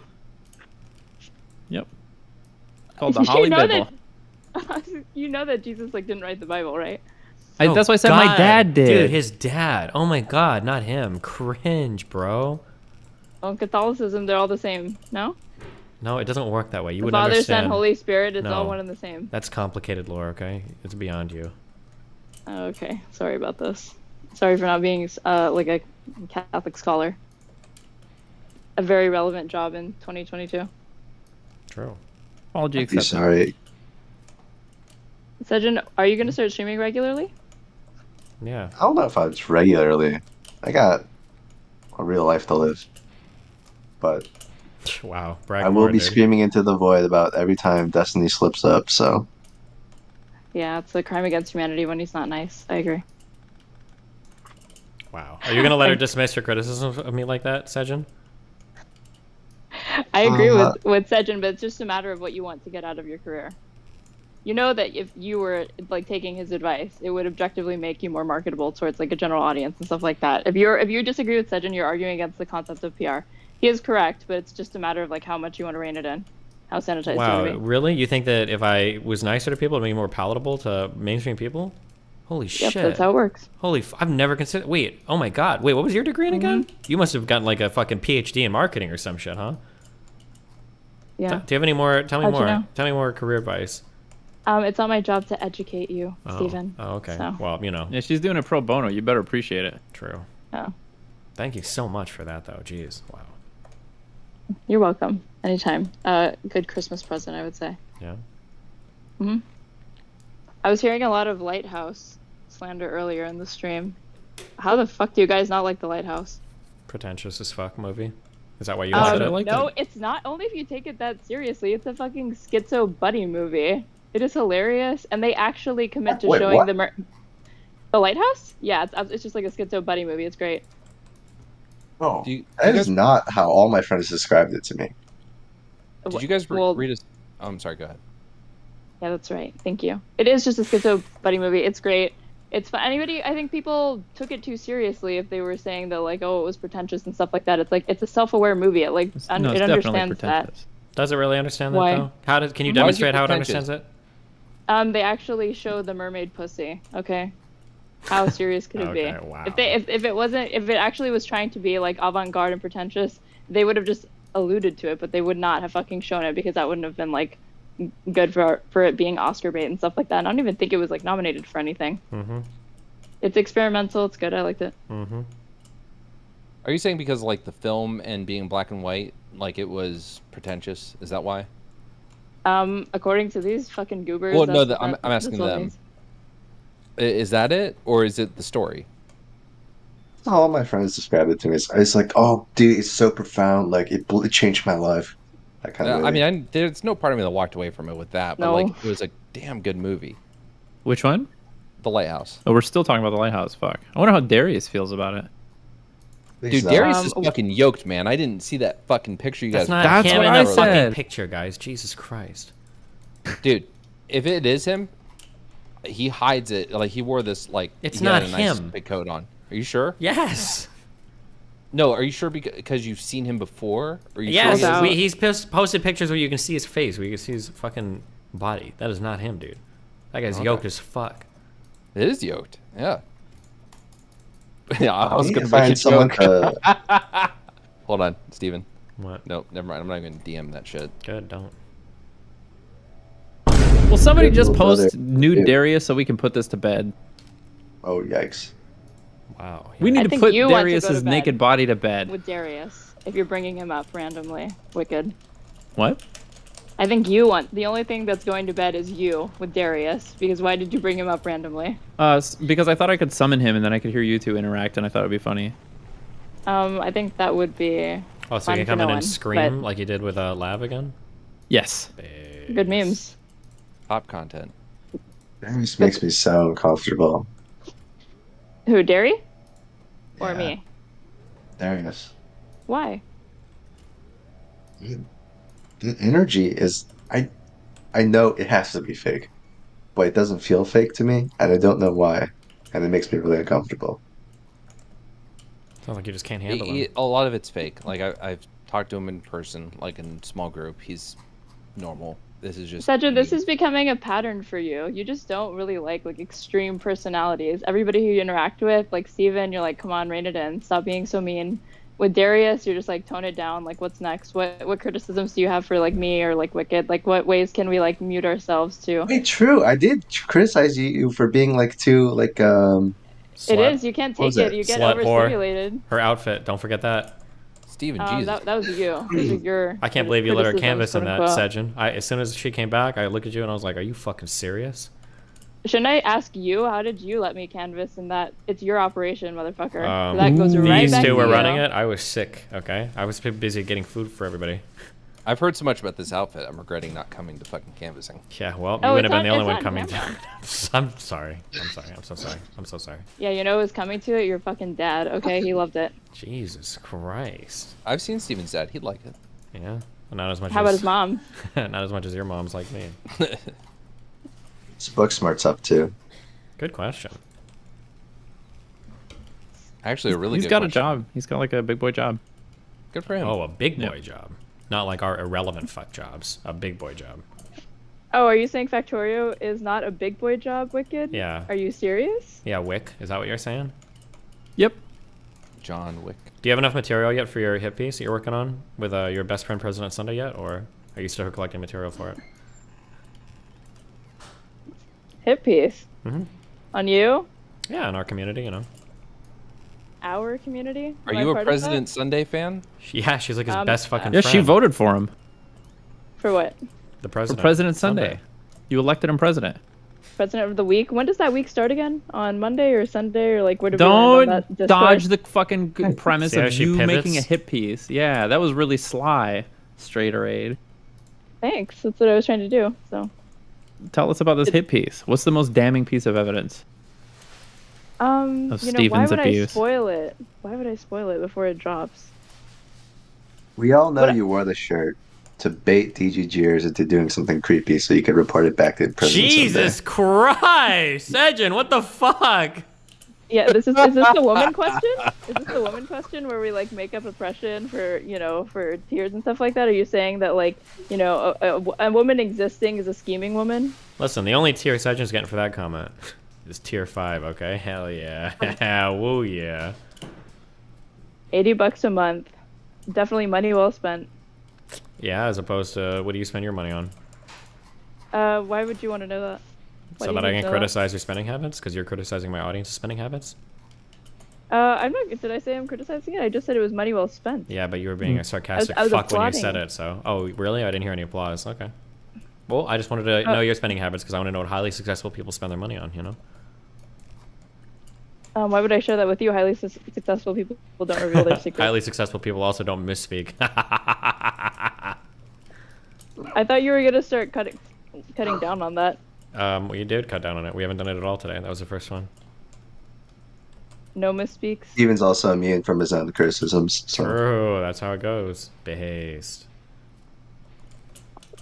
Where's Mr. Girl? True. I'm summoning him.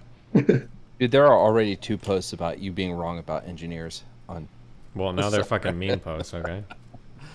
One of them tried to gaslight me into thinking there was no Nobel Peace Prize for economics. There is. Oh, not Nobel Peace. Nobel Prize, not peace. Yeah, and even the Nobel Prize for Economics is kind of weird how they did it. I think it's kind of like a meme thing. What does that mean?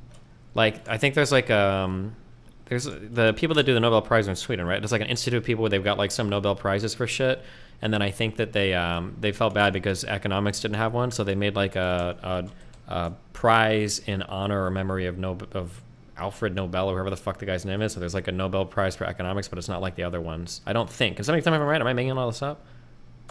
It was called Nobel Memorial Prize, I think. I can just look this up. I don't know why I'm guessing.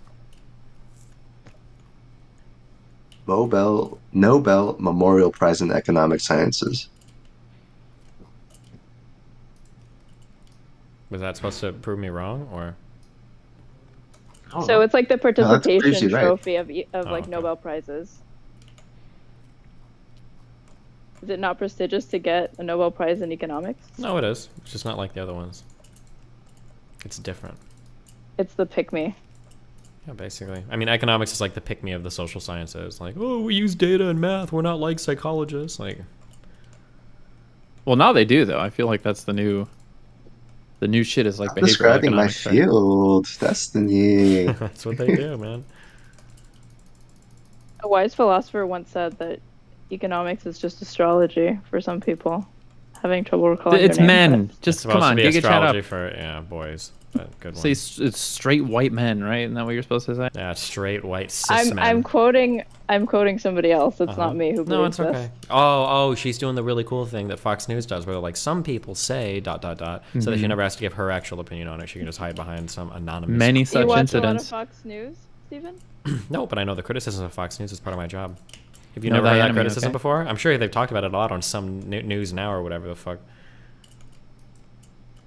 Your commie show that you love so much. Some more news. Yeah, that one.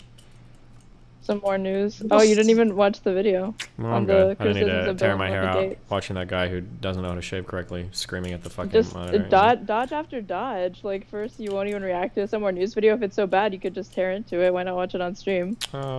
Or not debating President Sunday. You could debate President Sunday. What does he want to debate about? Oh god, oh god, dude, watching him do No, his not research that. maybe when I kill Progressive myself. orthodoxy and academia. I No, think because that he's was not pretty gonna. good. There's like no piece of evidence that I could ever show him that would even like convince him. He'll be like, I need you to just show me that like 85% of professors like want to crucify conservatives or some dumb shit. Okay, then debate him and BTFO him. If that's the case, I've already it'd be like debated an him, easy and dump. I've already BTFO'd him. You're so weird. I'm not gonna go fight your internet boyfriend, okay? Stop trying to fucking obsess over this, okay? It's creepy. No, he's not my boyfriend. He's just my friend. I didn't say boyfriend. I said internet boyfriend. It's like a turn of phrase.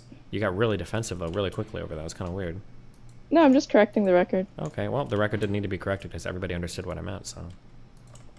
Well, it's good to know. I'll keep that in mind. You don't need to. I kept it in mind for everybody else. Thanks so much, King. I don't need If your there's one thanks thing we either. can count on you for, Destiny, is not having to explain your statements. Thank you. True. They need no explanation. They're simply correct as is. How come you're using that filter already on your friend's Twitter to respond to certain people? I don't use. That's not my account. Yeah, but you retweeted them, right? Nope. I'm sorry, your friend retweeted them, right? I don't know. Did they? Yeah, I'm looking at it right now. So, you guys have any thoughts on vabbing? Please What's stop. vabbing? It's when you take your vaginal fluids and you place them in the Oh, same places God, that you no. would put perfume. This is unironically one of the troll posts, legendary troll posts on Reddit. I don't know how it came back. It's very real. Thank God. Troll posts. Wait, what What are you talking you about? been on One TikTok? of the preeminent male-female scientists on the internet has talked about this. I think that it is a very valid and real thing. Wait, what are we That's talking true. about? That's vabbing. Oh, gross. It's so gross. What? Oh God. What's the male equivalent of that?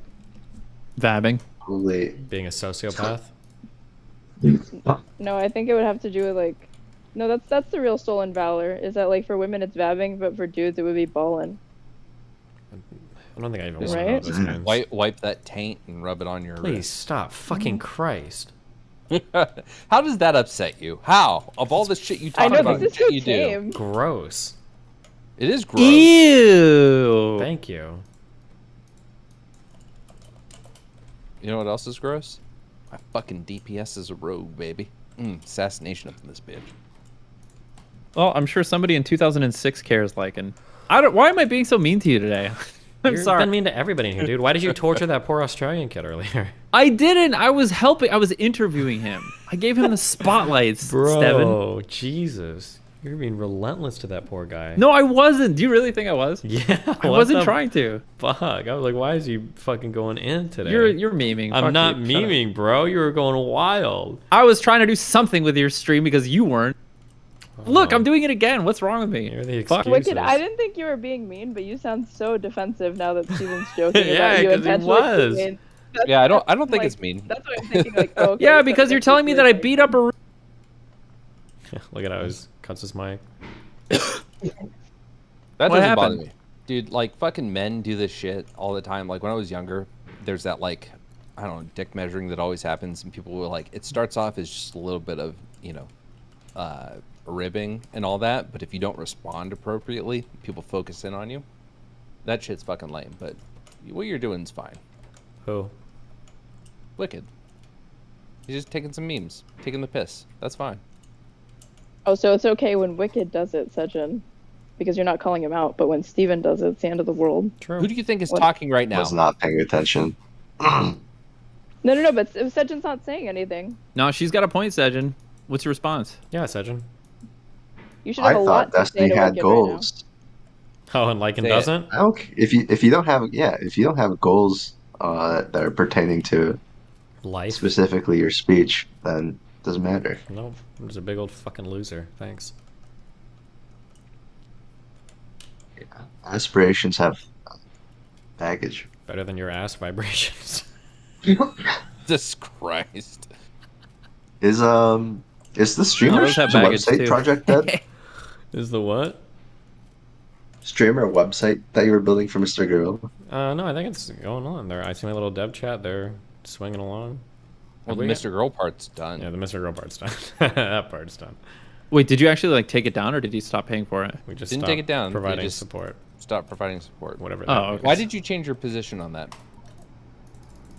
I mean, like, I Yeah, can think of like. Steven, Yeah, can you Wow. think of one reason? Well, no, because that shit was already happening, and he was like, I'm not gonna stop doing that. But then that changed, so I'm just curious why that changed. I think it was just too much for me. It's just too much. It was just ridiculous. Just there's no good reason for like keeping that person even connected to you in any way at that point, right? Well, no, Like, I agree with you, Wicked, but I'm just saying he changed his mind, so I'm curious. Like, this was Ah. already known, so I was just curious why it changed. Like, I can obviously this, that, and's going on, but while that was going on, he was already allowing it to continue. So, obviously, there was a change in mindset. True.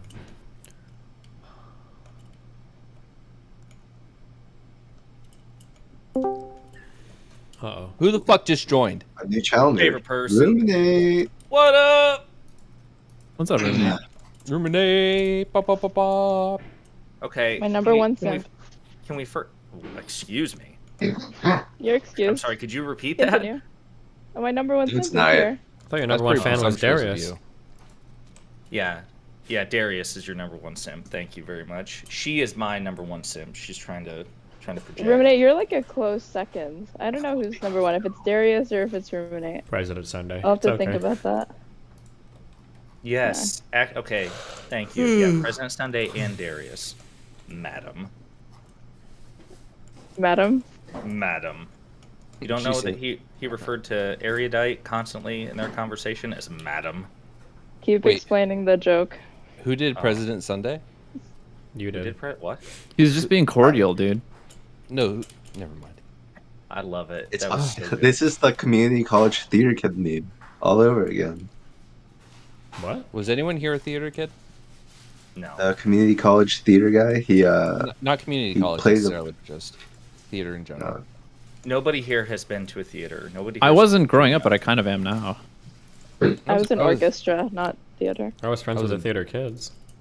I was both in high school. Why? What about it? You want to make fun Well, of theater no, kids? Because I'm always on board with that. Oh, you said you were friends with them. Now you're gonna make fun of them? I was friends with them because I was desperate for some fucking girl because I was a fucking loser when I was 15. But I grew out of that. Don't worry. Still are. Gig Garcia says, "Ruminate is a." I like this guy already. Buff guy. Thank you. You see the picture that Lycan shared of you earlier? Of who? Hmm? What? Of Ruminate in the Substack. Oh. No, he thinks you look like some Cuban guy. What? Maybe San Roman. Link. Are you talking about the Substack where Lycan exposed Destiny for who he really Yeah. is? So good. The picture of the guy looks like you. What? Take a look at this. Steven, your internet seems to be solid tonight. What's up with that? I mean, it's okay, but I'm at 4 megabits per second, and every website takes forever to fucking load. So, I mean, it's but it's working. Just find more hotspots. That's why you wouldn't read my manifesto. You were concerned about your bandwidth. Yeah, I That don't was want to it. like be in the middle of your hilarious thing and Yeah. it's like cut out, and I'm like, fuck, I feel so disrespectful to my best friend Lycan. I'm sorry for feeling upset about that. I totally get it. Yeah, I got you, dude. So I just went to Lycan's Twitter to find the manifesto, and I'm just seeing two pictures of him staring out of a hotel window with a Santa Claus over his crotch. What is up? What are you doing? Well, what isn't he I doing? I had a bulge, and actually, plain old mushroom head on that What? picture. I wasn't going to share that. We don't need Bulgegate. Okay. Let's see. Oh, it posted twice. Oh, fuck. It said it didn't post properly, so I reposted it.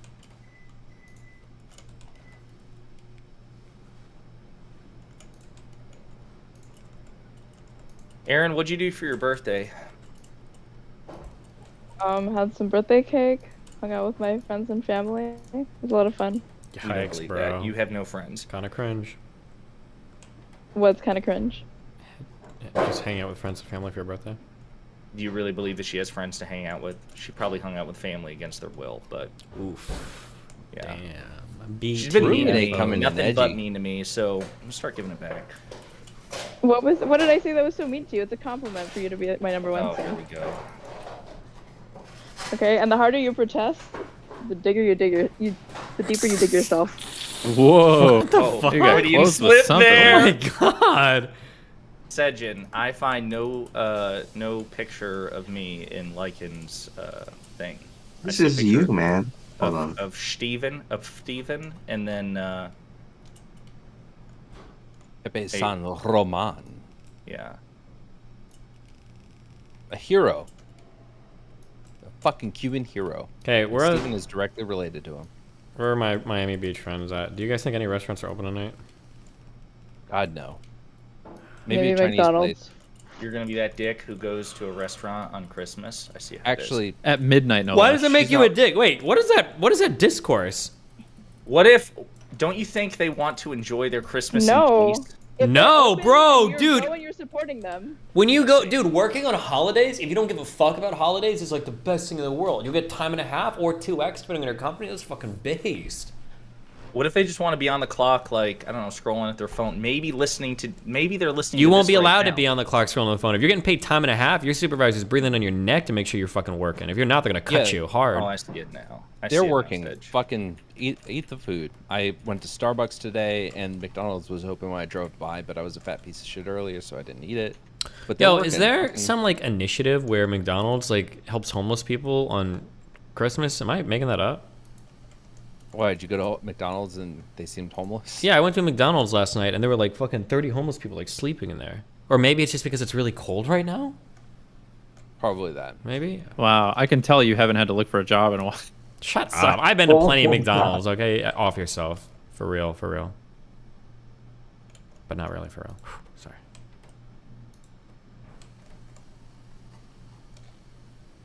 Was that too mean? Is that why you apologized?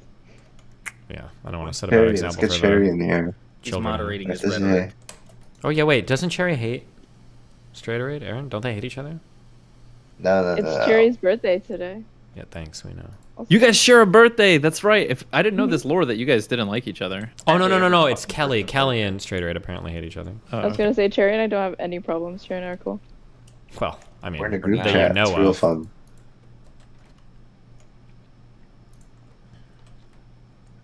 What's on the horizon? What do you know that I don't? Well, if I told you, that kind of defeat the purpose of knowing about things you don't know about, huh? Are you working behind the scenes to Working? turn Cherry and I against each other? No, I just happen to know things about Yes. Listen, there's going to be an article about it coming next month, okay? It'll detail the entire system. Not just video. an article, a manifesto, perhaps. If he were working behind the scenes to do it, why would he tell you? Wait, did someone just know? He's dropping hints here and there. Wait, hold on one second. Fuck, I thought it was for our door. Kelly likes me. For 2 seconds she didn't because she thought she confused my voice for someone else's. And that voice was Lav's, but then she realized it was me. Wow, we're hitting on Lav guys, really? On Christmas? Hey, Straighterade, when are you gonna get Yeah. a good mic? Ooh. Why are you offering to buy me one? I ain't no sugar daddy. I'm a simp, but not that kind of simp. Damn. Pathetic. Then don't complain. How simp are you? Anytime I get a DM about that, it's like either post up or shut the fuck up. I know I don't have a good mic, but if someone's not going to buy it for me, then why the fuck are you complaining? I don't understand. Like, I know that I'm calling you from my phone doesn't sound good. I'm just saying, grow up and get a mic. Sounds like you can't handle criticism, Straighterade. Well, yeah, but she can give it to everybody, so wow. Being told What are you to talking get a about? mic She is never gives criticism? criticism to anybody. She is just a very shy and, like, I don't know, not critical person at all. What else have you noticed about me, Ruminate? Oh. Jesus Christ, what was that sound effect? That was me guffawing because again she's trying to project. He's getting ready to vab. Mm-hmm. By the way, Oh, did we God. settle on the male equivalent of vabbing? What the name was? I still think it's ballin'. What else would it be? Ballin'. Hold on. What? Yeah. There's no. I don't think there's any good tabbing, like taint vabbing. Nice. I don't know. Doesn't a fluid need to be involved? There's Yeah, I mean, like well, ball there's sweat, no? on your taint. Yeah. Yeah. Taint no thing. Wait, how No. often So you're is actually there like hold on. sweat on your Wait. else? Wait. No. Debate time. Oh, here we Taint go. is the sweat from your gooch. It's not called your taint. It's called your gooch. The taint is the sweat. I love how we're getting This into the. this is an insane conversation. It's real, and fucking dumb shits say that it's fucking called your taint. It's not. It's the gooch. Look it up, because I think you're the only one with that definition. Sejin always here to rein it back in. Anytime it just gets a little bit spicy, you're like, "This is insane, you guys. This is crazy." Well, he does it in his Gotta bring Lex it back in." Friedman voice, which works Mhm. for me. True, yeah, he's Doing in character. You just slowly steal his identity. You work Just it like better start a than he does, I YouTube think. channel, get an engineering degree. Why do it slowly? And for Elon, Pixie, get in Do it. here. What are we doing? I see you in chat. I summon you. We were remarking on how even after his sickness went away, Sejin still sounds like Lex. He thought it would go away with the flu, but he sounds exactly like Lex still. I like Lex. But I feel like if I look up Ernest in the dictionary, there would be a picture of Lex Friedman right next to it. What? Like Ernest Scared Stupid, or what do you mean by that? EARNEST. He just seems a bit Come in. naive sometimes because of how much he like both sides things. Oh, so you I think think he does it in an attempt to like be fair and balanced and stuff, but I think he ends up holding a lot more water for the right. Like most. So come in here. I want to argue about Holocausts. Sorry, Melina's just reenacting World War II in the background. What? I know. No, I you love stop, Melina. Oh, Ligon said you stop, Melina. Leave her alone. She's like cracking a bag of ice in the background, doing something. Probably some Swedish thing I'll that call they do Ice on Christmas. She doesn't stop. Get it? It's an immigrant joke. Destiny, are you just gonna let him talk to your wife like that? Yeah. Melina. Oh. In Sweden. Yeah. Do guys and girls go over to each other's houses and just hang out at night a lot and do nothing? Oh my god, where did this come from? Like 25? No. Why not? I don't know. Just curious. Oh my god, never mind.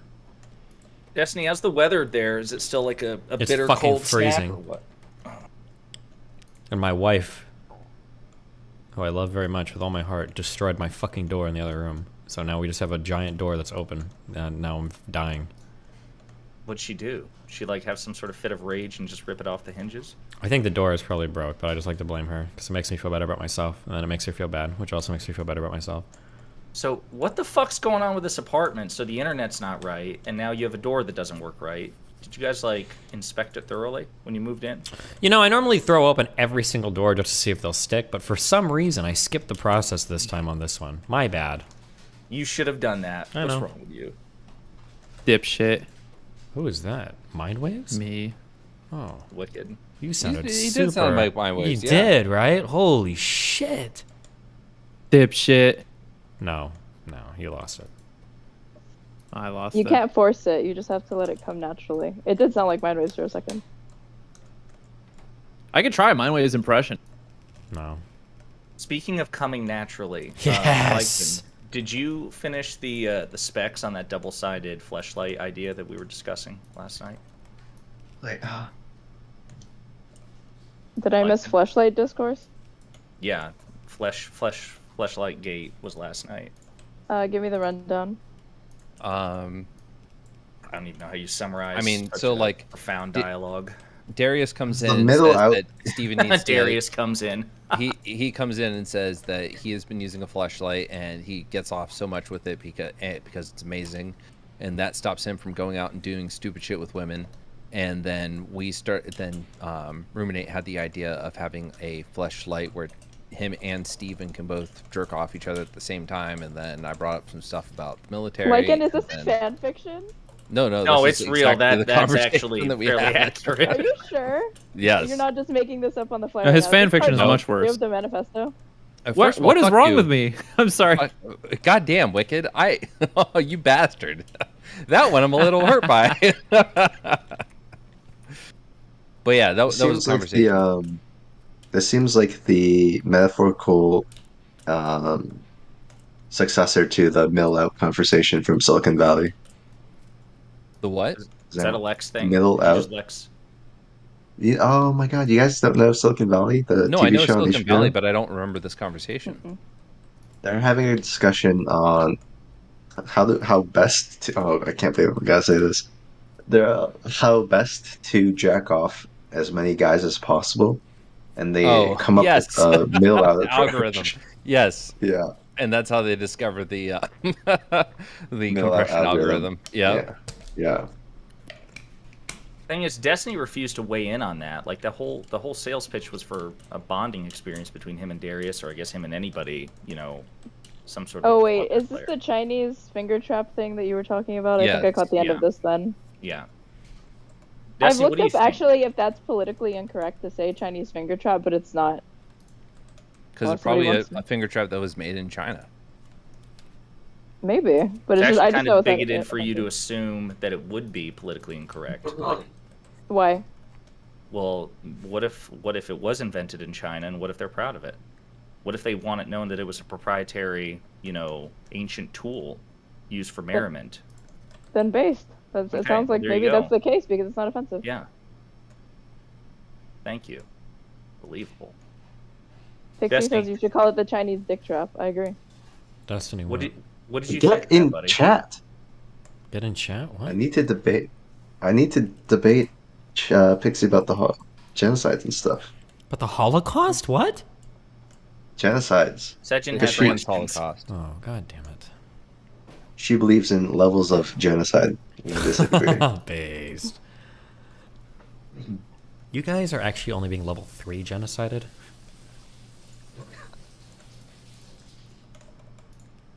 There are steps to genocide, but not levels.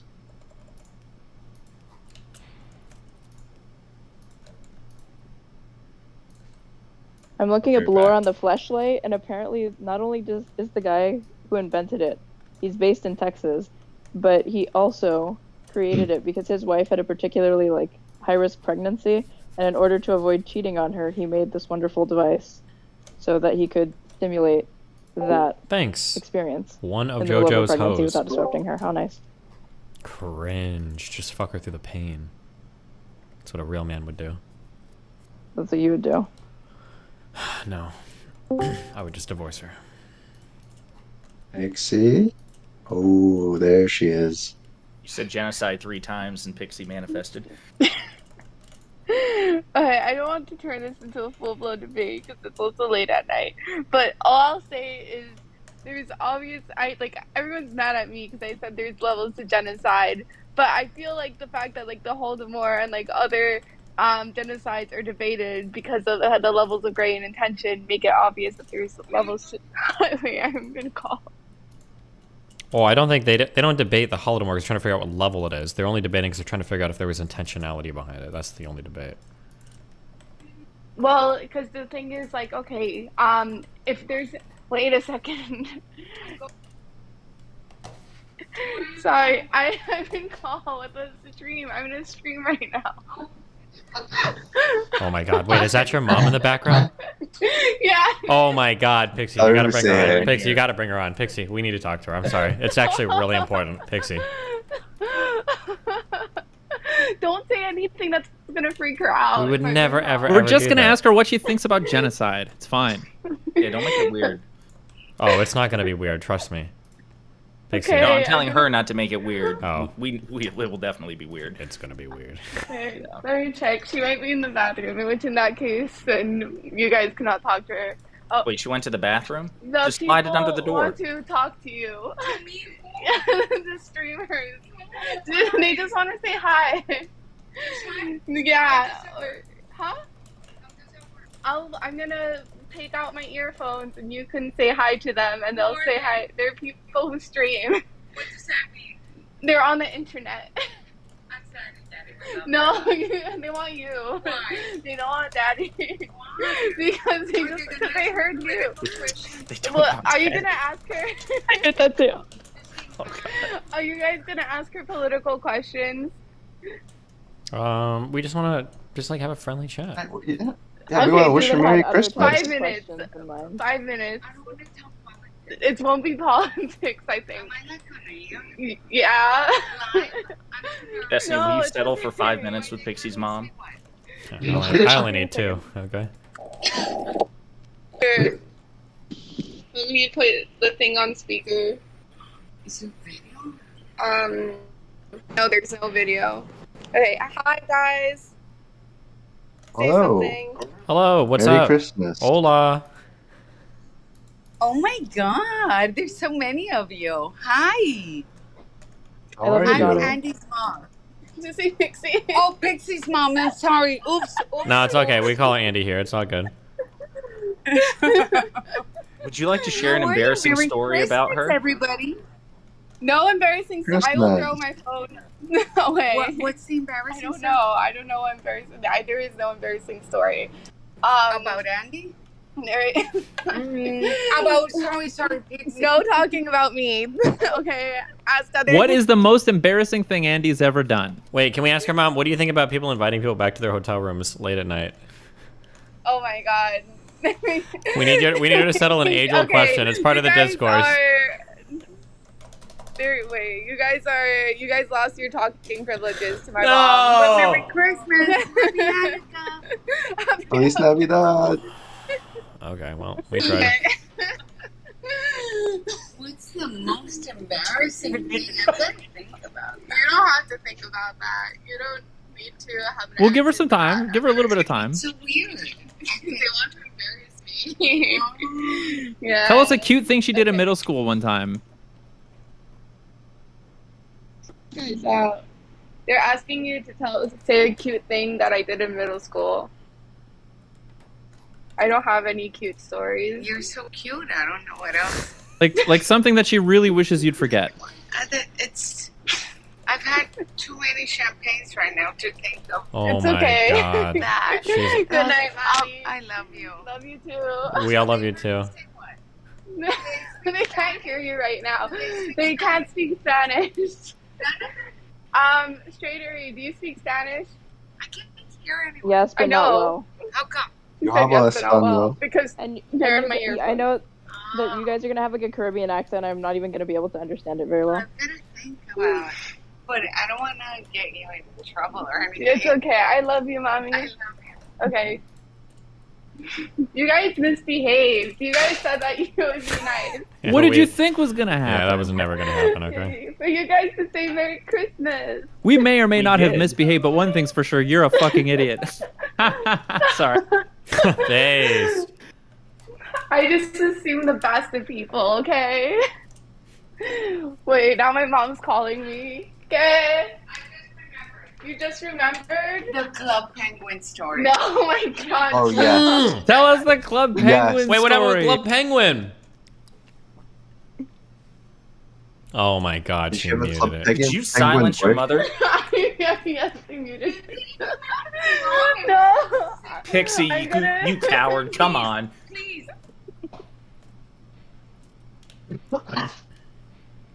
A penguin. Pixie's been Think she's terminally online since she was a kid, man. I think she's like straight up like, I don't know, throat punching her mother right now. But Jesus Christ. I never played on Club Penguin. I liked Neopets, but I remember watching my friend play Club Penguin, and they got banned for asking who queefed in her. Jesus. I'm gonna I have a story. Okay. Yeah. But I want to hear them. No, I can't hear them. I don't want to. I can't do a monologue. Yeah, y'all listen to you. No, I want to hear the voice. She's lying to you. She's gonna mute it when you're telling the story. Many people. There's like 8 people. Your friends? Yes. Hi, guys. Oh, hello. Hi. Hola. Any girls? Yes. Okay, girls, I have the best Andy story. A Pixie story I just remembered. Okay, we're listening. Okay, I think it's a good story. I might not tell it like a good story, but it was. When she was like 7, she got into this Club Penguin. Do you guys remember that? Oh, we know Club Penguin. My Oh friends yeah. were all Yeah, played. we Yep. fuck with Club Penguin. It was like one of the first games, right? Like interactive Yeah. games. Oh my God. I got a notice saying that she was permanently banned from the game. And I'm like, what do you mean, my innocent? I don't even know if you were 6 or 7. You're so innocent, so little, so beautiful, so. And they're like, she's permanently banned because she's been doing like, you could do like a scene in Club Penguin or something. You can decorate your igloo. You could decorate your igloo. And apparently, without knowing, and she had no idea she was doing that because she didn't mean to. She did like a Swastika. stripper pole, and there was a little penguin and money, but it wasn't that. But it looked exactly like that. That's where she was banned. But it was, what was it that you were, where was it? It was like someone playing with you had never seen a stripper pole, even in a picture. It was like insane that they would ban you for life from Club Penguin for something you never even meant to do. It was hysterical. So that's story about Pixie. That is Yeah, hysterical. Steven can definitely relate about being banned for things that he's done on the internet. Well, even not on them. accident. Yeah. I'm gonna. What? No, you don't change it. It's this. We had a good. Oh my I have to god! go But charge like my 7 phone. years, I was devastated. They banned you from Club Penguin. That was a fantastic story. Thank you very much. That really was a good one. Okay, Thank you. maybe I didn't express it well enough, but it was. No, it was great. It was hilarious, and we'll definitely be referencing it again. No one laughed, but it was funny. We charge your mommy. Okay, bye. Love you. Your mom is so cute. I love her. Deep lore fact for all you chatters. You're welcome. Jesus. That's how you learn that perms. What? I think Pixie's mom should have perms to the Discord. I think she should too. Actually, true. You guys wish. She's too technologically illiterate. Oh, she'll learn. She adapted. She adapted pretty well here. Anyone else want to bring their mom on for a viewer call-in? Wow, yeah. I'd love to, but she's dead. Jesus. Good. Bring your dad. Wait. You'll bring your mom on. but Hold she's on, a little busy right now. actual opinion news story thing. Do you guys have any opinions on that one streamer guy that shouted at that person in his chat room over the dead family or whatever? Anybody know what I'm talking about? Yeah. I haven't seen that. Ah, fuck. Okay. Somebody Bring should it like up for the folks Twitter at home. Well, there. Yeah. It was just somebody was like, "Hey, what's up?" And so I was like, "Oh, nothing much, just hanging out." I was like, "Oh, well, you've been gone for a long time. Where have you been?" And they were like, "Oh, my mom died." And the streamer started going off. He was like, "Why you gotta bring the mood down like that? Like, it's your responsibility to make some shit up. You don't have to say that your fucking mom died, dude. You're like bringing the whole fucking crowd." It was just the guy went. Oh, what opinion is there to have? That's like schizo to do that, to say that. I think it's perfectly reasonable to say that to somebody who's clearly, you know, I mean, obviously bringing down the mood. I mean, this guy's a performer. He makes his money based on the stream, and yeah, it's actually kind of selfish of the guy in question. He could have DM'd that guy. He could have said it in private. He didn't have to trauma dump. I think all the blame is on the guy who let his mom die. What do you like? It's the son's duty to protect his mother. Jesus. Wait, hold on. We're gonna watch this on stream. Hold on. Don't victim blame here, okay? Blame God. True. Because God controls everything. Okay, I'm So wicked. I'll be back. What's up? Kirby, where the fuck have you been? Where the fuck Kirby, where the fuck have you been? Oh my god. Well, tell you what, Miss Dirty Kirby, you know what we're not going to do? We're not going to talk about it in my chat. Because it's Friday. And that is a whole big bucket of bummer. And I'm sorry for your loss, but we're not doing that in my fucking chat. Thank you. Well, okay, Miss Dirty Kirby, you said, no, that's fine. You asked, so I told.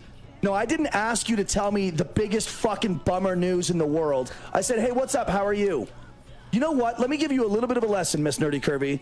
When something really, really bad is going on in your life, and in a public forum, someone asks you, hey, what's up? How are you? There are two acceptable responses. Good, and you know what? I'll make it through. That's it. How are you? Good, or you know what? I'll make it through. Awesome. Love to hear it. See, there you go. Or Prom's response. Yeah, I said, Prom, how are you doing? She says, I'm alive. There you go.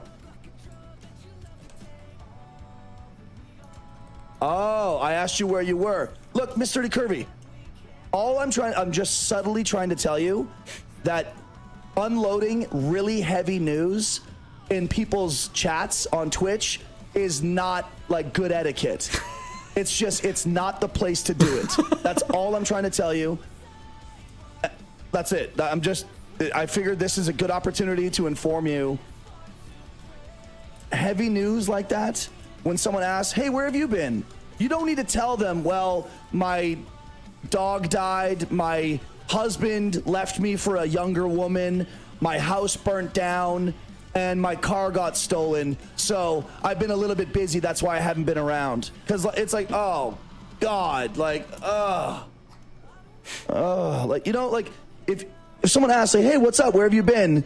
And it's heavy. Just be like, I had a bunch of shit going on, so I've been lying low for a little while. Got it. That's it. I'm not trying to rip you a new ass. Jesus. To bring about is that the intention is unclear or not, right? So that means that the policies that are going to result from various dubious levels of intention are going to follow through, right? So like, let's say the Holodomor, for example. Okay, a genocide, I guess, where you are trying to eradicate a group of people by leading them to like have famine or having more trouble getting food, et cetera, et cetera. Well, chances are, although they are slim, okay, there's a higher level of probability of somebody like surviving or escaping or, being able to get some level of food or sustenance, or not like automatically straightforwardly like dying as fast as, let's say, genocide where it's, okay, no, we're straight up executing everyone, mass shooting, every type of or mass gassing every person who comes by here. The probability of that surviving that becomes a lot lower. Time though, the end result is the same, the extinction of that race, right? The end result is the same, but what I'm trying to argue is that one has a higher probability of failing than the other one. What do you mean failing? Because when it comes to something like, okay, we're going to try to in place like mass starvation, there is still a higher probability of getting like some food or some sort of sustenance than straight up execution. Does that matter? It does matter if we're going to make an argument about like intentions when it comes to genocide or how clear cut it is or not. Because in one, there's like, I guess more of a level of plausible deniability than the other one.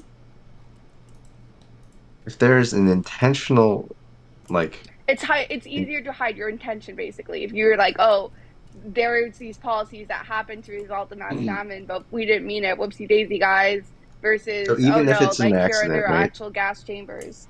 Well, that's why I argue that, if it is an accident, right? If it's not a purposeful genocide, it's still, we don't have to call it genocide, but we can call it an egregious. Oops. We can call it an egregious violation of basic human rights.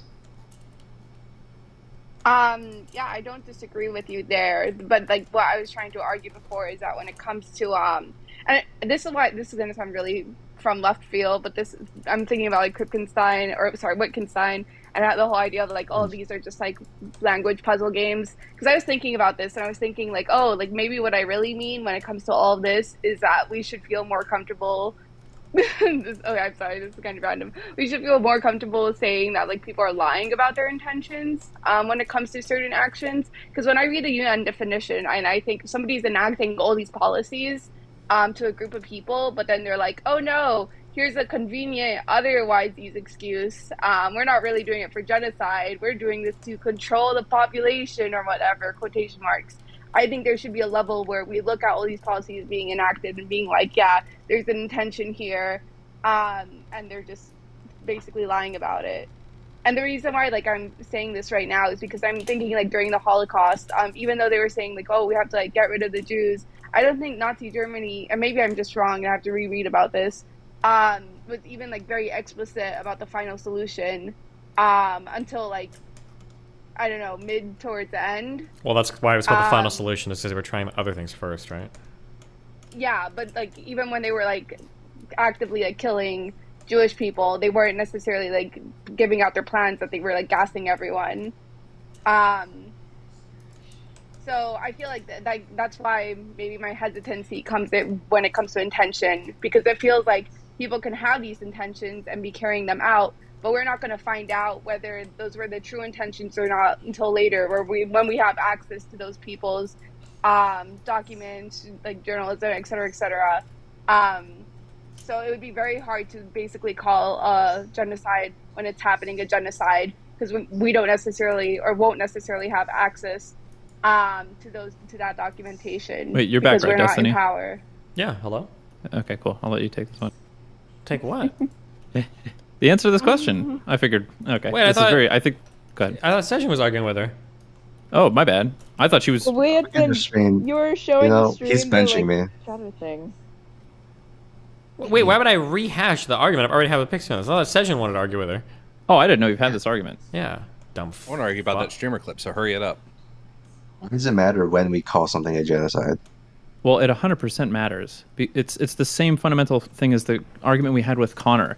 Like, extraordinary claims require extraordinary evidence. If we're making claims about a group of people enacting the systematic extermination of a group of people, there has to be, even if we say that some group of people died through consequence of a thing, in order to make the case that it was intentional, it requires some amount of evidence. And it can be the case, Pixie, what you're talking about is we have basically some circumstantial evidence or the preponderance of evidence that maybe individually doesn't point, it doesn't act as a smoking gun of intentionality. We can say collectively, reasonably, we can sort of infer that they were probably doing something fishy or something like that. But at the end of the day, we don't want to be calling things genocides willy-nilly if we don't have really strong evidence for it, because that's how do we watch out for that in the future?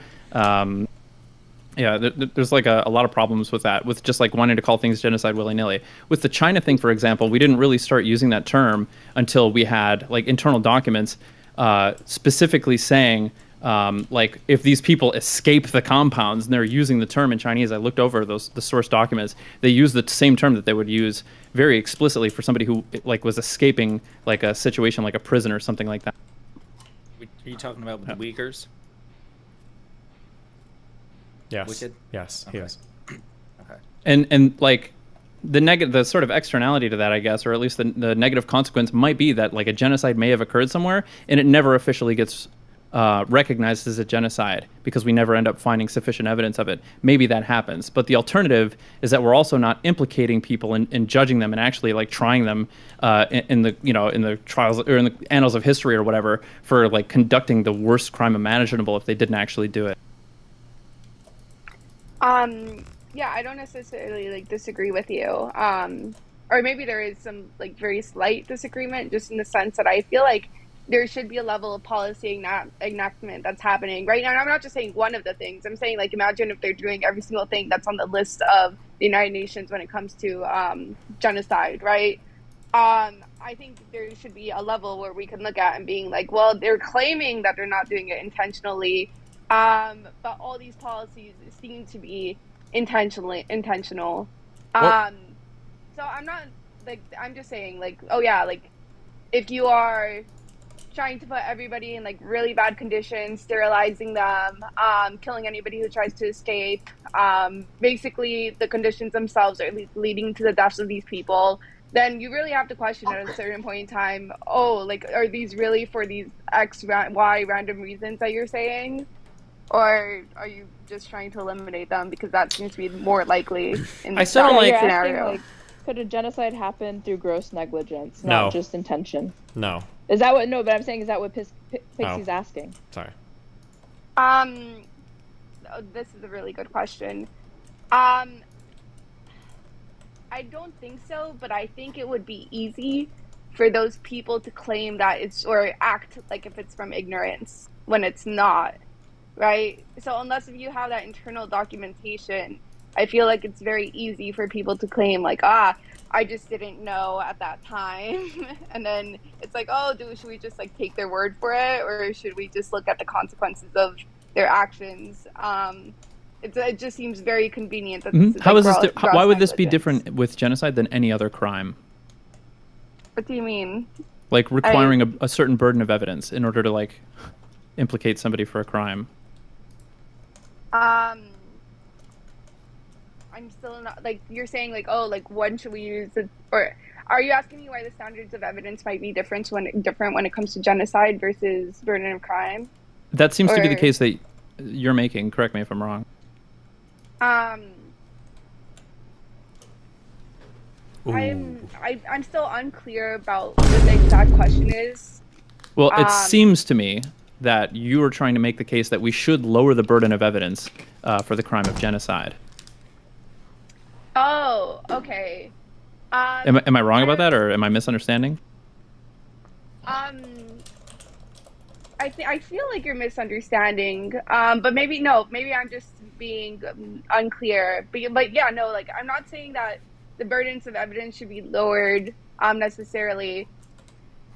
I feel like it's just really weird for my brain to wrap around this concept because we don't do genocide, or we don't claim that genocide is happening the same way that we claim whether someone's guilty or not in trial, right? Like we don't we didn't put China on the stand and like to determine like there's a genocide going right now with like the Uyghur Muslims.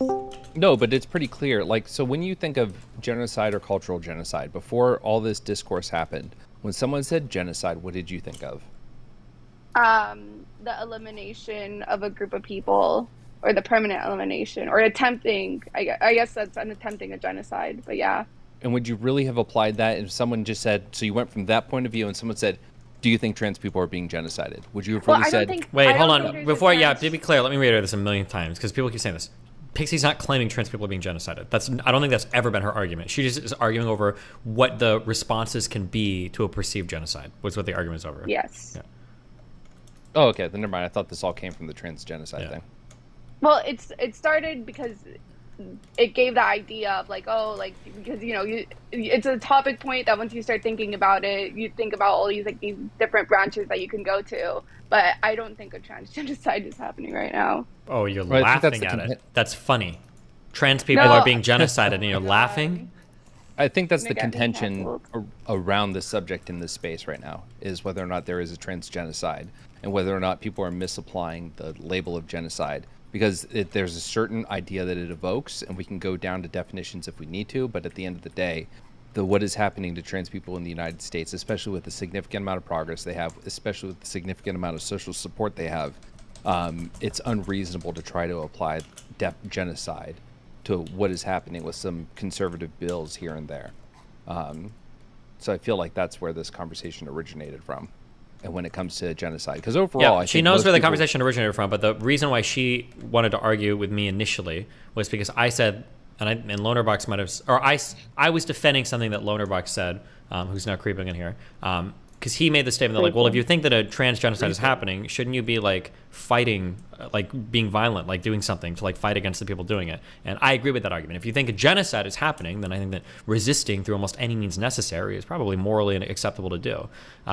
And then Pixie came through and she basically wanted to argue that, well, like, couldn't we conceive of like some ways that a genocide is happening to where you wouldn't be able to like kill like a grandma down the block because she happens to be part of a country that maybe is committing a genocide? Like maybe that's not like the best way to go. Then that was Pixie's argument basically. Yeah. I mean, people, when the genocide's happening, it's even when people do take up arms, which is quite often, they don't usually go and just kill fucking grandmothers, right? Like when the Jewish militias rose up against Nazi Germany, it was usually in Eastern Europe where the like concentration camps were, right? It's not like there were Jewish partisans running around fucking Munich like slaying fucking Helga and her 3 blonde daughters, you know? It's was there an argument that it's okay to kill like civilians, just like random civilians, just because the genocide's happening, or what? I think we got to a part in our argument where it's like there's probably some people that are more culpable than others. So like maybe not like random Joe Schmo, but like maybe politicians or like city leaders or whatever. But I guess for a democracy, it's going to be different than like an authoritarian regime. So yeah, I don't know. Yeah. The reason why I had trouble with your argument, Lonerbox, and this is, I guess, the more like the principle of it all, is that if you're saying, okay, a genocide has happened, that means like it's morally, or as a response, it's morally necessary for people to like fight back, then you're kind of determining the definition of genocide by how people react to it. And I just didn't feel comfortable with that either, because it feels to me like even if in a random scenario, let's say people don't want to, for whatever reason, right? It doesn't even matter. They just don't want to kill other people back. And suddenly disavowing that as a genocide just doesn't sound right to me. So it sounds like the focus should not be on whether it's morally permissible for people to fight back or not, because there is discussions we had there. I think most of the times it is. I think sometimes it's not, but most of the times it is. But either way, that shouldn't determine whether there is a current genocide happening or not, because that should be focused on the perpetrator's actions, not on the supposed victim's retaliation. I don't think that's an argument that anybody was making, though. Yeah, like, it's the other way around. It's not like it's not determined by the reaction. It's determined by the description of what's happening. But the description of what's happening in a genocide is it necessitates or gives you the moral carte blanche to kill the fucking perpetrators. Yeah. To defend yourself, ultimately, or Yeah, to like- defend somebody else. Like the first thing you're going to do when there's a genocide is probably flee, right? But if you can't, or if you want to stay and protect your community, like I guess like the Rohingyas are doing in Myanmar, is like the only way you can do that is to kill people, or just like take up arms in some way, or destroy like supply lines, or just do like it's all very Acts of like terrorism and shit, extrajudicial. Is part of the argument, though, that because people are not availing themselves of that moral permission, that's evidence that it's not a genocide by definition? No, the argument is against extreme rhetoric because it will reasonably and rationally drive people to violence, right? Like if you're telling people over and over and over again that, hey, you're being genocided, hey, you're being genocided, hey, you're being genocided, if people legitimately feel that they're being genocided, then it's not really that big of a stretch to be like, okay, well, we need to take up arms and start like killing people because holy fuck, we're being genocided. I think that's a pretty reasonable step. Okay, because the way that it came across, at least with like the loner box video, and maybe this was just me misinterpreting, was that, oh no, if people aren't doing this, then doesn't it kind of prove or show that there isn't a genocide going on? And then that's when I was like, oh no, that's not good. But again, maybe I just like misinterpreted because there was a long video and there was a lot of stuff in it. I mean, you could say it that way if you wanted to. I mean, like, I don't know if there's ever been a genocide in the past where people didn't end up just naturally fighting back by killing people or destroying stuff. So, but no, that's not really genocide's got like a description, and then the consequence of that description is people fighting back. Yeah.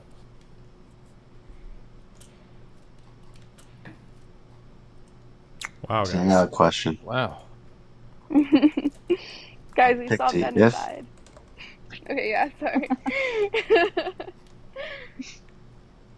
Do you think that calling something a genocide, as in it's actively happening, should go hand in hand with an inherent call to violence?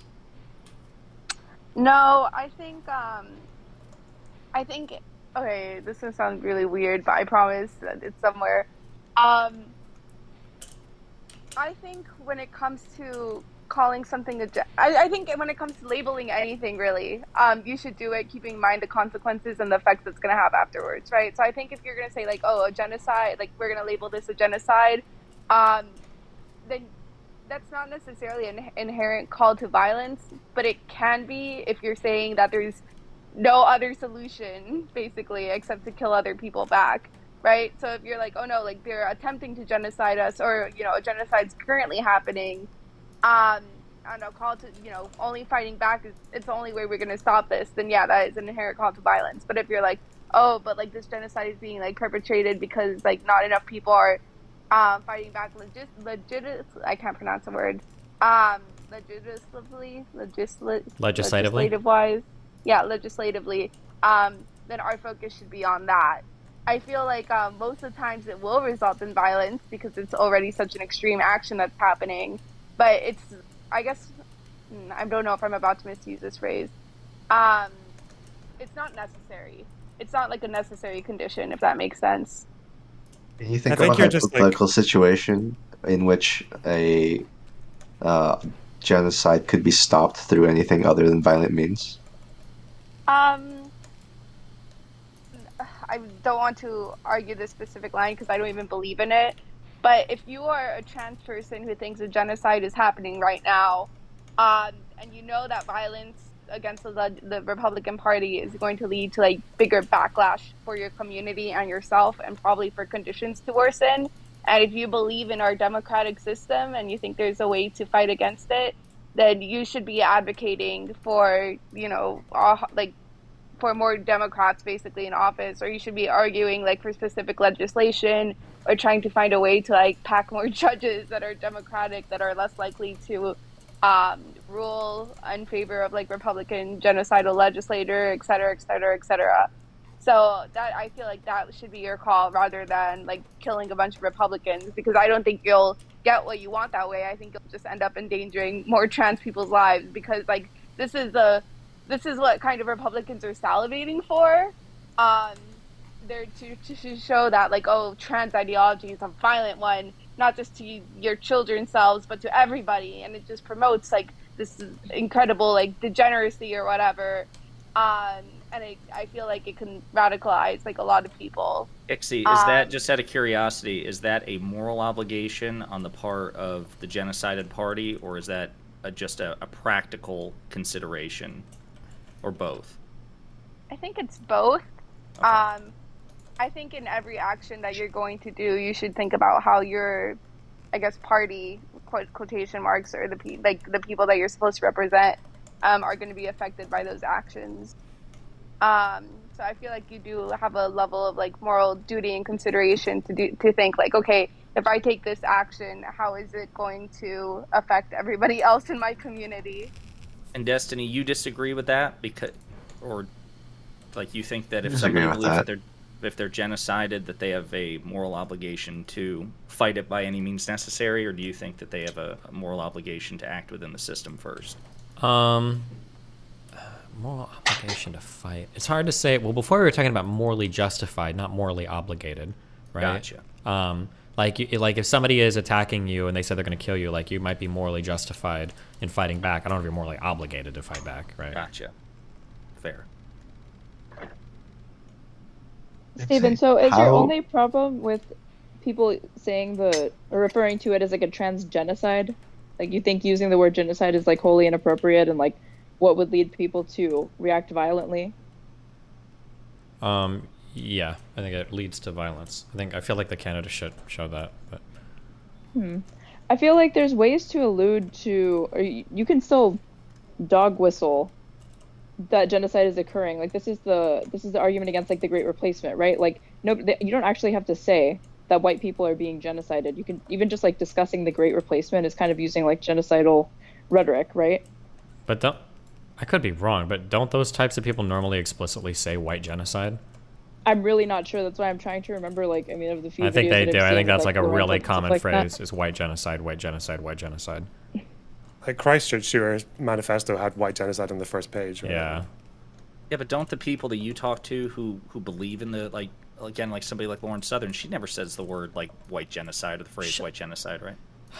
I don't want to get this wrong, but I would be surprised if she never used the phrase white genocide in any of her Great Replacement videos. It's possible she didn't, but I would be surprised if she hadn't. But if she didn't, she was still talking about like the exact same thing, I think. Yeah, I don't think she did either. I think it was, but it's the idea that one logically leads to the other. Yeah. Well, that's what Aaron was saying, that it could be, you know, the Great Replacement theory is a politically efficacious, unfortunately, it's been very effective at radicalizing people as a way of dog whistling without coming out and saying genocide. So I guess Aaron's, you know, her counter proposal was, couldn't people who are sensitive to the issues that trans people are going through, even legislatively from the Republican Party in a variety of states, couldn't they do their own version of a dog whistle hinting at a trans genocide without coming out and calling it a trans genocide? And would Destiny support that kind of rhetoric? Jesus. No, I don't think so. I just don't think it's effective. I don't like that the only way that we can communicate any political issue is to talk about violence and extremes and genocides and murder. Like we have to be able to like have conversations about these topics without it being like everybody needs to start firebombing everybody to get anything done. I'm just trying to isolate the variable because I think you were saying that your problem is just referring to it as like a trans genocide. So you disagreement with using that turn of phrase, but I'm saying like it's possible to refer to a genocide anyway without even ever saying the word genocide, which is what I think a lot of these people who are discussing and propagating the Great Replacement conspiracy theory managed to do. Sure, but I would disagree with that just as much then. What's the point of even floating that idea? No, I was just trying to see if you disagreed with it just as much. Yeah, well, I would, because the whole reason why I disagree with the white genocide thing is the same reason why I disagree with the trans genocide thing. You're basically saying that, like, okay, well, just so you guys know, the only action that you have that you can take right now is violence. All the other institutions have failed you, so go start killing people. That was my issue with the Great Replacement for white people, and that's essentially what people did. That's what the Christchurch shooter did. That's what the Buffalo shooter did. Like, that's what people are doing. So what's another turn of phrase that you would find inappropriate to refer to like trans discrimination in the like globally or in the United States? It's trans like, discrimination. Said, like, it's fine. No, it's okay. But like I'm saying, if people said like, okay, you have a problem with us calling it a trans genocide, what if we said a trans replacement or like similar things? Would you fight back equally as hard, or would you say like, oh, okay, because like as long as you're not using the word genocide, then we're good?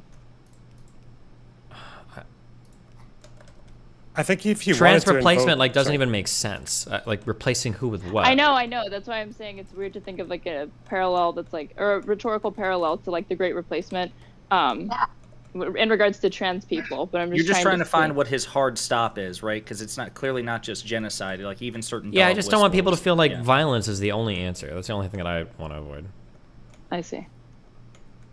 Do you? I think there's a group called the Lemkin Institute, and they recently described gender critical ideology as a genocidal ideology. Jesus Christ. Which you can't, like, I mean, if you really want to, you can argue that, because a lot of them do actually say explicitly that they think, well, they think being trans is like a fucking socially contagious mental illness that the world would just be better off without. And if you believe that, like, there are certain situations that could lead you into committing genocide, but then you have to caveat the fuck out of that by saying that there's like 1,000,001 institutional barriers between that rhetoric and actually the genocide happening, which is why it's still kind of useless. And people will say that even though you could probably safely describe someone like Hitler as genocidal as early as like early 1920s or 1919, but then people always have this fantasy of like, oh, what if we killed Hitler before the genocide? So it's the same idea. It's a bit, you're kind of playing with fire when you do that.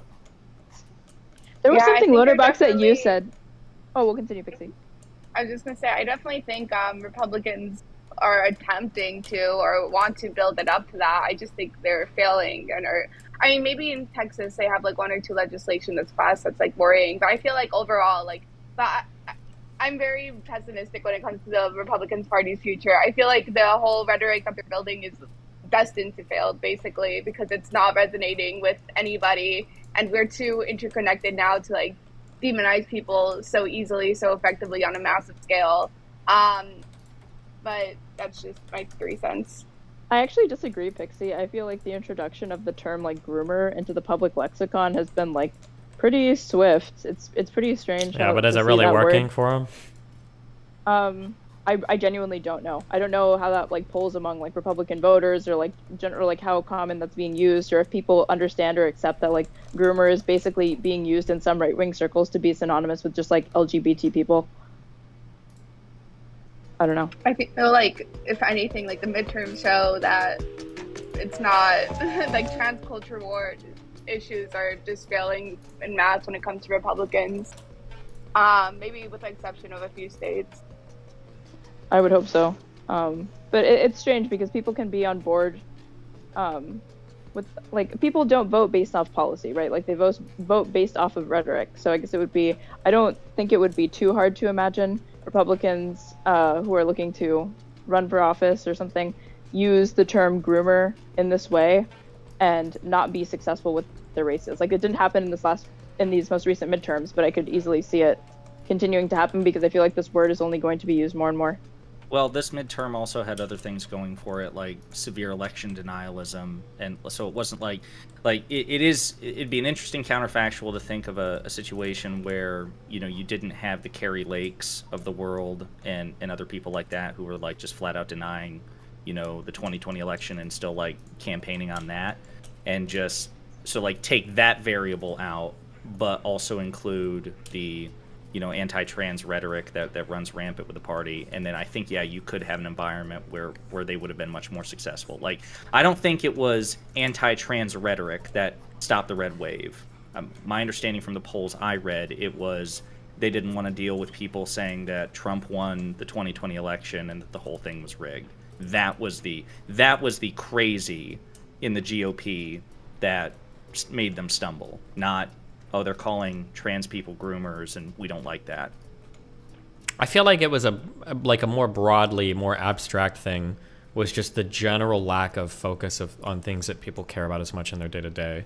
But I could be wrong on that. Like, I feel like that's why, like, I'm curious, for the reason why DeSantis did so well, do you think it had to do with the COVID stuff? I think absolutely did. I that- think everybody in Florida is like, oh yeah, like the freedom of being able to go outside. Yeah. So like, that's what it feels like thanks to me. Jesus So he Christ. had like a thing that he's like, what did I do? Like, did we talk about groom? Well, they did do the don't say gay bill. He got that passed, but he could like point to some actual on the ground shit that like people across the entire United States were going to Florida for. Like, I let you guys have and enjoy a great amount of freedom in major cities during COVID. And maybe the only like major city like Miami, right? Because New York was locked down. Seattle was fucking passports for getting into restaurants. LA and shit was locked down for a while, but Miami was like fucking people were at the beaches and didn't give a fuck. And I feel like I feel like it probably helped DeSantis rather than just like they literally complaining didn't about, know who the president was. Yeah, like in Miami. complaining about like fucking election denialism and trans groomers and all that shit over and over again. I don't know if that helped as much as like his COVID policy. But again, I could be wrong. Yeah, I think it was like a perfect storm for DeSantis. I mean, number one, he had a favorable environment for it, right? Because Florida is a red state. Number two, he's a more polished version of Trump in the sense that he does lean in to culture war bullshit, like you said, the Don't Say Gay bill, and a lot of rhetoric surrounding that, and also politicizing vaccines and, you know, advice coming from like federal health agencies. But he does it in a way like where he's able to pitch it as policy, right? Like the perception, again, the polls that I read and a lot of the like the interviews that like CNN and, you know, Vox and other people did with people in Florida is like, you know, that DeSantis delivers results. He doesn't just bitch. He delivers results. So I think he's really good at that, like uniquely good at doing that. I was gonna say I'm pretty scared about the indictments and shit that might be coming down for Trump, but now I'm starting to wonder. I feel like the saddest thing for Trump, for his life, is going to be if those indictments do come down and like nobody really cares, like even Republicans, if they've all just kind of like moved on. That might be like the saddest fucking thing for that dude. But they have in a lot of ways. Like I've talked to Republicans, including those in my family, and they're ignoring it outright. Like they don't want to read it, they don't want to see it. Even like the summaries that just say very blank verbatim, he did this, he did this, he did this, and they're clear.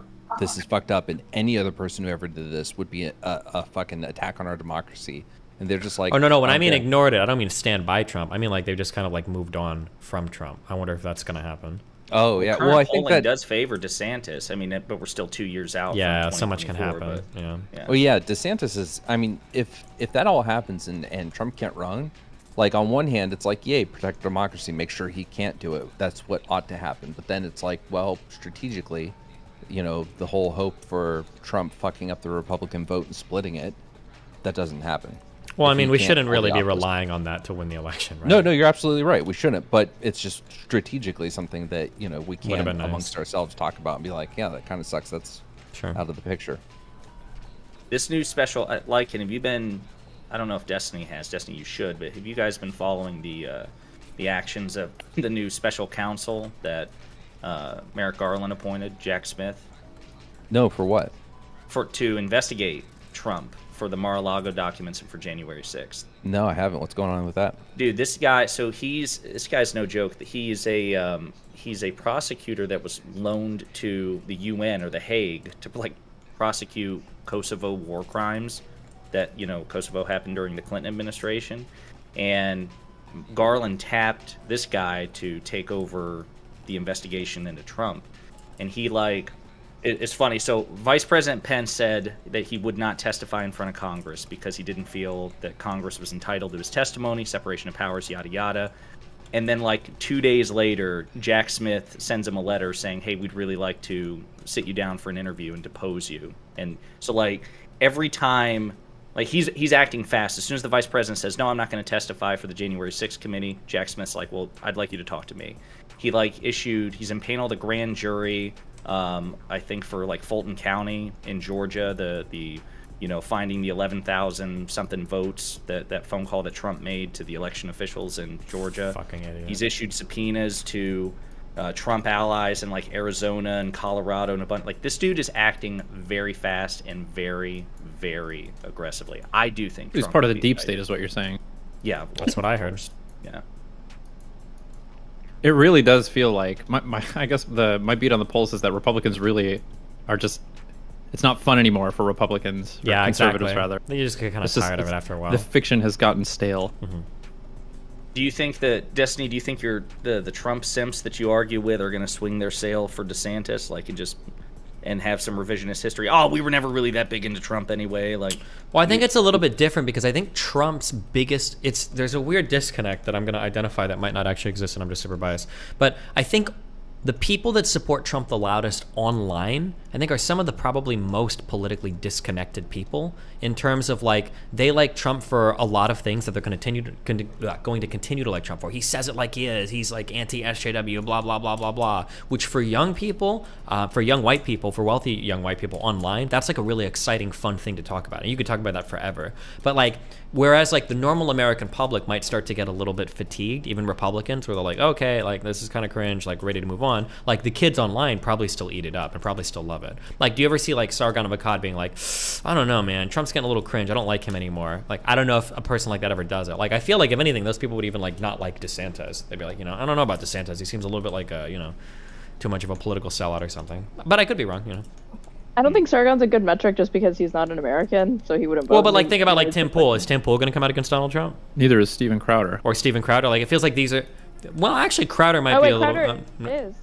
What? Crowder is an American. Yeah. Oh no, Crowder's Canadian, isn't he? He has a dual Correct. citizenship. He's part Canadian, part American. You don't get dual citizenship with Canada, okay? If you're a dual citizen with Canada, you're fucking Canadian, okay? You're a fucking. No, you're American at that point. Like, I think have all the dual actors- citizenship with Canada. Well, no, think about all the actors. Like, I mean, at the end of the day, once you get American citizenship, I think you're pretty much considered American. No one thinks of Jim Carrey as a Canadian. Like, they know he's Canadian. What if he but- started talking U.S. politics? There's more of an argument for Crowder because my understanding is that he was born in the United States, but he spent the majority of his life in Canada. That makes him more of a Canadian. Loser. True. He's more in touch with outside of his citizenship, is all I'm saying. Where has he lived for the past 10, like, that's what I would want to know, honestly, if I'm interpreting that. I'm really skeptical that it's anywhere other than Texas. I think he's been in the United States like, at least for the last decade, but like the majority of his like childhood, I think I read on his Wikipedia once from like 5 to like even college or something like that. He was like spent time in Canada, and then he came to the United States to do. Oh, is he in America right now? I'm pretty sure, yeah. I thought he was in Canada. Oh, fuck it, he's an American. If you live here, screw it. Fuck you. You're an American. Gross. I don't think that these like Tim Pool, the Sargon of Akkad types are going to disavow Trump, but I think they're going to start shifting their rhetoric and like just throwing their weight behind DeSantis without ever talking shit, especially because they had like insane predictions related to him. Like I think Tim Pool said that there was going to be a 50-state landslide for Trump, right? Yeah. One of the so, like, legendary for him to disavow predictions. Trump, he's like talking shit about himself at that point because it's like, how could you go so hard in the other direction? Like, what could have happened in that time? Because Trump is still pretty popular. When you poll among like the GOP and like constituents, I think electorally, I don't know how well that's going to bear out for him in this upcoming presidential election, but they're not completely done with Trump yet. But I do see the Republican Party just because DeSantis had so much success. I think I read somewhere that like his margin of victory was the state's largest in like 40 years, something like that, maybe 50. So yeah, and it's we'll crazy because when he was elected in like 2018, like it was by a slim, like it was by the skin of his teeth. Yes. And he has maximized in 4 years some considerable gains. It really Yeah, was I think if I had to talk about like how the rhetoric is gonna shift, at least seeing my parents who are like Trump supporters and stuff like that. But love this. Wait, mom's a Trump supporter? Mom is less of a Trump supporter. Mom is like let's call her a centrist for now. Yeah, dad has been a Trump supporter, but I think the rhetoric is literally just going to shift to Trump being selfish. Obviously, we all think he's selfish, but it's going to focus more on that. Like, oh no, you should like let DeSantis take over. Like, he did really well. Like, if you're not doing it, it's just because your ego is too big. Like, oh, you're just being selfish, et cetera, et cetera. So I feel like if they're going to throw him under the bus, it's just going to be honed in on that, on just like, oh, like it's DeSantis is younger. It's like his time to shine. You already had your spotlight as presidency, shit like that. And I've even seen, I think DeSantis understands that the right is not, or like the American GOP party is like not done with Trump, obviously, because I've seen these like freaky videos where he's trying to mirror his like his hand gestures, even the way that he speaks. So he understands he still needs to capture these voters entirely. 100%. I'm gonna find while you guys talk about this. DeSantis ran the creepiest campaign ad. It may have been in 2018 when he was running for governor, and he was like, it was all Trump related. He was reading his kid like a storybook about King Trump or something. Like it was the creepiest shit in the world. What the fuck? You guys not remember this? Nope. No. Oh my god. Okay, continue on. I'll find it. link it. The person who I remember like really just castigating themselves for Trump was Cruz. Like Trump literally accused him. He accused that his father killed fucking JFK. Oh no And no no there's no! videos- Fuck that. The JFK thing was whatever. I thought it was him attacking Cruz's wife, where it was like, that bruv. He said, I That think he too, said and it looked. Didn't he say it looked like the Zodiac killer, or was it the JFK thing? Yeah, I don't know. That was some funny shit. He literally. Wait, speaking of he which, said did he you said- see somebody tweet of, oh fuck, who was it? Like, something, happy birthday, Ted Cruz, to the Zodiac Killer, and it was a Republican who tweeted it, and he was like, it's a joke. Okay, that's the Oh, I second saw thing I that. gotta find. That's the second thing I gotta find. While he finds that, going way back, old memes.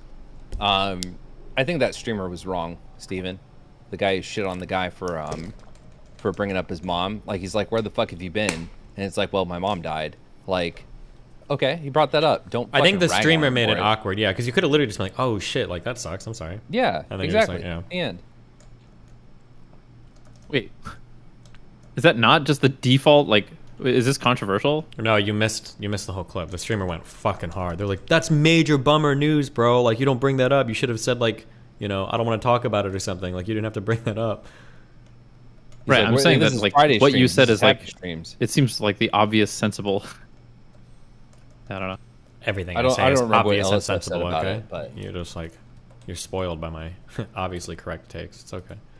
I actually think a lot of people are sympathetic to the rant that the streamer went on, but he went about it in such an abrasive and like ridiculous way that he looks like a fucking monster and sociopath by screaming at that person. Well, no, like the rant is sympathetic if people bring it up out of nowhere. The problem is just that he like explicitly asked, like, "What's been going on? Where have you been for so long?" And I was like, "Oh, like my mom died." Like, That's true, but I guess I don't think he ever would have asked that had he known that that had happened in that person's Then life. don't be a fake fuck asking people how they've been. That's like the most annoying thing about me is he's encouraging like the fake social niceties. I'm like, well, when I ask you how you're doing, you're only supposed to give me one fucking answer. Like, don't ever fucking say what's actually happening. It's like, man, fuck you. Then don't ask, fucking loser. Hello, fellow human. How are you? Whoa, you're making me engage with your life. It reminds me of the one of the Carlin skits of him talking about how like when a family member dies, people always come up to you and they're like, "Oh, like, are you okay? Is there anything I could do for you?" And he's like, "Well, if somebody says that, you should fucking put them to work. Like, yeah, I need you to go paint the fucking house. I need you to do all this shit. Like, if you're offering, then yeah, go do shit. Because people don't actually offer; they're just saying some shit to be nice, right?" Destiny, So- check your link. I'm sorry, I found that it's from Greg fucking Abbott. Click this link. Oh yeah, I just God. looked at my other monitor. Good memes. Happy birthday to the Zodiac Killer. Base, Jesus. So Steven, when you ask stream guests how you doing, buddy, if they started going off on like a 10-minute like diatribe about everything, every single detail that's been going on in their personal life, their professional life, you would just be so interested. No, just I'd so probably say grateful that's that they did wildly that. inappropriate. Why are you doing that? Really? Okay. Yeah. Do you see the difference between what you just said though and just saying like, "Oh, my mom died"? No. Can you explain it to me? No, you'll figure it out when you get older. Okay, hopefully. I'm 1 year older today, so that starts now. That's a mean thing to say when you know that she won't figure it out no matter how old she gets. Oh. Jesus. He's not as certain. Look others. at- look I'm at- sorry. I'm busting chops Okay. today. I don't know why. I'm being such a. Ableist. Well, you have it coming, but that's okay. I shouldn't be apologizing. Yeah, she's mean to everybody. Okay. That's how I am. That's me. I'm so mean. Yep, we know. That's what I just said. I know. Calling people hall monitors, it's just crazy. I'm just out of control. Is Cherry in here? Hey, Cherry. Happy birthday. Drew, happy birthday, Cherry. Happy birthday. No, it's not. It's 10 minutes after. It's the day after. It's Loser. over. Stop. Yeah, it doesn't count.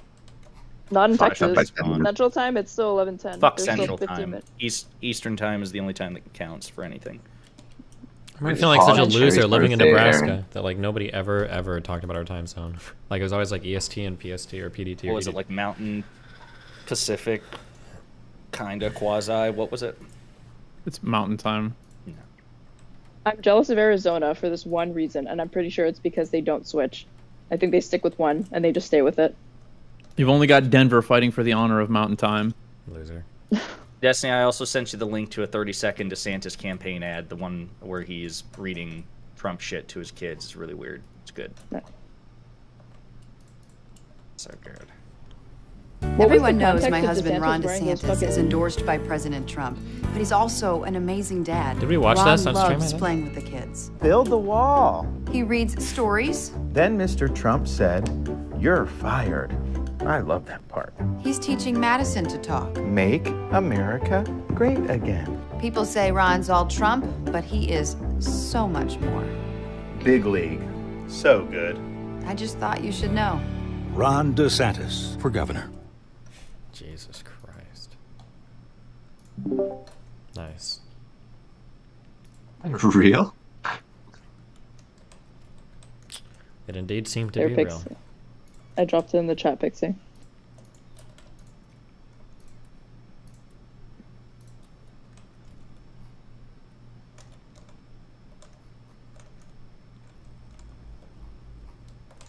Wow. Did you I find the love restaurant them. that's open? Do what? It's two people just spoke at the same time. Did you find the restaurant that was open, Steven? Find the restroom that was open? A restaurant. Oh, no, I don't think so. I'm probably just gonna sit here and starve. Do you not have food in the apartment yet? Did I what the apartment yet? Do you have food? Nope. Didn't you just like eat 2 hours ago? Yeah, but it's the only thing I've eaten today, so. That high metabolism from that strict gym regimen.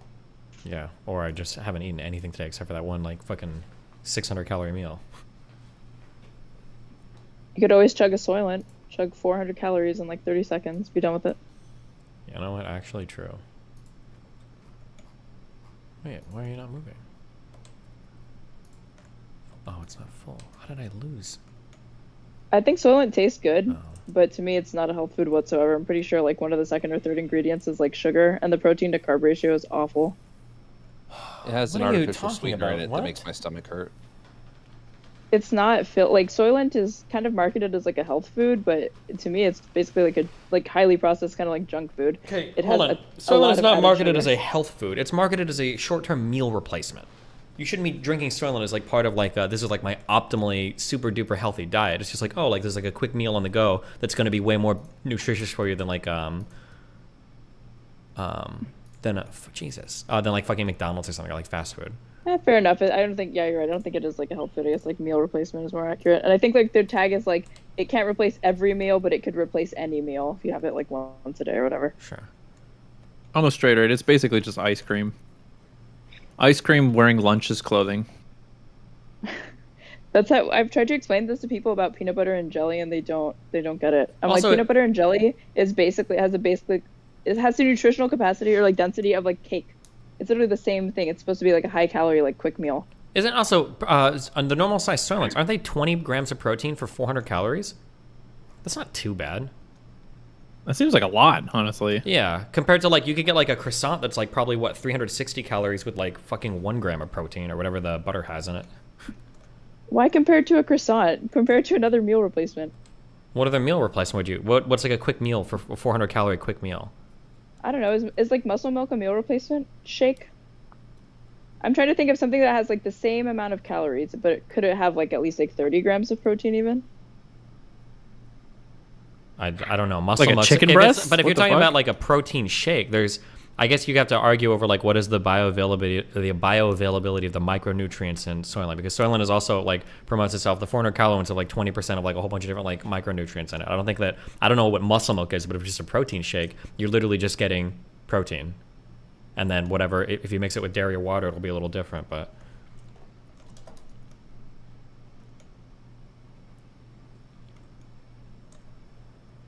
Maybe.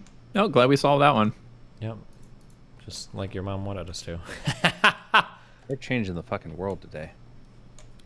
I mean, I like Soylent, but I never like drink it. I just buy the and people basically think I'm like an ice chewing psychopath for this, but I buy the tub of the powder and I'll eat just like the powder. It tastes like hot chocolate mix. Tastes good. You are a psychopath. That makes ice chewing That's seem what I like just said. motherfucking, I don't know. Normal. Normal, yeah. It's super common. I mean, like who hasn't been anemic at some point in their fucking What life? else are you supposed to do? Suck on the ice cube forever? Just spit it out? Or you just don't ever put it in your mouth at all. You show those cubes who's boss. That's what happens. If you're drinking water and the ice ends up in your mouth and you're like talking to someone, you crunch that shit down in 1 second and continue your conversation. The end. Based, true.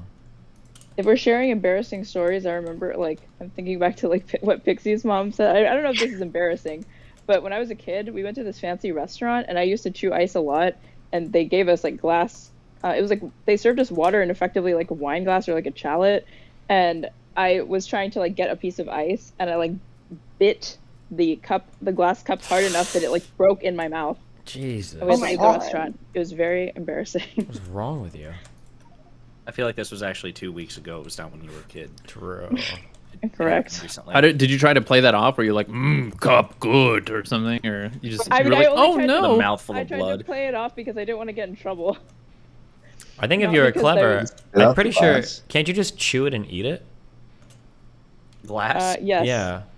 Oh my god. Yeah, just Like, Giga that Chad doesn't through cut your that. mouth? I think you can just chew it and eat it. If you grind it up like fine enough, I'm pretty sure it's just like He's trolling. Stop. I'm not trolling. I'm almost positive you can just grind it and eat it. This is Chad, Why don't you show us? Do an example on stream. Somebody can go look it up. I learned a whole Yeah, bunch same with steel scraps. Not steel, but isn't like grounded rat poison glass essentially like fucking sand basically or whatever? Albert was eating glass or whatever, and I asked him, I was like, how the fuck, this seems like it would be agonizing. He was like, no, as long as you chew it and you ground it up enough that it's like not that big of a deal. Like you shouldn't make a regular habit out of it, but it's not gonna like fucking kill you. Steven, are you eating fiberglass like it's I think cotton it'll candy fuck or up your something? intestines really bad. No, as It's long as still you glass. if you chew it and ground it, it's essentially just sand. It's or You- silica or whatever. Yeah, but I think even like trying to Is eat sand good sand. to eat? No one said it was you guys are fucking like playing along with nutritional. the meme. I can't tell. I can't tell. Can you chew and swallow glass? You can, but should you? can, I mean, yeah. No one is saying Technically- should you. No one is saying like, oh, this would be part of like a healthy, nutritious fucking like part of your day. You were literally saying, shouldn't you have done this instead? When I just told you that I did that on accident, you're like, shouldn't you have just like, I don't know, eaten it instead No, of I'm getting in saying trouble? this was like a last resort to save yourself from embarrassment. So you don't have to turn to your mom and be like, hey, I'm fucking retarded and I accidentally ate my fucking cup. This is like an alternative to I didn't have that. to turn to her. She fucking saw it. Everybody, I'm pretty sure that like the cracking of that glass with my teeth was loud as fuck. It's glass. Yeah, breaking. but then you say like, oh, that's like the ice that I'm eating right now, and then everybody would just look at you like, oh, okay. Okay. I'll But have to listen, try it that's again fine. Hey, sometime you know soon. what? Now you're just known as a fucking, cup eater, dumb fuck. So good job. You're That's on gross. you. Good work. I think that's pretty fucking metal. If I could like come Cup on here eater. and chat that like no, not just cup, glass. That I'm fucking chewing glass. Glass swallowing it eater. whole. Exactly. Cringe. Yikes. You're a typo away from eating grass, though. What? Or you can say going out to eat with straighter is like eating glass How is it like that? because you do it.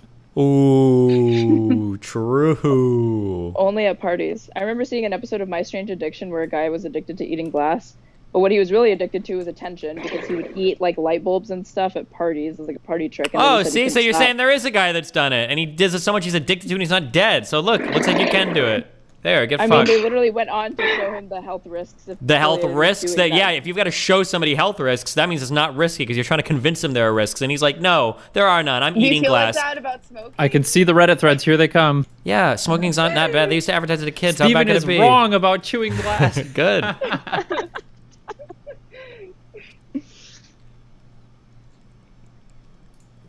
You guys are My just cousin squares. chewed glass and he shit out his intestines. Good. I hope he died. All right, Wicked, you share an embarrassing childhood story. I've never done anything embarrassing. How could I do that? You're on the stream right now. His existence is embarrassing. Very true. Or There Sedgen, you go. you could offer one. Let me think. Can I ask an edgy question? I don't. You even need to ask us permission. You know you're going to do it. Just fucking ask. What is the origin of the Nibba meme? Where did that come from? Were people with the B thing? I think it's just why people trying to say it online without actually using the two G's. Oh, that's way more. It's like boring dank. than I It's like thought. r Never mind. slash like dank memes or like deep fried memes type shit. That's where that's where I see people using that. Oh, yeah. Deep fried memes. That's where I saw that all the time. I first saw Fuentes use it. Oh, you're still here. Loner Box. What's up? Hi. I'm alright. How you doing? Isn't it like fucking 5 a.m. over there? Are you okay, buddy? I went to bed a little bit earlier than I usually do, and if I go to bed like 1 or 2 hours earlier than my usual time, I'll just wake up in like 4 hours. Dude, that is what I did. I went to bed at 8:45, and then I was up at like 10:30. Yeah. But you know what? I feel incredibly functional right now. Like, for some reason, when I do that, it's always like, I'm always fine when I wake up, and I'm just last like most of the day. Damn. I also heard people talking about genocide, so I was like, fuck. It's like that signal for you. Yeah. Loaderbox, can I just say, in your video, one of the most disturbing things that you said was that you were like, Disturbing. oh, there could, yeah, it was disturbing for me to learn because like my Holocaust history and like World War II history is like not the best. But you said that there could be genocidal rhetoric for like several years before an actual genocide is enacted or starts occurring. And I think you said you're like, for example, like Jewish people were referred to in like anti-Semitic ways publicly. And like, so quote unquote genocidal rhetoric was used for like 10 years before. And it's like, Jesus, like the idea of like, you know, from like year one, there's anti-Semitic rhetoric and just like less than 10 years, the final solution is like being implemented was like actually disturbing for me to learn. Well, to be clear, I mean, they like, didn't go from anti-Semitic rhetoric was pretty fucking old, right? Yeah, like, they didn't go Jewish from zero to emancipation didn't Holocaust. happen. Yeah, like Jews were second-class citizens in Germany until like 1871, I think, and then the immediate backlash was a bunch of new anti-Semitic parties that only kind of started to stop being a problem towards early 1900s.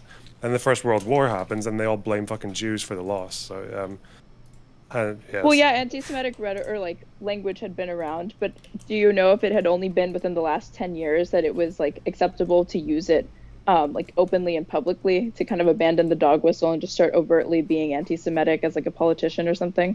I think in Germany, Jews had like a very brief period of like breathing space from early 1900s until the First World War. But then as soon as the war happened and Germany started losing, yeah, that was like straight from 1918. It was like they were blamed for the loss in the war. The German Supreme Court, after the Kaiser abdicated, was like full of anti-Semites, and yes, it was acceptable from about like the end of the war onwards or late in the war. I think, pretty sure. That's Okay, like so 1918, and what year did like the first concentration camp open? First concentration camp was 1933, but that was for like political opponents, although a disproportionate amount of those opponents were Jews. See, so like even just 15 years of that's a pretty insane timeline. I don't know, that's really short to me to go from but yeah, like open discrimination all the way to like planned extermination and like deliberate elimination of like a minority. Yeah, and it's also the way things accelerate in different ways, because I think if you went to the 20s and you wanted to pick out the country that was most likely to commit genocide against Jews, you probably would have said France over Germany, because of like the Dreyfus affair, and like one of the reasons France lost so quickly to Germany was because a bunch of them were really just complacent about Nazis coming in. Yeah, but I guess that's like all of Europe was like that, like all over. Like Russia was like that, fucking the UK was like that. Yeah.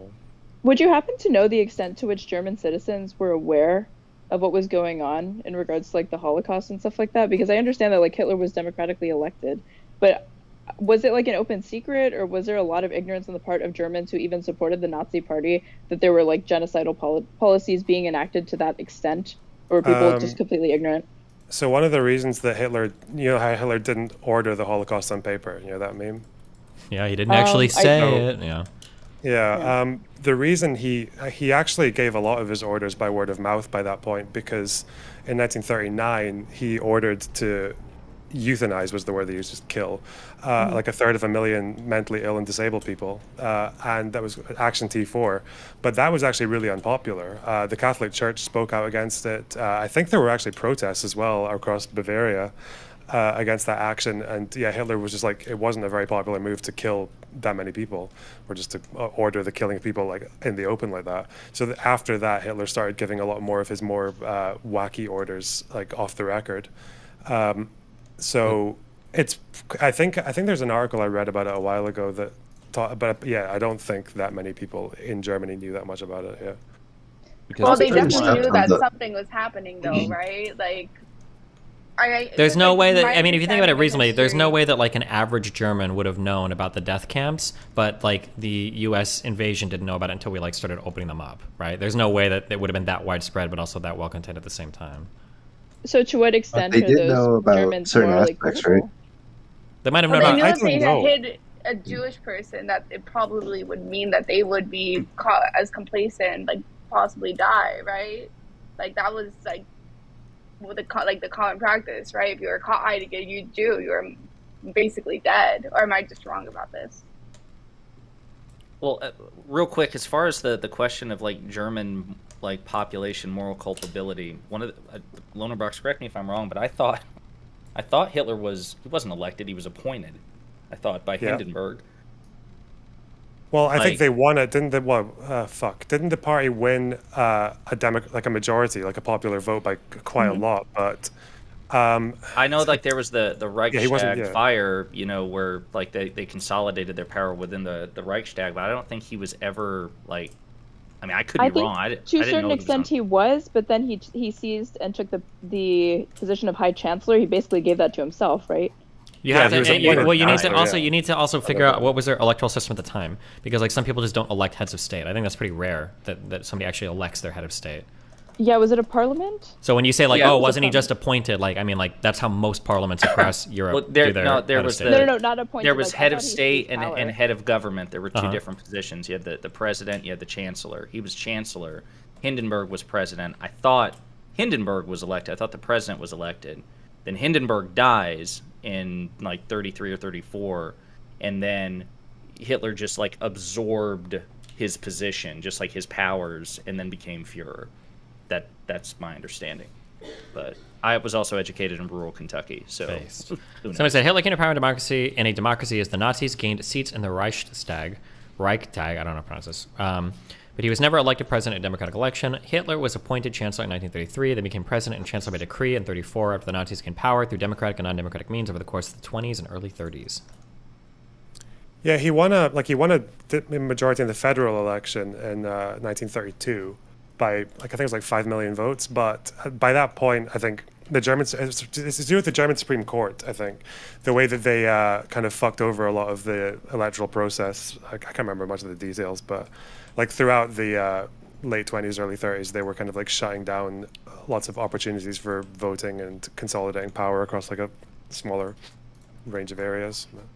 Wow.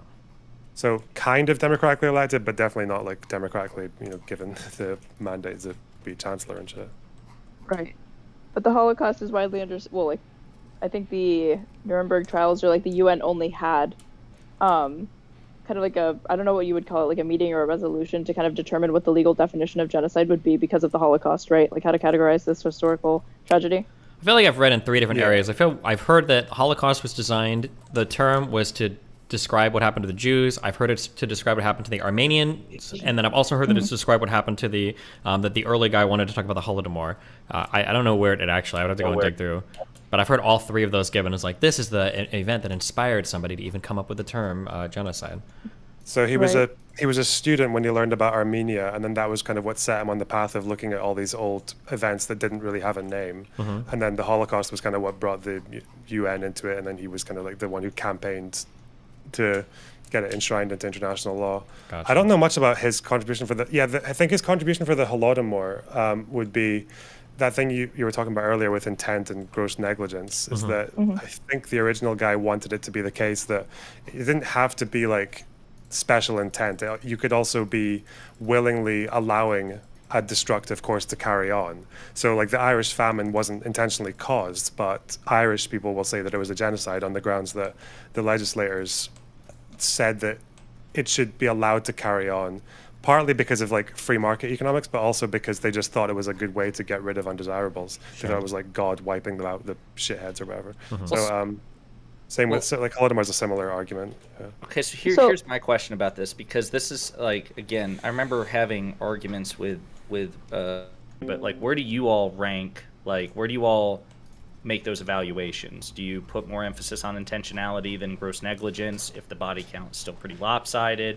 Do you think that they're comparably bad, all 3 of them? I feel like when you think of genocide conceptually, the intention, the individual actions don't require the intention, but there should be like an overall intent to eliminate a group of people, right?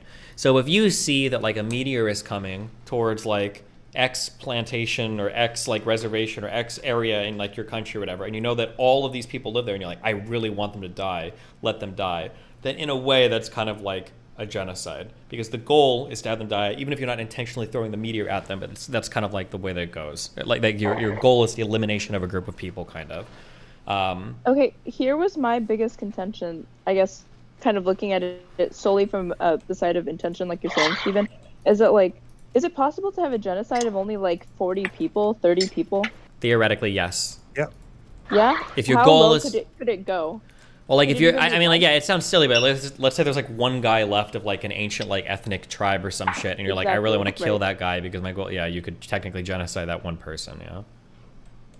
I just wondered, like, if there's ever a point where you're like, no, that's too few people, that you would just call that like a mass killing or something like that, but not a genocide, even though like the intent, like, or if it's really just about like, no, we're intentionally looking to eliminate this group, and something can be a genocide with as few as like 5 people.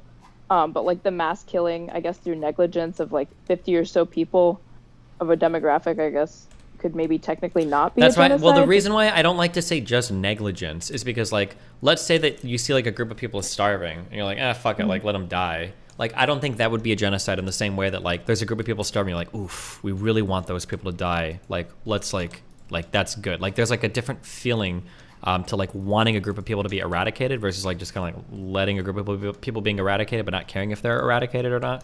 I don't know if that makes sense. For me, no, like it the does. thing, like if a state understands that and they don't intervene when they have the ability to, and you just allow people to starve, that's effectively. but it's a difference between like I guess allowing no them different, versus like allowing and wanting them to. Mm-hmm. I feel like it's a difference, but yeah, I don't know. I think in the UN, it's like it would be the action of in that situation. It would be the action of like blocking humanitarian aid from bringing food. Yeah, there, that would be right? one. It's Sure. For that reason. Mm-hmm.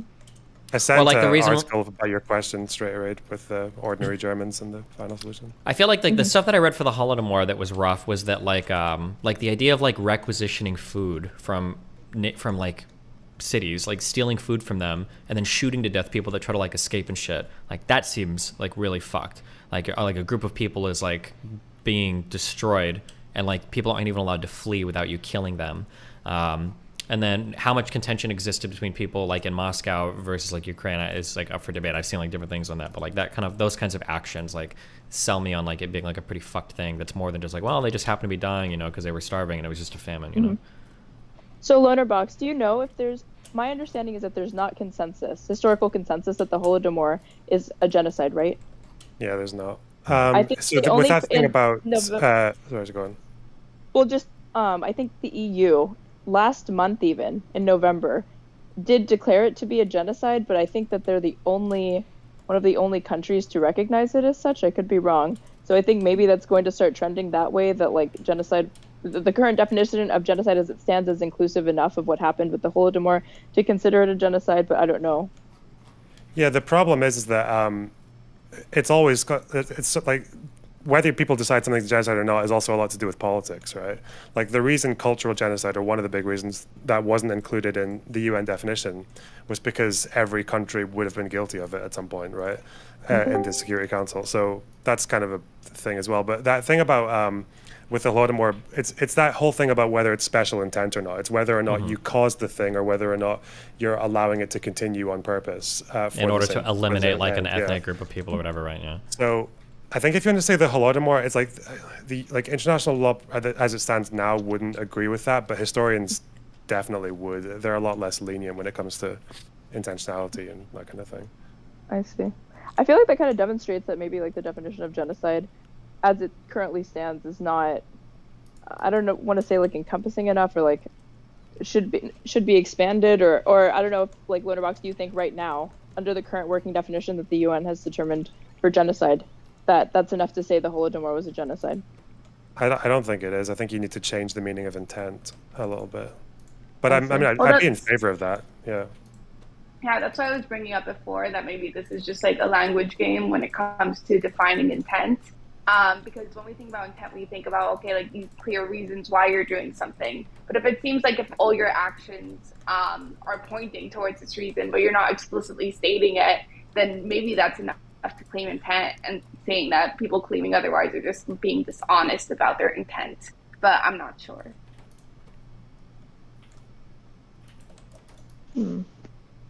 There's another thing that you brought up, Lonerbox. You said, like, even describing the term genocide, like, descriptively, right? There's observing how it's used right now, I guess, colloquially, in both, like, how the UN defines it.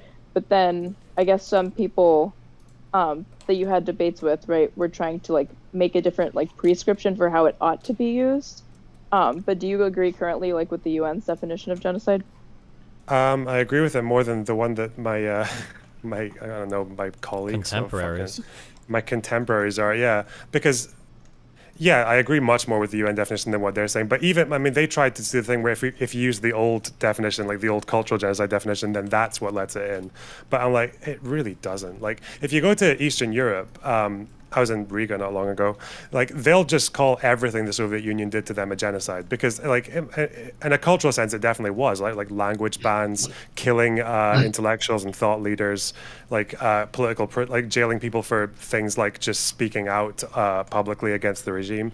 So there's a big case there. But when you talk about the United States, like, the reason they're doing it is because they read the 10 stages of genocide. They didn't bother to elaborate, to read the elaborations on what each point is, where they even say in 10 stages, like, stage 8 is when the genocide starts. They say 7 is planning, and the example they use is the final solution. So, like, but they've just said that, well, once it's on the 10 stages, we should just call it that because we don't want to, wait till it's too late and some retarded shit like that. Yeah. Whoa. Sorry. R word. Careful. Wait, Pixie. Mm-hmm. Pixie. Yeah. Was Club Penguin justified in banning you for creating a strip club? Oh no. Oh, what I don't believe is that your mom. Yeah, is your mom so fucking naive? sweet and That's what we innocent. want to know. You She knew what a knew. fucking stripper pole was. She knew what it was, 100%. And you fucking And did you it. lied to your mom about it. That's the most pathetic fucking part. Disgusting. 7 or 8. I don't remember. I remember. I think what happened is that I saw this igloo that was really popular, and a lot of people were going in it, and like, it was a really popular igloo. So I was like, I'm gonna make my igloo look like that igloo, so that people come in it, and it was a stripper. And that igloo was a stripper pole. Or stripper club. Nice. So if one country gets popular by genociding someone, it's okay for you to do it too. Yeah. Yikes. Message I take away. Apparently I'm a sheep. That's a lesson learned today. I am a sheep that imitates stripper igloos. Pixie, how old were you when you did this? She said I think 7 or 8. 7 or 8, and you just happened to be setting up a stage that had a pole and, like a bar. I was imitating the igloo. So there was these like dance floors I remember purchasing, and I don't know if they were just straight up poles or if they were connected to ice cream trucks. I don't remember. Just imitating, huh? So if they were jumping off the iceberg into the killer whale's mouth, you'd have done that too, right? Absolutely, without a question. If it looked like fun. I bet the Nazis were just imitating the other Nazis, right? You guys are gonna paint me as a Nazi. Okay, because all the cool kids were doing it, right, Pixie? Well, that's because you're from the Caribbean and you have blue eyes. Based. Oh, wait, no, that's slave owner. Tell us about your I'm Irish and came in the 1800s or some shit. Mm-hmm. Yeah. Famously, no slavery in the 1800s, right? Is that what you're going to try and tell us now? You want to know the story? I can tell you the story, the actual story. Oh, shit. Sorry, go ahead. Okay. Special guest of the stream. Great grandparents or whatever, one was Protestant, the other was Catholic. They were in Ireland, big taboo, they couldn't get married, whatever. So they ran away to Germany so that they could get married and be together. And then Hitler started rising to power, so they were like, we're gonna get the fuck out of here because we don't like how things are going. And then they ended up in Puerto Rico. That's the story. Likely story for someone trying to distance themselves. Likely story. Yeah, likely story. What's up, Darius? One sec. Hey, Darius. Hey, Schrader. Give me like 1 sec. I'm gonna find out Darius was the original stripper igloo. That's what's gonna happen. We have to get Darius to tell us his most embarrassing childhood story. Jesus. You won't know. Oh, I thought of an embarrassing story. Yeah. Fucking one of my teachers when I was learning Chinese. There's a lot of these stories, great stories. She fucking went on some cruise or something. She was telling us in Chinese that she had, like, we're like, where were you? And she's like, oh, I went on a cruise. And I was like, oh yeah, international waters. I'm telling her in Chinese. Did you go out there to like smoke weed? Because it wasn't illegal at this point. And she was like, huh? What's this guy saying? And I figured she was just like memeing, like joking around, like, haha, oh, I can't understand you or something, right? And like everyone kind of looked at me a little bit, and then, you know, I repeated a couple times, you went there to smoke weed, right? And she was like, huh? I don't know what's going on. And my classmates were kind of looking at me, and she left, and they were like, why'd you ask her if she went to suck off horses? International water. When she came back back to go in, suck a horse. When she came back in, how many more times did you ask her? 0.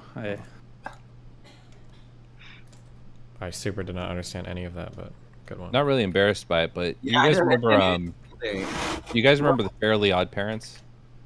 Yeah. Yeah. You remember when the Crimson Chin comes to life and he just says random ridiculous catchphrases? Okay. You All right, repeated well- one? What was it?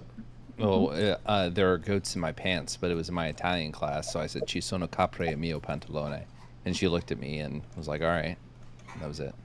Ooh. Wow. There was another one where like some dude was trying to describe his gym, and he said that like all the walls were like there were hanging mirrors from all the walls, and in Chinese, mirror is jingzi, right? But he didn't. His tones weren't good, so he said like, "Oh yeah, the 4 walls like were just fucking completely covered in jingzi, which means cum." So he was like, yeah, my gym is fucking great. All the walls are just covered. Floor to ceiling in cum. That was like the exact words that he used. Pretty good. That guy was nice. He corrected him like on the spot. Really? Yeah. The Fairly Odd Parents actually had a profound impact Floor on to my ceiling life. cum. I think it was kind Why of was like it impactful? because it made me very understanding of trans people in this weird way. Stay with me. There's an episode where like Cosmo and Wanda finally have a baby, but in the show, it's the boy fairies who have babies. So Cosmo gets pregnant. So I remember TLC coming out with this like quote unquote controversial documentary about a trans man who was having a baby. And I remember thinking like, why is everyone freaking out? Like we all know that men can have babies sometimes. So like the concept of like a trans man having a baby, I was like, this is like old news. Like Charlie, like Fairly Odd Parents, like we've been new about this. Well, yeah, do you remember when Timmy turned into a girl? That shit turned me into a chaser. I'm gonna be honest. I liked trans girls for a bit. I still kind of do. Thanks for that, Darius. Thank you. No problem, man. Does anyone, other than straight or AIDS, really pure way of coming into it? Does anyone remember how they like came to the conclusion like that trans is fine? I'm still not sure if it is. Shut the fuck up. It just made a lot of sense to me that a girl could be born in a boy's body and a boy could be born in a girl's body. That makes a lot of sense to you by default? Get the fuck out For of me, here. no. For me, it did. Like before I was ever on board with gay marriage or anything, trans was never a fucking problem for me. Wow. Like back when I was like Christian conservative, all that, like the trans shit, I was like, yeah, okay. Okay. Was it that you understood it or that you just didn't care? No, I just believed it. I was like, yeah, absolutely. I believe that's possible. That was before I even knew about like the brains, that you like could observe the brain of a trans person. It's like a woman's brain, etc. Yeah, before any of that stuff, it was just like, yeah, I totally believe this. Yeah, I found out by sexual attraction. Like a trans female is usually more femme presenting, so I was like, that's nice. I'm fine. Like fucking whatever, right? But like trans males are very masculine, so I was like, I had an issue with that for a long time. But you get what I'm saying? No, well, so like I remember seeing some trans porn when I was like 19 years old, and I was turned on by it. But the chick was super hot. Like there was like no way this wasn't a woman. So I was like, oh, there must be some crazy surgery. I guess if they can make it go one way, they can make it go the other. And I just assumed that those were women, and then I learned more. Oh, that they're not women? Is that what you're saying? Let me just get that clear. Yeah, nope. Like, why are you doing this to him, man? Come on. I'm trying to understand exactly what he was saying there, because it seemed like he had... Lycan, are you telling me you jacked off your way into trans acceptance?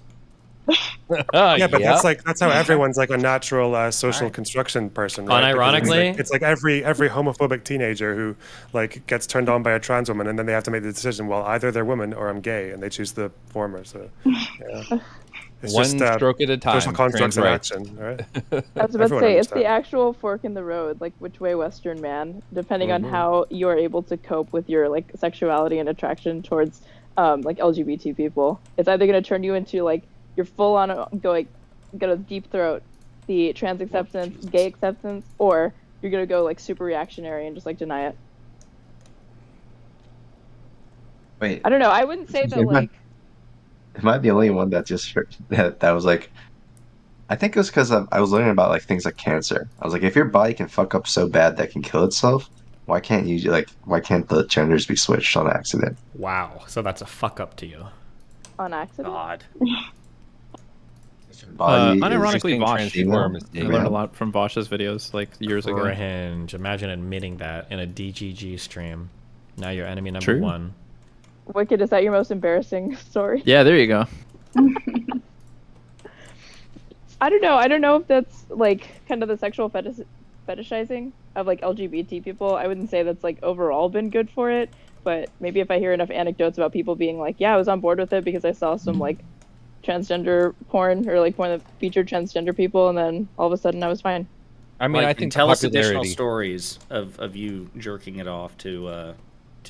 I didn't talk about me jerking it off. I was just making a point that I was observing. I mean, I feel like it's not that weird. I feel like we care the most about gender when it comes to sex, right? Like that's like typically when we're thinking about gender is when we're thinking about sexuality. I feel like. I just think the numbers in trans porn is like a sign that right now.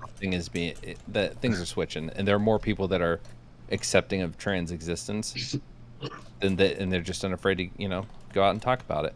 I mean, using the sexualizing, it's just context, right? Like, if I'm in a fucking pub with a bunch of lads, like, I'm not going to teach them, like, Wittgenstein and shit. Like, I'm getting them over one way or another. You're not?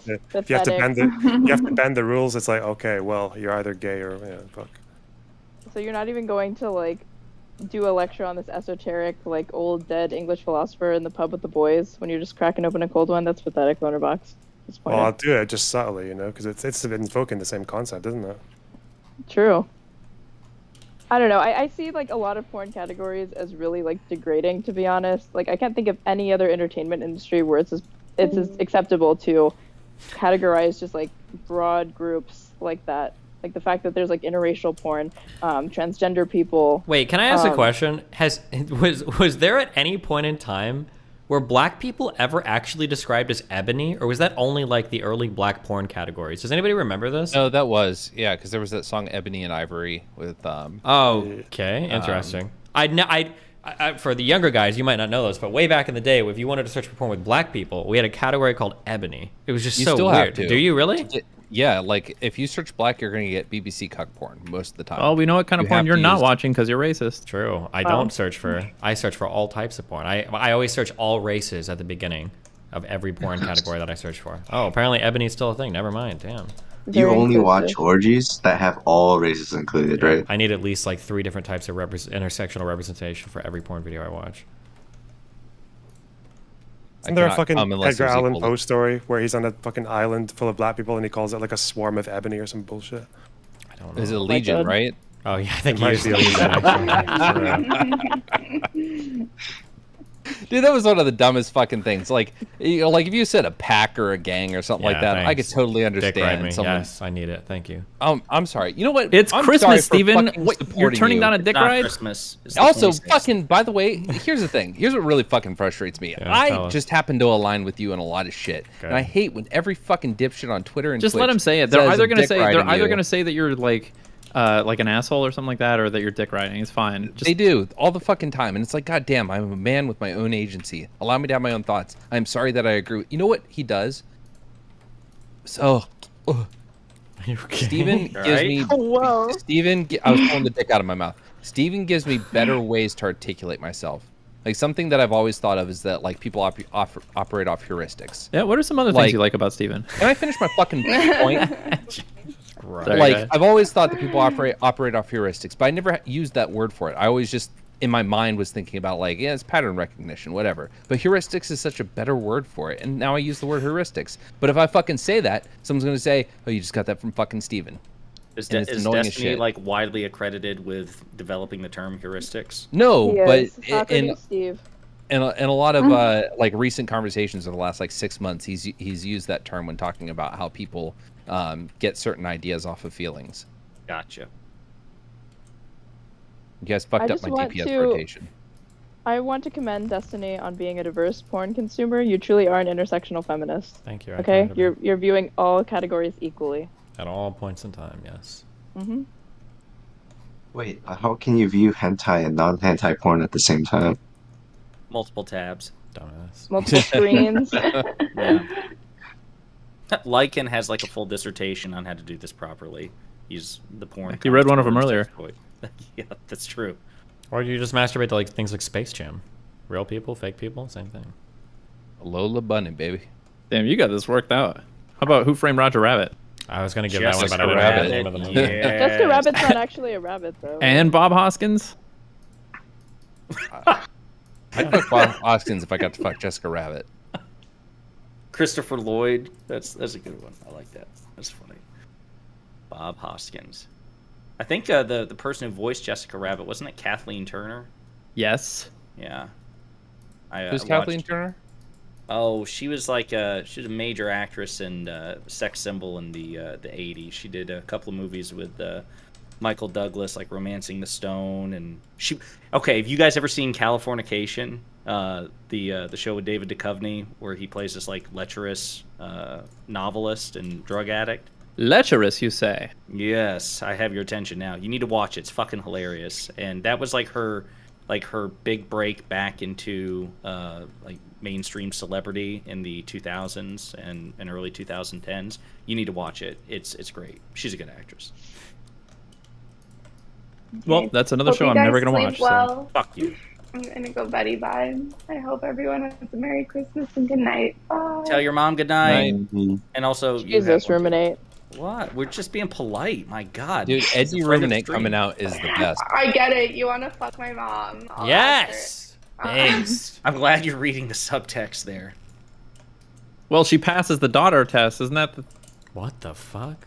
What? The daughter test? The daughter test. What is You the guys ever daughter heard of the test? mom test? What is the Yeah, daughter it's the- test? It's the, What is the never- daughter never- test? Her Well, if daughter's you're in into here. No, fucking moms. no, I'm yeah, super explain it. What does that curious. mean? Is it What is it? where- No. Let him explain. What All does right. it mean? Yeah. Allow me to have the floor. Yeah, go Spotlight, ahead. please. Oh man, careful navigating this one. If I've got you're my into twit fucking longer moms, okay, if you're into fucking moms, the way that you assess whether or not, if you haven't seen the mother, if the mom is hot, is by looking at the daughter. It's the opposite of the mother test, you know? Gotcha. I've never heard it phrased that way. But I mean, I totally look at like significant others' moms. I'm like, okay, yeah, I can deal with this one for the next 40 years. Wait, I don't understand what you mean by that, Supreme. Can you explain a little more? Wait, what was it? Can you explain a little bit more? I didn't understand. I'd be happy to. So typically, you're going to want to Can have you sex use with people that examples? you find, attractive. Sure, we could go with like Hitler's dad in this case. Like if you were attracted to Hitler, like, and you went back in time to 1910, you could make an informed decision. This is still the daughter test, right? No, How it's did Hitler Hitler's come into dad this? test now. Wow. I feel like I learned so much on Good this night, stream. for realsies. Yeah, have fun. Good night. Good night. Good night, Pixie. Supreme, what the fuck is wrong with you? What? By supplying you with fucking good rubrics by which to, divine and make choices for who you make sexual contact with? What the fuck is wrong with me? Yeah, Steven, you should be thanking us. Doesn't seem like anyone's fucking told me where I'm wrong. You got problems, man. Wicked, do I guy- pass the daughter test? Listen, well, it would be your mom that I'm evaluating. You can't Okay. pass the daughter test unless you have a Well, daughter. but you're evaluating them by looking at the daughter, no? Well, wait, Steven has to answer this question because he's the one who famously said he wanted to fuck Aaron's mom in that orgy. I don't need to do a daughter test. I just did the mom test, and she passed with flying colors. He didn't just want to fuck my mom. He also said he would get off to the idea of me fucking my mom and like having like this incest Okay, orgy chill. on my Okay, birthday. let's Do you have this in okay? DMs? Oh, he said it on No, stream. it was at the birthday stream. Wicked, you were literally in the call. Wait. It was in your birthday stream? It was No, it was birthday in your stream. birthday Oh, I stream. thought I caught her line about her birthday. Fuck.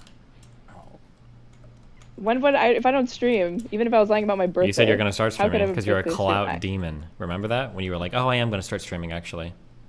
Well, I never denied that. Absolutely. No, you did. You were like, actually, I don't know if I feel comfortable streaming because I don't want people to get the wrong idea of me. And then you're like, actually, that would be the right idea of me. I never said that people would get the wrong idea of me and that I would be upset about that. I'm saying that that's going to happen, and I don't know how I deal with it. Or how I feel Well, about why it. are you streaming? That's why you stream, is so people can get the wrong idea of you. Very true. I'm not buying it, guys. Do we care? Did anyone ask? It's my stream. Everybody's always asking. Yes. Always asking. Always be asking. I think the real question is whether wokeism has gone too far. It's true. True. I'm actually going to be. That's going to be like the first thing that I stream. Is like this debate panel is going to be, has feminism gone too far? Oh my So I'm getting God. back to my grassroots. Is President Sunday your best friend going to be on that panel? Yep, we're going to be arguing the pro-feminism position. Oh my God, Lab that's so and Stardust crazy. will be the fence sitters, and then these two other people are going to be saying like, it has gone too far. What makes you think something I'm like going to be there, loser? What are you talking about? You don't even pass the daughter test. Jesus Christ. Very true. You said you have to evaluate my mom and Hitler. Or Yeah, because something you don't like have a that? I daughter. That you know of. Well, It's true, You're okay. making a lot of assumptions there. I'm not Holy gonna rate you shit, that's based how on she your- gets so much fucking money. She's one of the alimony child support people that the Red Pillars are always talking about. True. Yep, that's me. Aaron, the welfare queen. And she's... Yes. That's racist. She's brown. Stop. Yeah, I was gonna And say, I'm never what? mind. I was going to say, That's what I finish was the gonna say. comments, Steven. Well, as a half Cuban Latino myself, I can say that. Beautiful. Any other words that you can say? Gringo. Whoa, with the hard O? True. With the hard R. Gringo, you know? It's the same way he says cringer with the hard R. Kill yourself. Deep lore. Anyone else got any secret daughters? Lycan, Steven, Loner? Not that I know of. Josiah? Nope. No. No. Maybe kids. left some back in Vietnam, but I don't know. I noticed that Steven has not answered. Don't worry about my life. I never do. Good. My life. Thank you for the pity laugh. Yeah, that was... Jesus, wow. Holy shit.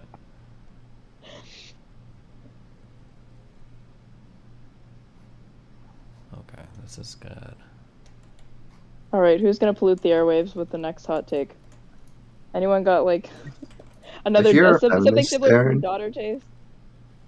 If you're a feminist, Aaron, shouldn't you be making jokes about fucking our dads?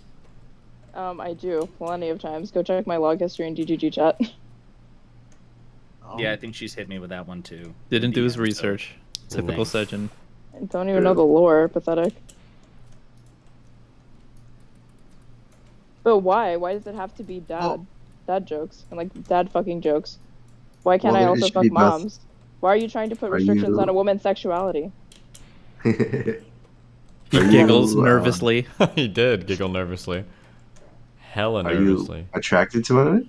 Sejin, you are contributing to heteronormativity right now. How does it feel? Jesus Christ, guys. Can we calm down? Pretty good. I think wokeism's going too far right now with this Inquisition. What's your Dude, connection I'm to President Sunday? tech-illiterate. Straight A long time ago, I was streaming and President Sunday got really fucking irritated at my streams, and then I started dodging debates, so then he thought he could send like a fucking assassin simp, his #1 fan and friend, who he's known for like 10 years, straighter it over here into the community. That's Hey, do you fascinating. even No, know you can come if- up with fan Wait a fiction minute. on the fly, just like Lycan. Wow. Your first interaction with her was in that Change My Mind event, right? Yeah, Mhm. where he sent her to come and fucking... I forgot that Mate, was what one of if the red she doesn't- flags for the community was that you were a Sunday viewer. Yep, not viewer, personal, Not a close, viewer, longtime friend. A sleeper agent is what Yes. people accused me of. Yep. She probably doesn't even live in Texas. Where do I live? There's no telling if you're a President Sunday plant. There's no telling from where he recruited you. Josiah, this racism, this xenophobia. Are you thinking just because I'm Hispanic that I'm not even an American? Are you saying that I live in Mexico potentially? Yes. What would be wrong if I think if you I are differ from jumping to Mexico? wildly racist conclusions, and you know what? As a proud woke person, I reject that. I can't. I Believe mean, you that were the you're- first person who expressed skepticism about my there are Texas 49 other residency. states, lady. There are 49 other American states. that you are from which you hail. You're probably from like I don't know Vermont. He probably told you from Vermont. Yeah, Bernie Okay, so why was I at UT? Why was I at Oh UT yes, Austin? exactly. Based on your political leanings, yes, you're a proud Vermontian or Vermonter. They're pretty racist up in New England. I don't think so. No, actually, there's like a lot of conservative shit up there. Okay, actually, like rural Pennsylvania, it looks a lot like rural Kentucky with respect to its political ideology. Like they play cow pie bingo and stupid shit like that there. Small town I'm from, it's like they have 5 bars, 3, not one red light, 5 bars, 6 churches, and it's just like racism and Trump country everywhere. Based. Yeah. So yeah, I guess there is some truth to that. Speaking of Northern rural states are not Pennsylvania, above it. I have a T-shirt that says "I heart intercourse" and it has an Amish buggy on it. Nice one. Nice. I mean, if anyone knows anything about, there's a place called Intercourse, Pennsylvania. I don't know It's a anything bunch about of Amish intercourse. people. Why don't you tell us about it? Actually, wait. I need to go to sleep. It's fucking 1 a.m., guys. Jesus Christ. When a man loves a woman. But you're having so much fun. Yeah, I know. I've almost got my orange science done. Jesus. Thank you. Closer we done with Factorio. Just shut the fuck up, Sejin. Nobody asked you. Hey, don't be mean to Sejin. He's planning 2024 for you. Sejin, what do you make of all this? God damn it! I was Make trying to of all lean into what? 2024. Wait, yeah, Ruminate, you're supposed to come bully him about 2024. I did yesterday, and then his And mic then conveniently he cut ran out. away. Yeah. Like a coward. Yeah, so now here's your chance. Yeah. So Destiny, while your internet's solid, let's talk 2024. How do you feel about that? Like I have potentially. no idea, and I'm not even. My brain doesn't have the processing power for politics. Okay, until I I finish. thought you said that you wanted to play Factorio and do politics. Wasn't that an exact quote from yesterday, or actually today?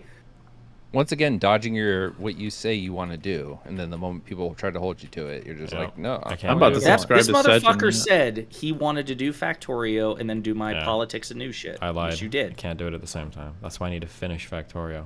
You're never gonna finish Factorio. I am gonna finish. How You far know- along are you? Do you even know like what the ask like? those questions? Okay, you don't want to know the answer, but I am working diligently hard.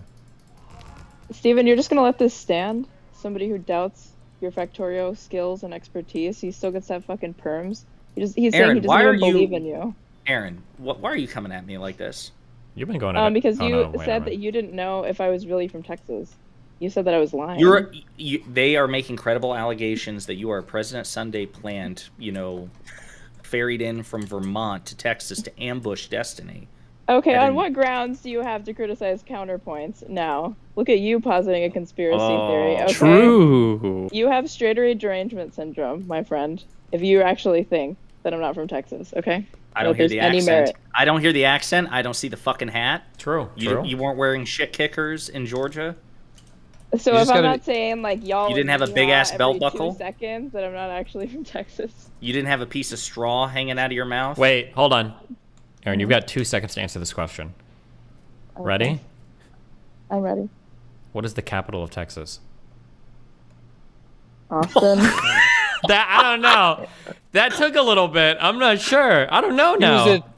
Not that I'm white knighting, but she was within your 2 second. She was at the tail end of that. That was like a 1.98. What the fuck? Oh my Not that god. I'm white knighting? What is this caveat? Just You fucking have say to with your caveat it. chest. No, I have. Giga Chad, I I've been am in this white place. knighting. I've been in this place for too long. I know how this chat works. Everyone knows you're in love with Destiny. That's why you dick ride him all day. You don't have Thank to you, caveat yes. with in this case. It's fine. No, Aaron, he was being a proper feminist. He was I'm saying that sorry. he was not trying to like speak on your behalf. Wicked, who are you apologizing to? To Lycan, because I've been so mean to him and he's such a sweetheart. I don't know. Maybe it's just because I've known you for a long enough time now. We're chill. Like, there's no part of your shit that's really got to me. Wow. Good, because this is gonna keep coming, baby. Go harder, baby. I can take it. Jesus, guys. Blew me up. I hope this is clipped because that like 5 seconds of verbal exchange like that was pretty good. Okay. I love you guys. I need to go sleep and pretend If to you wake up loved on us, time you'd tomorrow. stay. I You'd don't. stay. All right, rip on. You need to finish this factory is what you need to do. I'm working. I work off the clock on the factory too. Okay, don't worry. Okay. Someone join, Steven. You got to stay. Who joined? Start a fight. Hurry. Darius. Darius, what do you want? Darius returned. Or Yeah. who do you want? Darius. Well, who just left? Why'd you just ask that question, Ruminate? Yeah, I Illuminate. have Why no did idea. you ask that? What are you talking Wait, about? Ruminate. I said, what do you want? then you said, "Who do you want?" You I did followed it not up say with that. Fake news. You Absolutely did. fake news. Are Nah, I you don't think so. gaslighting me? No. Jesus, the I think you're abuse from you gaslighting just me. does not end. Are you trying What? to compound gaslight me? That's what you're doing. Okay, I'm leaving. Wait, is Darius waiting for me to leave? He's back. Oh, I wonder if he's waiting for me to leave. That's Catch even... a flight, can't catch a stream either. Uh-oh. Feels bad. Why would he be waiting for you to leave? I don't know. Other than the obvious reasons. That's Nervous? That he that's just what makes it doesn't so wanna talk to you. interesting. Jealousy looks so weird on you, Steve. Looks so What weird am on you. What are you talking about? Are you okay? It just looks so weird on you. I mean, you said you were gonna leave. Here's the thing, right? Steve. You enter girls into the orbit. It's a competition between you and I. At this Wait, what are point. you talking about? You just leave again? No. Wait, he did. He did. I mean, you Actually, said you were I'm gonna end the hinged. stream, but then you were like, "Oh wait, Darius is here.